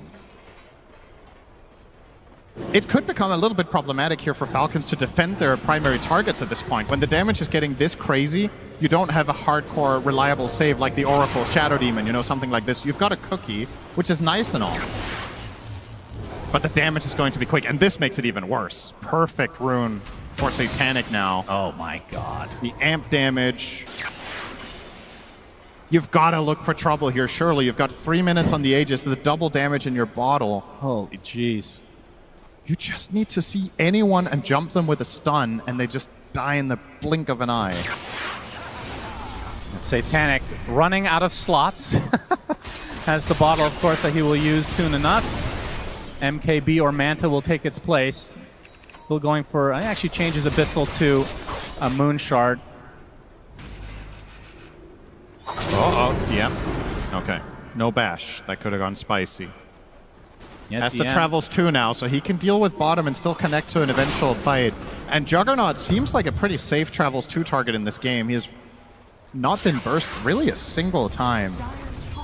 With the protection that they have from the Oracle, it's difficult for Falcons to pierce. Final tier 2 of the... Well, actually, no, there's a tier 2 top still, despite Falcons having the lane advantage right now. They're spilling out bottom. And then TPing back. A strategic move like we've never seen before. Unbelievable. We are 30 seconds away. I've been waiting the entire main event for this, Cinderin. The tier 5s are coming. Can we get some tier 5 cheers in the crowd?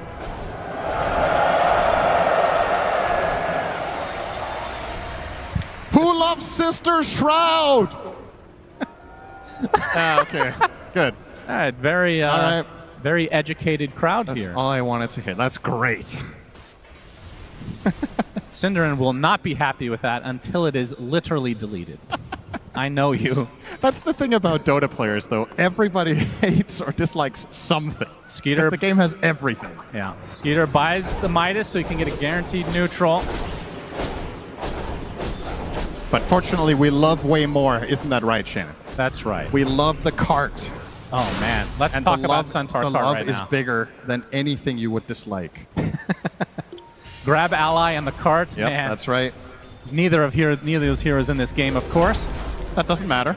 All right, how many Helm of the Undyings are we going to see? Oh, yeah. That might be the story of this late game. It's so good for both teams, shockingly. Yes, it is good. Oh, my God. But against Jug. Satanic gets Helm. Yeah, but what do you He's thinking about it.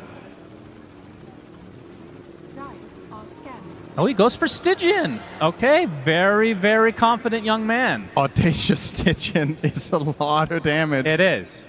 It is a lot.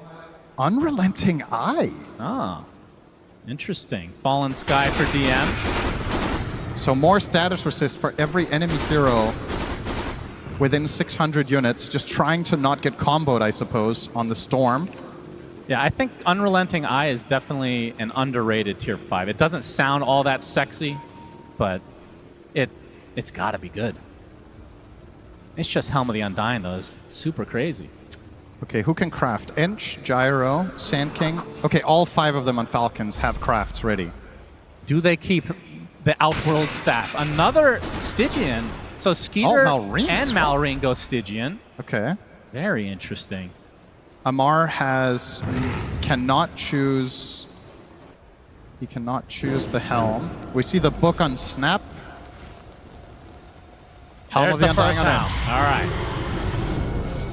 Arguably maybe the least impactful one they can get because the spells that Snaking offers after dying are another Helm of the less Undying critical. for 9 class, so 2 supports have it.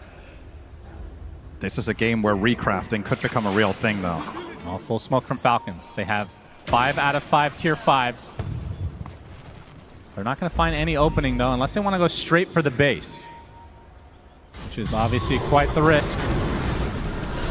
Oh, maybe an opening onto the Clockwork. Snaking going to be blocked off by the shards, though. BKB already popped from no one, applying all the pressure he can to Malrine, but he's be able to get out just fine. Satanic already used the false promise on him. He's going to put down the healing ward. This feels like a win for Falcons in terms of that small engagement. 9 class, though, homing missile, swashbuckle to follow. That's a lot of damage from Amar. Using that ult as well, right on top of him. He's dead. Oh, How the Dying is there with Malrine. Gets off the episode and the Burrow Strike onto the Phoenix. Can they get the stun lock? Can they get the egg off? Yes, he does with the Sun Ray to follow. Do they have the damage to get through? Do they have the rack? Big on their slash from Satanic. The egg is killed off. Fire Echo, the reflected Lotus. And Skeeter now, they have the numbers. They have the numbers on the Satanic, and he's dead. Has the buyback, though. Oh my god, I think he has another egg at his disposal. I think he misclicked. He Swift slashed the Lotus first, and then he Omni slashed the same target. I think so, at least. I mean, it's hard to keep track of everything in those fights, but they both definitely got reflected back to back. Satanic stuck in an anime teamfight loop. Nobody died. No one. Oh, no one. Able to zip out. They have the buyback on Satanic. They do not have one on 9 class, though. Snaking likely to hold on to his, as this is a second lane now for Falcons. Not that big of a deal in the grand scheme of things. We are 64 minutes in. Amar looking for the Abyssal play, or actually the Basher since it's on cooldown. Still that tier 2 top, very pesky. They're getting it at 64 minutes. They had map control for like 20 of these. Yeah. Just never went for it, but Better now late it's time than to never. strike. They really want this buyback out of Satanic. Oh, 100%. They have the buyback. Oh, they get it back. Oh my god, this is the dieback for DM! There's no one now getting control. E-Blade applied. He's dead too. Has the buyback in tow. Satanic has to scurry back to base as the Rolling Thunder applying to the calls. But a fucking BKB on Oracle, for God's sake. It's 64 minutes in. No one. Gonna force everybody else back. The Falcons, they're actually gonna live on most of these members. Satanic looking for a target. E-Blade now. There's the Hex. The Malrine is gonna be able to get bashed though. Gets the Burrow to the low ground. 9 class. Doesn't have hook shot up. Skeeter blocking the way. Gonna get blocked by the Cogs. 45k net worthly for Falcons. Another E on this process. 9 class onto the high ground. He's stuck up here now. Oh no, he's dead. Helm of the Undying activates as no one completely out of it. He's gonna get right. Oh my god! That's Satanic trying to get away. Only 2 members up. Actually, he's the lone member. Gets off the Omni slash at the last moment, but the Ghost Blades are too much. He cannot get through them. No nullifier. And now trying to trickle back to his fountain. He's the last remaining member of Pvision. Gets stunned up, but now in the fountain. Falcons have everybody alive. As now Satanic buying the BKB for one last hurrah. Goes in for the back. That is a lot of damage, but now the E-Blade keeping him alive. Omni slash reflected. He's going to be dead. Satanic is down and out. And that means Falcons will be going to the grand finals. Wow, what an insane game this turned out to be. 45 minutes ago, you could have told me this would be 30 minutes long and I would believe you. But Pvision manages to stall it out forever. They get to their key items. I guess Amar has leveled up, not sitting and fainting at his desk after another late game scenario. I guess the first 2 games were not long enough for him to run out of steam and hit that fatigue stage. What a worthy game of sending a team to the grand finals from, though. That is crazy. And whoever gets to meet either of these teams tomorrow is in for a hell of a challenge. That was a sick game. Yeah, I'm glad we got to cast one crazy game on this main stage as Falcons, they're the first ones to secure a seat in the grand finals here at TI. And like you said, Pvision, another life in that lower bracket, and I guarantee you, nobody wants to face them, Cinderin. I will say, though, perhaps the good news for the opponents of Pvision is Falcons have perhaps exposed a little bit of an overall strategy. I'm sure the panel will talk about this later, but yeah, for sure. Maybe this is an avenue that other teams can think about how to target Pvision in the upcoming series. Is Falcons clearly figured something out here today. This game was really hard, but they did get it done. All right, let's get a post-game interview with Mr. Nomad and Snake King. Thank you, Sunspan and Cinderin. Snaking, you have been to 8 internationals. Does it ever stop feeling this special? I think the international is the most special tournament of the year for every single Dota player. So it doesn't matter how many times I've been to TI. It's always a very special moment. And you have just made it to the grand finals for the 2nd time in your career. I mean, what does it mean, not just for you, but for this team as well? I think it means the world, because every Dota player's dream is to make it to the international final and show that all the grinding and all the hard work that every player has done and put into the game is shown to the world. And you have shown that absolutely here in this upper bracket finals, and you only need to do it one more time. I mean, have you thought about it at all, what it would feel like to go all the way? Obviously, I've thought about it, but you don't want to get ahead of yourself. So just one step at a time. We just need to focus on what we need to do tomorrow. Absolutely, and let's talk about those steps. Let's talk about how you got here. What have you been doing better than any other team at this event, would you say? Making a lot of mistakes in group stage and learning from them. Because I think we played like utter crap in group stage with all those 60-minute games against Tidebound and Xtreme, and we really learned a lot from them. And I think the only reason why we won this 3rd game is because we really learned from our mistakes in the group stage and we didn't repeat them. You absolutely did not. I mean, you had more experience than any other team here when it comes to game time, that is for sure. My question as well, Pvision, I mean, how did you break 9 class? You made him play a normal hero. How do you do that? I mean, I think he kind of just ran out of heroes. I think once Slark and Monkey, he didn't really know what to play. All right. And finally, who are you expecting to see in those grand finals against you tomorrow? I think it'll be Pari again. I think they're the most strong team outside of us, obviously. All right, well, Snaking, congratulations. And Hamburg, let me hear it for your very first TI 2025 Grand Finalists, Team Falcons!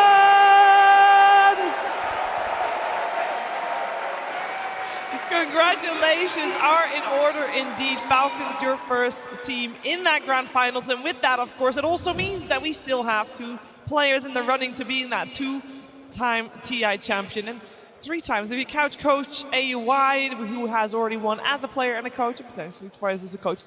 Depends on who they're facing, though. At first, let us break this game down, because this was a long one, and we thought it might be a long one, Tigov.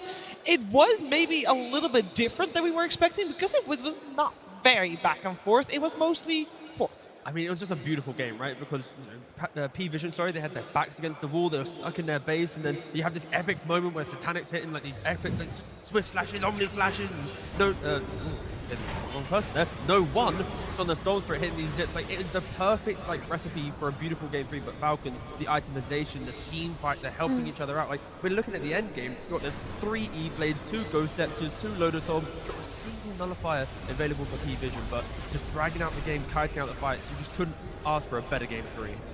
I'm still like very impressed with what Pvision were able to do in this game, because they were down so much. At minute 20, I was like, all right, pack it up. In 8 minutes, we're gonna be on the panel talking about this game. But they were like, no, like they're so good at holding the map, playing these side lanes, trying to force Falcons back, and then making these clutch plays that we're talking about, where you're this far behind, but they know what they're playing for. But the problem is, it's Prime Falcons. Their early game is good. They got the heroes they want. And all these games that Snaking talked about, it's so much experience on what you want to build in the late game. What's your itemization? What do you need to do? Like, this team, so deserving of being in the Grand Finals. They really are. I mean, we heard it from Snaking. They leveled up from their group stage. They learned all these valuable lessons from their very long games. So they go into long games like this, and you see that discipline come out of them.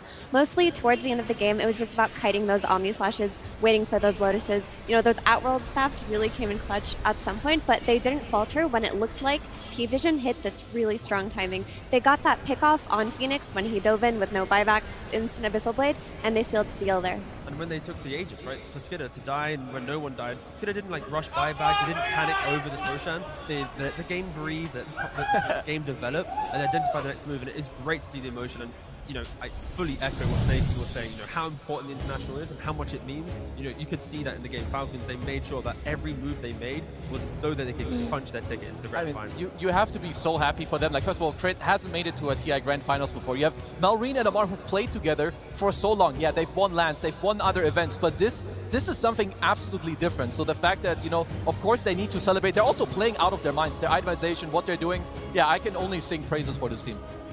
Yeah, Malrine in particular really stepped up these last two games. That game in his Pango was excellent. This one in his Sand King, he got his bread and butter. Their idea of camping mid with the Oracle and the Storm Spirit did not work out. He hit his timings and he was a menace on that map.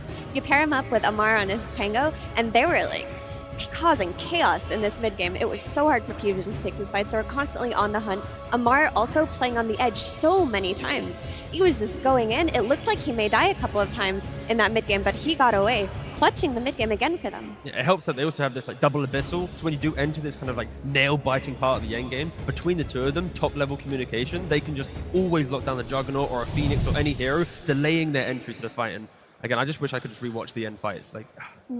They are always very special and very spectacular. I think the Lotus or Omni Slash with Gyro and the obviously Juggernaut Omni Slashing each other, as in not, then it's just beautiful to watch. You want to have moments like these on the main stage. They don't always happen because I do think that there might be mistakes in mind because you don't want to Omni Slash a Lotus Orb target. Let that be a lesson. Now, you also don't want games to go that long. Why did it go this long?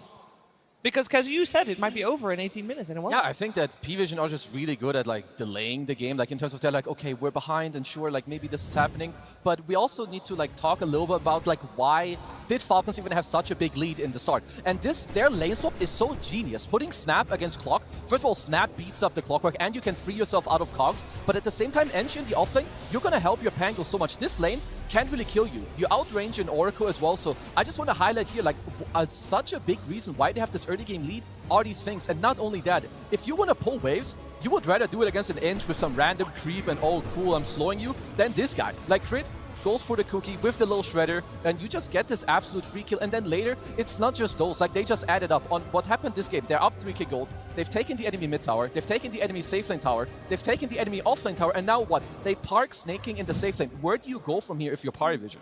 That's why I feel it's even more impressive that they could hold on to this game as long as they did. Yeah, and to answer your question, Chiefs, about why it took so long for Falcons to close it out, it was Satanic. I mean, that kid channeled so much resilience today. Him and Ducalis, they positioned themselves in the map such that he was always ready to tank smokes for him, ulti him if he ever got caught. They farmed the edges of the map for as long as they could, and Satanic really showed discipline with his Omni Slashes too. He didn't join any bad early game fights. He didn't Omni Slash when it looked potentially good. For example, near their triangle when Pango rolled in, he was like, nope, I'm out of here. And he waited for his opportunity until the very end where he got that really cool Omni Slash with the Vortex. Unfortunately, it just wasn't enough, but it was awesome to see. It was great to see. Obviously, on the other side, you got carried Gyrocopter by Skeeter, and I think T-Gov, he deserves some flowers too. Yeah, he does. He also has some good RNG on his tier 4 neutral item. We already mentioned it earlier because we're talking about itemization, but of course the outward stuff comes in clutch, and it's just the key thing. I think the way that Skidder played this game was, exceptionally strong. He's kind of pushing his team forward, but without outward staff, all these Lotus Orbs and Ghost Scepters and E-Blades, we wouldn't have this game on our hands. What Effie's mentioning about Satanic, he was having one of the best games that you could ask for at a TI, top 3 position, looking for the grand finals. And of course, no nullifier and these little things, they hurt a lot. So unfortunately for Pvision, not having their own items didn't really help their comeback potential. Yeah, the Outworld staff. I know you just glanced over it a little bit, and I know we talked about it a lot, or rather the commentary duo did. But why would you pick Juggernaut if that item is in the game? It's literally countering your ultimate. You're not playing for the tier 4 RNG of the... But there were 3. Statistically speaking, there will always be at least 1. Are you ready? They also killed the Gyrocopter 100-0 when he had it because they had the stuns, the teamfight, the execution. So they knew how to play into it. It was just... Makes it so difficult for yourself, though. It does, yeah. It's one of the downfalls of the hero. And it's also what Falcons abuse in the later stage of the game. They have the double Abyssal Blade that T-Gav mentioned. They have, a double Lotus Orb as well. You have multiple E-Blades to try and save the targets so they get Omni'd. And even then, Satanic did so much. I would say that to me, they still impressed me a lot because I could see that they're not crumbling under the pressure of a TI stage. Yeah, I don't want to criticize that pick at all because he did incredibly with it. It was his call, was what we heard from Asuni backstage. Satanic wanted to play the hero. He saw something in that, Gyro versus Juggernaut matchup. Unfortunately, there was a really critical error in the end when Phoenix dove in without buyback and got Abyssal. Had that not happened, we may have seen a longer game. We may have seen Pvision take it even. Could've, would've, should've. Didn't happen this time around, unfortunately for Pvision, but of course, fortunately for Falcons, who are our first grand finalists. This game in particular, though, had them be on the front foot the whole game long. They were ahead. Isn't that right, Purge? That's right, Shiver. Yeah, the early game for Falcons was their bread and butter, something they've been doing consistently throughout the road to the International leading up to this, and that's the Sand King mid and its ability to pressure towers. I did a segment on this during during that road, and when you attack towers with this facet, you're giving mischance of 50% to the tower. So that means anything that is tanking the tower is doubling its HP. Any regen that's going on, if you get a second neutral creep using your Helm of the Dominator or whatever else, it just makes your pushing so much better. In this case, they always pair, not always, but when they can, pair with the Enchantress because that's going to make it easier for them to supply this tower pressure at such an early point in the game. And then Mallory instantly shifts to the bot lane because his opponents had reacted decently with the defense, and they do the same thing here. This one creep wave, they basically traded a tower for a single melee creep, which is insane, but very, very valuable. And then what Mallory does is he goes back to the mid lane, he says, I need to play for this rune, and watch what 9 class does. Does a great job with his cogs here to cause some disruption, and this one especially, he's going to shoot this cog right over the rune the exact same time that it spawns, so that even when Mallory Burrow strikes in, he gets stunned, and they pick up the haste rune, which is great. But again, if Mallory just attacks them, 50% mischance, and Storm is definitely a huge part right-clicking at this point, so he basically cleans that up, no problem, and then they walk mid with the brunt of their energy, including the Gyrocopter, and they get both towers killed at 10 minutes and 30 seconds, which is a huge early point in the game. They go on to defend their safe lane, have a nice big gold advantage, and that is why the game got so hard for Pvision, because they could not slow down this tower pressure. Yeah, Falcons had an absolute dominant early game. Absolute cinema, some people might say, or if you're speaking a different language, Kino. And speaking of Kino, that's going to be the name of the next short film contest that we have right here, Kino.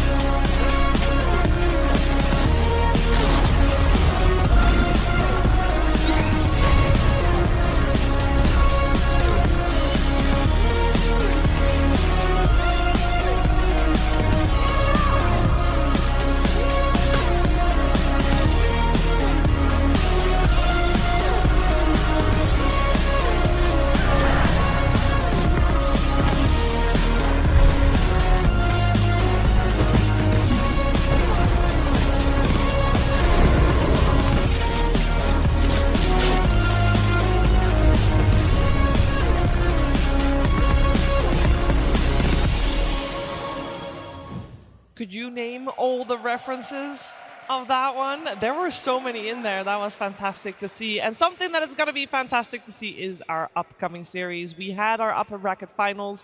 It was great. It's time to do the thing that's necessary, eliminate one more team, because there's only space for 3 teams on the final day. We already got Falcons in those grand finals. We got Pvision in the lower bracket finals. We can take a look at the bracket to see where we stand, because 2 more teams got to play today to see who has the honor on playing on Championship Sunday, Kezu.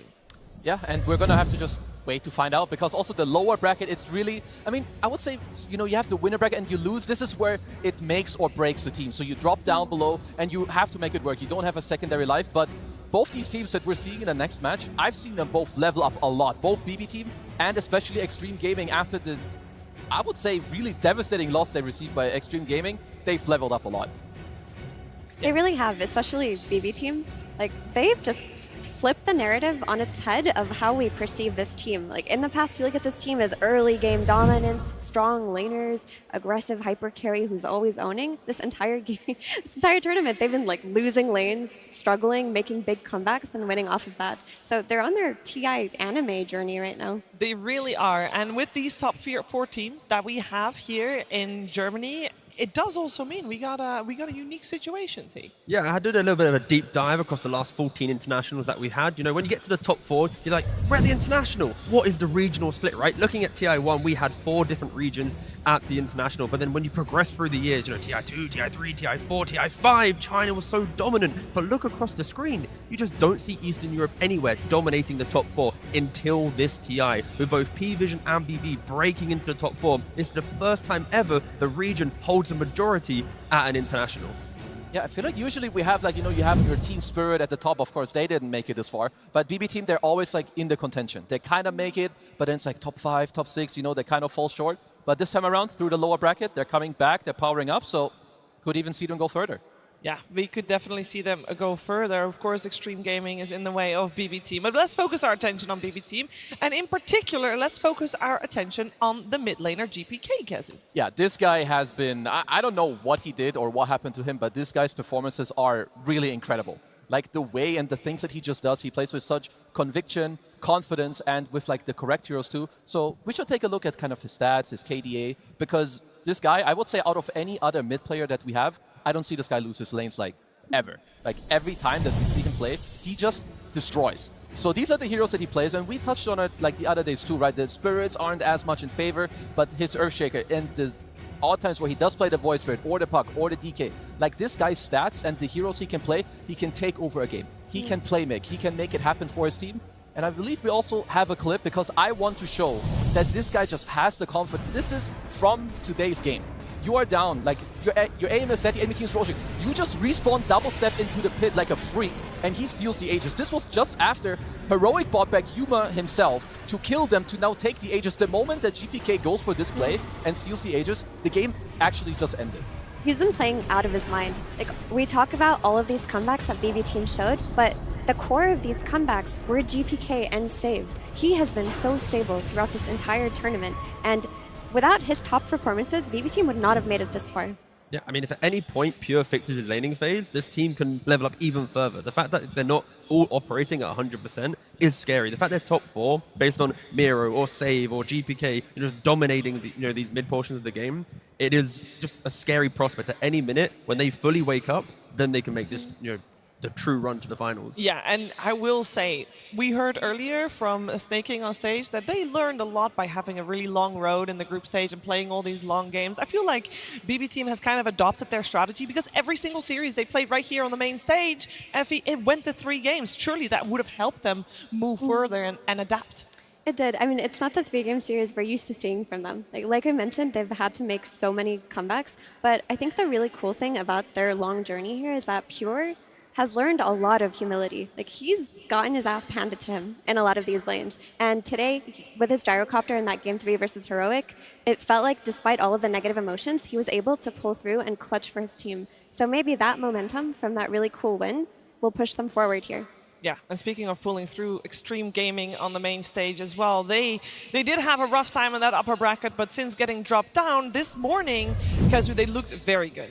Yeah, no, like they look absolutely different, I would say, this morning. And Mira, I believe You wanted to show some picks? Yeah, I just wanted to show some of the individual heroes we've been seeing coming out of Xtreme Gaming, because we talk about Pvision being the spicy team, but Xtreme Gaming has been a little bit spicy for themselves. Today we saw Carry CK come out of Ame, the sniper, that was an XM staple coming out. There's even been a Carry Omni Knight at some point. They also run a couple of supports that other teams don't. They run the ET from the 5. They also run the Mirana. They ran it twice versus Beastmaster. So they do have a flavor that is unique to them that maybe BB Team doesn't necessarily know how to play against. Yeah, I feel like the Omni Knight is kind of wild. I believe the Mirana was with like an SD, because their support duo, they play really well together, so I'm not too surprised that that's what we saw. But yeah, honestly, it's just really cool that every team, I believe T, you mentioned the other day, every team has their own style and their own heroes. Yeah, and that is definitely true for the two teams that will be taking the stage in just a second, because it is time to welcome in our first team. It's BB Team.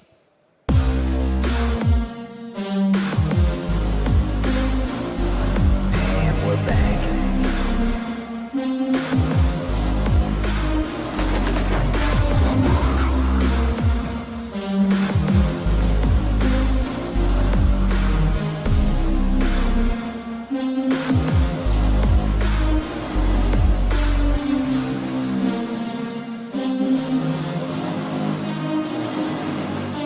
BB Team!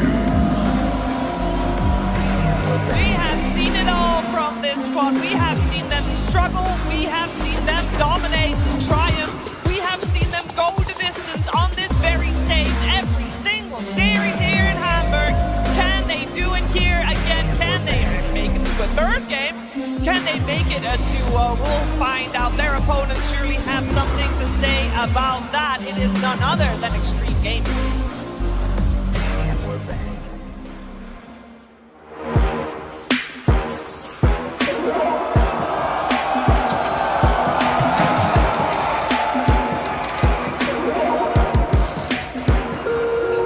Choose wisely and crush those responsible.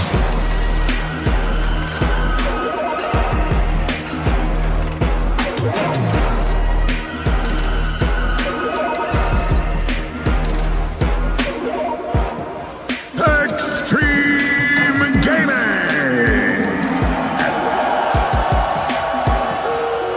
Choose wisely and crush those Xtreme responsible. Gaming in the lower bracket. I think that is the most scary thing we've seen yet. Earlier today, they made sure that Nigma Galaxy was eliminated. Can they continue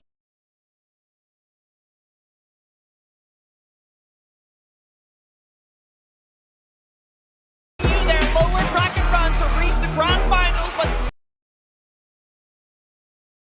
rough, Kezu. No, it looked real bad, I'm not gonna lie. But since then, of course, some time has passed, and I heard that they thought, some of the item builds weren't as good. They got a little bit exploited when it comes to the map play. So this is absolutely a team that I can see, they take a beating and they level it up. You have Xiaowei as your coach. You have very experienced players. If anyone can do it, it has got to be them as well. Yeah, even in that second game versus Pvision, where they lost, they made really big adaptations in that game too from that game 1. So they were already halfway there on that path of dealing with this meta of map play, of split push, of these Helm of Dominator creeps. And I think Xiaowei's cooked some stuff up from yesterday to today. I mean, we already saw the CK come out today. We already saw the mid sniper. It depends on how Xiaowei wants to approach this draft. Like, does he want to look at the tempo coming from GPK on the mid lane or Mira on the off lane? Depending on which one they navigate, like could try and deal with in the draft, maybe some bans. I think that's when they have a game on their hand, right? Like realistically, is BB as quick as a team as, let's say, Pvision, right? I don't think they are. So I think the game should last a lot longer. We should see the real depths of both teams kind of shine. Now, looking forward to seeing that. And if we're talking about the depths of both teams, one thing that is not really deep for both teams is the Mars. It's quite on the surface, actually, Tigo.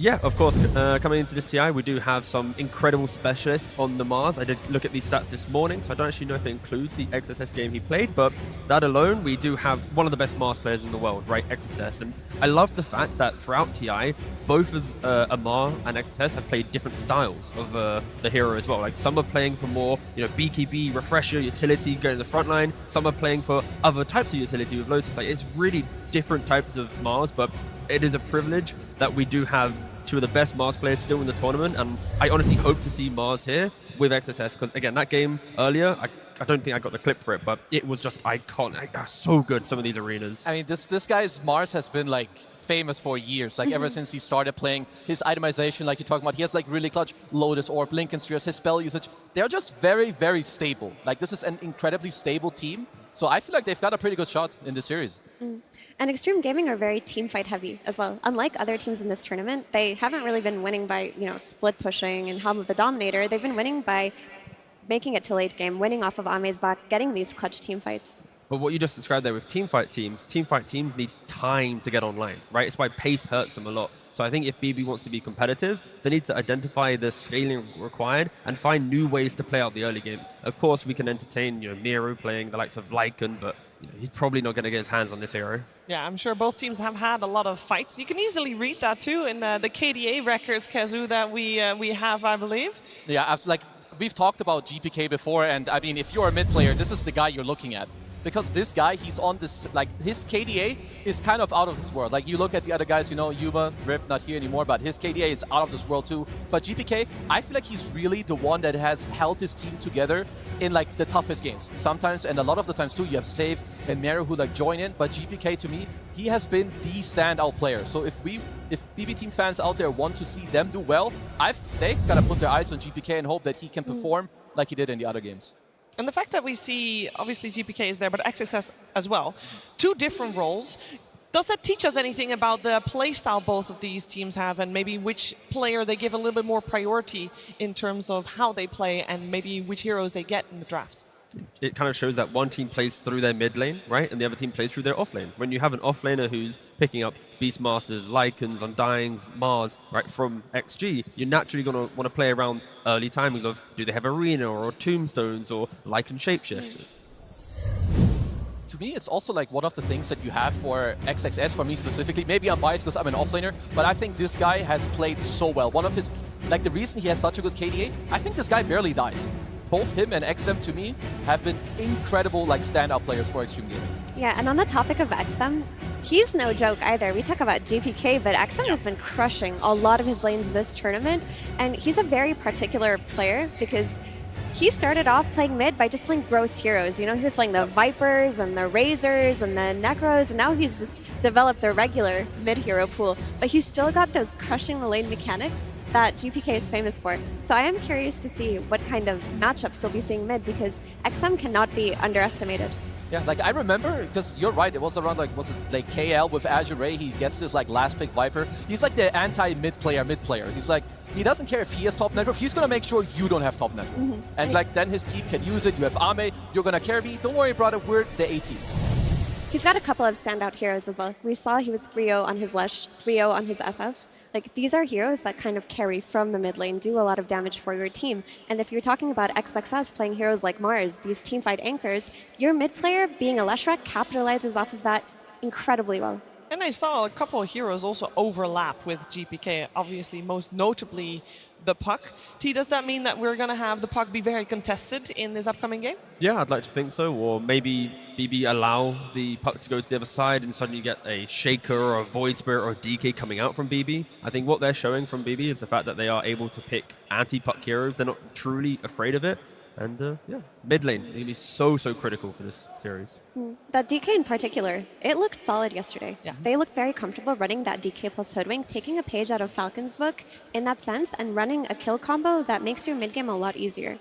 I think if they recreate that today, that should work incredibly well against XG because they're going to be dealing with a lot less ghost push than if they were to run it against Pvision or Falcons. I mean, especially also if we looked at the graphic, they had picked Hoodwink, 12 times? That's one of the first times I've seen like a double-digit pick order or like pick amount from this tournament alone. So yeah, it would work really well. You've got the DK on GPK, so absolutely, why not?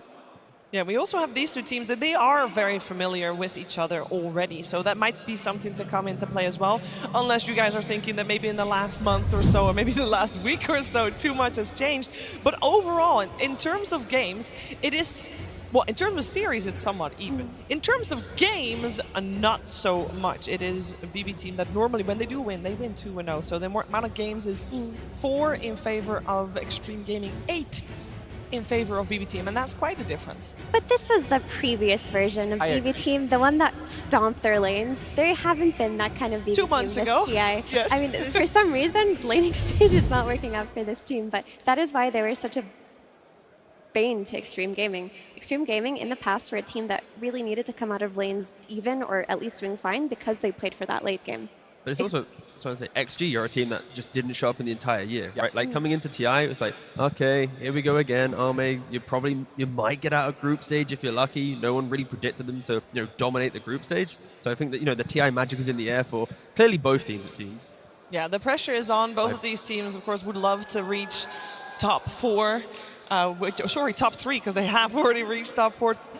The only player on the side of BB Team that has done so before is Pure last year with Tundra. The rest on the side of BB Team has never gotten this far to begin with, let alone be third. You would think then, Kezu, that the pressure, do you think they'll do good with it? I think so, for sure. I mean, even then, like, you've overcome where you failed before. I feel like this helps you a lot, and every single minute, every single game you play on the main stage, it just makes it so much more smooth and, like, more casual the next time it does happen. And for me, Xtreme Gaming, I mean, their most recent addition with Xnova, like, this guy is incredibly good. We know him from Prime LGD. He did play with Ame back then. And this guy's strength, like, his, like, foresight and, like, kind of being an oracle in the game of what is the next move, he is so damn good at this.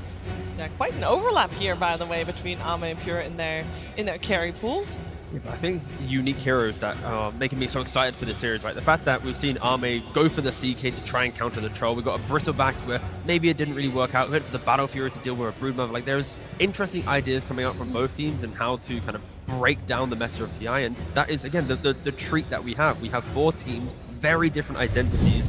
And, Ame has shown he is ready to go back into some very old tech in the hope to try and convert into a win. Yeah, I do have to get this out of the way, by the way. There's obviously Xtreme Gaming played first series of the day. That was 11 hours ago when they started their game about it. What's up, T? I don't think it matters. Okay, good. Because behind BB is the entire crowd that supports XG. So they're going to be screaming at the backs of BB the entire time, potentially carrying over and waking up XG if required. I will say there was quite the difference in cheers. Oh yeah, like a lot. Yes, there's a lot of Xtreme Gaming fans in the arena, and that will amp anyone up. I will say that because when we saw BB Team face the previous crowd favorite in Nigma Galaxy, they were able to pull through as well. So potentially it might level BB Team up as well. We'll see how that goes, but it is indeed good to know that a fatigue will not play a part. If you've played loads of Dota games every single day, you're gonna make sure you're they play like time. 17 hours a day at home, like who cares? Like it's gonna be 12 hours here on stage. It's fine. The adrenaline is here. It's your friend. Quick confessional. I've played like 27 pubs once in a day before. Have you ever played more than 20 games of Dota in a day? Yeah. Yeah, on like if you're doing like some 24-hour, I'm a degen, I don't go to bed. Yeah, you. But follow-up question: is it in ranked? Did you start the day losing and then you had to keep playing? Like, what was this? Why did we play 20-odd games? Because we're freaks and we love Dota too. Wasn't there a crazy stat from Seb that he played 36 games in 24 hours? Yeah, but that's just Seb for you, bro. It's gotta like lay low, a unique player, that is for sure. That is for sure. I'm sure these players are going to be just fine with that. And I do want to touch a little bit more on the offlaners. I know we talked about XSS, but I do want to also focus on Miero, who is actually, in terms of TI plays on the side of BB Team, the least experienced player. He came top 8 in 2024 last year. I feel like he has stepped it up, Kezu. No, absolutely. I think this guy is also like maybe even like the best form that he's ever been in, because he had a phase where he tapered off a little bit, but now he's coming back. And I would say they're both in a similar boat where they don't get the most resources from their team, but they still make it happen in like nearly every single time they do play. And we see here too, they have a lot of unique heroes to their name, Mira. Yeah, and a lot of these unique heroes that they have carried their teams to victory, right? Like we've seen Miro, when he gets his hands on the Lycan, for example, or XXS, the game changes entirely. But Miro, he's gone 3-0. Is it 3-1 now?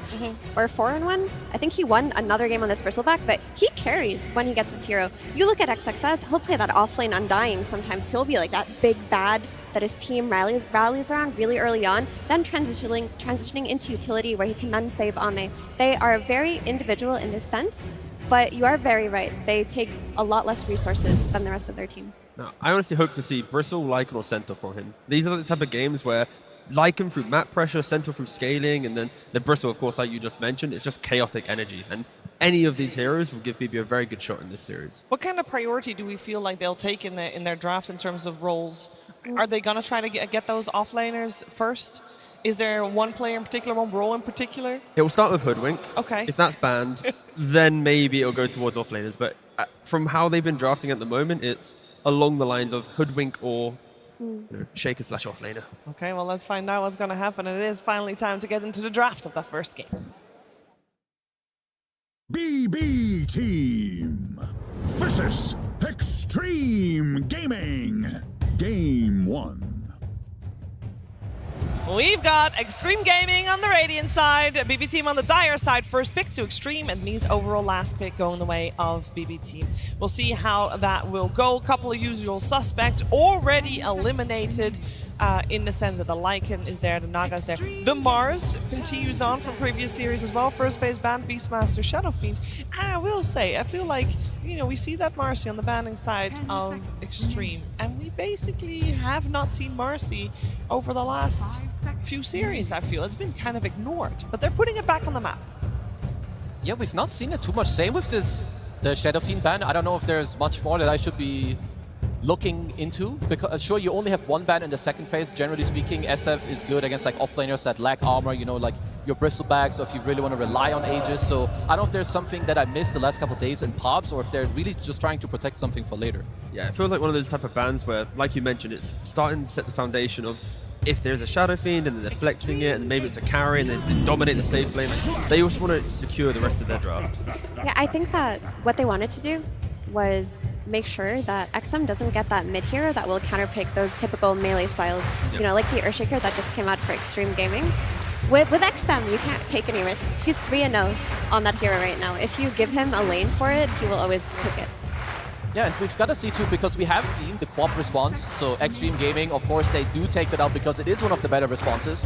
So I also kind of want to see where BB Team do take it. They're not the most notorious Monkey King team, so maybe they'll just be like, sure, you farm, I'll pick something where I farm, so maybe they don't care as much about like the counter pick within the lane. Yeah, I just want to make sure for XG that they continue down this line of make sure Shaker isn't just fully rotated on, right? And I don't think BB will do it as well as other teams that we saw, at least in that previous series. But like you mentioned, seeing the quad ban, it's already, Shaker will be mid, you know what's going to be happening. It'll be Kaya, wave push, blink, rotations.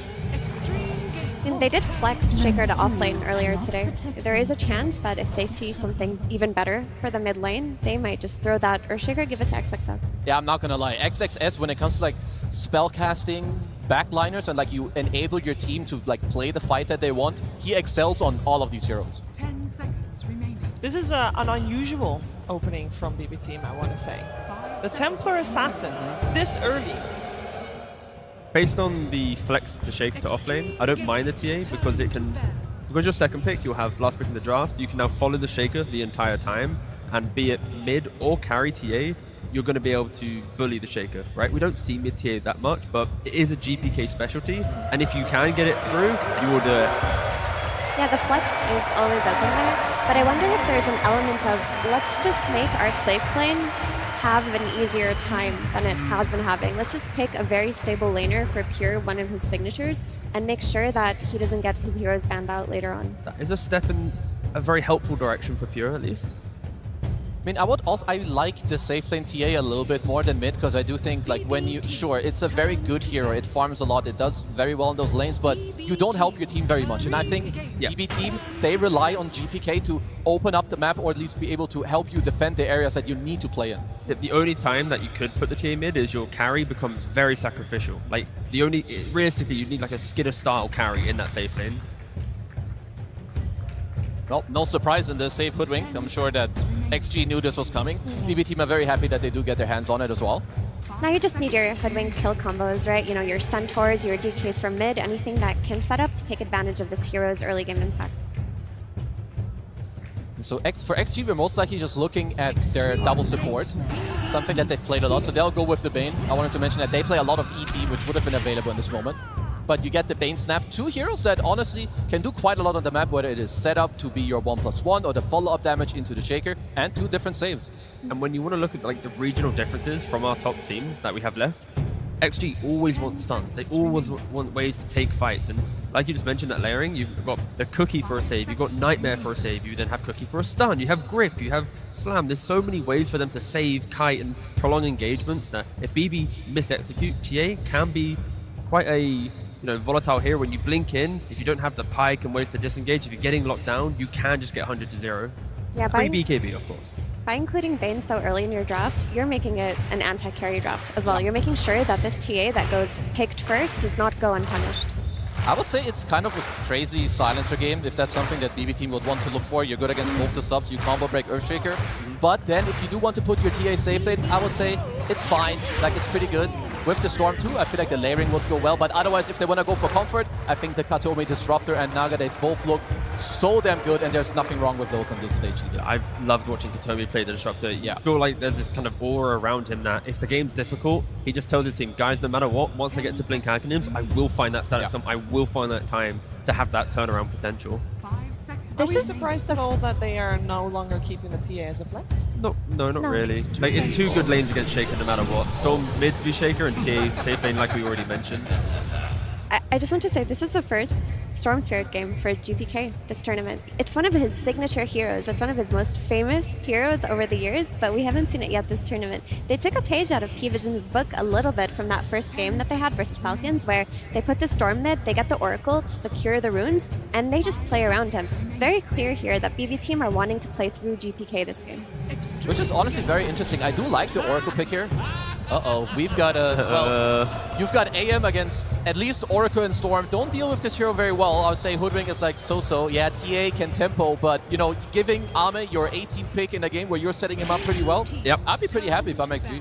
What are the big offlaners, though, to deal with the anti-mage, right? There's Night Stalker, there's Slardar, there's Axe, right? Blink Blade Mail, Happy Days. Night Stalker's already out. Yeah, yep.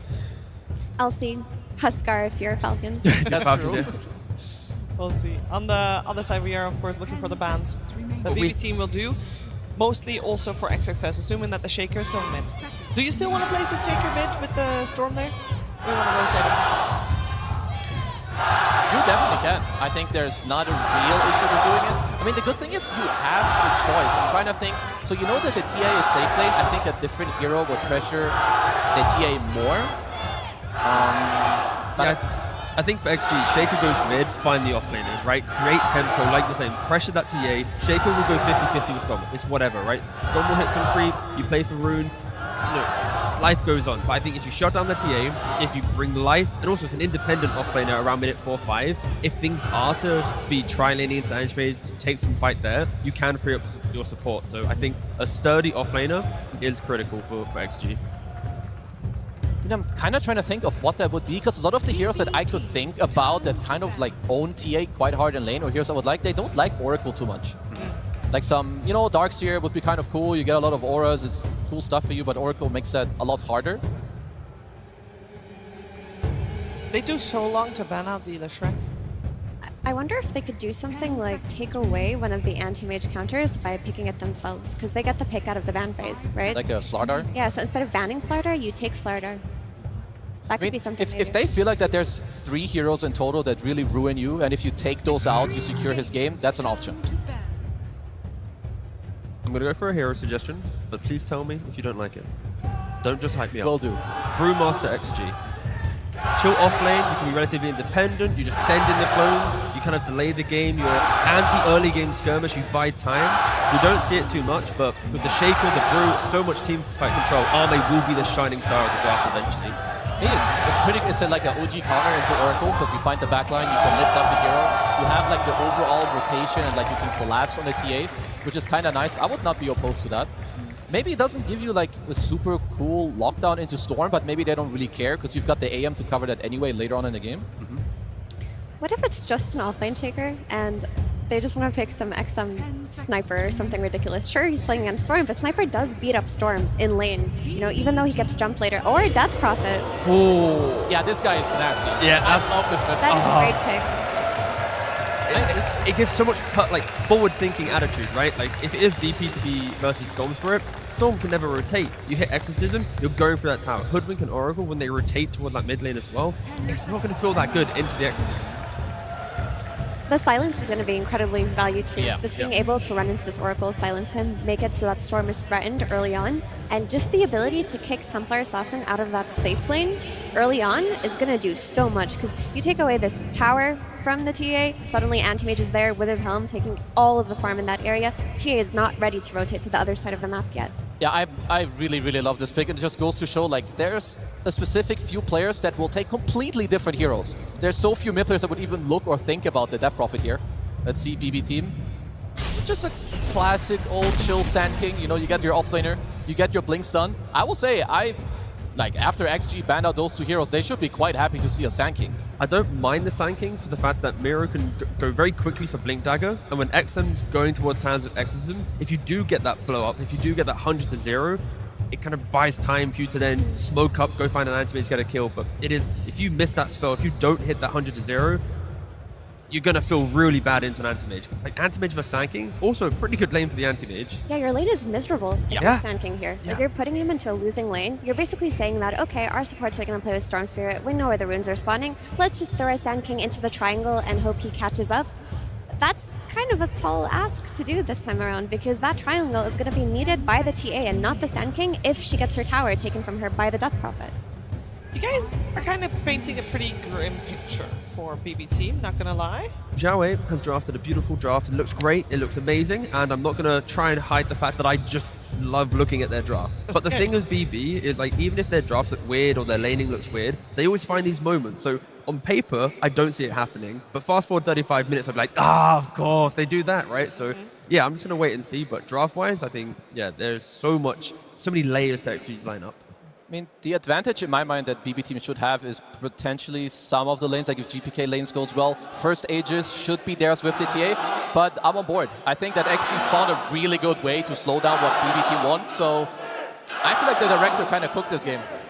I think GPK has a lot on his shoulders. He's got to really pop off with his signature Storm Spirit, because this draft was crafted around enabling the Storm Spirit. So if he can get off to a good start, crush these lanes, get these pickoffs, early timings before anti-mage is too strong, that would be their way in. But what's the solution if he can't leave his lane, because the moment he does, the Death Prophet pushes his tower? Do you just give up the tower and hope you get a better trade? You can try to have someone else like pull the wave to delay it, or when XM makes this move into mid tower, just bring some heroes over, like be ready to make this move. T already mentioned Miro on the Sand King, maybe he can be freed up, he can just TP mid. If you overstep, you gotta do some things, be creative. Yesterday against the Huskar, they didn't show me that. Just shut down the Death Prophet, and then maybe there's a game in play for BB. Okay. We're going to find out what's going to happen in the first game of this elimination best of 3. Before we see the game, though, we're going to head over to the stage where Tsunami is with Coach Bulk.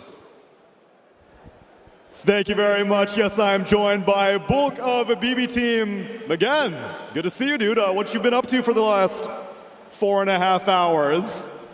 Привет, Булк. Чем вы занимались последние, эдак 4 часа? Поели, отдохнули, посмотрели игры. So, we ate some, we chilled some, we watched some Dota. That's it. What a coincidence. That's the same thing I've been doing as well, except now you've got another stressful game ahead of you. This is the first time you've picked GPK Storm all tournament long, and then immediately they respond with an anti-mage. Were you expecting that in second phase, or maybe taken a little bit by surprise? Вы впервые взяли Шторма. Удивлены ли вы их ответу в виде антимага, или вы ожидали его? Да, мы не ожидали антимага. Yes, we did not expect the anti-mage. Now tell me, is he being serious? I feel like I'm sensing a bit of sarcasm here. There is some sass in there. Не услышал. Он спрашивает. Вопрос в том, насколько серьезен был твой ответ. Полностью серьезно. Мы не ждали антимага. Well, I gotta trust you then, and if you two were taken by surprise, let's see if your players were not. Bulk, let's see how you do in the second elimination series, and we pass it over to our casters for game number 1. Thank you so much, Tsunami, and of course the lovely translations. Love to hear it. I cannot freaking wait for this series. It's top 4, man. We're here. Yeah, we've been waiting. We got some game 3s. Oh, it's been a great day so far. I would like some more. Can we get another game 3, please? Keep doing that. Yeah, let's just do that. I think that this is also one of the times when I'm watching these games and I'm out there and I think about, man, these guys have been here for a while. Like, we just did the interview, obviously, with Bulk. They were sitting and staying. But the other thing that I heard was that XG, throughout the entire duration of this time that they were hanging out here, after their series, they didn't leave. So they've just been waiting all day to see who their opponent's going to be. Yeah, keep an eye on the game, see how everyone's doing, and you know, there were definitely some questions heading into some of those games for quite a while there. I wasn't sure who they were going to be facing either. Oh no, I was like for sure that it was going to be Heroic facing off against them, but in the end it is BB Team that end up taking it, and we're going to be facing off here in this one. And it's also a really interesting moment because you take a look at this matchup. BB Team, Pvision, you know, you're up there also with Falcons. These squads have been in the top 4 9 times throughout this entire year. For XG, it's only their second time in top 4. They're trying to upset the narrative. Yeah, and so far already doing that very successfully, considering many of you out there, and maybe myself also, didn't even have them getting out of the road to the International, let alone putting on such an amazing performance earlier in this tournament, and thus making it this far. Well, it does mean that we're going to be treated to an absolute banger here, I am sure, as already a Death Prophet coming in mid. I was wondering... That hurts. Yeah, that was a nice little one. uphill miss there. I was wondering if we were going to end up seeing the Shaker bit pushed over and towards mid, but deciding to put it on XM, a hero he is somewhat known for playing it on, and an XXS is going to be the big money maker on the Earthshaker this time around. Yeah, XM is bringing out a few of the hits today, you know? We got the Sniper coming out here. Maybe the Viper later, perhaps, you know, if we really want some dirty XM. But speaking of the hits, speaking of signature heroes, I always say, if you're in trouble and GPK's on your team, you break that glass in case of emergency and you pick up the Storm Spirit. He really is just a phenom on this one, and so far already taken a few hits from the Death Prophet, but you can see sitting pretty in the laning stage. Of course, the big question mark is going to be how do they deal with the elephant in the room? We haven't been talking about it yet. Ame on Anti-Mage in full anime mode here in top 4. Yeah. Well, there'll be plenty of time to talk about him this game, I'm sure. One way or another, you know, either winning or losing, the game often comes down to a lot of conversations about what is Anti-Mage doing? As you are pinning a lot of your hopes on this hero, but it is certainly a favorite for Ame, so not too shocked to see him play it here and getting it in this matchup that the hero does love, as he gets pressured under his tower right now by a Saiyan King. Getting some good early harassment in there and making things a little bit uncomfortable. Can see Save just throws out a few of these little buckshots at him and forces back. And actually even going to glyph the wave here. This is over towards mid happening. Ame is somebody that's a little bit vulnerable on that Anti-Mage here in the early levels. Yeah, you can see GPK getting in a little bit of trouble there with the Siphon coming out, but head the distance. And yeah, I mean, Death Prophet, like you said, a hero that XM certainly has played before, but not a hero we've seen a lot this tournament. Definitely, I think the first time we've been casting it, so it'll be interesting to see just, you know, the classic is just how much are you getting out of each exorcism. And that was a big one. Pure's Courier goes down. Was a very tough situation there. Or was that Ame? No, Ame's just coming on out to him. He's going to be fine. I think for me, speaking of someone else we haven't talked about this game, one of the best individual performances of today was Xingqiu on Snapfire earlier this morning. I feel like he absolutely dominated in one of those matches, so I'm sure he's feeling very good being back on this. And likewise, I mean, it was XXS as well, right, when he was playing on the Shaker. So they've already kind of warmed this up and are feeling very good about this. Right. Well, and that's going to be the other thing to watch for is obviously when, you know, XG was playing before, they had that tough series against Pvision and able to come together and put some solid results in this morning. But BB Team, a very different type of opponent to be playing up against. And want to see if they can sort of push this to the more late game scenarios. Obviously going to have really strong team fight around this Sand King too if Miero can get off to a hot start. And already you can see across the lanes, they're eking out just a little bit of an advantage. Yeah, I think this morning XXS had a 10-minute blink. It was like right around the 10-minute mark. He busted it out on an off lane, which is just crazy. You can't really assume that you're going to get that again. Xingqiu also just had an insane amount of kills that game, so not off to such an explosive start in this one. Well, still 0-0 at 5 minutes. And not a whole ton of roaming around. You got a freaking Oracle support here. The benefit, of course, is it does mean that more likely to be able to set up your Storm Spirit for good runes with that prognosticate. Yes, very important thing to point out there. That innate is just crazy good on Storm Spirit. We're always talking about how runes run the Spirit heroes, and I would say that Storm Spirit is the most susceptible to losing runes and having a really bad early game. But here it is, the first Exorcism forcing down this tower. They've got supports on each side. Snave's trying to pull this off here, but like GBK's in the jungle doing stacks. He now returns, but this is my God, a lot of damage. I mean, it's a siege wave, and 6 minutes, and Xingqiu making that move over to get the little shredder debuff on the minus armor, and look at that, a 6-minute mid tower gone. Really, the only good news is that it was a shield room that they couldn't contest during the Exorcism, so GBK can take a slight Pyrrhic victory in that at the very least. But that is going to really open up the map. And I think the biggest thing also that this Death Prophet is going to give you as we see those camps blocked out is this sort of like countdown easy timer to take buildings consistently, right? Every single time that ulti's up, going to be trying to make some moves with it. Yeah, and one of the more important things too, as you heard the panel mention, was this idea of the Sand King relying on stacks this game. Already you can see not having an incredible lane, obviously, versus the Anti-Mage. It's hard to really bully a whole lot. Like, you're doing okay, but you know, you're not this dominating Sand King. You're hoping to get these stacks there. You might contest with the Exorcisms. Does have boots on Xingqiu and making his way over. Is he going to be able to get there in time? Oh, just barely. And Katomi going to be shut down from that one as he will be eventually brought down. There it is. First blood drawn by XXS. Oh man, if that body block had have worked, that would have been awesome. Oh yeah. Not quite able to do it there. Dude, this crowd right now chomping at the bit to just get going. Honestly, I feel like they are prepared for this game to go wild in a few. They're very organized. They have tools over there already, as you were mentioning. I know, I saw that. Yeah. It's like a little brass plate they were hitting.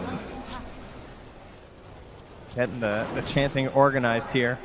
Well, there is no agreement this time for 0 helms or anything, obviously, as it is finished up here for Ame, our go-to build on this anti-mage this tournament.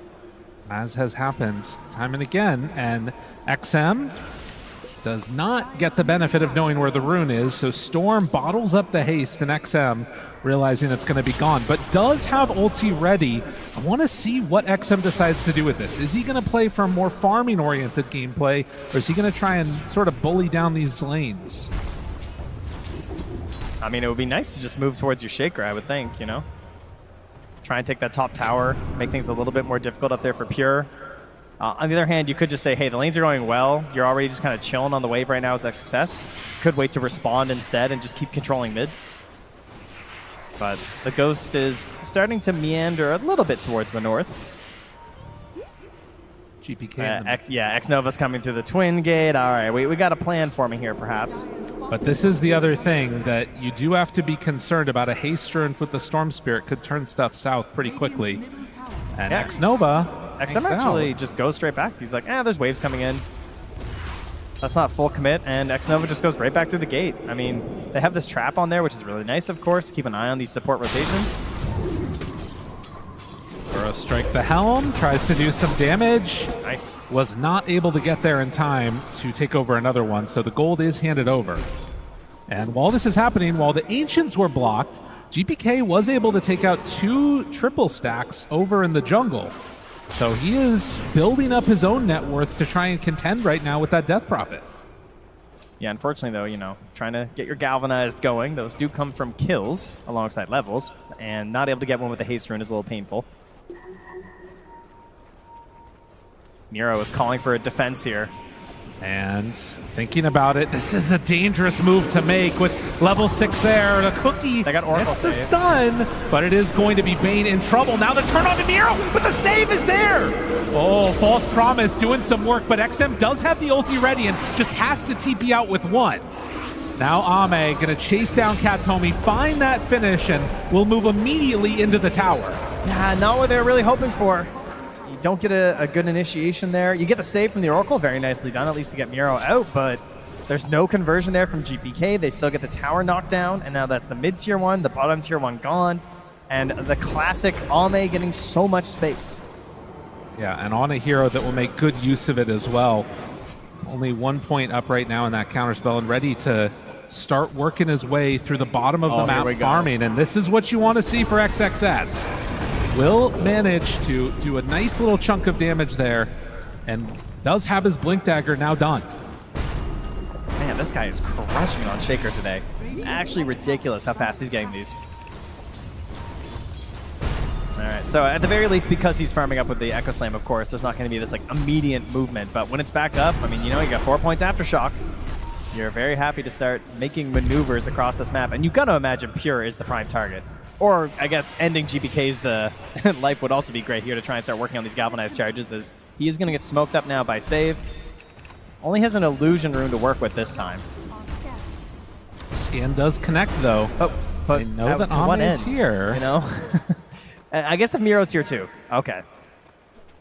Gonna try and make something happen. Sees Miro. Now Ame realizes that the jig is up. Yeah, the spidey senses are tingling. Do you really get caught? No. Blinks away. Ame, never in doubt. Does he lose the other creep, though? He might just. XXS finishes off that camp and is going to head back home before getting ready for a smoke play, most likely. So, just about the 12-minute mark as we hear the crowd picking up again, trying to instill some hope. The team they're hoping is going to come away with the victory in this. Again, another rune secured thanks to Oracle's passive. Or innate, rather, I should say. And maybe looking for another go here onto Ame, but he is already backed away. Heading off to the other side, leaves his creep behind. I mean, they're just, this is what I love about Death Prophet. I always love this hero because it just gives you such clear direction for your team. Oh, yeah. Like, the enemy team knows what you're going to do, sure, but it's so powerful that they have to be ready at the exact moment. And they are not ready at all. Pure, in a world of hurt, will get saved for the moment with the false promise. And Katomi able to get there in time. Are they going to try and translate this into anything else, though? XM has Exorcism going, but having already used Kisses in the jump from XXS feels a little shaky. I mean, there is still Echo, you know? That's true. They have to really fully commit for this. And, okay, they are. Miro's coming through. He has his Blink Dagger. This could be a mistake from XG if they try and force this. Well, they saw for a second there, actually, onto Miro. And so the one left behind is going to be X-Nova. Save picking up that kill. But everybody forced to the side of the map. And look who's down bottom. Yet again, Ame farming away on the anti-mage. Happy as a clam. I think that was a good call from XG. Just cut your losses. Just get it there in that moment. You try and force that just because you popped Exorcism, and that's one of the easy mistakes you can make when you're running a Death Prophet lineup. Just accept that they were ready, right? They had the TP in there. They got the Oracle save. It was a nice play. Give them their opportunity there and just go back to farming elsewhere until the next Exorcism's up. Also have another smoke available here for X-Nova, so we could see him getting active with XXS. And he's got about 1,000 gold to go for the shard, too. And the next big power spike there on that Shaker, and also a massive farming item as Pierce just able to start whittling down this tower as Kataomi will stack some Ancients for him and just defend his presence here. I mean, this tells you everything. Ame right now is under a ward, just farming, and there is no interest from anybody of BB team to go on in and try and contest this. Yeah, they're going to try and play their own game, right? They're going to hit their own very specific timing with these TA items into the Rosh pit, into the Tormentor. Oh, Ame! All right. That was pretty sweet. That was good. I like that. Oh, and as well, though, you know, they have to pick up a kill there. Save going to grab that one. So X-Nova brought down again, just like before, in the top side of the map. And XG not wanting to try and really put the pressure onto that top tier 1 tower. Content just continuing to farm, and you're working your way towards that Aghanim Scepter on the Death Prophet while still searching for a Battle Fury on AM. They're scanning. They know he's around here. Of course, it could also just be the creep hero. Blinks back. He's away. Oh, save not connecting there. And, of course, immediately unsummoning it by grabbing himself the Dark Troll Summoner for Ame. I mean, this is the other thing, is that, like, even any of these little plays that you make for BB, it's very possible that you just like use up your mana pool if you pressure too far on Storm and then just explode on a mana void. This ward here. Yeah, this From could make Save. a big difference. That sentry is going to catch if they check that high ground there. They do see that one. Do they see the high ground, though? It doesn't look like they're going to drop down any vision. I imagine a courier is probably coming. Ame, do they want to try and go onto him? Boom forward, burrow strike, bushwhack. Is it enough? Yes! BBT managed to find the kill onto Ame. Yeah, great vision. That's what it comes down to. And Now? GBK, I mean, I wonder where the rune is. XM, they set up. XXS doesn't manage to quite find it. Oh, he gets the regen stolen away. Yeah, XXS steals it right from under his nose. Barely able to survive there. Katome, of course, ready with the ulti, but hoping to not have to use it. And Ame's still dead from there. 5 seconds here. And that's another exorcism that is not progressing the state of the game in a positive way for you as we get closer and closer to this timing that BB team are trying to hit. It'll be the Deso, maybe waiting for the shard a little bit there, but mostly just like Deso into Tormentor, into TA shard, into Rosh, use the Aegis as your defensive tool, go forward, right? Yeah, talk about Death Robber giving you direction in terms of being kind of a laid out plan for how the team's going to play. You can argue that a TA lineup is very similar in that regard. And they're just living down here. This BB team lineup have full vision in this area. X-Nova is going to throw his body at him, spot save, and they just back away. I mean, this is really, really good positioning and just being a bully on the map, making things uncomfortable. Yeah, this ward's been really bad for them. They're going to find it now, though. And yeah, X-Nova was like, dude, they got a ward here for sure. So he throws his courier up. Do not know if they'll find that other one that they placed down bottom, and I believe Save can go for the immediate D ward if they feel so inclined. Yeah, a bit of a sneaky one there. Battle Fury done for Ame. After the Helm is going to back out and try and farm in the safer places on this map. BB team in the meantime, smoke up in mid. Yeah, they really feel like they have tempo in this one. Like I just don't think I don't think XG have much more to give, right? The exorcism starts to fall off a little bit here. Ame's a little bit behind. They haven't been finding these smokes with XXS or getting out aggressively on the map, so they're still very good at counter initiation, for sure. But I think it's going to be BB team pushing here. X-Nova breaks the smoke. And so every time one of these jumps happens, they end up getting punished. As they find Miero in trouble, just going to get gripped after the fact. Sometimes it's better to play defense than offense. That's what it seems to be here. I think they were just sacrificing Miero because they knew the room was bottom. Yeah, GBK's just sending them in, but trust me, it'll be worth it, man. I'll get an Arcane Rune, it's going to be awesome. So how much is this like a scary AM game if he can hit his timings? Because obviously we know the TA timings of the Deso and everything else. What about Ame in this game? Oh yeah, he's going to show up eventually. If it happens, it's going to be great for XG. There's a reason they're going for the Animage, right? It just makes it such a hard game for GPK. He's played a very specific way. He does have his BKB finish, so he is respecting the very possible facts that can happen in this one versus the Animage. He knows he kind of needs it. And he also knows his role, right? Sometimes as Storm, you got to carry a little bit. He's got a TA. Yeah. So she's got that mobility to jump in with you. You just need to make sure that you're getting the grabs and you're able to get multiple moves through the fight to give this good vision for the TA to perform the task that she's trying to do. Well, Tier 1 tower goes down in the top lane as Pure come and invades that Ancients area. But are they going to try and get mid before they get Tormentor? It looks like it might be happening. Yeah. All right. I mean, they feel pretty confident right now. And on the side of XG, being somewhat willing to step on over and contest this for a moment. The fissure connects. Pure will stick around and get the last hit on the tower. All right, any smokes? Who's got the smoke? All right, Xinqiu's got one. So are they going to smoke up and immediately run to the Tormentor? That's the question for me here. Because you've got great team fight, right? You have Exorcism up. You have the Eggs on Death Prophet. This is your fight, right? This is before the BKB. Oh. This is before the Aegis. Ame is underneath a ward here, so if he goes to connect, then they'll know that he's coming through, but the rest of the squad can start out that fight. All right, Ame's not showing Don't up. worry, Ame's not coming. That guy is farming. I mean, they're making their way here. This is a big dedicated maneuver, but it's a TA. It is gone. It happens so quickly. The kisses? The kisses, trying to find a snipe. Now on to save, hiding over to the side. Katomi gonna get initiated upon and almost enough damage. Yes, he's gone. Can they do anything more after the fact? Epicenter out, but the big Echo Slam lands. Miero is out of here.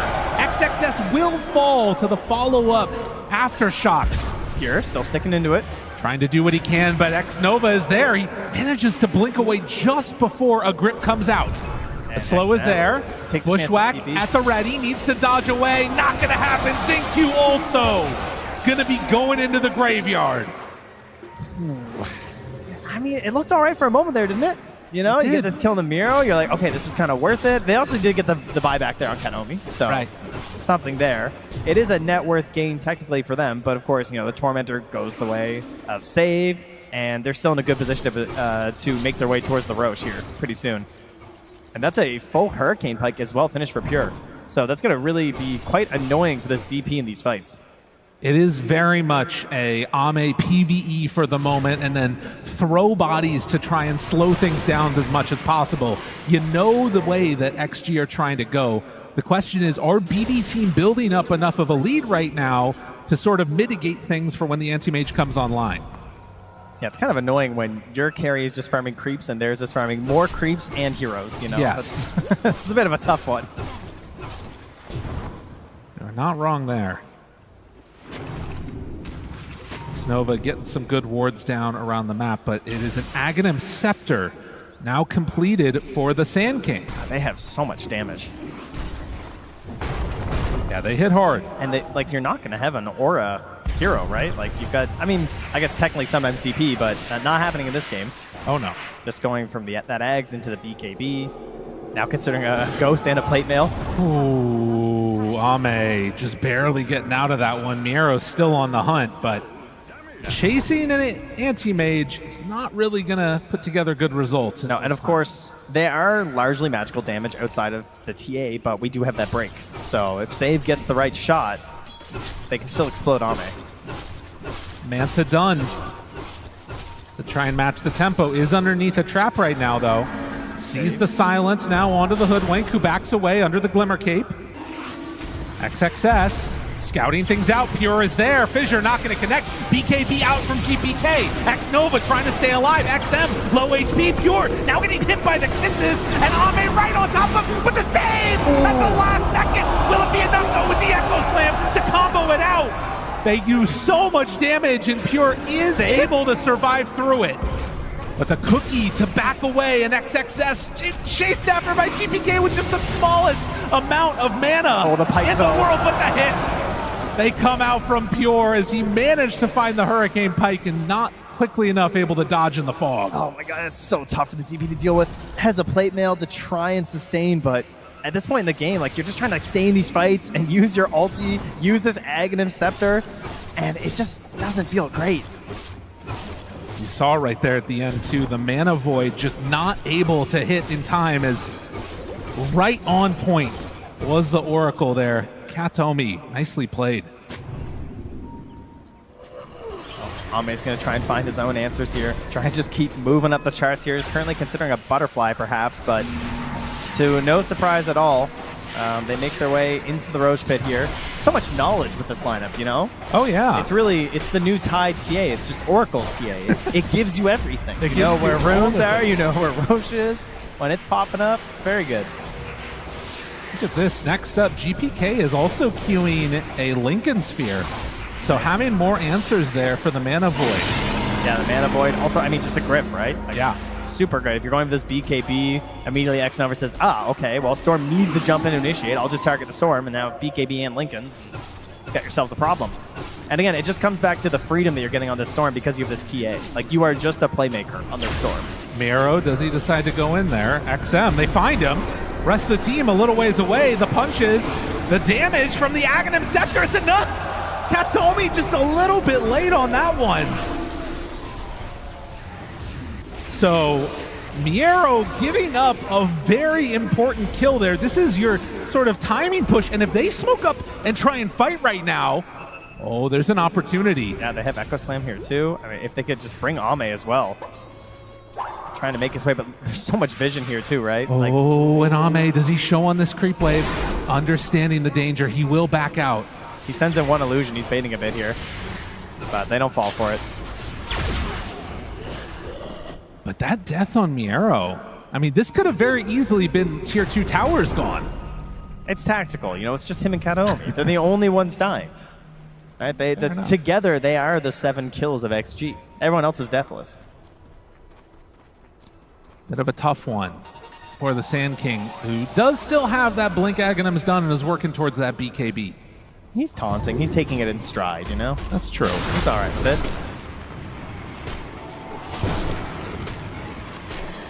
it. So now, with still 3.5 minutes left on Aegis, you got to imagine that BB Team will still try and take advantage of this window to put the pressure on.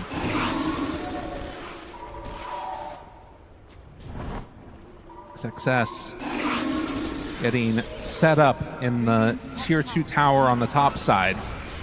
Just trying to delay things. I think this is their best chance at a fight because it's Ame right on top, Pure in trouble with the save. The bushwhack is there, and he's in trouble. Ame with a nightmare save. Can they keep him alive? Almost. Yes, he's out of there. Unreal. It took every single thing to keep him alive, but they did it. Ame survives through that, and now an attempt at Pure. They're going to go in with Miero, but I don't know, this fight already feels a little bit lost unless they can salvage this burrow strike off the mark, and now Nightmare pulls him back in. The cookie is out. Oh no, Miero, not like this. The false promise is there, but he's already taking so much damage. They lose the Oracle. They're gonna lose the Sand King, maybe? No, wait for now. Oh, he's trying to get out of there. Miero glimmer caped. Ame's still on the hunt. They hide off to the side and, well, see the Sandstorm fissure out. Miero in trouble and gone. An off sentry, the spot you try to flee to. He does notice it thanks to his own sentry that's down, but it's not going to help him now as he's certifiably dead. And what I was about to say, as they jumped in there, that was the best time to fight because he was just a couple hundred gold away from that Blink Dagger on Oracle. And if you have that Blink Dagger there, it breaks that whole initiation. Such a big moment in this game. You go from Aegis wanting to push tier 2 towers, Sand King dies mid, then you try and push top, they all die there too. Oh, and that's, I mean, it's such an important Aegis. That is supposed to be at least one tier 2, if not multiple, with that Aegis on this lineup. That is certainly the goal. But XG, they just spot a little weakness there, noticing that, you know, I don't think they're quite tight enough right now. I don't think they have the defense for this pure TA at the moment, and they just quickly jump on him. A great TP in from Ame to start that off. And working towards that butterfly. 28 minutes in, the Wisdoms are around. And for BB Team, I mean, you still have an incredibly farmed TA. She's top net worth by 3,000 over this anti-mage. You still have so much physical damage that, as we saw right before that, he can have trouble dealing with. But do you feel confident enough now to try and make some solid move? Look at this damage is nothing on the AM. That's probably going to change soon. Yeah, he's certainly hoping so.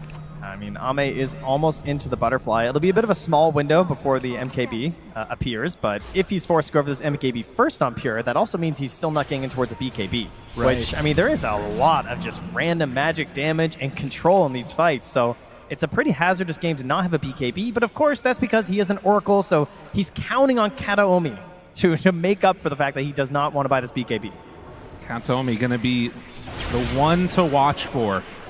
And now with the Blink Dagger, like you mentioned, most fights, Pure is going to be able to be saved. Yeah, you got to turn into a bit of a tree and protector when you're an Oracle with the Blink, right? Just become one with the trees, okay? You got to know all your little nooks and crannies that hide the vision, where your opponents can't see you, and you're not going to get randomly fissured into Enchant Totem and Chain Stun into a kill or something. The one thing that is a little bit concerning, though, is that if you do manage to burn all of TA's mana, that's where you can run into some serious issues. That's true. She does rely on that for a lot of her shenanigans, doesn't she? So if Kataomi is a little bit late to get in there in time, could be an issue for Pure, but we will see. As XG still feeling comfortable, not really risking much in this game. They're farming out waves, shoving them out when they need to, and trying to take it to the late game. Yeah, I was concerned about the lack of auras that could be coming out here, but as we get later and later, you know, XM gets over that hill, can get into the Shiva's Guard. Great item on this hero. Very helpful against everything that you've seen on the side of BB Team. That'll be a very good helper. And then, of course, we start getting into this Refresher Shaker, which has just looked so nasty at the main event. It's been nuts. Well, and you can see now also XG at this 30-minute mark, they're going to head on up and try and find a Tormentor of their own. And at the moment, BB are not in the area to come and contest this. So this one should be a freebie. Although, I wonder if they feel a little bit scared of taking it, not seeing anybody. No, they're just going to go right at it. So Tormentor for X Nova. Yeah, they scan around them just to see if they're safe and feeling all right.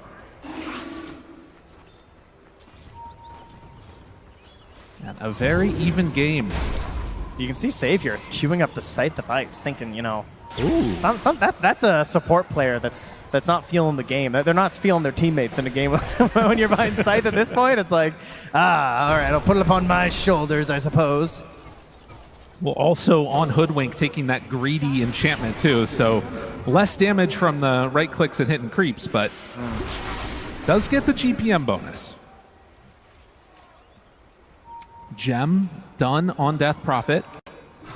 Trying to take away this vision from the traps and everything else, but XM still a little ways away from finishing that Ghost Scepter.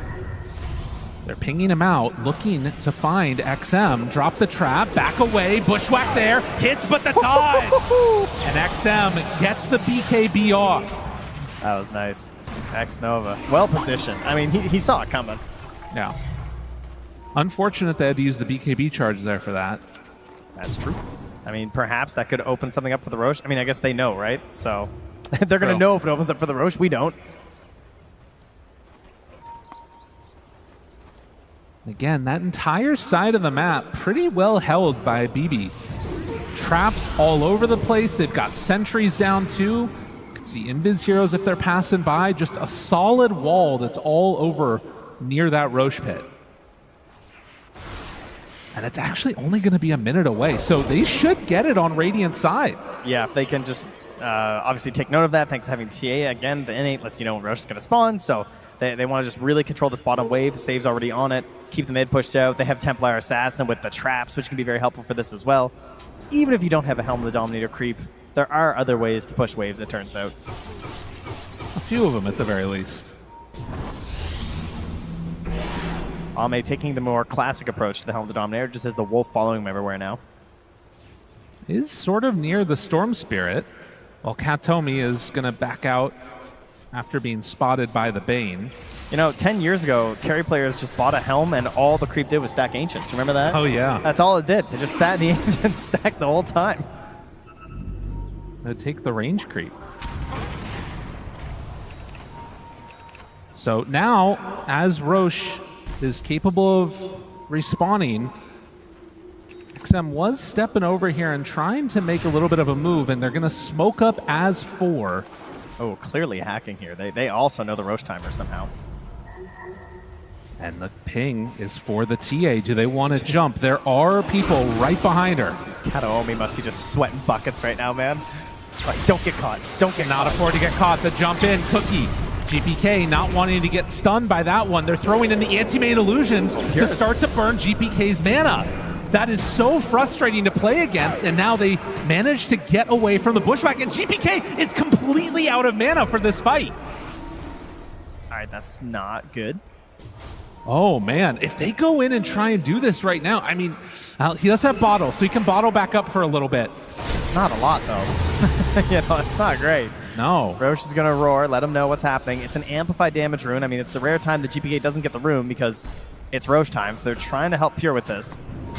Miro hunting, ready to jump. They see him there, but he doesn't decide to go. Could have made that move. They take out the ward, removing vision. Oh, this is so interesting because like, a split fight is quite bad for XG in some ways. Like when you have this enchant totem and the way the Death Rod wants to fight. Kisses going in.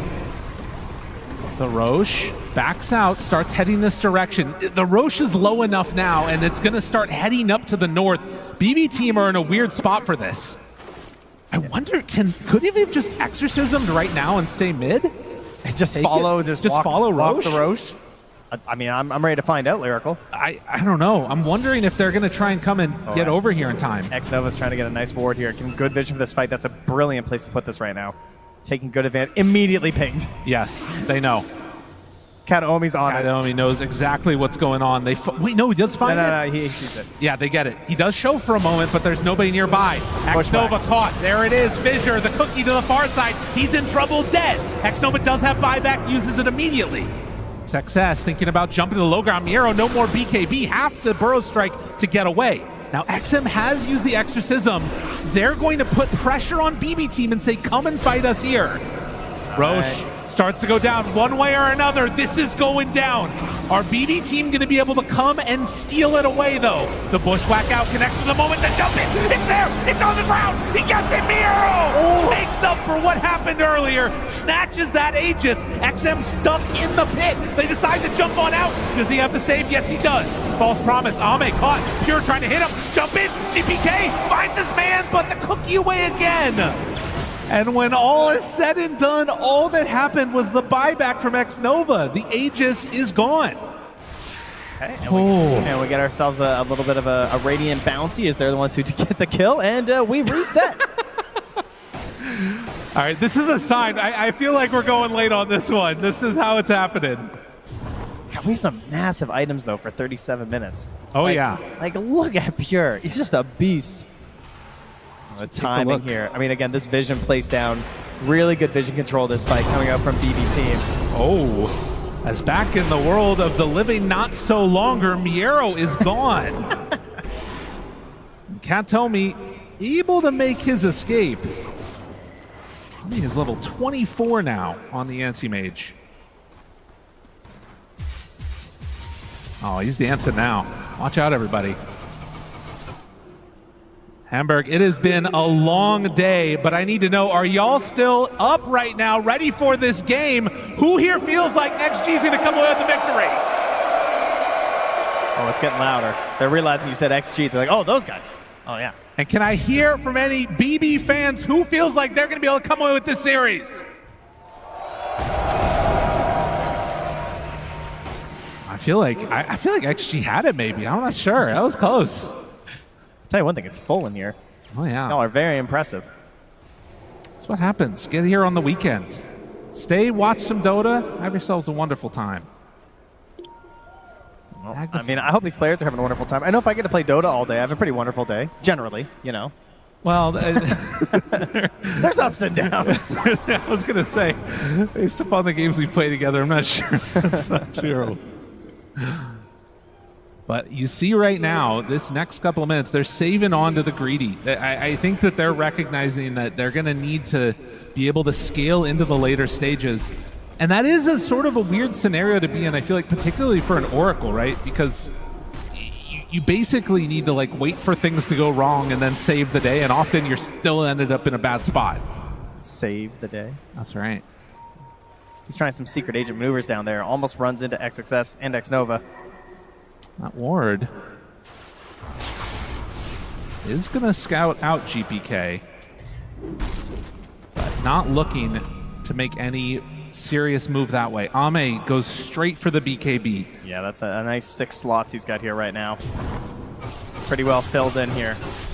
Dire's top tower is under attack. Should be noted, though, that TA still a real monster, and having gone for the meld hit bash talent at 25. With a Swift Blink to get into these fights, hoping to replace the treads with the BKB as well. I mean, Pierre's hitting critical mass as well soon. That's going to be one thing to watch for. Like, Ame can just explode. He's relatively tanky now with this Scotty, has 2,800 HP, but physical damage is still an issue. You got all this minus armor from the TA. I mean, if there's anything I've learned about Ame this event, he loves Satanic. So I'm not surprised to see that coming out after. They're sending out wave after wave. And Ame farming down towards the bottom. They are getting into position to battle for this rune. It's going to be a regen. GPK ensures that he gets that one. And these later game scenarios can make all the difference in the world if you can find the right rune and be ready for a fight. But I'm just not sure what BB's like looking for really at this point either. I mean, what are you looking for with XG? Like, how do you start a good fight on the side of XG, you know? It feels like it really does come down to looking for the objectives that BB team are going to try and play around and then going into those. Like, trying to find them grouped up, having this refresher now, and the shaker is big, of course, but like, what does the first jump look like? They're so much stronger on counter initiation. For both teams. Yeah, maybe actually. You're not wrong, because like you have Oracle on one side. I mean, you just have this like ability for the shaker to just blow things up if you have a slightly poor initiation. I would really like to see the Agnums this game from XinQ, but he doesn't seem to have it on the mind right now. But I feel like having a little bit of a save of their own would be really nice. And we've seen with these just like ridiculous cast ranges in the late game, how powerful that Agnums can be. I think also because all of the fights have sort of revolved around Rosh and then Aegis basically expended and gone really quickly, we're in this weird situation where we're 41 minutes in and only one tier 2 tower has gone down. Yeah. They're both kind of just chilling, waiting for them to get 6 slotted. Yeah, we've talked about this before with a lot of the teams, and we heard 3-3 mention in the interview, this idea of just like risk. Yeah. People don't like risk very much throughout a lot of this event. If they don't feel super safe doing something, they don't want to do it, and a lot of times that comes down to having the Aegis, having the cheese, having the refresher shard. And if you don't have those things, they don't want to really go for anything too aggressive. Well, and this also has been like a classic BB team scenario. I feel like at multiple TIs, we've had them get pretty far and, you know, look towards making it to the finals and just sort of push the game later and later and later and think they're going to be able to outskill their opponents. The question is, will they be able to do that here? And Pure, getting a little bit antsy, decides to step forward, hit the tier 2 tower, and make some moves, get objectives. Yeah, kind of out of position because they took the Tormentor, so they jump on that as a bit of an advantage there for BB team. And the Shard going to XM I think is great, just because, you know, he's getting tankier, it's going to become more relevant, BKB timers are getting lower and lower. If he had gotten it earlier in the game, it doesn't really feel like there would have been a great moment to actually make good use of the fear, but the way these fights are going to start to break down now, I think it could actually have an impact. Right. I mean, he's got massive armor now. Yeah. And they've also, you know, started to pick up some of these other things. A Pavis for the Bane. Going to be working probably eventually towards the Solar Crest. But all grouped together, they have it done now. It's a smoke up with 5. And we'll see if XG can find their correct targets as well. Should notice there too a couple of greater healing lotuses. Have one on XinQ. Those are very important to keep an eye on. Either on being used by that hero or more importantly passed over to a core who's in trouble, right? A little bit of playing footsie here through the river. There is a ward which is going to be scouted, not taken out yet. XinQ decides to remove it and then immediately jumps away. Like that, if that doesn't tell you what's going on right now, I don't know what will. They're very afraid of each other. 40 seconds till Rosh is capable of respawning. Yeah, there's another smoke down though. God, this is definitely... And I mean, you just think about like if you step out of position just one little bit, for both of these teams wanting to make it to play on the final day of TI is everything that you've ever dreamed of. Chance to have your fate in your hands. And could all be taken away by just random positioning. Is that why we're losing our games? That's the only reason. Oh, okay. It's just, we could be a TI2. Yeah, it's all just random, it turns out. All right, cool. Thank you. I'm glad we finally figured it out here. Another Arcane Rune for GPK. And with that smoke not succeeding, does kind of leave them in a bit of a weird spot now on XG. So I don't believe they have any more in hand. Could set us up for a weird Rosh fight. Save is bringing one out. So they have an ability to make a jump if they want. They know Rosh is back up in 30 seconds. And it's also going to be up on the north side. A lot of drawing on that mini-map.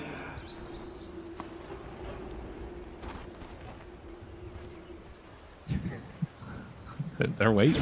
Dota, baby. XM. He's on the low ground. Smoke breaks. They jump immediately onto XinQ. The other jump onto XM, but he's able to pop the BKB and immediately go in for the Spirit Siphon. Healing kisses out It was double BKBs used. Oh, that was exciting. We all pressed a bunch of items. We better get out of here. And Rosh appears in the top pit. GBK still nearby, still has half an arcane rune. There's no exorcism. There's no BKB on this Death Prophet. There's a refresher shirt sitting in the Rosh pit. How brave do you feel on the side of BB team? How well can you defend Kataomi? How quick will he assemble the Aeon Disc if he's in trouble? These are the questions we must ask. And a butterfly now done too for Pure means it's not even an easy jump and kill for Anti-Mage. Well, no MKB yet. He does have the Abyssal though. Oh yeah, good call. So that'll be interesting. And buyback status at this pivotal point in this game, you only have it on DP, Snapfire, and Hoodwink. Most of the rest of it is for gold. XM throwing out silences, not connecting onto anybody. Oh, and you know what? Save has got this Yules again. So he was eyeing up the Scythe for a long time, but he has the Yules on the Hoodwink. And this was something that was clutch in their earlier match versus Heroic. He saved the game. During that refresher black hole, he caught that Yules on the TA without the BKB and ensured that they were able to survive. 46 minutes. And I feel like that turning into a Wind Waker is a very likely thing that we might be seeing. You think? It's one of those games? Goes on. I mean, that's how it feels. I think you might be right, bud. No more smokes on either squad. And I think that, again, without a smoke, too, you're in a very strange position with this one. Snapfire also is going to be going for a full Holy Locket, which kind of has some cool synergies with the Healing Lotuses. Yeah. Oh, okay. Catch her up back. Save, just being a nuisance. Okay, not gonna... Yeah, he was completely alone right there. Yeah, he's fine. Abyssal Blade Anti-Mage, no fears. They see that the ward is up on the high ground. And while all this has been happening, Death Prophet's been managed to farm up a full AC. So it's going to be really hard to kill DP in these fights. I can't believe I'm saying this. I kind of wish there was a Helm because there's so much space on the map for a Helm right now to be doing creep shenanigans. You know? Yeah.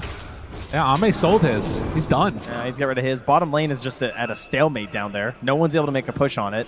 We're all just playing top here. Is there no Helm in this game right now? No, he's not a single. Oh my goodness! Yeah. Can we get an applause, everybody? They're already going. No Helm in this game. 47 minutes. Now we wish we had it to break the stalemate. You know, you don't know what you had till you lose it. That's right. Grass is always greener. Kira steps forward. They jump for a moment. There's the Nightmare. Backs away. XM. Not appearing to care any bit about this. Dude, we are going to sit here for 5 minutes around the Rosh pit, and Rosh is just going to walk bottom. They're not going in. I think the last kill was like 13 minutes ago. They are not going in. They have learned risks lead to death. We are not going to take any. Oh, jeez. Oh, wait, a smoke. Hold on. I mean, they can't even get like a trap up there. They can't see anything right now.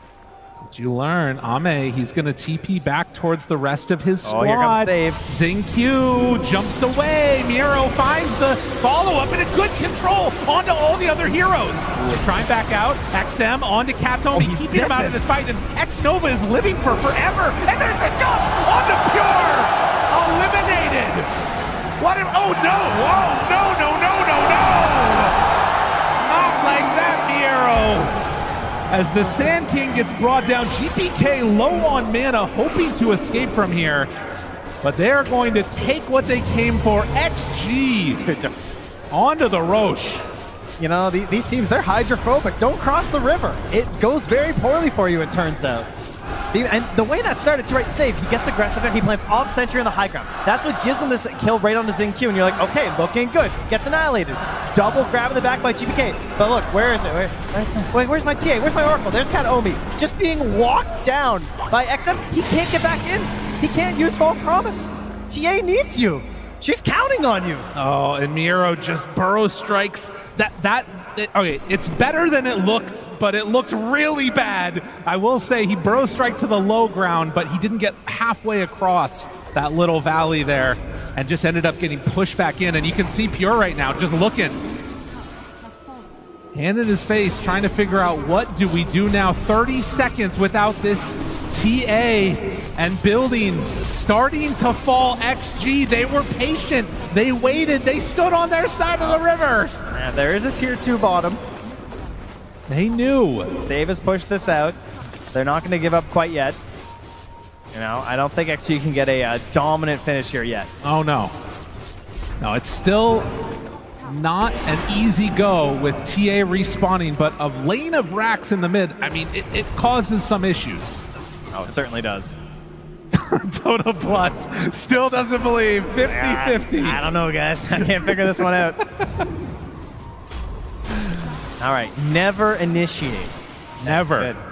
They thought they'd learned it. They forgot, and then that's what happened. It's a little jump there. Quite the swing. My goodness. Well, 9K gold lead. Oracle realizes there are heroes there. That is a infused Aghanims coming out here now for Ame as well. Oh, nice. Grows stronger. So we're blinking all over the place now. Decides not to go right into the MKB either. Feeling like he can do it with just whatever chances he has to hit. I mean, he definitely has some slot issues, you know? Yeah. Infused feels a little nicer. And Pure, understanding the job, has queued up a rapier. Yep. Yeah, you're definitely at that point. You were just trying to, again, you got to count on Kataomi. Sure, he got caught last time, but what's the chances he gets pushed and zoned out in 2 fights in a row, you know? True enough. Pure, the question is, I mean, if you're thinking about buying a rapier, you're probably not worth saving for buyback anyways. But it's a question of, does he actually need to do that? He's just flirting with the idea of it right now. But 52 minutes in, and still very much comfortable on XG, sitting back. They have 2 minutes left on the stage. Just Pure. They see him there. He jumps in. Echo Slam, refresher, combo. Ame's coming. Ame's coming. You're in trouble. That was 6 seconds of control. No chance to play the game. There is a reason that every year Earthshaker comes back when it's TI time. The crowd believing in what's going on right now as they are trying to will their team into a top 3 finish at the very least. All right, now Lyrical, do they go? Is it time? Are we going to send him in? Ame thinks so. They're thinking about it. The Bushwhack connects. There's the control. Miro out, trying to bring him down low dead. Okay, that's a good Can start. you do it again? Ame, not dissuaded, steps forward, takes the buildings. Even popping that Manta. He has his BKB if he needs it. Steps away, creeps, moving into the mid lane. They have another lane of racks. And BB Team saying, we don't want to buy back on the TA. No. They don't feel like they can take into that fight, even though there's no Echo Slam. So, you know, that could be one factor, but it's just the idea of, hey, we still have the tier 2. Let's play for that. We'll wait for the respawn of TA. I'd rather have a Rapier TA than a buying back TA right now. Yeah. Can she get it in time, though? And does Pure want to fully commit for it? That's the other question. I mean, you think about what just happened right there. You're just passing over the Rapier at that point.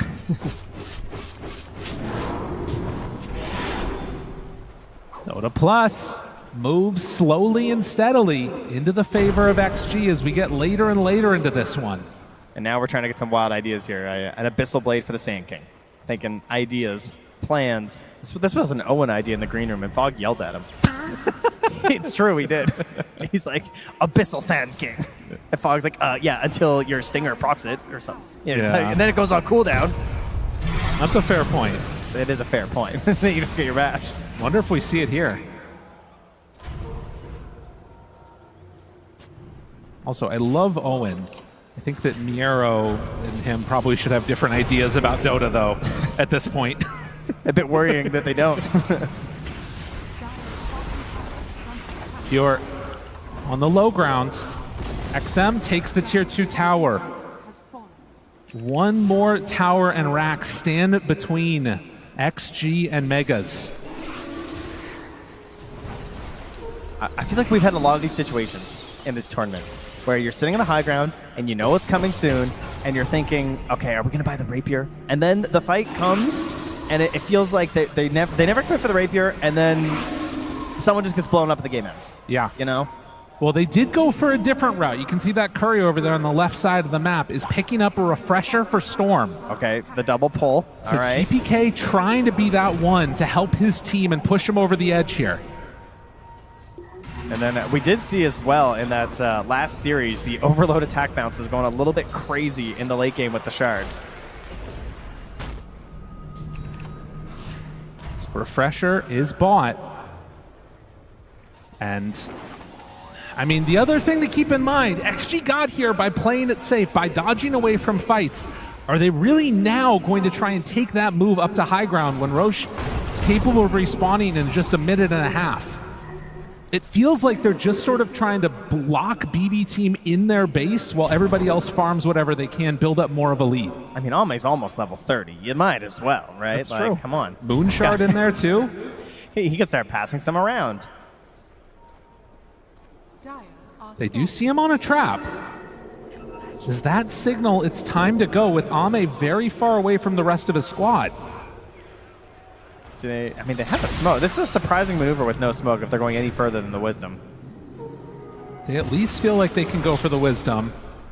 Pure steps out a bit, hits the creep wave. Okay, there's the smoke. Pure backs out again. Yeah, a little bit of a strange one here, trying to make this move. They're maybe hoping to catch Ame up top. They're trying to fake that they're like going bottom or something, I think, and hoping to catch someone farming up here under the assumption that they're not moving on this part of the map. The creep wave is going to move into the base, though. Oh, they don't just go for it. I thought he might just jump XXS right there. Not opted to. There's creeps in the tier 4s. You've got to know this. They're moving in. They're going to find X-Nova here to the side. Oh, the blink. He gets away. And now that was a pure greed blink to go for the Wisdom, by the way. You know. X-Nova gets it. Bushwhack not going to connect. X-Nova is found. This is deep. This is not where you want to be. GPK might just need to run. They want to find something, anything here, but it's not going to happen. And so BB have to back away. They will lose save. Abort. And XG find themselves another pickoff. GPK actually has no TP right now. He's grabbing these Lotuses, chomping them down. Got to get back home somehow. And in the meantime, a Rosh, a quick spawn. It goes into their favor. Maxed out anti-mage now. Fully 6-slotted. Okay, so we already have a Shard on the DP. I mean, we already have Refresher Orbs. Q, just thank you. I get to get myself a Refresher Shard. That's great. Dude, Pure, you got to buy it, man. I think it's time. He's got 10K gold. He's got 6K surplus. Like, come on. Oh. It's so risky, though. You know that, like... Isn't it better to have loved and lost than to have never loved at all, Gabe? I don't know. I've never been at the TI before. That's a tough one. 16-11, and Pure not going to pull the trigger on it. I mean, to be fair, it's really hard to run into that area now. You can't do it. No, that's true. And is going to be sending the Oracle Courier up along the north side of the map. I mean, all my reasoning is purely selfish. Oh, yeah. I will admit, I just want to see him buy one. I don't even know if it's good. Ame hitting the tier 3. They force out the glyph. The banner is down.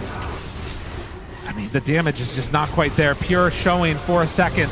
Starts to hit away. The jump in. The Abyssal is there. But the Yules save. Nicely done with that Wind Waker. Pure completely out of mana. Save, but can he really do the damage that's needed? The Mana Void is out. The Grip is still there. Pure, he's going down. He doesn't stand a chance. Tries to blink out and get back to the well. Will he survive? Yes.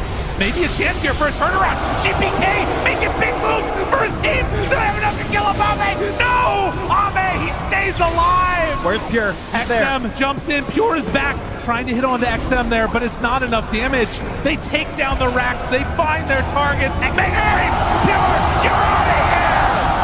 Get gone, sir! As they find him there, a buyback though. They need everything and a bit more at this moment. They will find 2 kills, but you gotta get more than that. BB team hoping to get the chase down onto Ame, but he's not quite there. Off to the side.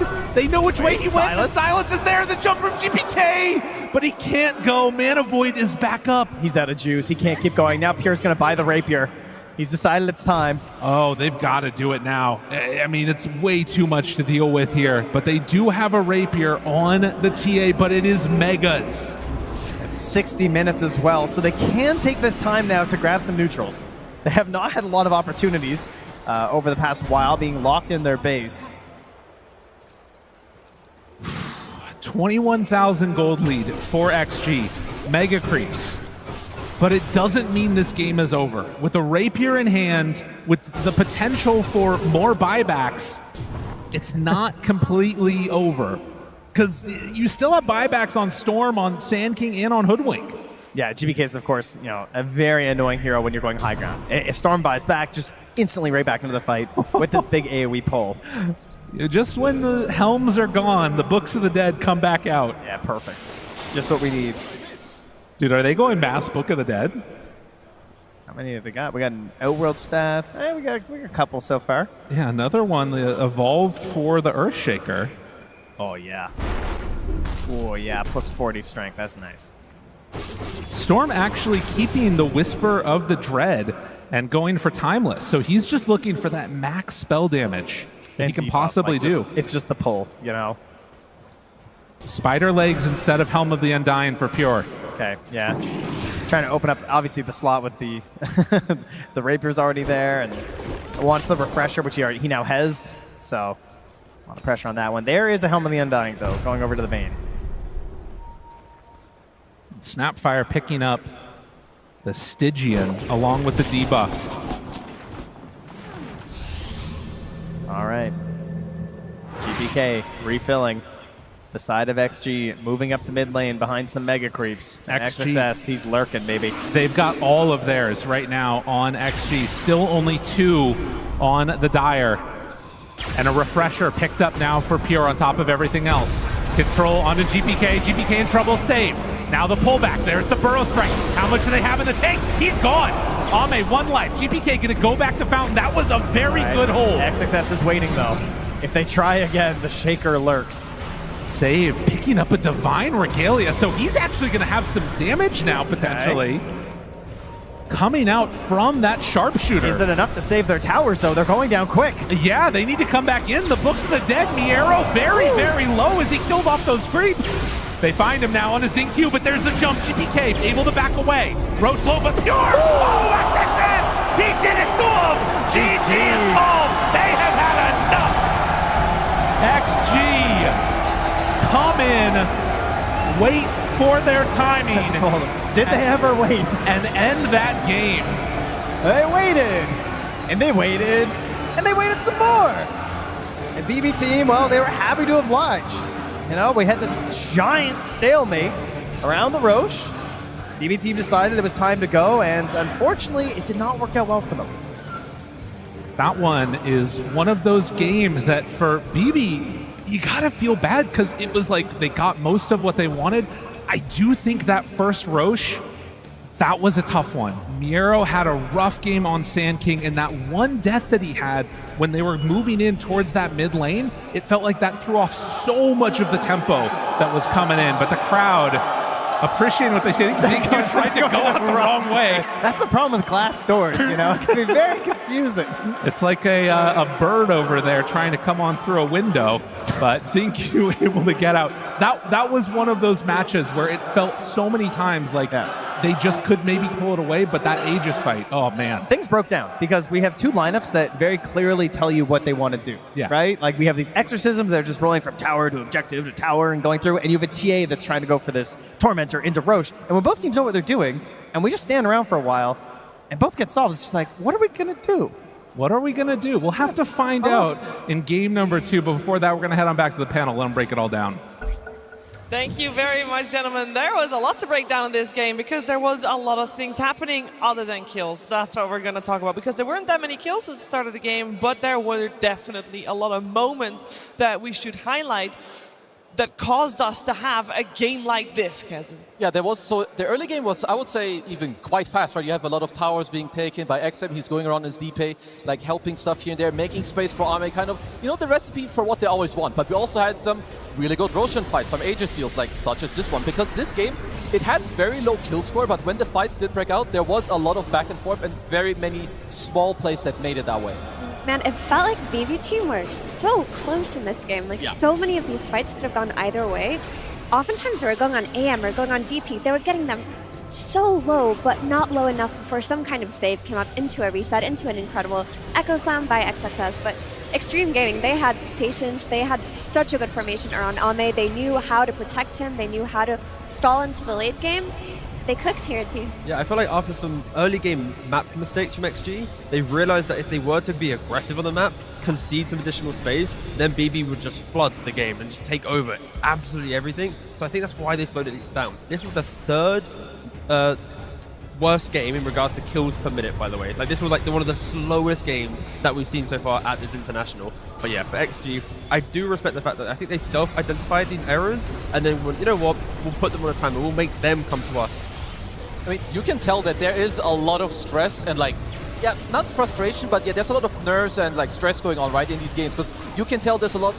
The players are being quite timid when it comes to the Rosh. Can we commit? Do we need to stay back? But one thing that XG showed me over and over that they do so well is their team fighting and their spellcasting. How they enable each other. Who's going to go in for me? You're going to help me get a good team fight. I'm going to save you, and now you have a good team fight. So this is one thing to take away for the next game that BB Team, they kind of need to look at a little bit more. The saves, I do want to talk about that, because there were fights where there wasn't anybody dying. Why was that? Was that just with the large amount of saves, or were people that careful? No, I mean, there were a lot of saves or a lot of clutch things coming out. You know, Ghost Scepter's Nightmares onto the Anti-Mage is almost dead. XXS with his Echo Slams. I believe I have a couple of highlights to show you later on, but I need to get this off my chest. I have to praise this Earthshaker. XXS played incredibly. He put this game on his back. He was so clutch.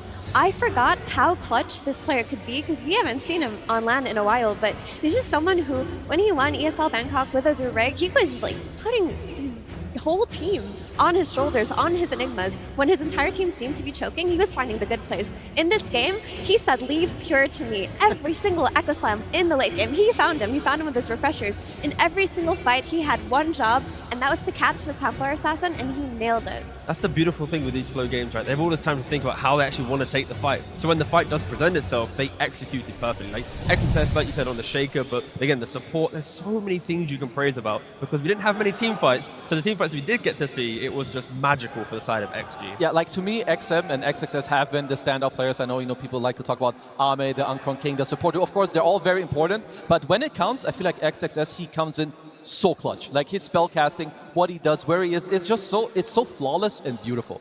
It was a flawless and beautiful, and I'm sure that Sam King might be on the banning side of things in the next game. But before we get there was another hero that we don't see too frequently, Tigov. We saw the Death Prophet in action.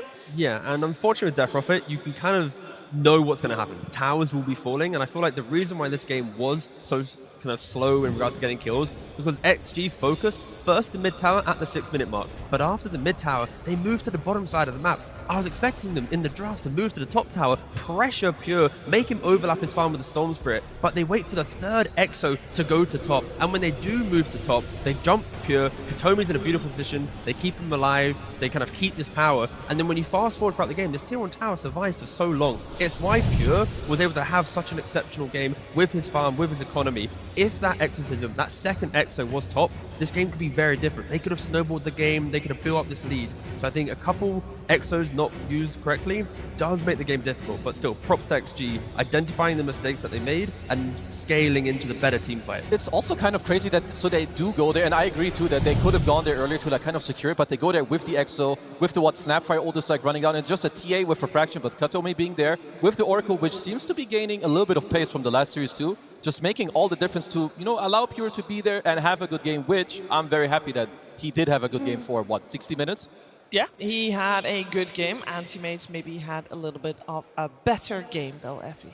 Yeah, we need to check out these highlights because I call them saving Private Ame, because if BB Team had had these fights go their way, we would have been looking at a different game. But here there's like a really big team fight building up. You see Pure just going on XM here. He's eventually going to get ulted by the Oracle, but this is dangerous. This is when Anti-Mage joins the fights, and it looks like it could be good, but Miro comes with the double sun. But here he is, XXS with the Echo Slam to save him. And sure, it doesn't turn into any big kills, but making sure that your Anti-Mage doesn't die there is so clutch. Of course, he gets cookied away here. A lot of tools in the arsenal of XG to relocate the fights, and in the next highlight, we're going to see the same thing. Pure pushing a tower. Ame goes in. What? Pushback? Oops, he's broken. Oh no, Storm is going to jump in. He's almost dead. Here comes X Nova with the clutch Nightmare into the Glimmer, and yes, another beautiful Echo Slam by XXS. And sure, this turns into like 1 kill, 2 kills. Not a game-winning team fight in the sense that you wipe them, but if the Anti-Mage had died there, this game very well may have been over. Yeah. And also, like, top-level Dota, sort of, you're one-upping each other. You're like, okay, I'm going to go here and bait because I know I will live with 10% HP. But maybe the enemy does, like, the one step better. Suddenly they have, like, a new item you don't expect, or one guy clutches out a spell, and suddenly you're like, oh, I thought I could bait, but I couldn't. And it's, like, all these things that, like, layer on top of each other where a small mistake here could change the entire game. Yeah, the same thing can be said for other ways of saving, maybe with Lotus?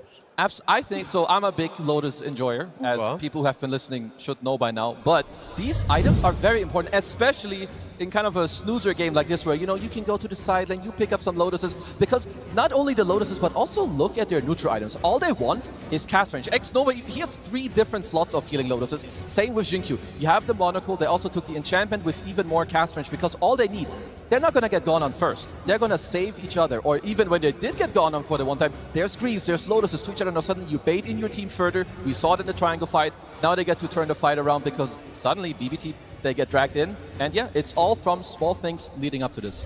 That's why their cores play with so much confidence. Like, the amount of times we saw XM Death Prophet walk up into a high ground, it's like, what are you doing? And then suddenly out of nowhere, it's like, eat the Lotus and go! And then they're crushing the fights. It's just, I love watching that game. I feel like that was a great animation. Like, eat this now. Yeah, exactly. Oh, man, just like, God, I'm sorry.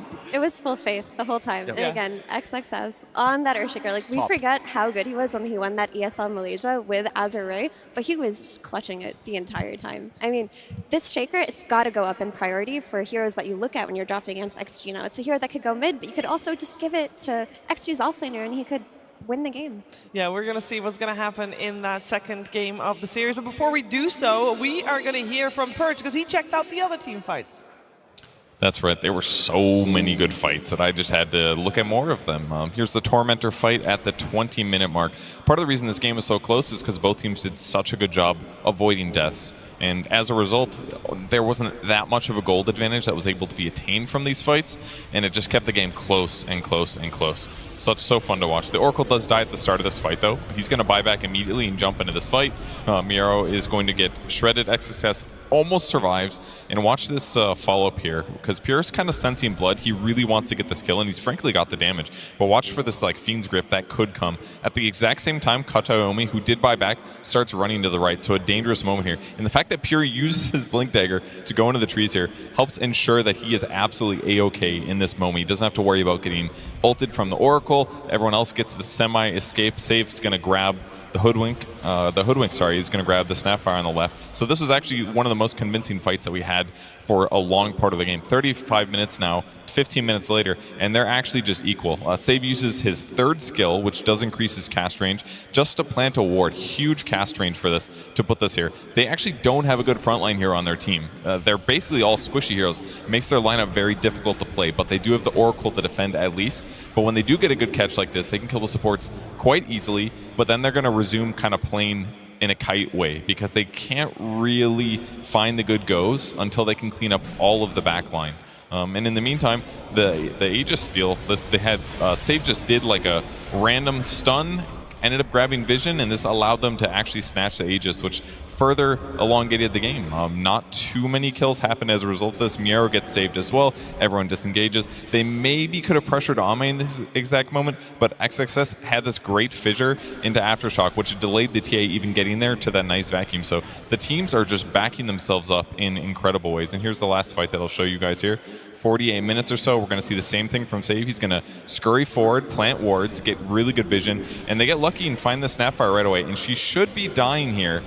The TA throws a couple attacks, doesn't want to press BKB because it's just a support kill. And there's the Lotuses that end up coming out. They end up healing the Snapfire quite a lot. The Bane gets healed a bunch as well. He gets a brain sap off, and he elongates this fight here. He even tries to Fiend's Grip, but it gets blocked by a Lincoln Sphere. So huge moment as well with this Echo Slam. Watch the body of the TA fly here. It's going to go and hit the Oracle over here, who is trying to jump in and use his ultimate. Unfortunately, getting there just a little bit late and takes extra damage. So every fight was so stupidly close that it was hard for either team to get a big gold advantage. But after this fight, 49 minutes in, XG finally started compounding on this and getting a big gold advantage. And with that gold advantage, they took the game eventually. BB Team definitely made a strong stand still from their base. Some might even say it was their last stand, which leads us to our final submission for the short film contest, aptly named Last Stand.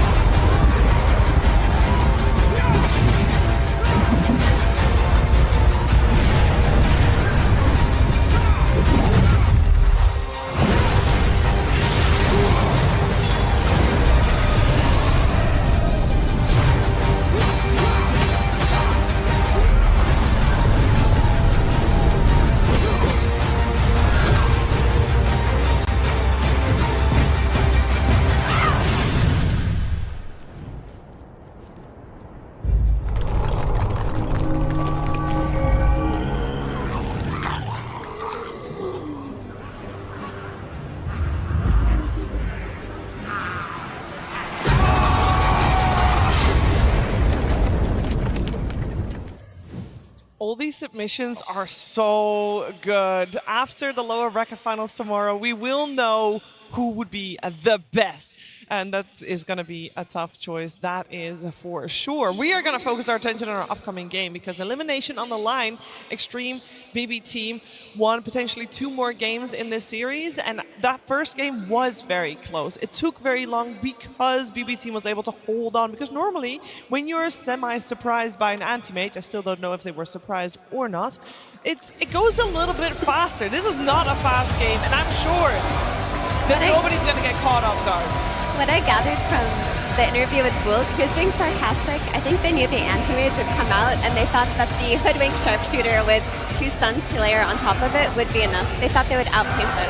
But also with the TA, right? Knowing that you're going to have the TA lane into the Earthshaker, it's going to be a solid lane for Pure to find that farm to create this tempo, but it just didn't really amount to anything.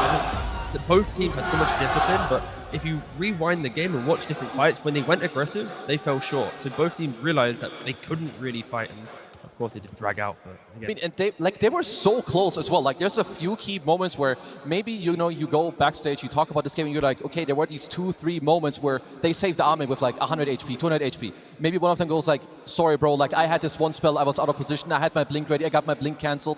Like, buy some Fisher. If we do this again, like, it was good. We just mis-executed. It can't just be as simple as that, because I feel like the heroes themselves weren't really an issue. I didn't maybe love the Sanking pick as much myself, but the rest, I think it was all the gameplay. I'm just happy we got to say Pure on a game like that. I know that he didn't win the game, but his laning stage was strong. They first picked his hero. He was very stable, hit his timings, was making plays the way that we were used to seeing him, and honestly, it was quite a close game for a while there. I think Pure is finally feeling confident again, and maybe we're going to see that reflected in BB Team's next draft too, where they just early pick a hero for Pure, make sure he has a strong lane, and play off of that. Yeah, like even then, I saw GPK, he ended the game with 2, 1, and 7, like, beautiful inventory, your refresher, your ags, your shard, like whatever it is.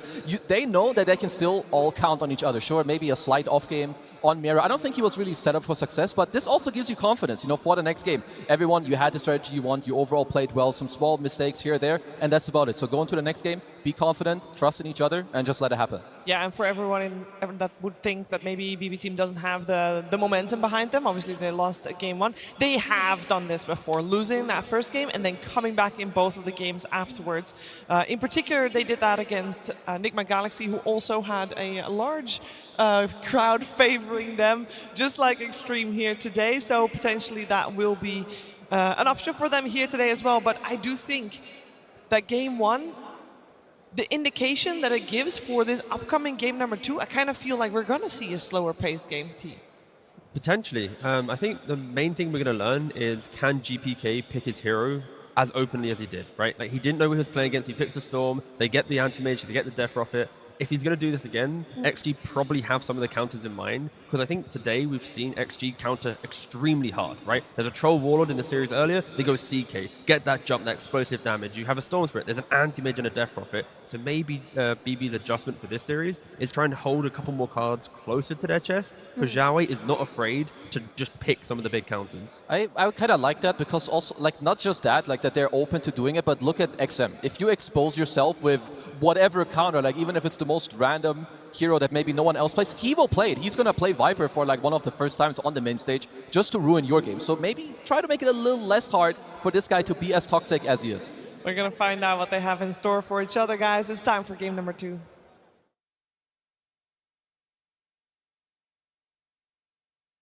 BB Team versus Xtreme Gaming. Game 2.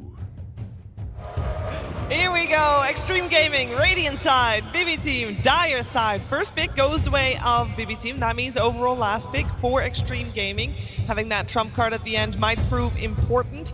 And in terms of bans and change-ups, there are really not many, / any at this point. No, this is exactly the same. Wonderful. Yeah, was the pick order the same in game 1? No, Xtreme had first pick that Okay, because I like that BB Team go for this opening, because so XG, what they did, they're like, okay, we're gonna ban the co-op. We don't want GPK to get his hands on this, maybe indicating, you know, maybe they want like an Earthshaker later down the road, so BB Team are like, sure, we're gonna take the Monkey King themselves, but it means that XG, they got their hands on the XM Lesh. And it feels like the same recipe as the previous game, right? With the Death Prophet, every EXO you make a move. With Leshrac, you activate through the runes, and then as soon as he gets Blink Dagger, it's go, go, go. Find heroes who are by themselves in the jungle. Anyone who's trying to make a sweeping map play, Lesh will follow you, Edict, and kill you off. So the aggression I'm expecting to see from XG is through the roof. He sees as a good matchup from the mid lane, because outside of Pvision, support Monkey King is not popular. Like, you see this hero, you know it's picked for the mid laner, and they're comfortable enough to pick this now and build around it. Just get a stun or two from either a support or XXS plus a support, play with this Leshrac in the mid game, and go forward. Yeah, sorry. So both Pure and GPK can play the Monkey King. So far at TI, it's only been carry. It's time to wake up, brother. Hey! He's back. Good morning. Yeah, I do wonder if Xtreme Gaming want to try to corner BB Team here with this Monkey King, because you are first pick. It is not that easy for you to flex this hero around and like try to hide where it goes. Lesh against Monkey is already Leshrac favored. Now, if you're going to play it carry, there are a lot of options that you can put in the offlane that don't make it that nice for you either. And you've got Xiaowei. This guy knows what heroes want, what heroes don't want to see, and he's going to make it happen. Coming out of the phase, I'd really hope they go back for the Elder Titan, like more buff up supports to throw into the mix. If you have ET spirits going around the fights, Leshrac as well, like all this damage is so hard to deal with. I just love XG with enabling supports. Yeah, and they also go for their own AM ban to protect the Lesh. Good call on the ET. X Nova, he plays this hero incredibly well. Not just like the laning setup for Ame to like help him through the lane, but XM is always or nearly always like this magic damage abundance. So just throw the spirit on top, buff him up, and save each other. 10 seconds remaining. I do feel like with the opening, even though we only see 3 picks, it does feel like both teams are doing something completely different. So in terms of expecting a similar game to game number 1 is no longer the case. Yeah, I would say that this game is gonna be quite different, especially in the early game when you look at like what can happen. Disruptor wants to play aggressive, glimpse people back. Leshrac, he's all about running in, like run in early, level 4 Edict, you go, you get your blink, you go again. If you're BB Team, I could look at maybe some Blade Mail heroes. It's like a huge counter to Leshrac. If your heroes inherently buy this item, well, he goes in, sure bro, here's my Blade Mail. You're gonna kill yourself, gonna have to like try to rethink how you want to take this fight? Nice. They go back for the Hoodwink, which is a hero that I love conceptually versus Leshrac as well. Usually the way you play against this hero is you fight him from a distance. You don't want heroes that get in his face and tank all of that magical AoE damage. Heroes like Hoodwink who can disable him from afar without dying, run away, build kite items, and provide you with the damage you need to kill him early on will be helpful. Still lacking a little bit of stuns on the side of BB Team, but this is where the Miro hero comes in. Yeah, that logic works when you have a hero potentially from Miro to be able to at least stand up front. Right now, there's no hero to provide the information to have the correct positioning. I think if XG are playing on smokes in their own wards, they will, you jump a Disruptor, Hoodwink or Monkey King on Lesh, they're dying in the early game before they get the Force and the Glimmers and the BKBs. Of course, BKB going to way of the Monkey King. There's another thing I like that BB Team did. You take out the Snapfire yourself, you take the Hoodwink, you're like kind of looking at the best post force that XG would very likely want on Jin-Q. Why not bring back the Shadow Demon for Jin-Q? Have another save. If you jump a hero, you have Disrupt against the potential Aghanims down the line from the Disruptor. You can purge off Monkey King. You also have the Shard to buff up your Leshrac. It really just pushes everyone forward. I like it. It's, okay, tying Batrider. I like this a lot. We went from like the third least amount of kills per minute in a Dota game to now just a full-on bloodbath. This is super brawl, and if you're a BB Team, I am afraid for this Monkey King, like maybe try to put it off lane. You're going mid against the Lesh, and like other heroes are just some random avalanche, you get stomped here. If you lane against Batrider, good luck to you, my brother. This is like top 3 worst matchups that you can run into. But it's a really fun way to draft against. When you're trying to flex in this position, like you said, Monkey to mid, not a good lane. To carry, not a good lane. And they've already shown double support. So if they wanted to try and take a page out of Pvision's book, they couldn't because they've already revealed it. XG are really forcing this Monkey King to have a bad game. Yeah, I think the best option they have is just to put it mid. Honestly, it is a tougher matchup versus Leshrac, but I've seen a lot of players come out of that doing fine, so long as they get help from their supports as well. And the first 3 waves are really not bad at all. Monkey King should be okay. You can also buy Mage Slayer to weather the storm a bit, at least have some type of front line for your team, but yeah, still. Monkey King playing from the back foot.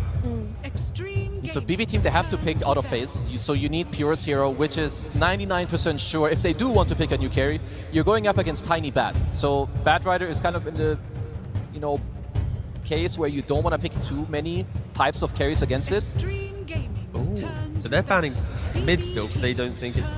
Covering their base. Covering, I was saying, they're going to go, I was thinking Lifestealer, but they ban it out, so... I think Abaddon's too slow. Well, like in lane against Batrider, sure, it's okay, but I think the pacing of the game might hurt the Abaddon immensely. I would like maybe like a secondary or a semi-carry. I don't know if it's too much in like the house of what Pure wants to play, but I can see a hero like Weaver, just because he does well against Bad. I think you have an okay lane with Disruptor, you can buy Lincolns. I don't know if you guys see anything that he would like. Keep it more generic and go Gyrocopter, shove the wave, just play for the fact that your team will have a cohesive lineup. Yeah, I was thinking of the Gyrocopter as well, because the issue is you're also playing against Leshrac. Your Centaur is going to be in the middle of the Leshrac, and so will your Monkey King. And you don't want your carry to be a hero like Faceless Void, who would be good on lane because he has a way to disengage from the toss back, but then he would suffer versus Leshrac. So it's really interesting how they've made it so that if you try to counterpick the offlane Batrider, you're going to lose to the mid lane Leshrac, and if you try to counterpick your carry versus a mid lane Leshrac, the Batrider will punish you. The archetype of heroes get punished by both lanes. They also have no damage. That's a big problem. So surviving the lane, like you're mentioning, is often low damage heroes. Their survivability, they're kiting. They're not bringing life to the mid game or any of the early map movement that you want to expect from Pure. I mean, I wonder if there's anything else, like, because I think at the end of the day, you have to accept that Monkey King won't have a good lane in one of the 2 lanes. So where do you feel like you can get the more valuable pick out of it? Is there, I don't know if there is a GPK pick on mid where you feel like, yeah, I'm going to take over the game. You just take the L in the safe lane with the Monkey King. Because I personally would also prefer if it's just the mid Monkey King itself. They went for the Faceless Void anyway. Yep. So the issue with this Void is it's really good against this Bat Tiny offlane, because once he gets tossed back, he can gap close. He can get away from that. He just blinks away. But if this Leshrac is having a good game, and he's getting on top of this Void, that's not pretty. That is not fun for him at all. That was quick. That's his fan. You have a lot of go-in potential on XG. If Faceless Void, if you get there, we've seen that many times before. Void does very well with a couple of slots. But the first 4 picks of XG alone, it gets me like pumped. It gets me excited for the game, for what they can do. Now you have a Sven, high damage, you can jump in. And BB have done an incredible job at finding comebacks in games, and this is the type of game for it. How can GPK enter from all the aggression we expect to see from the first 4 heroes, activating Arme's farm? GPK needs to itemize to play for the fight. If he doesn't, Void will farm, Center will farm, Disruptor, Hoodwink, they need heroes to play into the game. So my eyes are on GPK bringing any life for this game for BB. Yeah, I think it's Pure on his Faceless Void. If it gets to the ultra late game and he has his BKB and his items, he will carry this game. The issue is, of course, XM on the Slush Rack can do a lot of damage. Like, he can really hurt this map. So if they can slow down the Slush Rack a little bit, and if they can get Pure to that point of the game where he's strong enough, they've definitely got a shot. Yeah, I need BB Team to do some miraculous things in this early game. I don't think it's an easy task, but they can do it. For me, XM Leshrac, I think he might go crazy this game. We do know that BB Team has had a little bit of a track record for not being too strong in the old laning stage, but it hasn't really slowed them down because they still got to this point to begin with. Yeah, and that aside, it's been a tough kind of tournament for Pure, and I feel like if they are to get to game 3, it is because of Pure stepping up and finding his rhythm in the game and becoming like the true carry. So a lot of pressure on Pure, but if there's ever a time for him to step up, it has to be in this game. How long does a Faceless Void normally need? Too long. Oh. He needs, I would say before 25 minutes, he doesn't want to do too much. Like, you join with some Chronosphere, but after, if they can weather through like 25, 30 minutes with an okay net worth, they're going to be okay. I'm just afraid that early on, they're going to lose some map and it could get hard. Okay, it looks like Xtreme Gaming has got a pretty good draft on their hands here. And I'm sure that Zhao does agree, and he is on stage right now with Tsunami. Thank you very much. Yes, I am joined by Zhao of Xtreme as we prepare for the final game of the night. Now, I know BB Team have been your rivals all season long, but last month you finally beat them at Snow Rui. I have to know, what have you learned about them that you finally have the upper hand? 就我们也一直知道 BB 战队是超级战队的宿敌，然后呢，但是你们在上个月雪瑞的比赛当中呢，已经成功的战胜他们一次了。那想问你们是学到了什么，来让你们现在能取胜了呢？BB 战队特别厉害，然后我们上一次是侥幸战胜他们，最近训练打他们从来没赢过，所以这是一场很艰难的比赛。Well, BB team is a really, really strong team. And honestly, in all our scrims, we have never beaten them. So it is pure luck that's going on right now. And I mean, this is going to be a very, very fierce match as well. And we are going to have to give it all we got. Some say luck, some say skill. How about in the mid lane matchup? I know XM has had trouble with GPK in the past. Last game, you gave him last pick Death Prophet. This game, you gave him first pick Leshrac. Are you prioritizing him or letting XM figure it out himself? 那我们也知道 GPK 一直以来是毛哥的一个比较棘手的一个对手，然后呢，就看到你们上一把你们是最后一手才选了一个中单英雄给毛哥，然后这把呢，你们确实一手就选了这个拉希克给毛哥。那我想问你，现在就是这个中单的这个优先度是多少呢？你们是否会更加考虑这个毛哥的这个处境这个兑现呢？其实这2把。毛哥应该是把 GPK 拿捏了，2把英雄都是被我们读到了，而且是都被我们选到我们自己想要的英雄。I'm pretty confident that XM will be able to beat GPK for both these matches. Like last game, we predicted what they're going to pick for mid, and I think that our final pick countered them pretty well. And the same here as well. I think our Leshrac will do fairly well against the Monkey King. So I'm pretty confident that XM is going to shine in both games. Makes sense to me. And now real quick, I can hear the crowds are awake over here, but it's 5 a.m. in China. You got anything you'd like to say to all the Chinese fans who may have fallen asleep after last game to wake them up? 现场观众呢，我们都能听到他们都醒了，都在为你们欢呼。但是国内的观众呢，因为那边已经是凌晨5点钟了，可能有一些看你们前面一场太憋了，都已经睡着了。那有什么话来唤醒他们，来给你们来继续支持你们呢？我们会尽力冲上去的。We will continue winning and going further. Let's see it happen in the game then as we get into game number 2. Thank you so much, Neil Xiaowei. It's wonderful to hear that there is still a lot of life left in this arena. And I do have to mention as well, if you were looking there on the camera shots of the crowd, that entire section of Chinese fans are right behind the BB team play area. So a little bit of intimidation sitting in there behind them. Indeed, indeed. And intimidation here again with the XM Leshrac. Yes, a very frightening hero coming out in this one. And I don't know, the answer is that I'm feeling kind of what the panel was putting down there. It's looking a little tough in the early game here for BB Team. Well, luckily we don't have to worry about the early game because we're going to 60 minutes again, surely. Right, okay. Well, that would be good news, I would say, for BB Team. I also do think that Ame on this Sven, it suits him really well with how the team has been playing, and he sort of has gone a little bit back and forth throughout this event in terms of being like full-on AFK, and then we had this morning when he played that Ursa game, and he rotated the mid when it was really good to try and go on Sumail, to try and shut down that Shadow Fiend. So I think Sven's an excellent hero because he's great at AFKing, but when you have those moments when it's time to join in, having that stun can make such a big difference for you. Well, and certainly can help out a lot in the laning stage too. Save, hitting on a nice bushwhack there to get some separation, but Miero is going to be probably offering some pretty nice saves as this game goes on later and later. We've seen that cart just make like all the difference in the world. You can get to a good timing on the Ags. Well, I mean, I'm sure we know what's coming out first, though. Oh, yeah. All right, we got to get a Helm of the Dominator here. All right, we need to have one. It is tradition, and you know, it might not be the only one. Of course, Pure looking at one, and also XXS on the Batrider currently considering it as well. Yeah, I mean, continue to be just the thing that's going to keep coming up. I will say that when you've got a lot of potential here in this game for stacking, XG has a huge amount of potential to not just take their own stacks they build up, but also steal them if BB teams start to build a few. Between Sven, Lesh, Batrider, like it's all looking good. Yeah, I think they might want to take a page out of XG's book and not make too many stacks on BB team because they don't have the best heroes to farm them. No. Like, at all. So I would not be looking to make those because I think you're right. I think they would simply be vulnerable to any aggressive maneuvers by XG. And the panel as well bringing this up, right? This Faceless Void, good in the lane, right? You can see it right there. He's able to time walk away. I mean, you're being pressured by this Batrider who doesn't even have Sticky at this point. It's just the idea that he could be stuck on top of you thanks to this toss and avalanche. If you don't have that, you're going to have a terrible time in the lane. But that mid-game, it can be so awkward initiating on a Leshrac sometimes. I mean, I have seen a Void jump in Chrono and simply die to a Chrono Lesh, right? Yeah, no, for sure.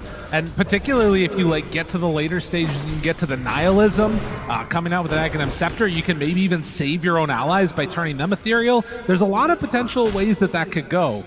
And Lesh, one of the heroes coming into this tournament that people were talking about as just one of the strongest heroes out of the mid lane. Ame, not easy to come on up and contest these last hits at the moment, but does have the help of Xnova on the ET, a hero that we haven't seen a ton, but does still provide some great like objective control, good laning stage. I think almost all of his games have been in the main event, at least for me. Like, I feel like we didn't get to cast much from during the Road to TI, but looking through a lot of these main event games, ET is starting to become more and more popular. And if the game goes anywhere like last game, he's a fantastic hero in stalemates, right? Scouting out situations, controlling objectives by just walking the spirit around and having the threat of the stomp the entire time. Really excels in that. Pure backs away as the damage starts to rack up a little bit onto him. There is going to come a moment where XingQ and XXS could just go for the all-in play onto one of these heroes. But another one of these games where we're at the 5-minute mark, and no first blood. Will that change here? Pure decides to start hitting XingQ a few times. Katomi keeps the pressure on, but not really any more mana here. An avalanche, a toss back, XXS onto Katomi, but is going to get pushed away. And again, all that little action for nothing. Yeah, nothing doing up here. Mid lane going quite well for GBK. Of course, this is what you expect out of him, doing very well in his laning stage, but no threats of rotations with how busy these side lanes are. XingQ glimpsed back in, still standing fine, throws out the avalanche and the toss, good damage, forcing out the time walk from Pure. Yeah, he'll do a little walk here, but it's at a good time. I mean, the wave's already dead. His is pushing into the tower, so there's plenty of time for him to run home right now. And XXS is actually still going to get the Lotus. XM, they are going to back out, and even dropping the Wukong's command, X-Nova will retreat out of this. All that for a bottom rune as Save moves down to secure it now. X-Nova not going to be able to make any serious play to stop this from happening. I guess you could go for a stomp here if you want, but no, the Katomi is just going to take the regen rune for himself. He needed a little bit more, you know, than GPK did. 32-31, very even, but with the deny advantage into the favor of the Monkey King. And Miro able to stop the Ame pull that was going in, takes away one of the range creeps. But 7 minutes and nothing doing. Yeah, but both teams just feeling the effects of last game, perhaps feeling the effects of the late night air here as we move past 11 o'clock. Chilling their way through this game number 2. I will say, I don't think this game will be quite as chill. This looks a little bit more explosive in the mid game for me. I feel like there's better initiations. I don't think the counter initiation is quite as intense as the last game. I feel like there are some advantages to actually moving first this time because we don't have such powerful saves on either side. Right. Really the best thing for disruption on the side of XG is probably the ET. And on the side of BB Team, it's like, what? Not too much, right? No. It's like an eventual cart, perhaps. Yeah, that's pretty much it. But if you jump a target on the side of XG, as long as there's not like some big chrono threat or something, you do have the opportunity to actually finish the play.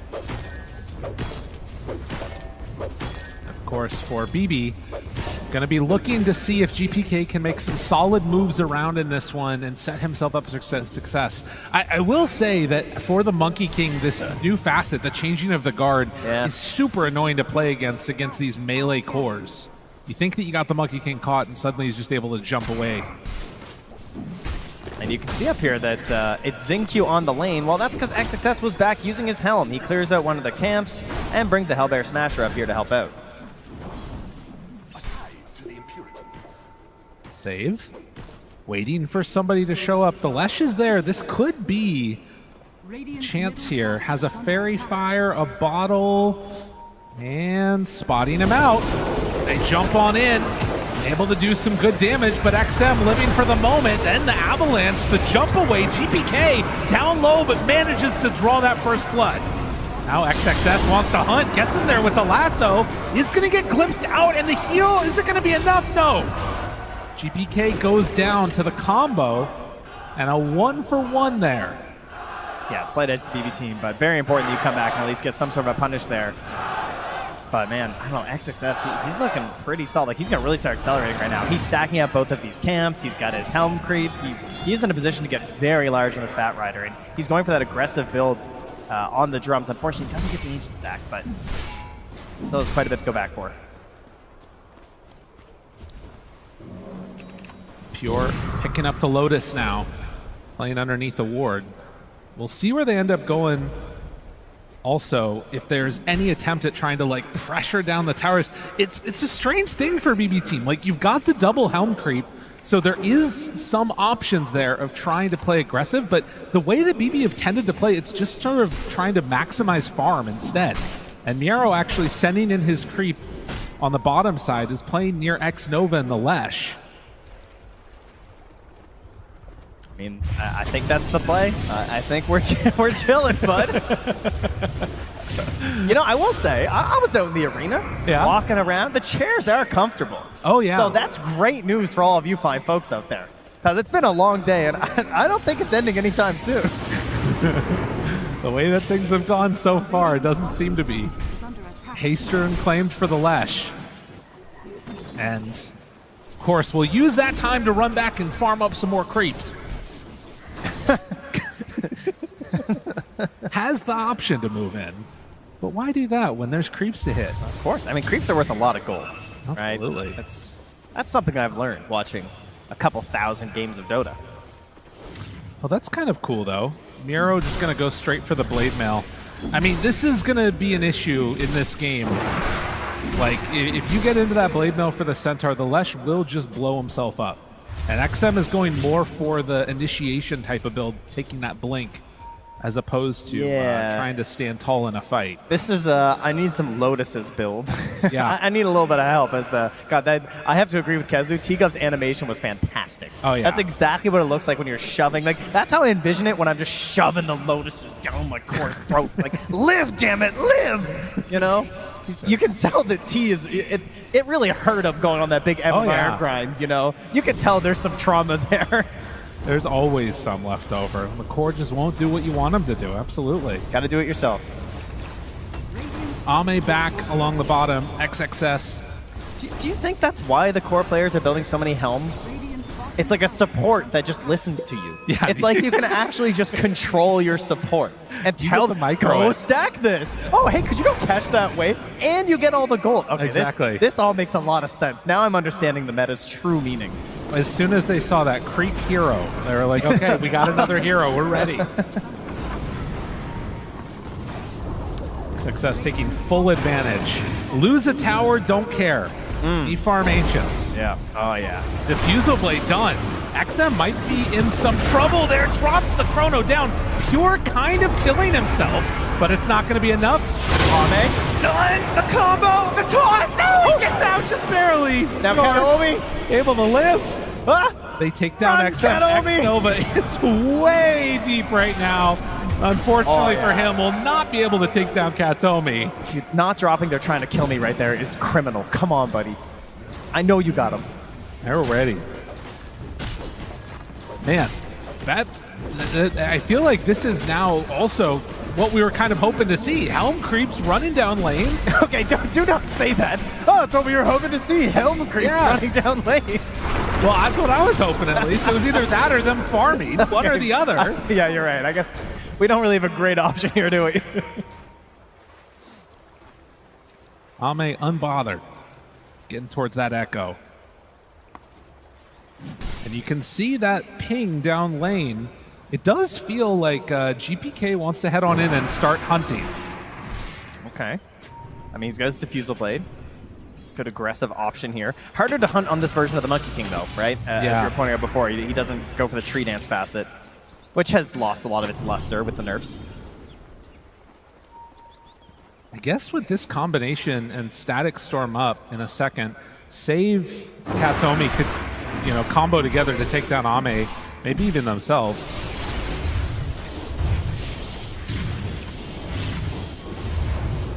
So 13.5 minutes. Looks like Wisdom should be a trade-off here. And XXS starts taking down that top tier 1 tower. BB Team, after taking that mid tower, wanting to push this to a game number 3 here, the 2,000 gold lead. Yeah, I think that's going to come down to them understanding and preparing for this timing. It's going to come from XG. I'd say it's very similar to the last match. Last time it was BB Team who had this more of like 20-minute timing was theirs. I think that belongs to XG this time, right? Right. Ame gets like 3 items up, and then he wants to join into these engagements. Now, here's the really interesting part, is XM with this Blink Dagger and nothing else, right? Leshrac is a true glass cannon. So often, this hero is drafted with some sort of a save, be it like an Oracle or maybe like a Shadow Demon, something that can assist you. This guy has 1,200 health right now. And it was first pick, too. They opted just to go with it full glass cannon, like you're talking about. Yeah, it's very frightening. Although, I look around, we get some low HP pools this game. I mean, save's not even at 900. That's pretty nuts for modern Dota. I know. I'm so used to seeing everyone at like 1,500 at this point in the game. Well, a smoke up with 3. There is a Blink Dagger just now completed for the Centaur on top of the Blade Mail. And finding a kill onto XXS would be a really big boon for them there. I mean, they're looking for XM right now because Miro sees him here. Starting to look. But his smoke pops. Oh, Sync Q. Yeah. That is not the kill they wanted, but they will be happy getting something at the very least. And so, this is why he was standing here. Yeah. Right? He knew this was a possibility. A turnaround, Static Storm, XM onto Katomi. Hits him, but gets glimpsed away. XXS still alive. Well, Pure coming in. finds the Chronosphere, but XM looking for the stomp, forced to jump away from that one for the moment. Ame now hitting into Miero. They try to back away, but the control is there. XXS, he lived through that. Wait, save. He's going in. Save, tries to find the snipe. It's not enough, quite enough damage. XXS lives on 1 HP. Oh, just burning down with the stoked. He's fine. He's okay. Whoo. Real. Just when you thought it was starting to keep going in the favor of BB Team, they lose their heroes like that. You know, it looks a lot like last game. Just thinking that you can go in there and get something done. And he did all that before the Maelstrom was finished. Now a jump, an avalanche to cover. XM still in trouble, but the Lotus, the heal, it's not enough. Nice. Good pushback there with the Hurricane. GPK taking damage from the Diabolic Edict, and well, now the Batrider here with Ame in tow. It'll be enough to take that kill. All right, that was now not worth it. Getting the kill on XM, because that's going to put Ame into your tier 1 tower here with 30 seconds to go until the lasso is back up. You're at this point now where you're actually quite tanky on XXS, right? I mean, you saw it in that chrono. He survives for so long that he eventually gets the lasso on to Pure, but he can just use this Boots of Barrier to just kind of force himself in alongside his Helm Creep and grab these lassos that you kind of expect a blink to be needed for. Well, and if they keep up this type of momentum, I mean, Sven's going to be getting to a Blink Dagger and a BKB pretty soon. That can make all the difference in the world. Pure is still a long way away from having the damage that he's going to need. And they really don't have that much to throw into the chrono either. It's like you kind of need to get a Wukong's command down, and if you commit all that, you better have caught everybody. And again, we don't have this save. So what's going to happen is that you have a Blink Dagger now on top of Ame. He's going to blink in, he's going to stun his target. While they're stunned, you're going to have this Boots of Bearing XSS run in and lasso them. This continuous stun is going to be giving the Vanquisher bonus the whole time to the Sven. And during that, you can't really stop it, right? Unless a chrono comes out or something. It's not going to look good. You're just going to have to throw your bodies in and pray that you then don't just get annihilated by the ET who can be covering them the whole time with Stomp and Spirit. And that was another one of those instances where in this game, BB Team, they make the aggressive move. XG, they absorb that contact, and then they counterattack. And that has been their formula for success. Yeah, initiations have not gone well. No. Across the board for both of these teams. They either don't connect on target, or they end up feeding away a couple heroes. Now some blue collar rune scouting up top there. Kataomi just waits for it and does find an arcane rune. He holds it for a long time for GPK, who does take it and starts moving northward here. But what are they hoping to find? Well, X-Nova already away. All the rest of them on the bottom side of the map. The only hero not joined together with the rest of XG is the Leshrac, who has decided to go next for the Kaya and queuing immediately into the BKB. So BKB timings, it's what we're looking for on XG. For BB Team, I mean, they have a couple too that are coming up, but the pipe timing feels like the best one for Miero, I guess. Yeah, and GBK's BKB, which is also finished, I believe, too. So that is definitely some good news for the BB fans out there. And on the side of XG, that BKB, it's a long ways away for XM, so ideally, he's kind of hoping for an Aegis, you know? Take a fight up here. I mean, Tormentor's coming up soon. You're hoping to control that area with the ET. It should be yours. But BB Team maybe trying to sort of flex up here and say, hey, we're the ones who are going for this, but their tormenting is not nearly as good as XG's. No. No, they do not take it quickly. At least not if you don't bring a ton of people with you. GPK looking like a little bit of a different tree. XM, they show on a Obsword, actually. This is so awkward. What are we doing, BB Team? I mean, they saw XM on that ward, and they really were hoping he would just come down and play into We are not going to initiate. I mean, that's the thing. There's 4 heroes here, and I don't know, maybe they're just a little trigger shy. I mean, I don't blame them, for sure. I wouldn't want to jump in there. Maybe I'm underestimating this tormenting. I mean, I guess they're so far away, it's not really going to matter. Yeah, if they bring everybody pretty much, they can take it down. Okay, yeah, Pure is even coming through. Okay. Whoa. Okay. All right, we're smoking up here.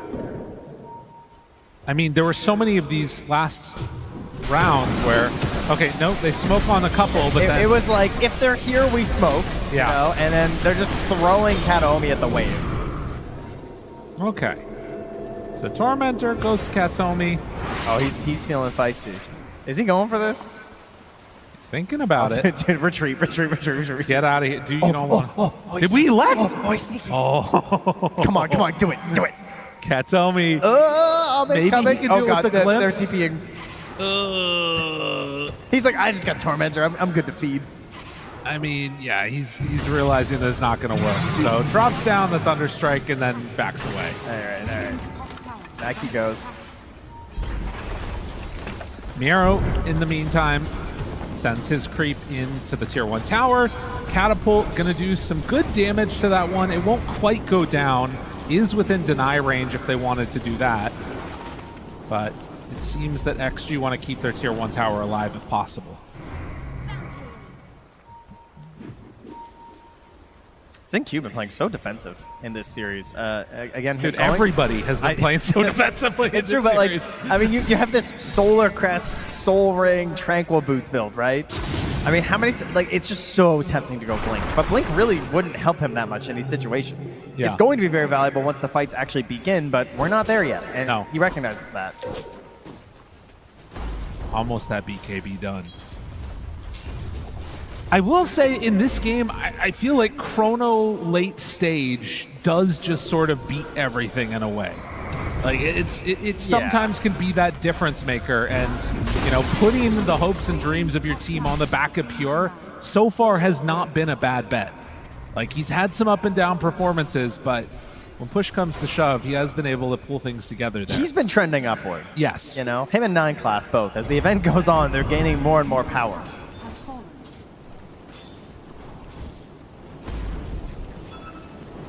Now, together, 4 heroes again, a BB in the mid lane, not smoking yet.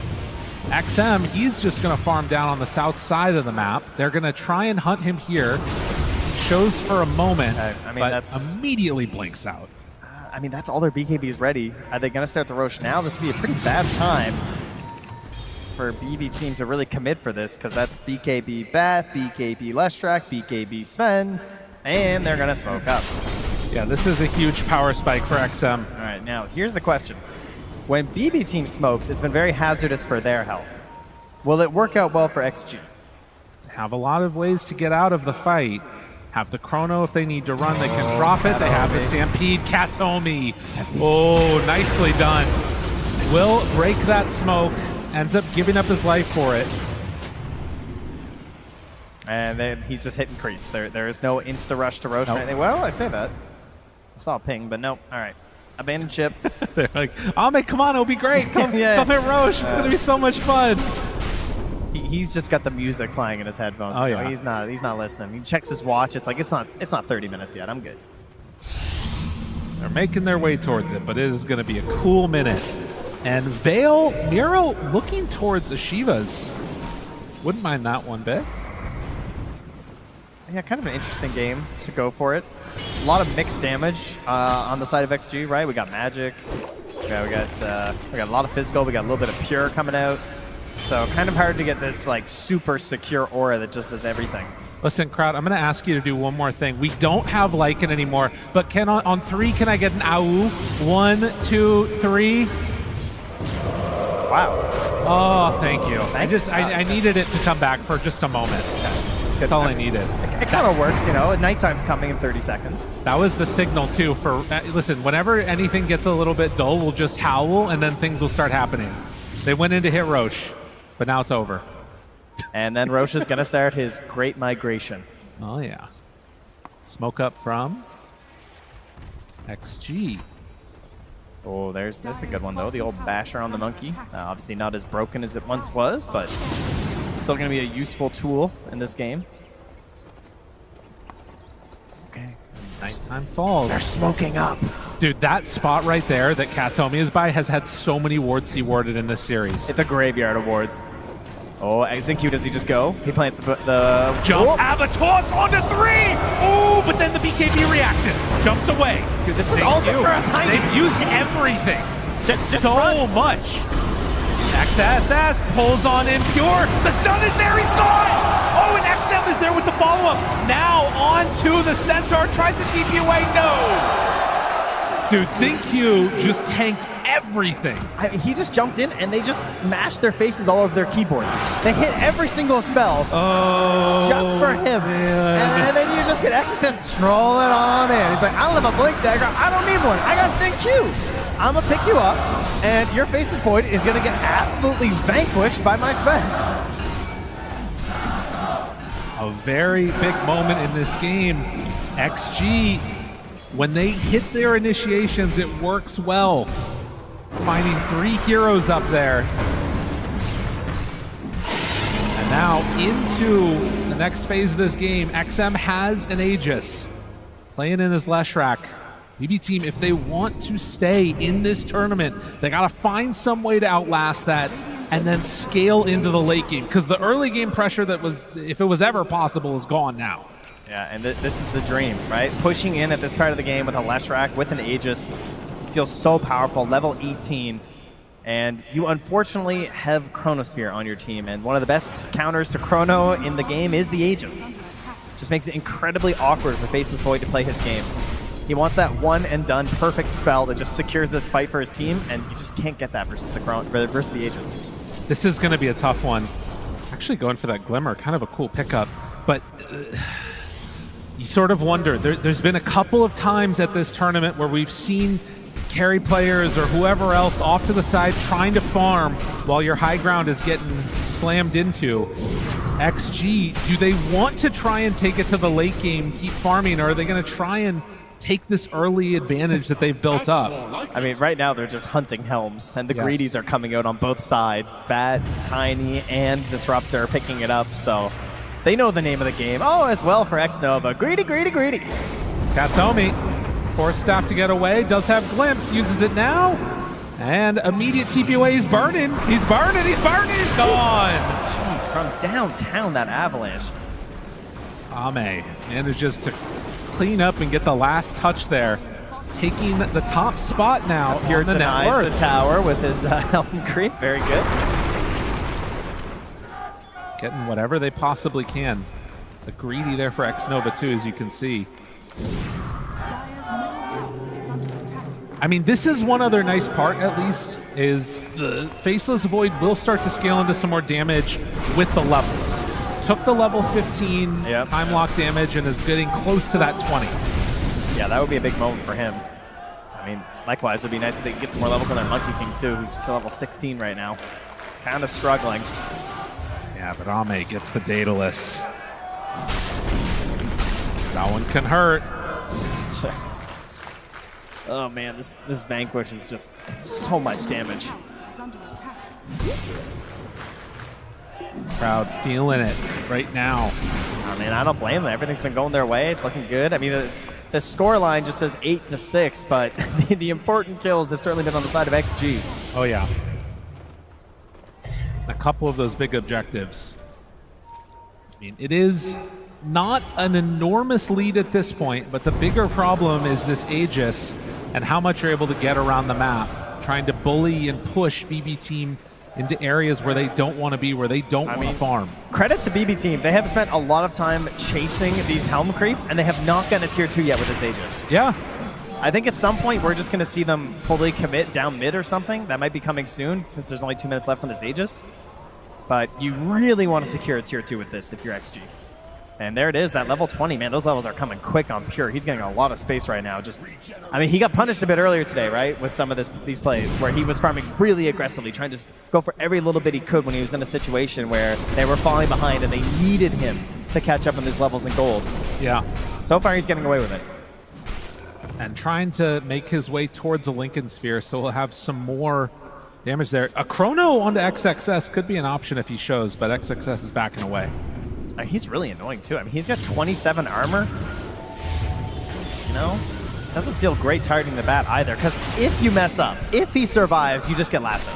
XXS looking, jumps in, Pure. Does he go for it? He will. Chrono save, pops the ultimate. Does he have enough damage? No, he is gonna go for the control. No, you see, like that. It looks like that. Oh, jeez. Thank you for the demonstration. I really appreciate it, XXS. Oh, wow. One stun, one hit, 1100 crit, and save is out of there. Oh man, it's always so tough, the decision. Do you go in? Do you try and fight? Do you just run away? And that time, BB Team chose poorly. I mean, do you even get away there? Look at Xingqiu. He's just chucking the creep forward to hurry things up. You know? Oh yeah. Let's go. 8,000 gold lead now. XG wanting to rewrite the script. How many times has it been BB Team, Pvision, Falcons in the grand finals on the last day? XG, they've only made it 2 times. They want to make it to that last day themselves and give Ame another shot at the title. I see Kataomi. He's running around here with this shard. He's throwing down these Thunder Strikes.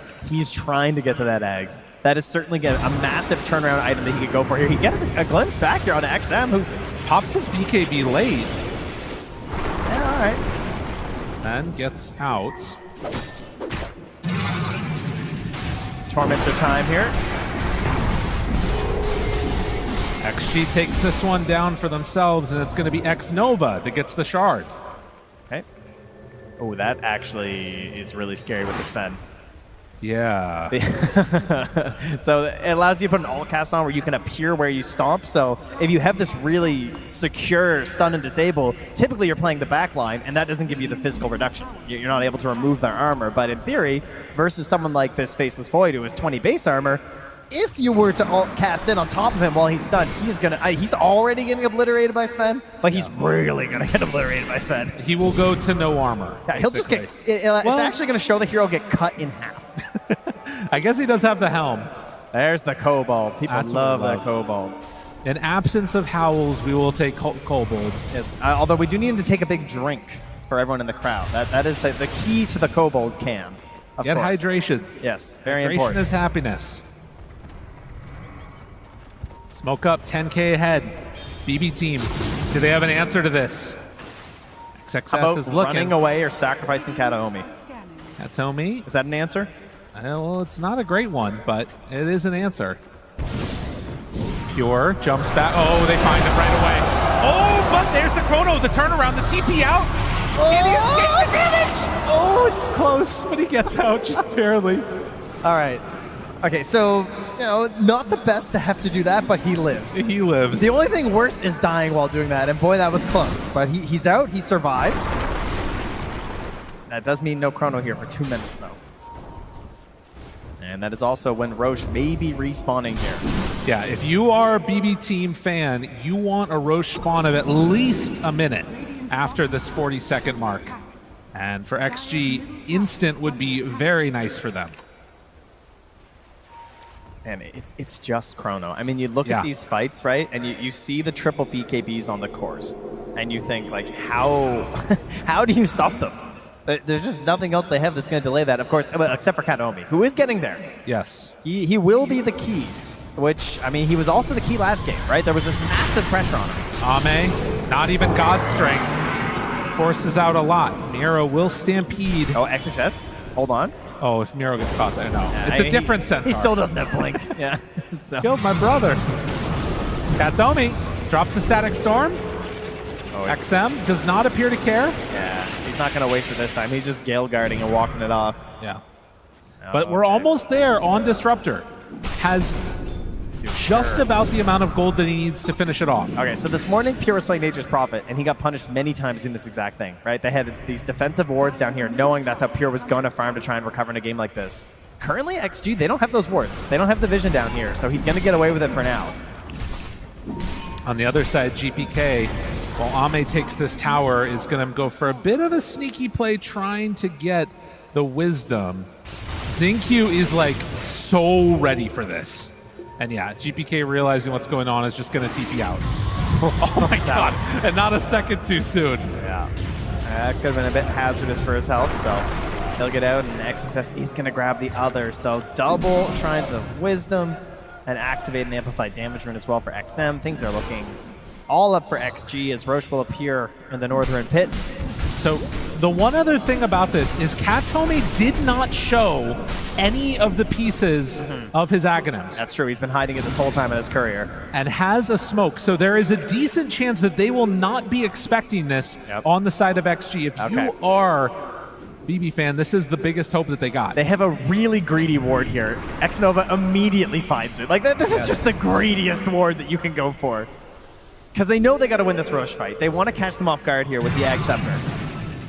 And they managed to take it there. That's the Blink Dagger done for the bat now, too. Okay, so Kataomi, the pressure was on him.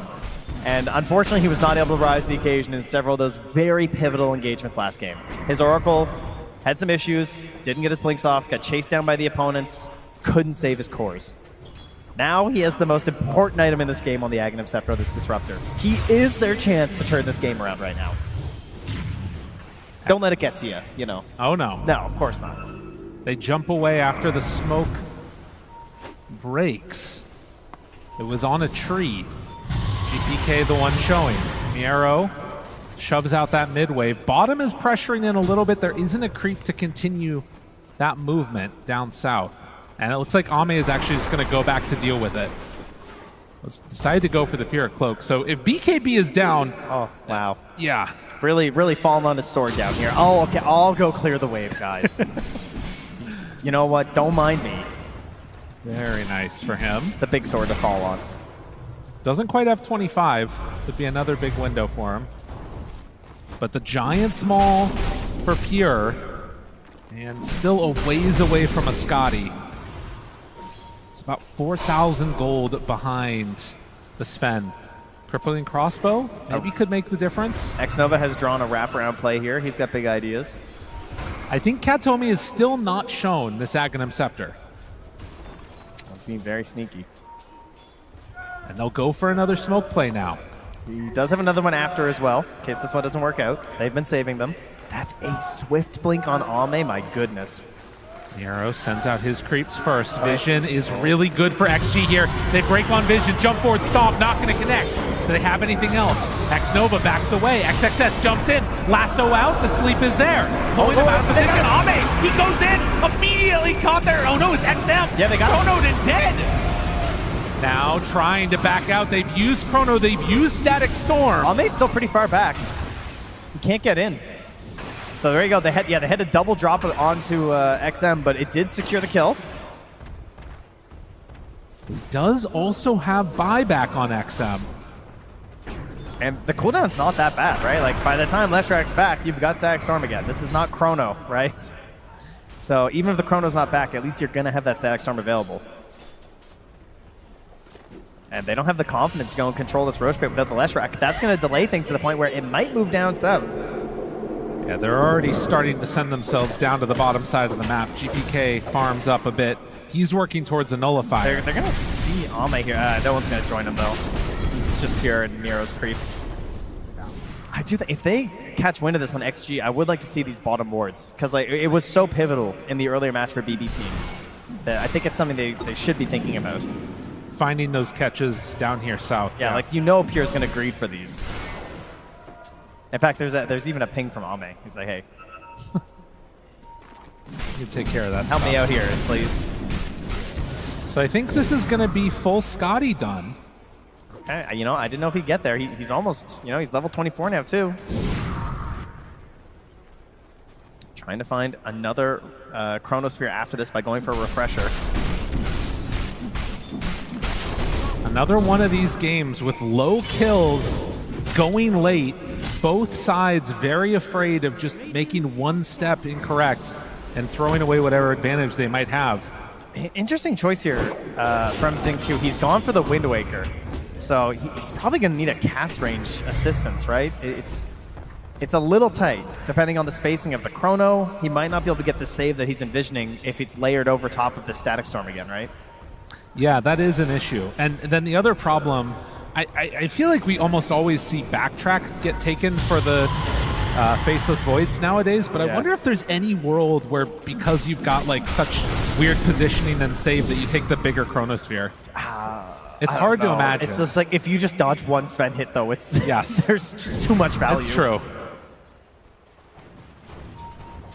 And again, every minute that goes by, I feel like this is into the favor a little bit of BB Team.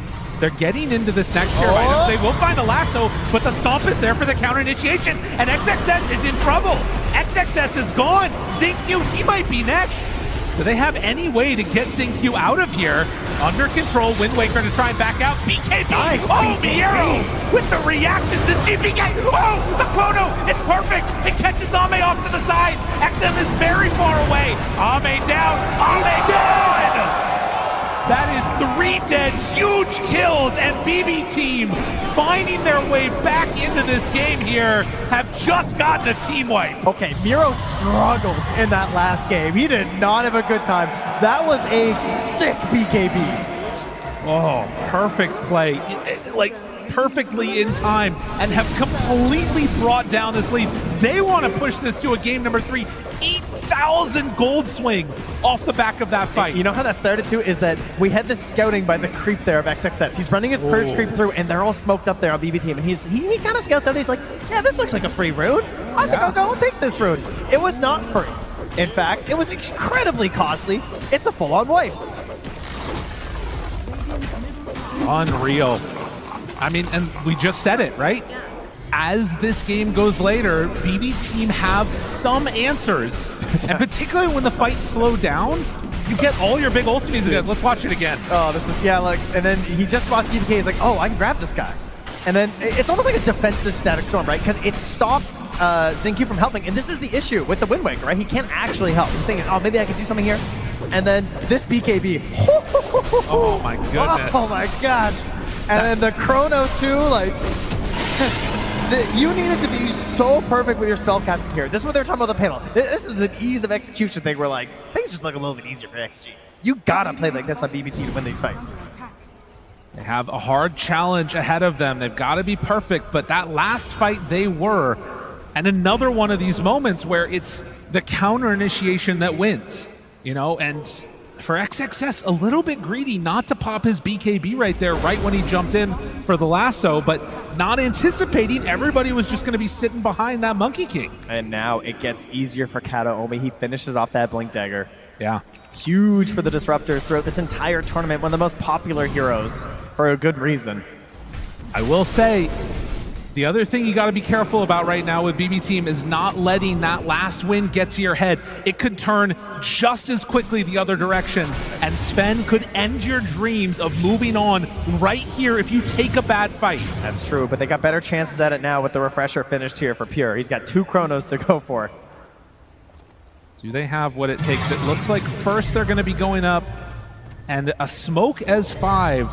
Feels bad to just go for the Tormentor, but XG is already retreating away. They can take the easy objective if they want it, but they were hoping to find a little more there. Yeah, I mean, game 1, it was the same thing where they just had Save running around the map, and he didn't even die in game 1, despite them losing. But he was consistently playing super aggressive, running around the map, trying to get this vision, trying to find where they were at. So again, they send him out here to ensure that they can grab this Tormentor. So they sit back for now, and we also have another answer that has proven to be really effective throughout this entire tournament. Miero picking up the Aghanim Scepter on the Centaur Warrunner. So if things get dicey... Oh, somewhere I heard it. I heard Sunsfan yell. He's so excited, the workhorse. There it was. One random woo. Can we get a woo for the workhorse? Oh, they're into it. They're so excited. That sounded a little bit like a howl, too. A little bit of both, you know. All right, getting aggressive here. XXS up on the high ground, finds the backline. Oh, he gets away.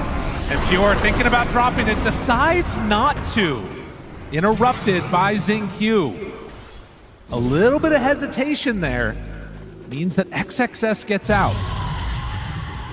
That's the nice thing about Workhorse. It's only a 24-second cooldown. You know, it's not, no worries. Pop that whenever you want. Outpost taken. And XXS just happy he survived. Yeah, his BKB's gone, but he lives for another attempt here. Very scary to even think about going high ground for BB Team, even with the Aegis. They do not have good tower hitters. Eventually, you have that ability to go up there with Monkey King Big Ring and like do that thing, but you know, with the Bat Rider in this game, it's very spooky. No, they are killers. They are not building destroyers. No. I would not want to be risking that. I mean, look at this high ground. Although, what are you thinking? Pure, he's up there on their high ground now, deciding they'll take a chance. He is an Aegis. I'm okay with this. Jumps in, jumps out. They've got the banner down. Catapult's going to work. All right, could XinQ find some crazy toss play? Maybe if he wasn't getting hit by Maelstroms constantly. I mean, if they can find a toss back into a lasso, he could go in the fountain, hypothetically. Why didn't we see one right there, actually? There it is, the toss back into the Hex, and now the stun. The control is there, Pure. He jumps away, but look at it. They just rip him apart. GPK now also in trouble. Never go high ground. Never. Do not go high ground. Always go high ground. Oh, it's so good from Pure. He's amazing. The greatest to ever do it as he jumps back and tries to get away. Oh, nice blink by XXS.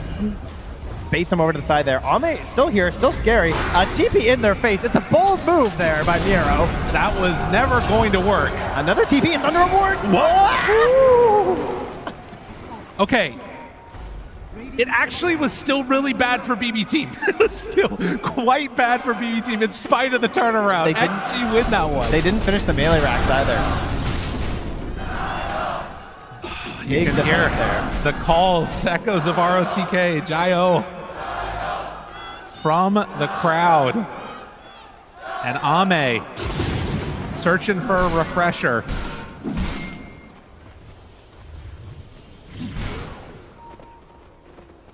Ooh, and a lasso Aghanims, Yeah, interesting, eh? All right, everybody, come on, take a deep breath now with me. A little woosah, calm yourselves down. Yeah, that's what the players are doing too, you know, obviously. That's right. Need to stretch, get yourselves ready, because I have a feeling we're going to get a bit of a banger coming towards the end of this one. I mean, that is the beauty of giant team fight spells here. Oh, yeah. Yeah, Aghanim Scepter on the bat. Very interesting. I mean, there's so many items you can go for in the situation. But this one can really clutch things up, you know? It's always an interesting one, though, because it relies on your opponent's positioning. Right, and you can sort of mess them up a lot. Like, it can have insane impact depending upon where you're able to find it. And if he does finish off a refresher, just lasso the whole damn team, you can take them all out.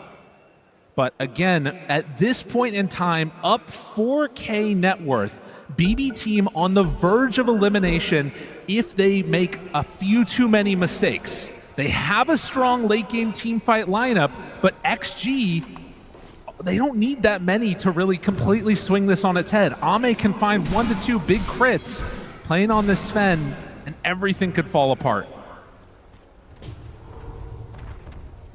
13-13. And back and forth, the net worth graph swings. Ame racking up fantasy points for all y'all out there that believed and made the switch after the road to the International.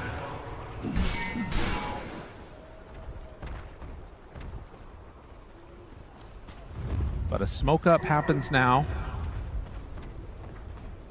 And they're hoping to push in this bottom lane and maybe find somebody who's playing a little bit over into that triangle.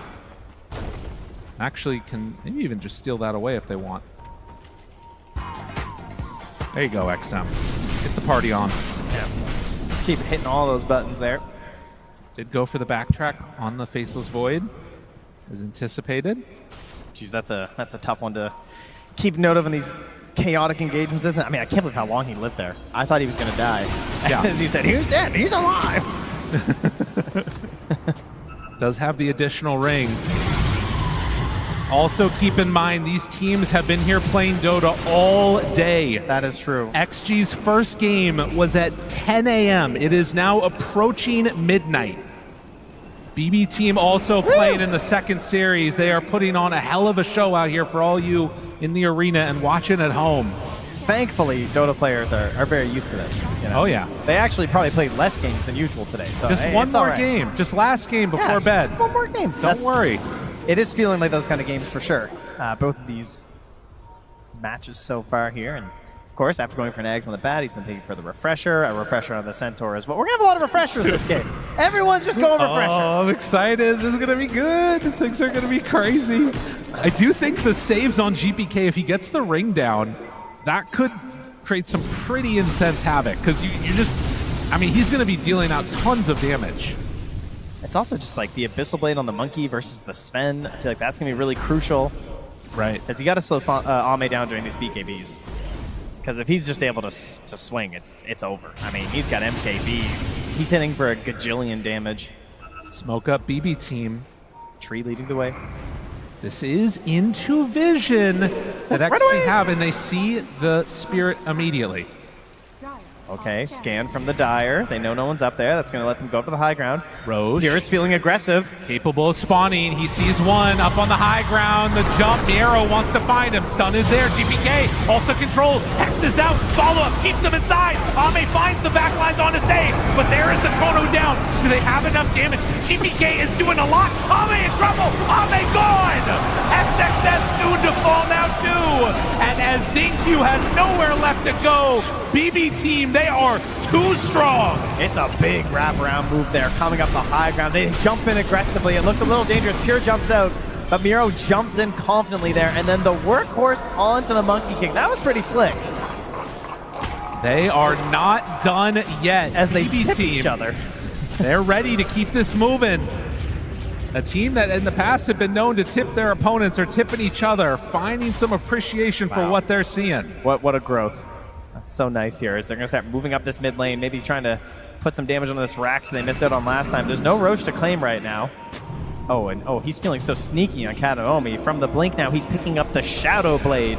Oh, geez. Terrorizing pubs everywhere right now by picking this item up. Kataomi double gem. Also, I just noted on XNM, he has 4 greater healing Lotuses. Yeah, that's important to keep an eye on. I mean, he needs them, you know? Pure. Miero is nearby, so any attempt at a jump onto him will be able to be found with the save. But they move on in. They take down 1 lane of Rax. To BB team feel frisky? Are they going to keep going for more? I mean, this is a perfect time to Rosh, right? You know they're not going to buy back on Sven right now. You can get in the pit really quick. This is another refresher shard. Rosh or high grounds? The answer is Rosh. We have learned that is indeed the correct answer. Rosh will roar. And at 52 minutes in, they will be able to claim this one for themselves. So a refresher can be passed over to Disruptor if they want. Could be pretty high. Also the Monkey King. I think Centaur would be also really nice too, eh? Oh, XXS. Anyone but Pure. Yeah, he's going to pass over to the Monkey. They were just kind of like moving out, grabbing as many camps as they could. Maybe hoping someone got greedy, but don't think there's really an aggressive maneuver that works out well for you right there. I think they also have enough for a block of cheese right now if they wanted to use it. Yeah, they have a block of cheese on Monkey King. GPK has it ready. Oh, and he just munches it. Okay, he's just going for it. So 5 minutes of having that barrier up. That is one we don't get to see all too often. I mean, the thing is that the Lotuses are just so valuable. It's kind of scary to save them for all that, you know? Oh, absolutely. And has the refresher shard in tow now too. I mean, this is a pretty damn good push now. You drop down the Wukong's command, you got the Savory Shield. He's almost level 30 on Void as well, so we could still even get to that big chrono that you were hoping for earlier. And did also go for the linked up Aghanims. So Pure now has that one ready for himself. Does not have buyback, notably. No, he does not. That is true. I mean, 1 kill he has it, surely here. Ame has not gotten to play the game here. All right, now, this is a Batrider thing, right? If you're lazy setting up on this positioning, XXS will strike. And we saw before, right? The toss back. Jumps, toss back, got him caught, stunned, controlled, in trouble, Pure, gone. Oh, the current's too late. Oh, this is dangerous. This is really, really dangerous. The Static Storm is down. Pure in trouble. Slap. Oh, the sleep is there, but Ame in trouble. And Ame dead. Do they have enough damage? Miero low. Miero gets out. And the chrono now. They find XM. Pure has him in their sights and looking for more. He's still going. They do both have buyback, though. Pure pops the refresher. BKB jumps back. And Thanos again. Pure. He smells blood, but does he have enough to take him down? Oh, he's still in pretty far, and now Xingqiu looking again for the toss back. They get the Hex now onto the Monkey King. Pure, no more chronos ready. XM, he's doing a lot of damage. Isn't it enough with Ame there? Yes, it is. Ame, he ends his life GPK has to run away. Ame trying to chase the Avalanche. The toss the control. Oh, they got him. GPK is going down. XG somehow they hold. They didn't even get the freaking tower. They went for it all. They tried to end the game right there. That's what that play is, right? That's just, I'm done. I don't want to go late again. I'm finished this match. But XG, they say no. We will drag this on. You're coming with us, and we are going to get some 60-minute items whether you like it or not. It is also going to set up a win condition now. It's very a much dieback from Lesh. Ame does not have buyback. But they burned through everything. The Skirmishes shield is gone. Oh, that might be still around for another couple minutes. It comes back, don't worry. But no more refresher. The Aegis is out. It was this right here. Yes. Because he's like, I'm swag. Refresher BKB. And then suddenly, there's more heroes that you don't really want to deal with. Yeah. Oh, good play by GPK to catch XM over there, but it didn't end up mattering. All this damage from the last track, too, just standing. And of course, able to pure dodge a bunch of it, but then Ame came in for the finish. And we're back sort of at a weird standstill in our actual game. Yeah, it's an idea now in terms of like how aggressive are you willing to be on the side of BB team? Because you've got to punish these buybacks, right? Surely. Sure. There are no buybacks on XG now. They are all gone. 56 minutes and 17K net worth lead for BB team. And we've got ourselves a refresher coming back in 40 seconds for Pure. That's really the only thing they're waiting for. He's got these giant chronospheres. I can imagine he's ready to end this game. You've just got to find a way to survive through the double chrono, and it's fine, right? Simply survive. They also need to find a way to actually let Ame swing and do some damage, right? Because the problem is he hasn't been able to do that. Like, he died immediately with his God Strength in that previous fight. So even though he did come back out and help get the stuns and stuff, he's not Big Sven. No. Hasn't been able to hit hard enough. I mean, there are a couple other things that could be interesting in there. Like, I saw the, Miero getting slept by the Elder Titan, which meant that he couldn't pull him into the cart. The first death for Pure has been pretty consistent, that, like, he goes down before there's any help that's able to come and save him to make sure his Aegis doesn't burn out. Yeah, they were really close to having a hitch a ride play to like try and save him, but it was just a little bit too late for Miero. He was just a bit too far back, unfortunately, for them. Sabre Shield wearing out soon, but you can see how much it has swung into the favor of BB team.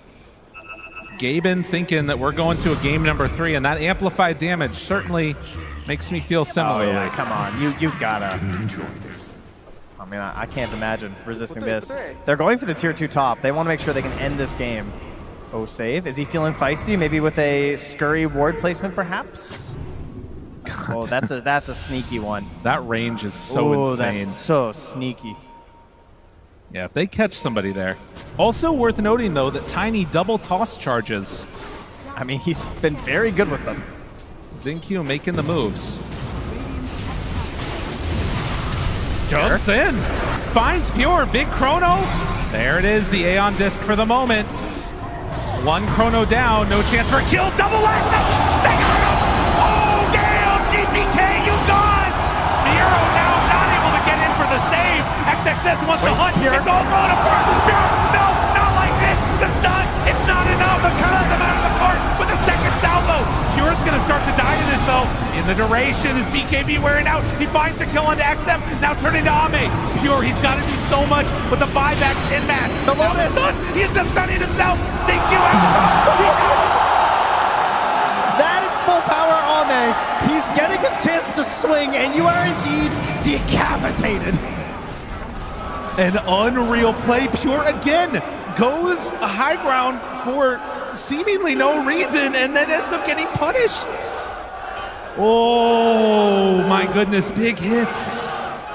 It was a good attempt. If you find that kill onto XM, the game is just over at that point. If you manage to get out after. It's a risk. How many times have we talked about that, this TI, taking these risks? I mean, the Aeon disc. Yeah. Right? Clutch. He assembles it here, and now he keeps going. We don't have a nullifier, just like, help him out. And then XXS. Again, game one, he was insane on the Earthshaker. Able to pick apart the initiations and try and ruin whatever fight is planned out by BB Team. He does it again. Jumps back in, boom, another grab. Really, honestly, the biggest thing about this is less any of the plays, going bad for BB, but XG waiting for that perfect moment to punish. What a beautiful sack there from Miro as well, eh? To blink in and keep Pure alive. They find the stun. All it took was 1, 2, 5, 6, 5, and you know what it was? It was Xnova, like you were talking about. Him being there and having the natural order meant no armor. Yeah. One hit that did 4,280 damage. That is insane. Just very casually, The rest look like pretty small numbers compared to that, don't they? If Xnova can stay alive, he's a win condition. He's making sure that he's next to Ame when these fights go on. Oh my gosh, we got refresher orbs, we got Aeon discs all over the place. Because that's the other thing. Yeah, Pure has no plus armor right now. Yeah, you're right. He had some earlier, but with the helm changing of the build as we move, Straight into some pure damage at that point. 60-minute items. It is indeed that time. We need to be guided. We're just like dogs, just being led around here by the observer. Oh, by the way, guys, it's 60 minutes. Thank you. I'm losing my mind here. Another game going to 60 minutes, and I mean, after that play, I don't know if BB Team. Obviously, one racks up. They've got insane teamfight potential, but with no armor basically on the Faceless Void, if ET is next to him, everything can change. I mean, he's going Stygian. That just seems excessive. I'm not going to lie. But in combination with ET, it is crazy. He will, if they're next to each other, he will one-shot Pure. And that is the most GPK item ever. He goes for Divine Regalia, of course. He's feeling himself. So some hazards there, perhaps. Another hero with not much plus armor, just plus 10. I like this Helmet dying on XXS. It's so annoying to deal with. And we also do get the nullifier as well here from Pure. So he's had enough here. He wants to ensure that when he gets this chrono, they actually die. The fact that both of the main damage-dealing cores on BB Team will have no armor when ET is nearby, I feel like is a potentially game-ending issue for them. Yeah, one could say that's probably not good. And look at this. The scan hits. They know. Pure. Oh, he chose for a moment. He just jumped. Then there it is. The chrono already onto XM, trying to kill him off. Aeon disc out, but Ame is hitting hard. Do they have another? The chrono just barely able to hit onto Ame. Does he have the damage that he needs? It's not quite looking like it. The safer sector is there. Ame hits him one time. Pure, you gotta run. Where are you going? Ends up sends up, but ZQ is right there. And Xnova, he takes away all of the armor. He's gone. Oh, BB Team, wait, they're all dead. They're all dead right now. Not by them. There's nothing left. They've already used them. Pure, he doesn't have any chronospheres. He can't do anything. They can't believe it. He's standing on the high ground. He's just sit and watch this right now. It's Sven. He's explosive. There is no buyback for time. They know. Ame, he wants to go to the grand finals. He's hitting the tier 4 towers. And Pure, he does not have an answer for this. Save, caught to the side, gone. He's gonna buy a rapier, but it's gonna take too long. He doesn't have a TP. Your place is gone. And they are top 3. How many fights in a row can you win as BB Team? And every time it's not quite enough. There's that little defense higher up next G. The crowd goes wild. And then you're like, oh, but BB Team still have it. And they go high ground again. And they defend and the crowd goes wild. And eventually it is enough. They find their way back out on this map for XG, and they find the winning fight they were hunting for so long. Oh my goodness. When you let Ame play, when he is not controlled in a chronosphere, he will end the game. So close so many times there. Things getting very tense in that last moment. I mean, we're going to be able to break that down in so many different ways because there's just spells flying everywhere, refreshers abound, Aeon discs, and I mean, that's some late game Dota. That is some late game Dota. If you don't know, now you know. Dota, when you get to 60 minutes, is damn good. An unbelievable performance from XG as they managed to secure their place here going into the final day. Does mean we will have an exit for BB Team, who have played so well. Another one of their great performances on the main event of TI. But today it's going to be XG that are moving on. I can't believe it. I didn't think it was going to happen. I didn't think it was going to happen. I thought we were going to get that game 3. But XG said no. Ame said no, and the fans cheered, hell yeah! 90 seconds ago, I thought they were out, or at least going to a game 3, but we have the man, the myth, the legend, Xingqiu down on the floor. Lyrical, we certainly do. Xingqiu, what was the communication like in the final moments of that game? Was it calm or was it crazy? Q 哥就想问你，当时在最后一把、最后这些时刻里面，你们当时对内的沟通是什么样啊？是很冷静的呢，还是都在狂欢了？就是大家比较激动啊，就是狂欢吧。Everyone was super excited. Everyone was super hyped. We were gonna win this. Well, your coach said that in scrims you guys don't do too well against this team. What changed? 前面我们采访小巴的时候，他当时是说你们在训练赛就是一直都输给 BB 战队。那想问你现在到底是什么东西改了呢？就是我们做的比训练赛更好了吧，然后他们那个狼人特别厉害，我们就ban掉了。Well, we have performed a lot better than we have in our scrims, and the fact that we know that Lycan is kind of like the super weapon, and we made sure that that was banned. Excellent stuff. And in this game number 2, were you always confident of the win, or did you ever doubt that you weren't going to be able to take this one? 就想问你，当时第一把的时候，你因为节奏也比较慢，当时你们是想是不是有点不敢犯错呢？还是说是你们觉得胜券在握，然后只要慢慢打到后期就完事了？我们觉得我们有。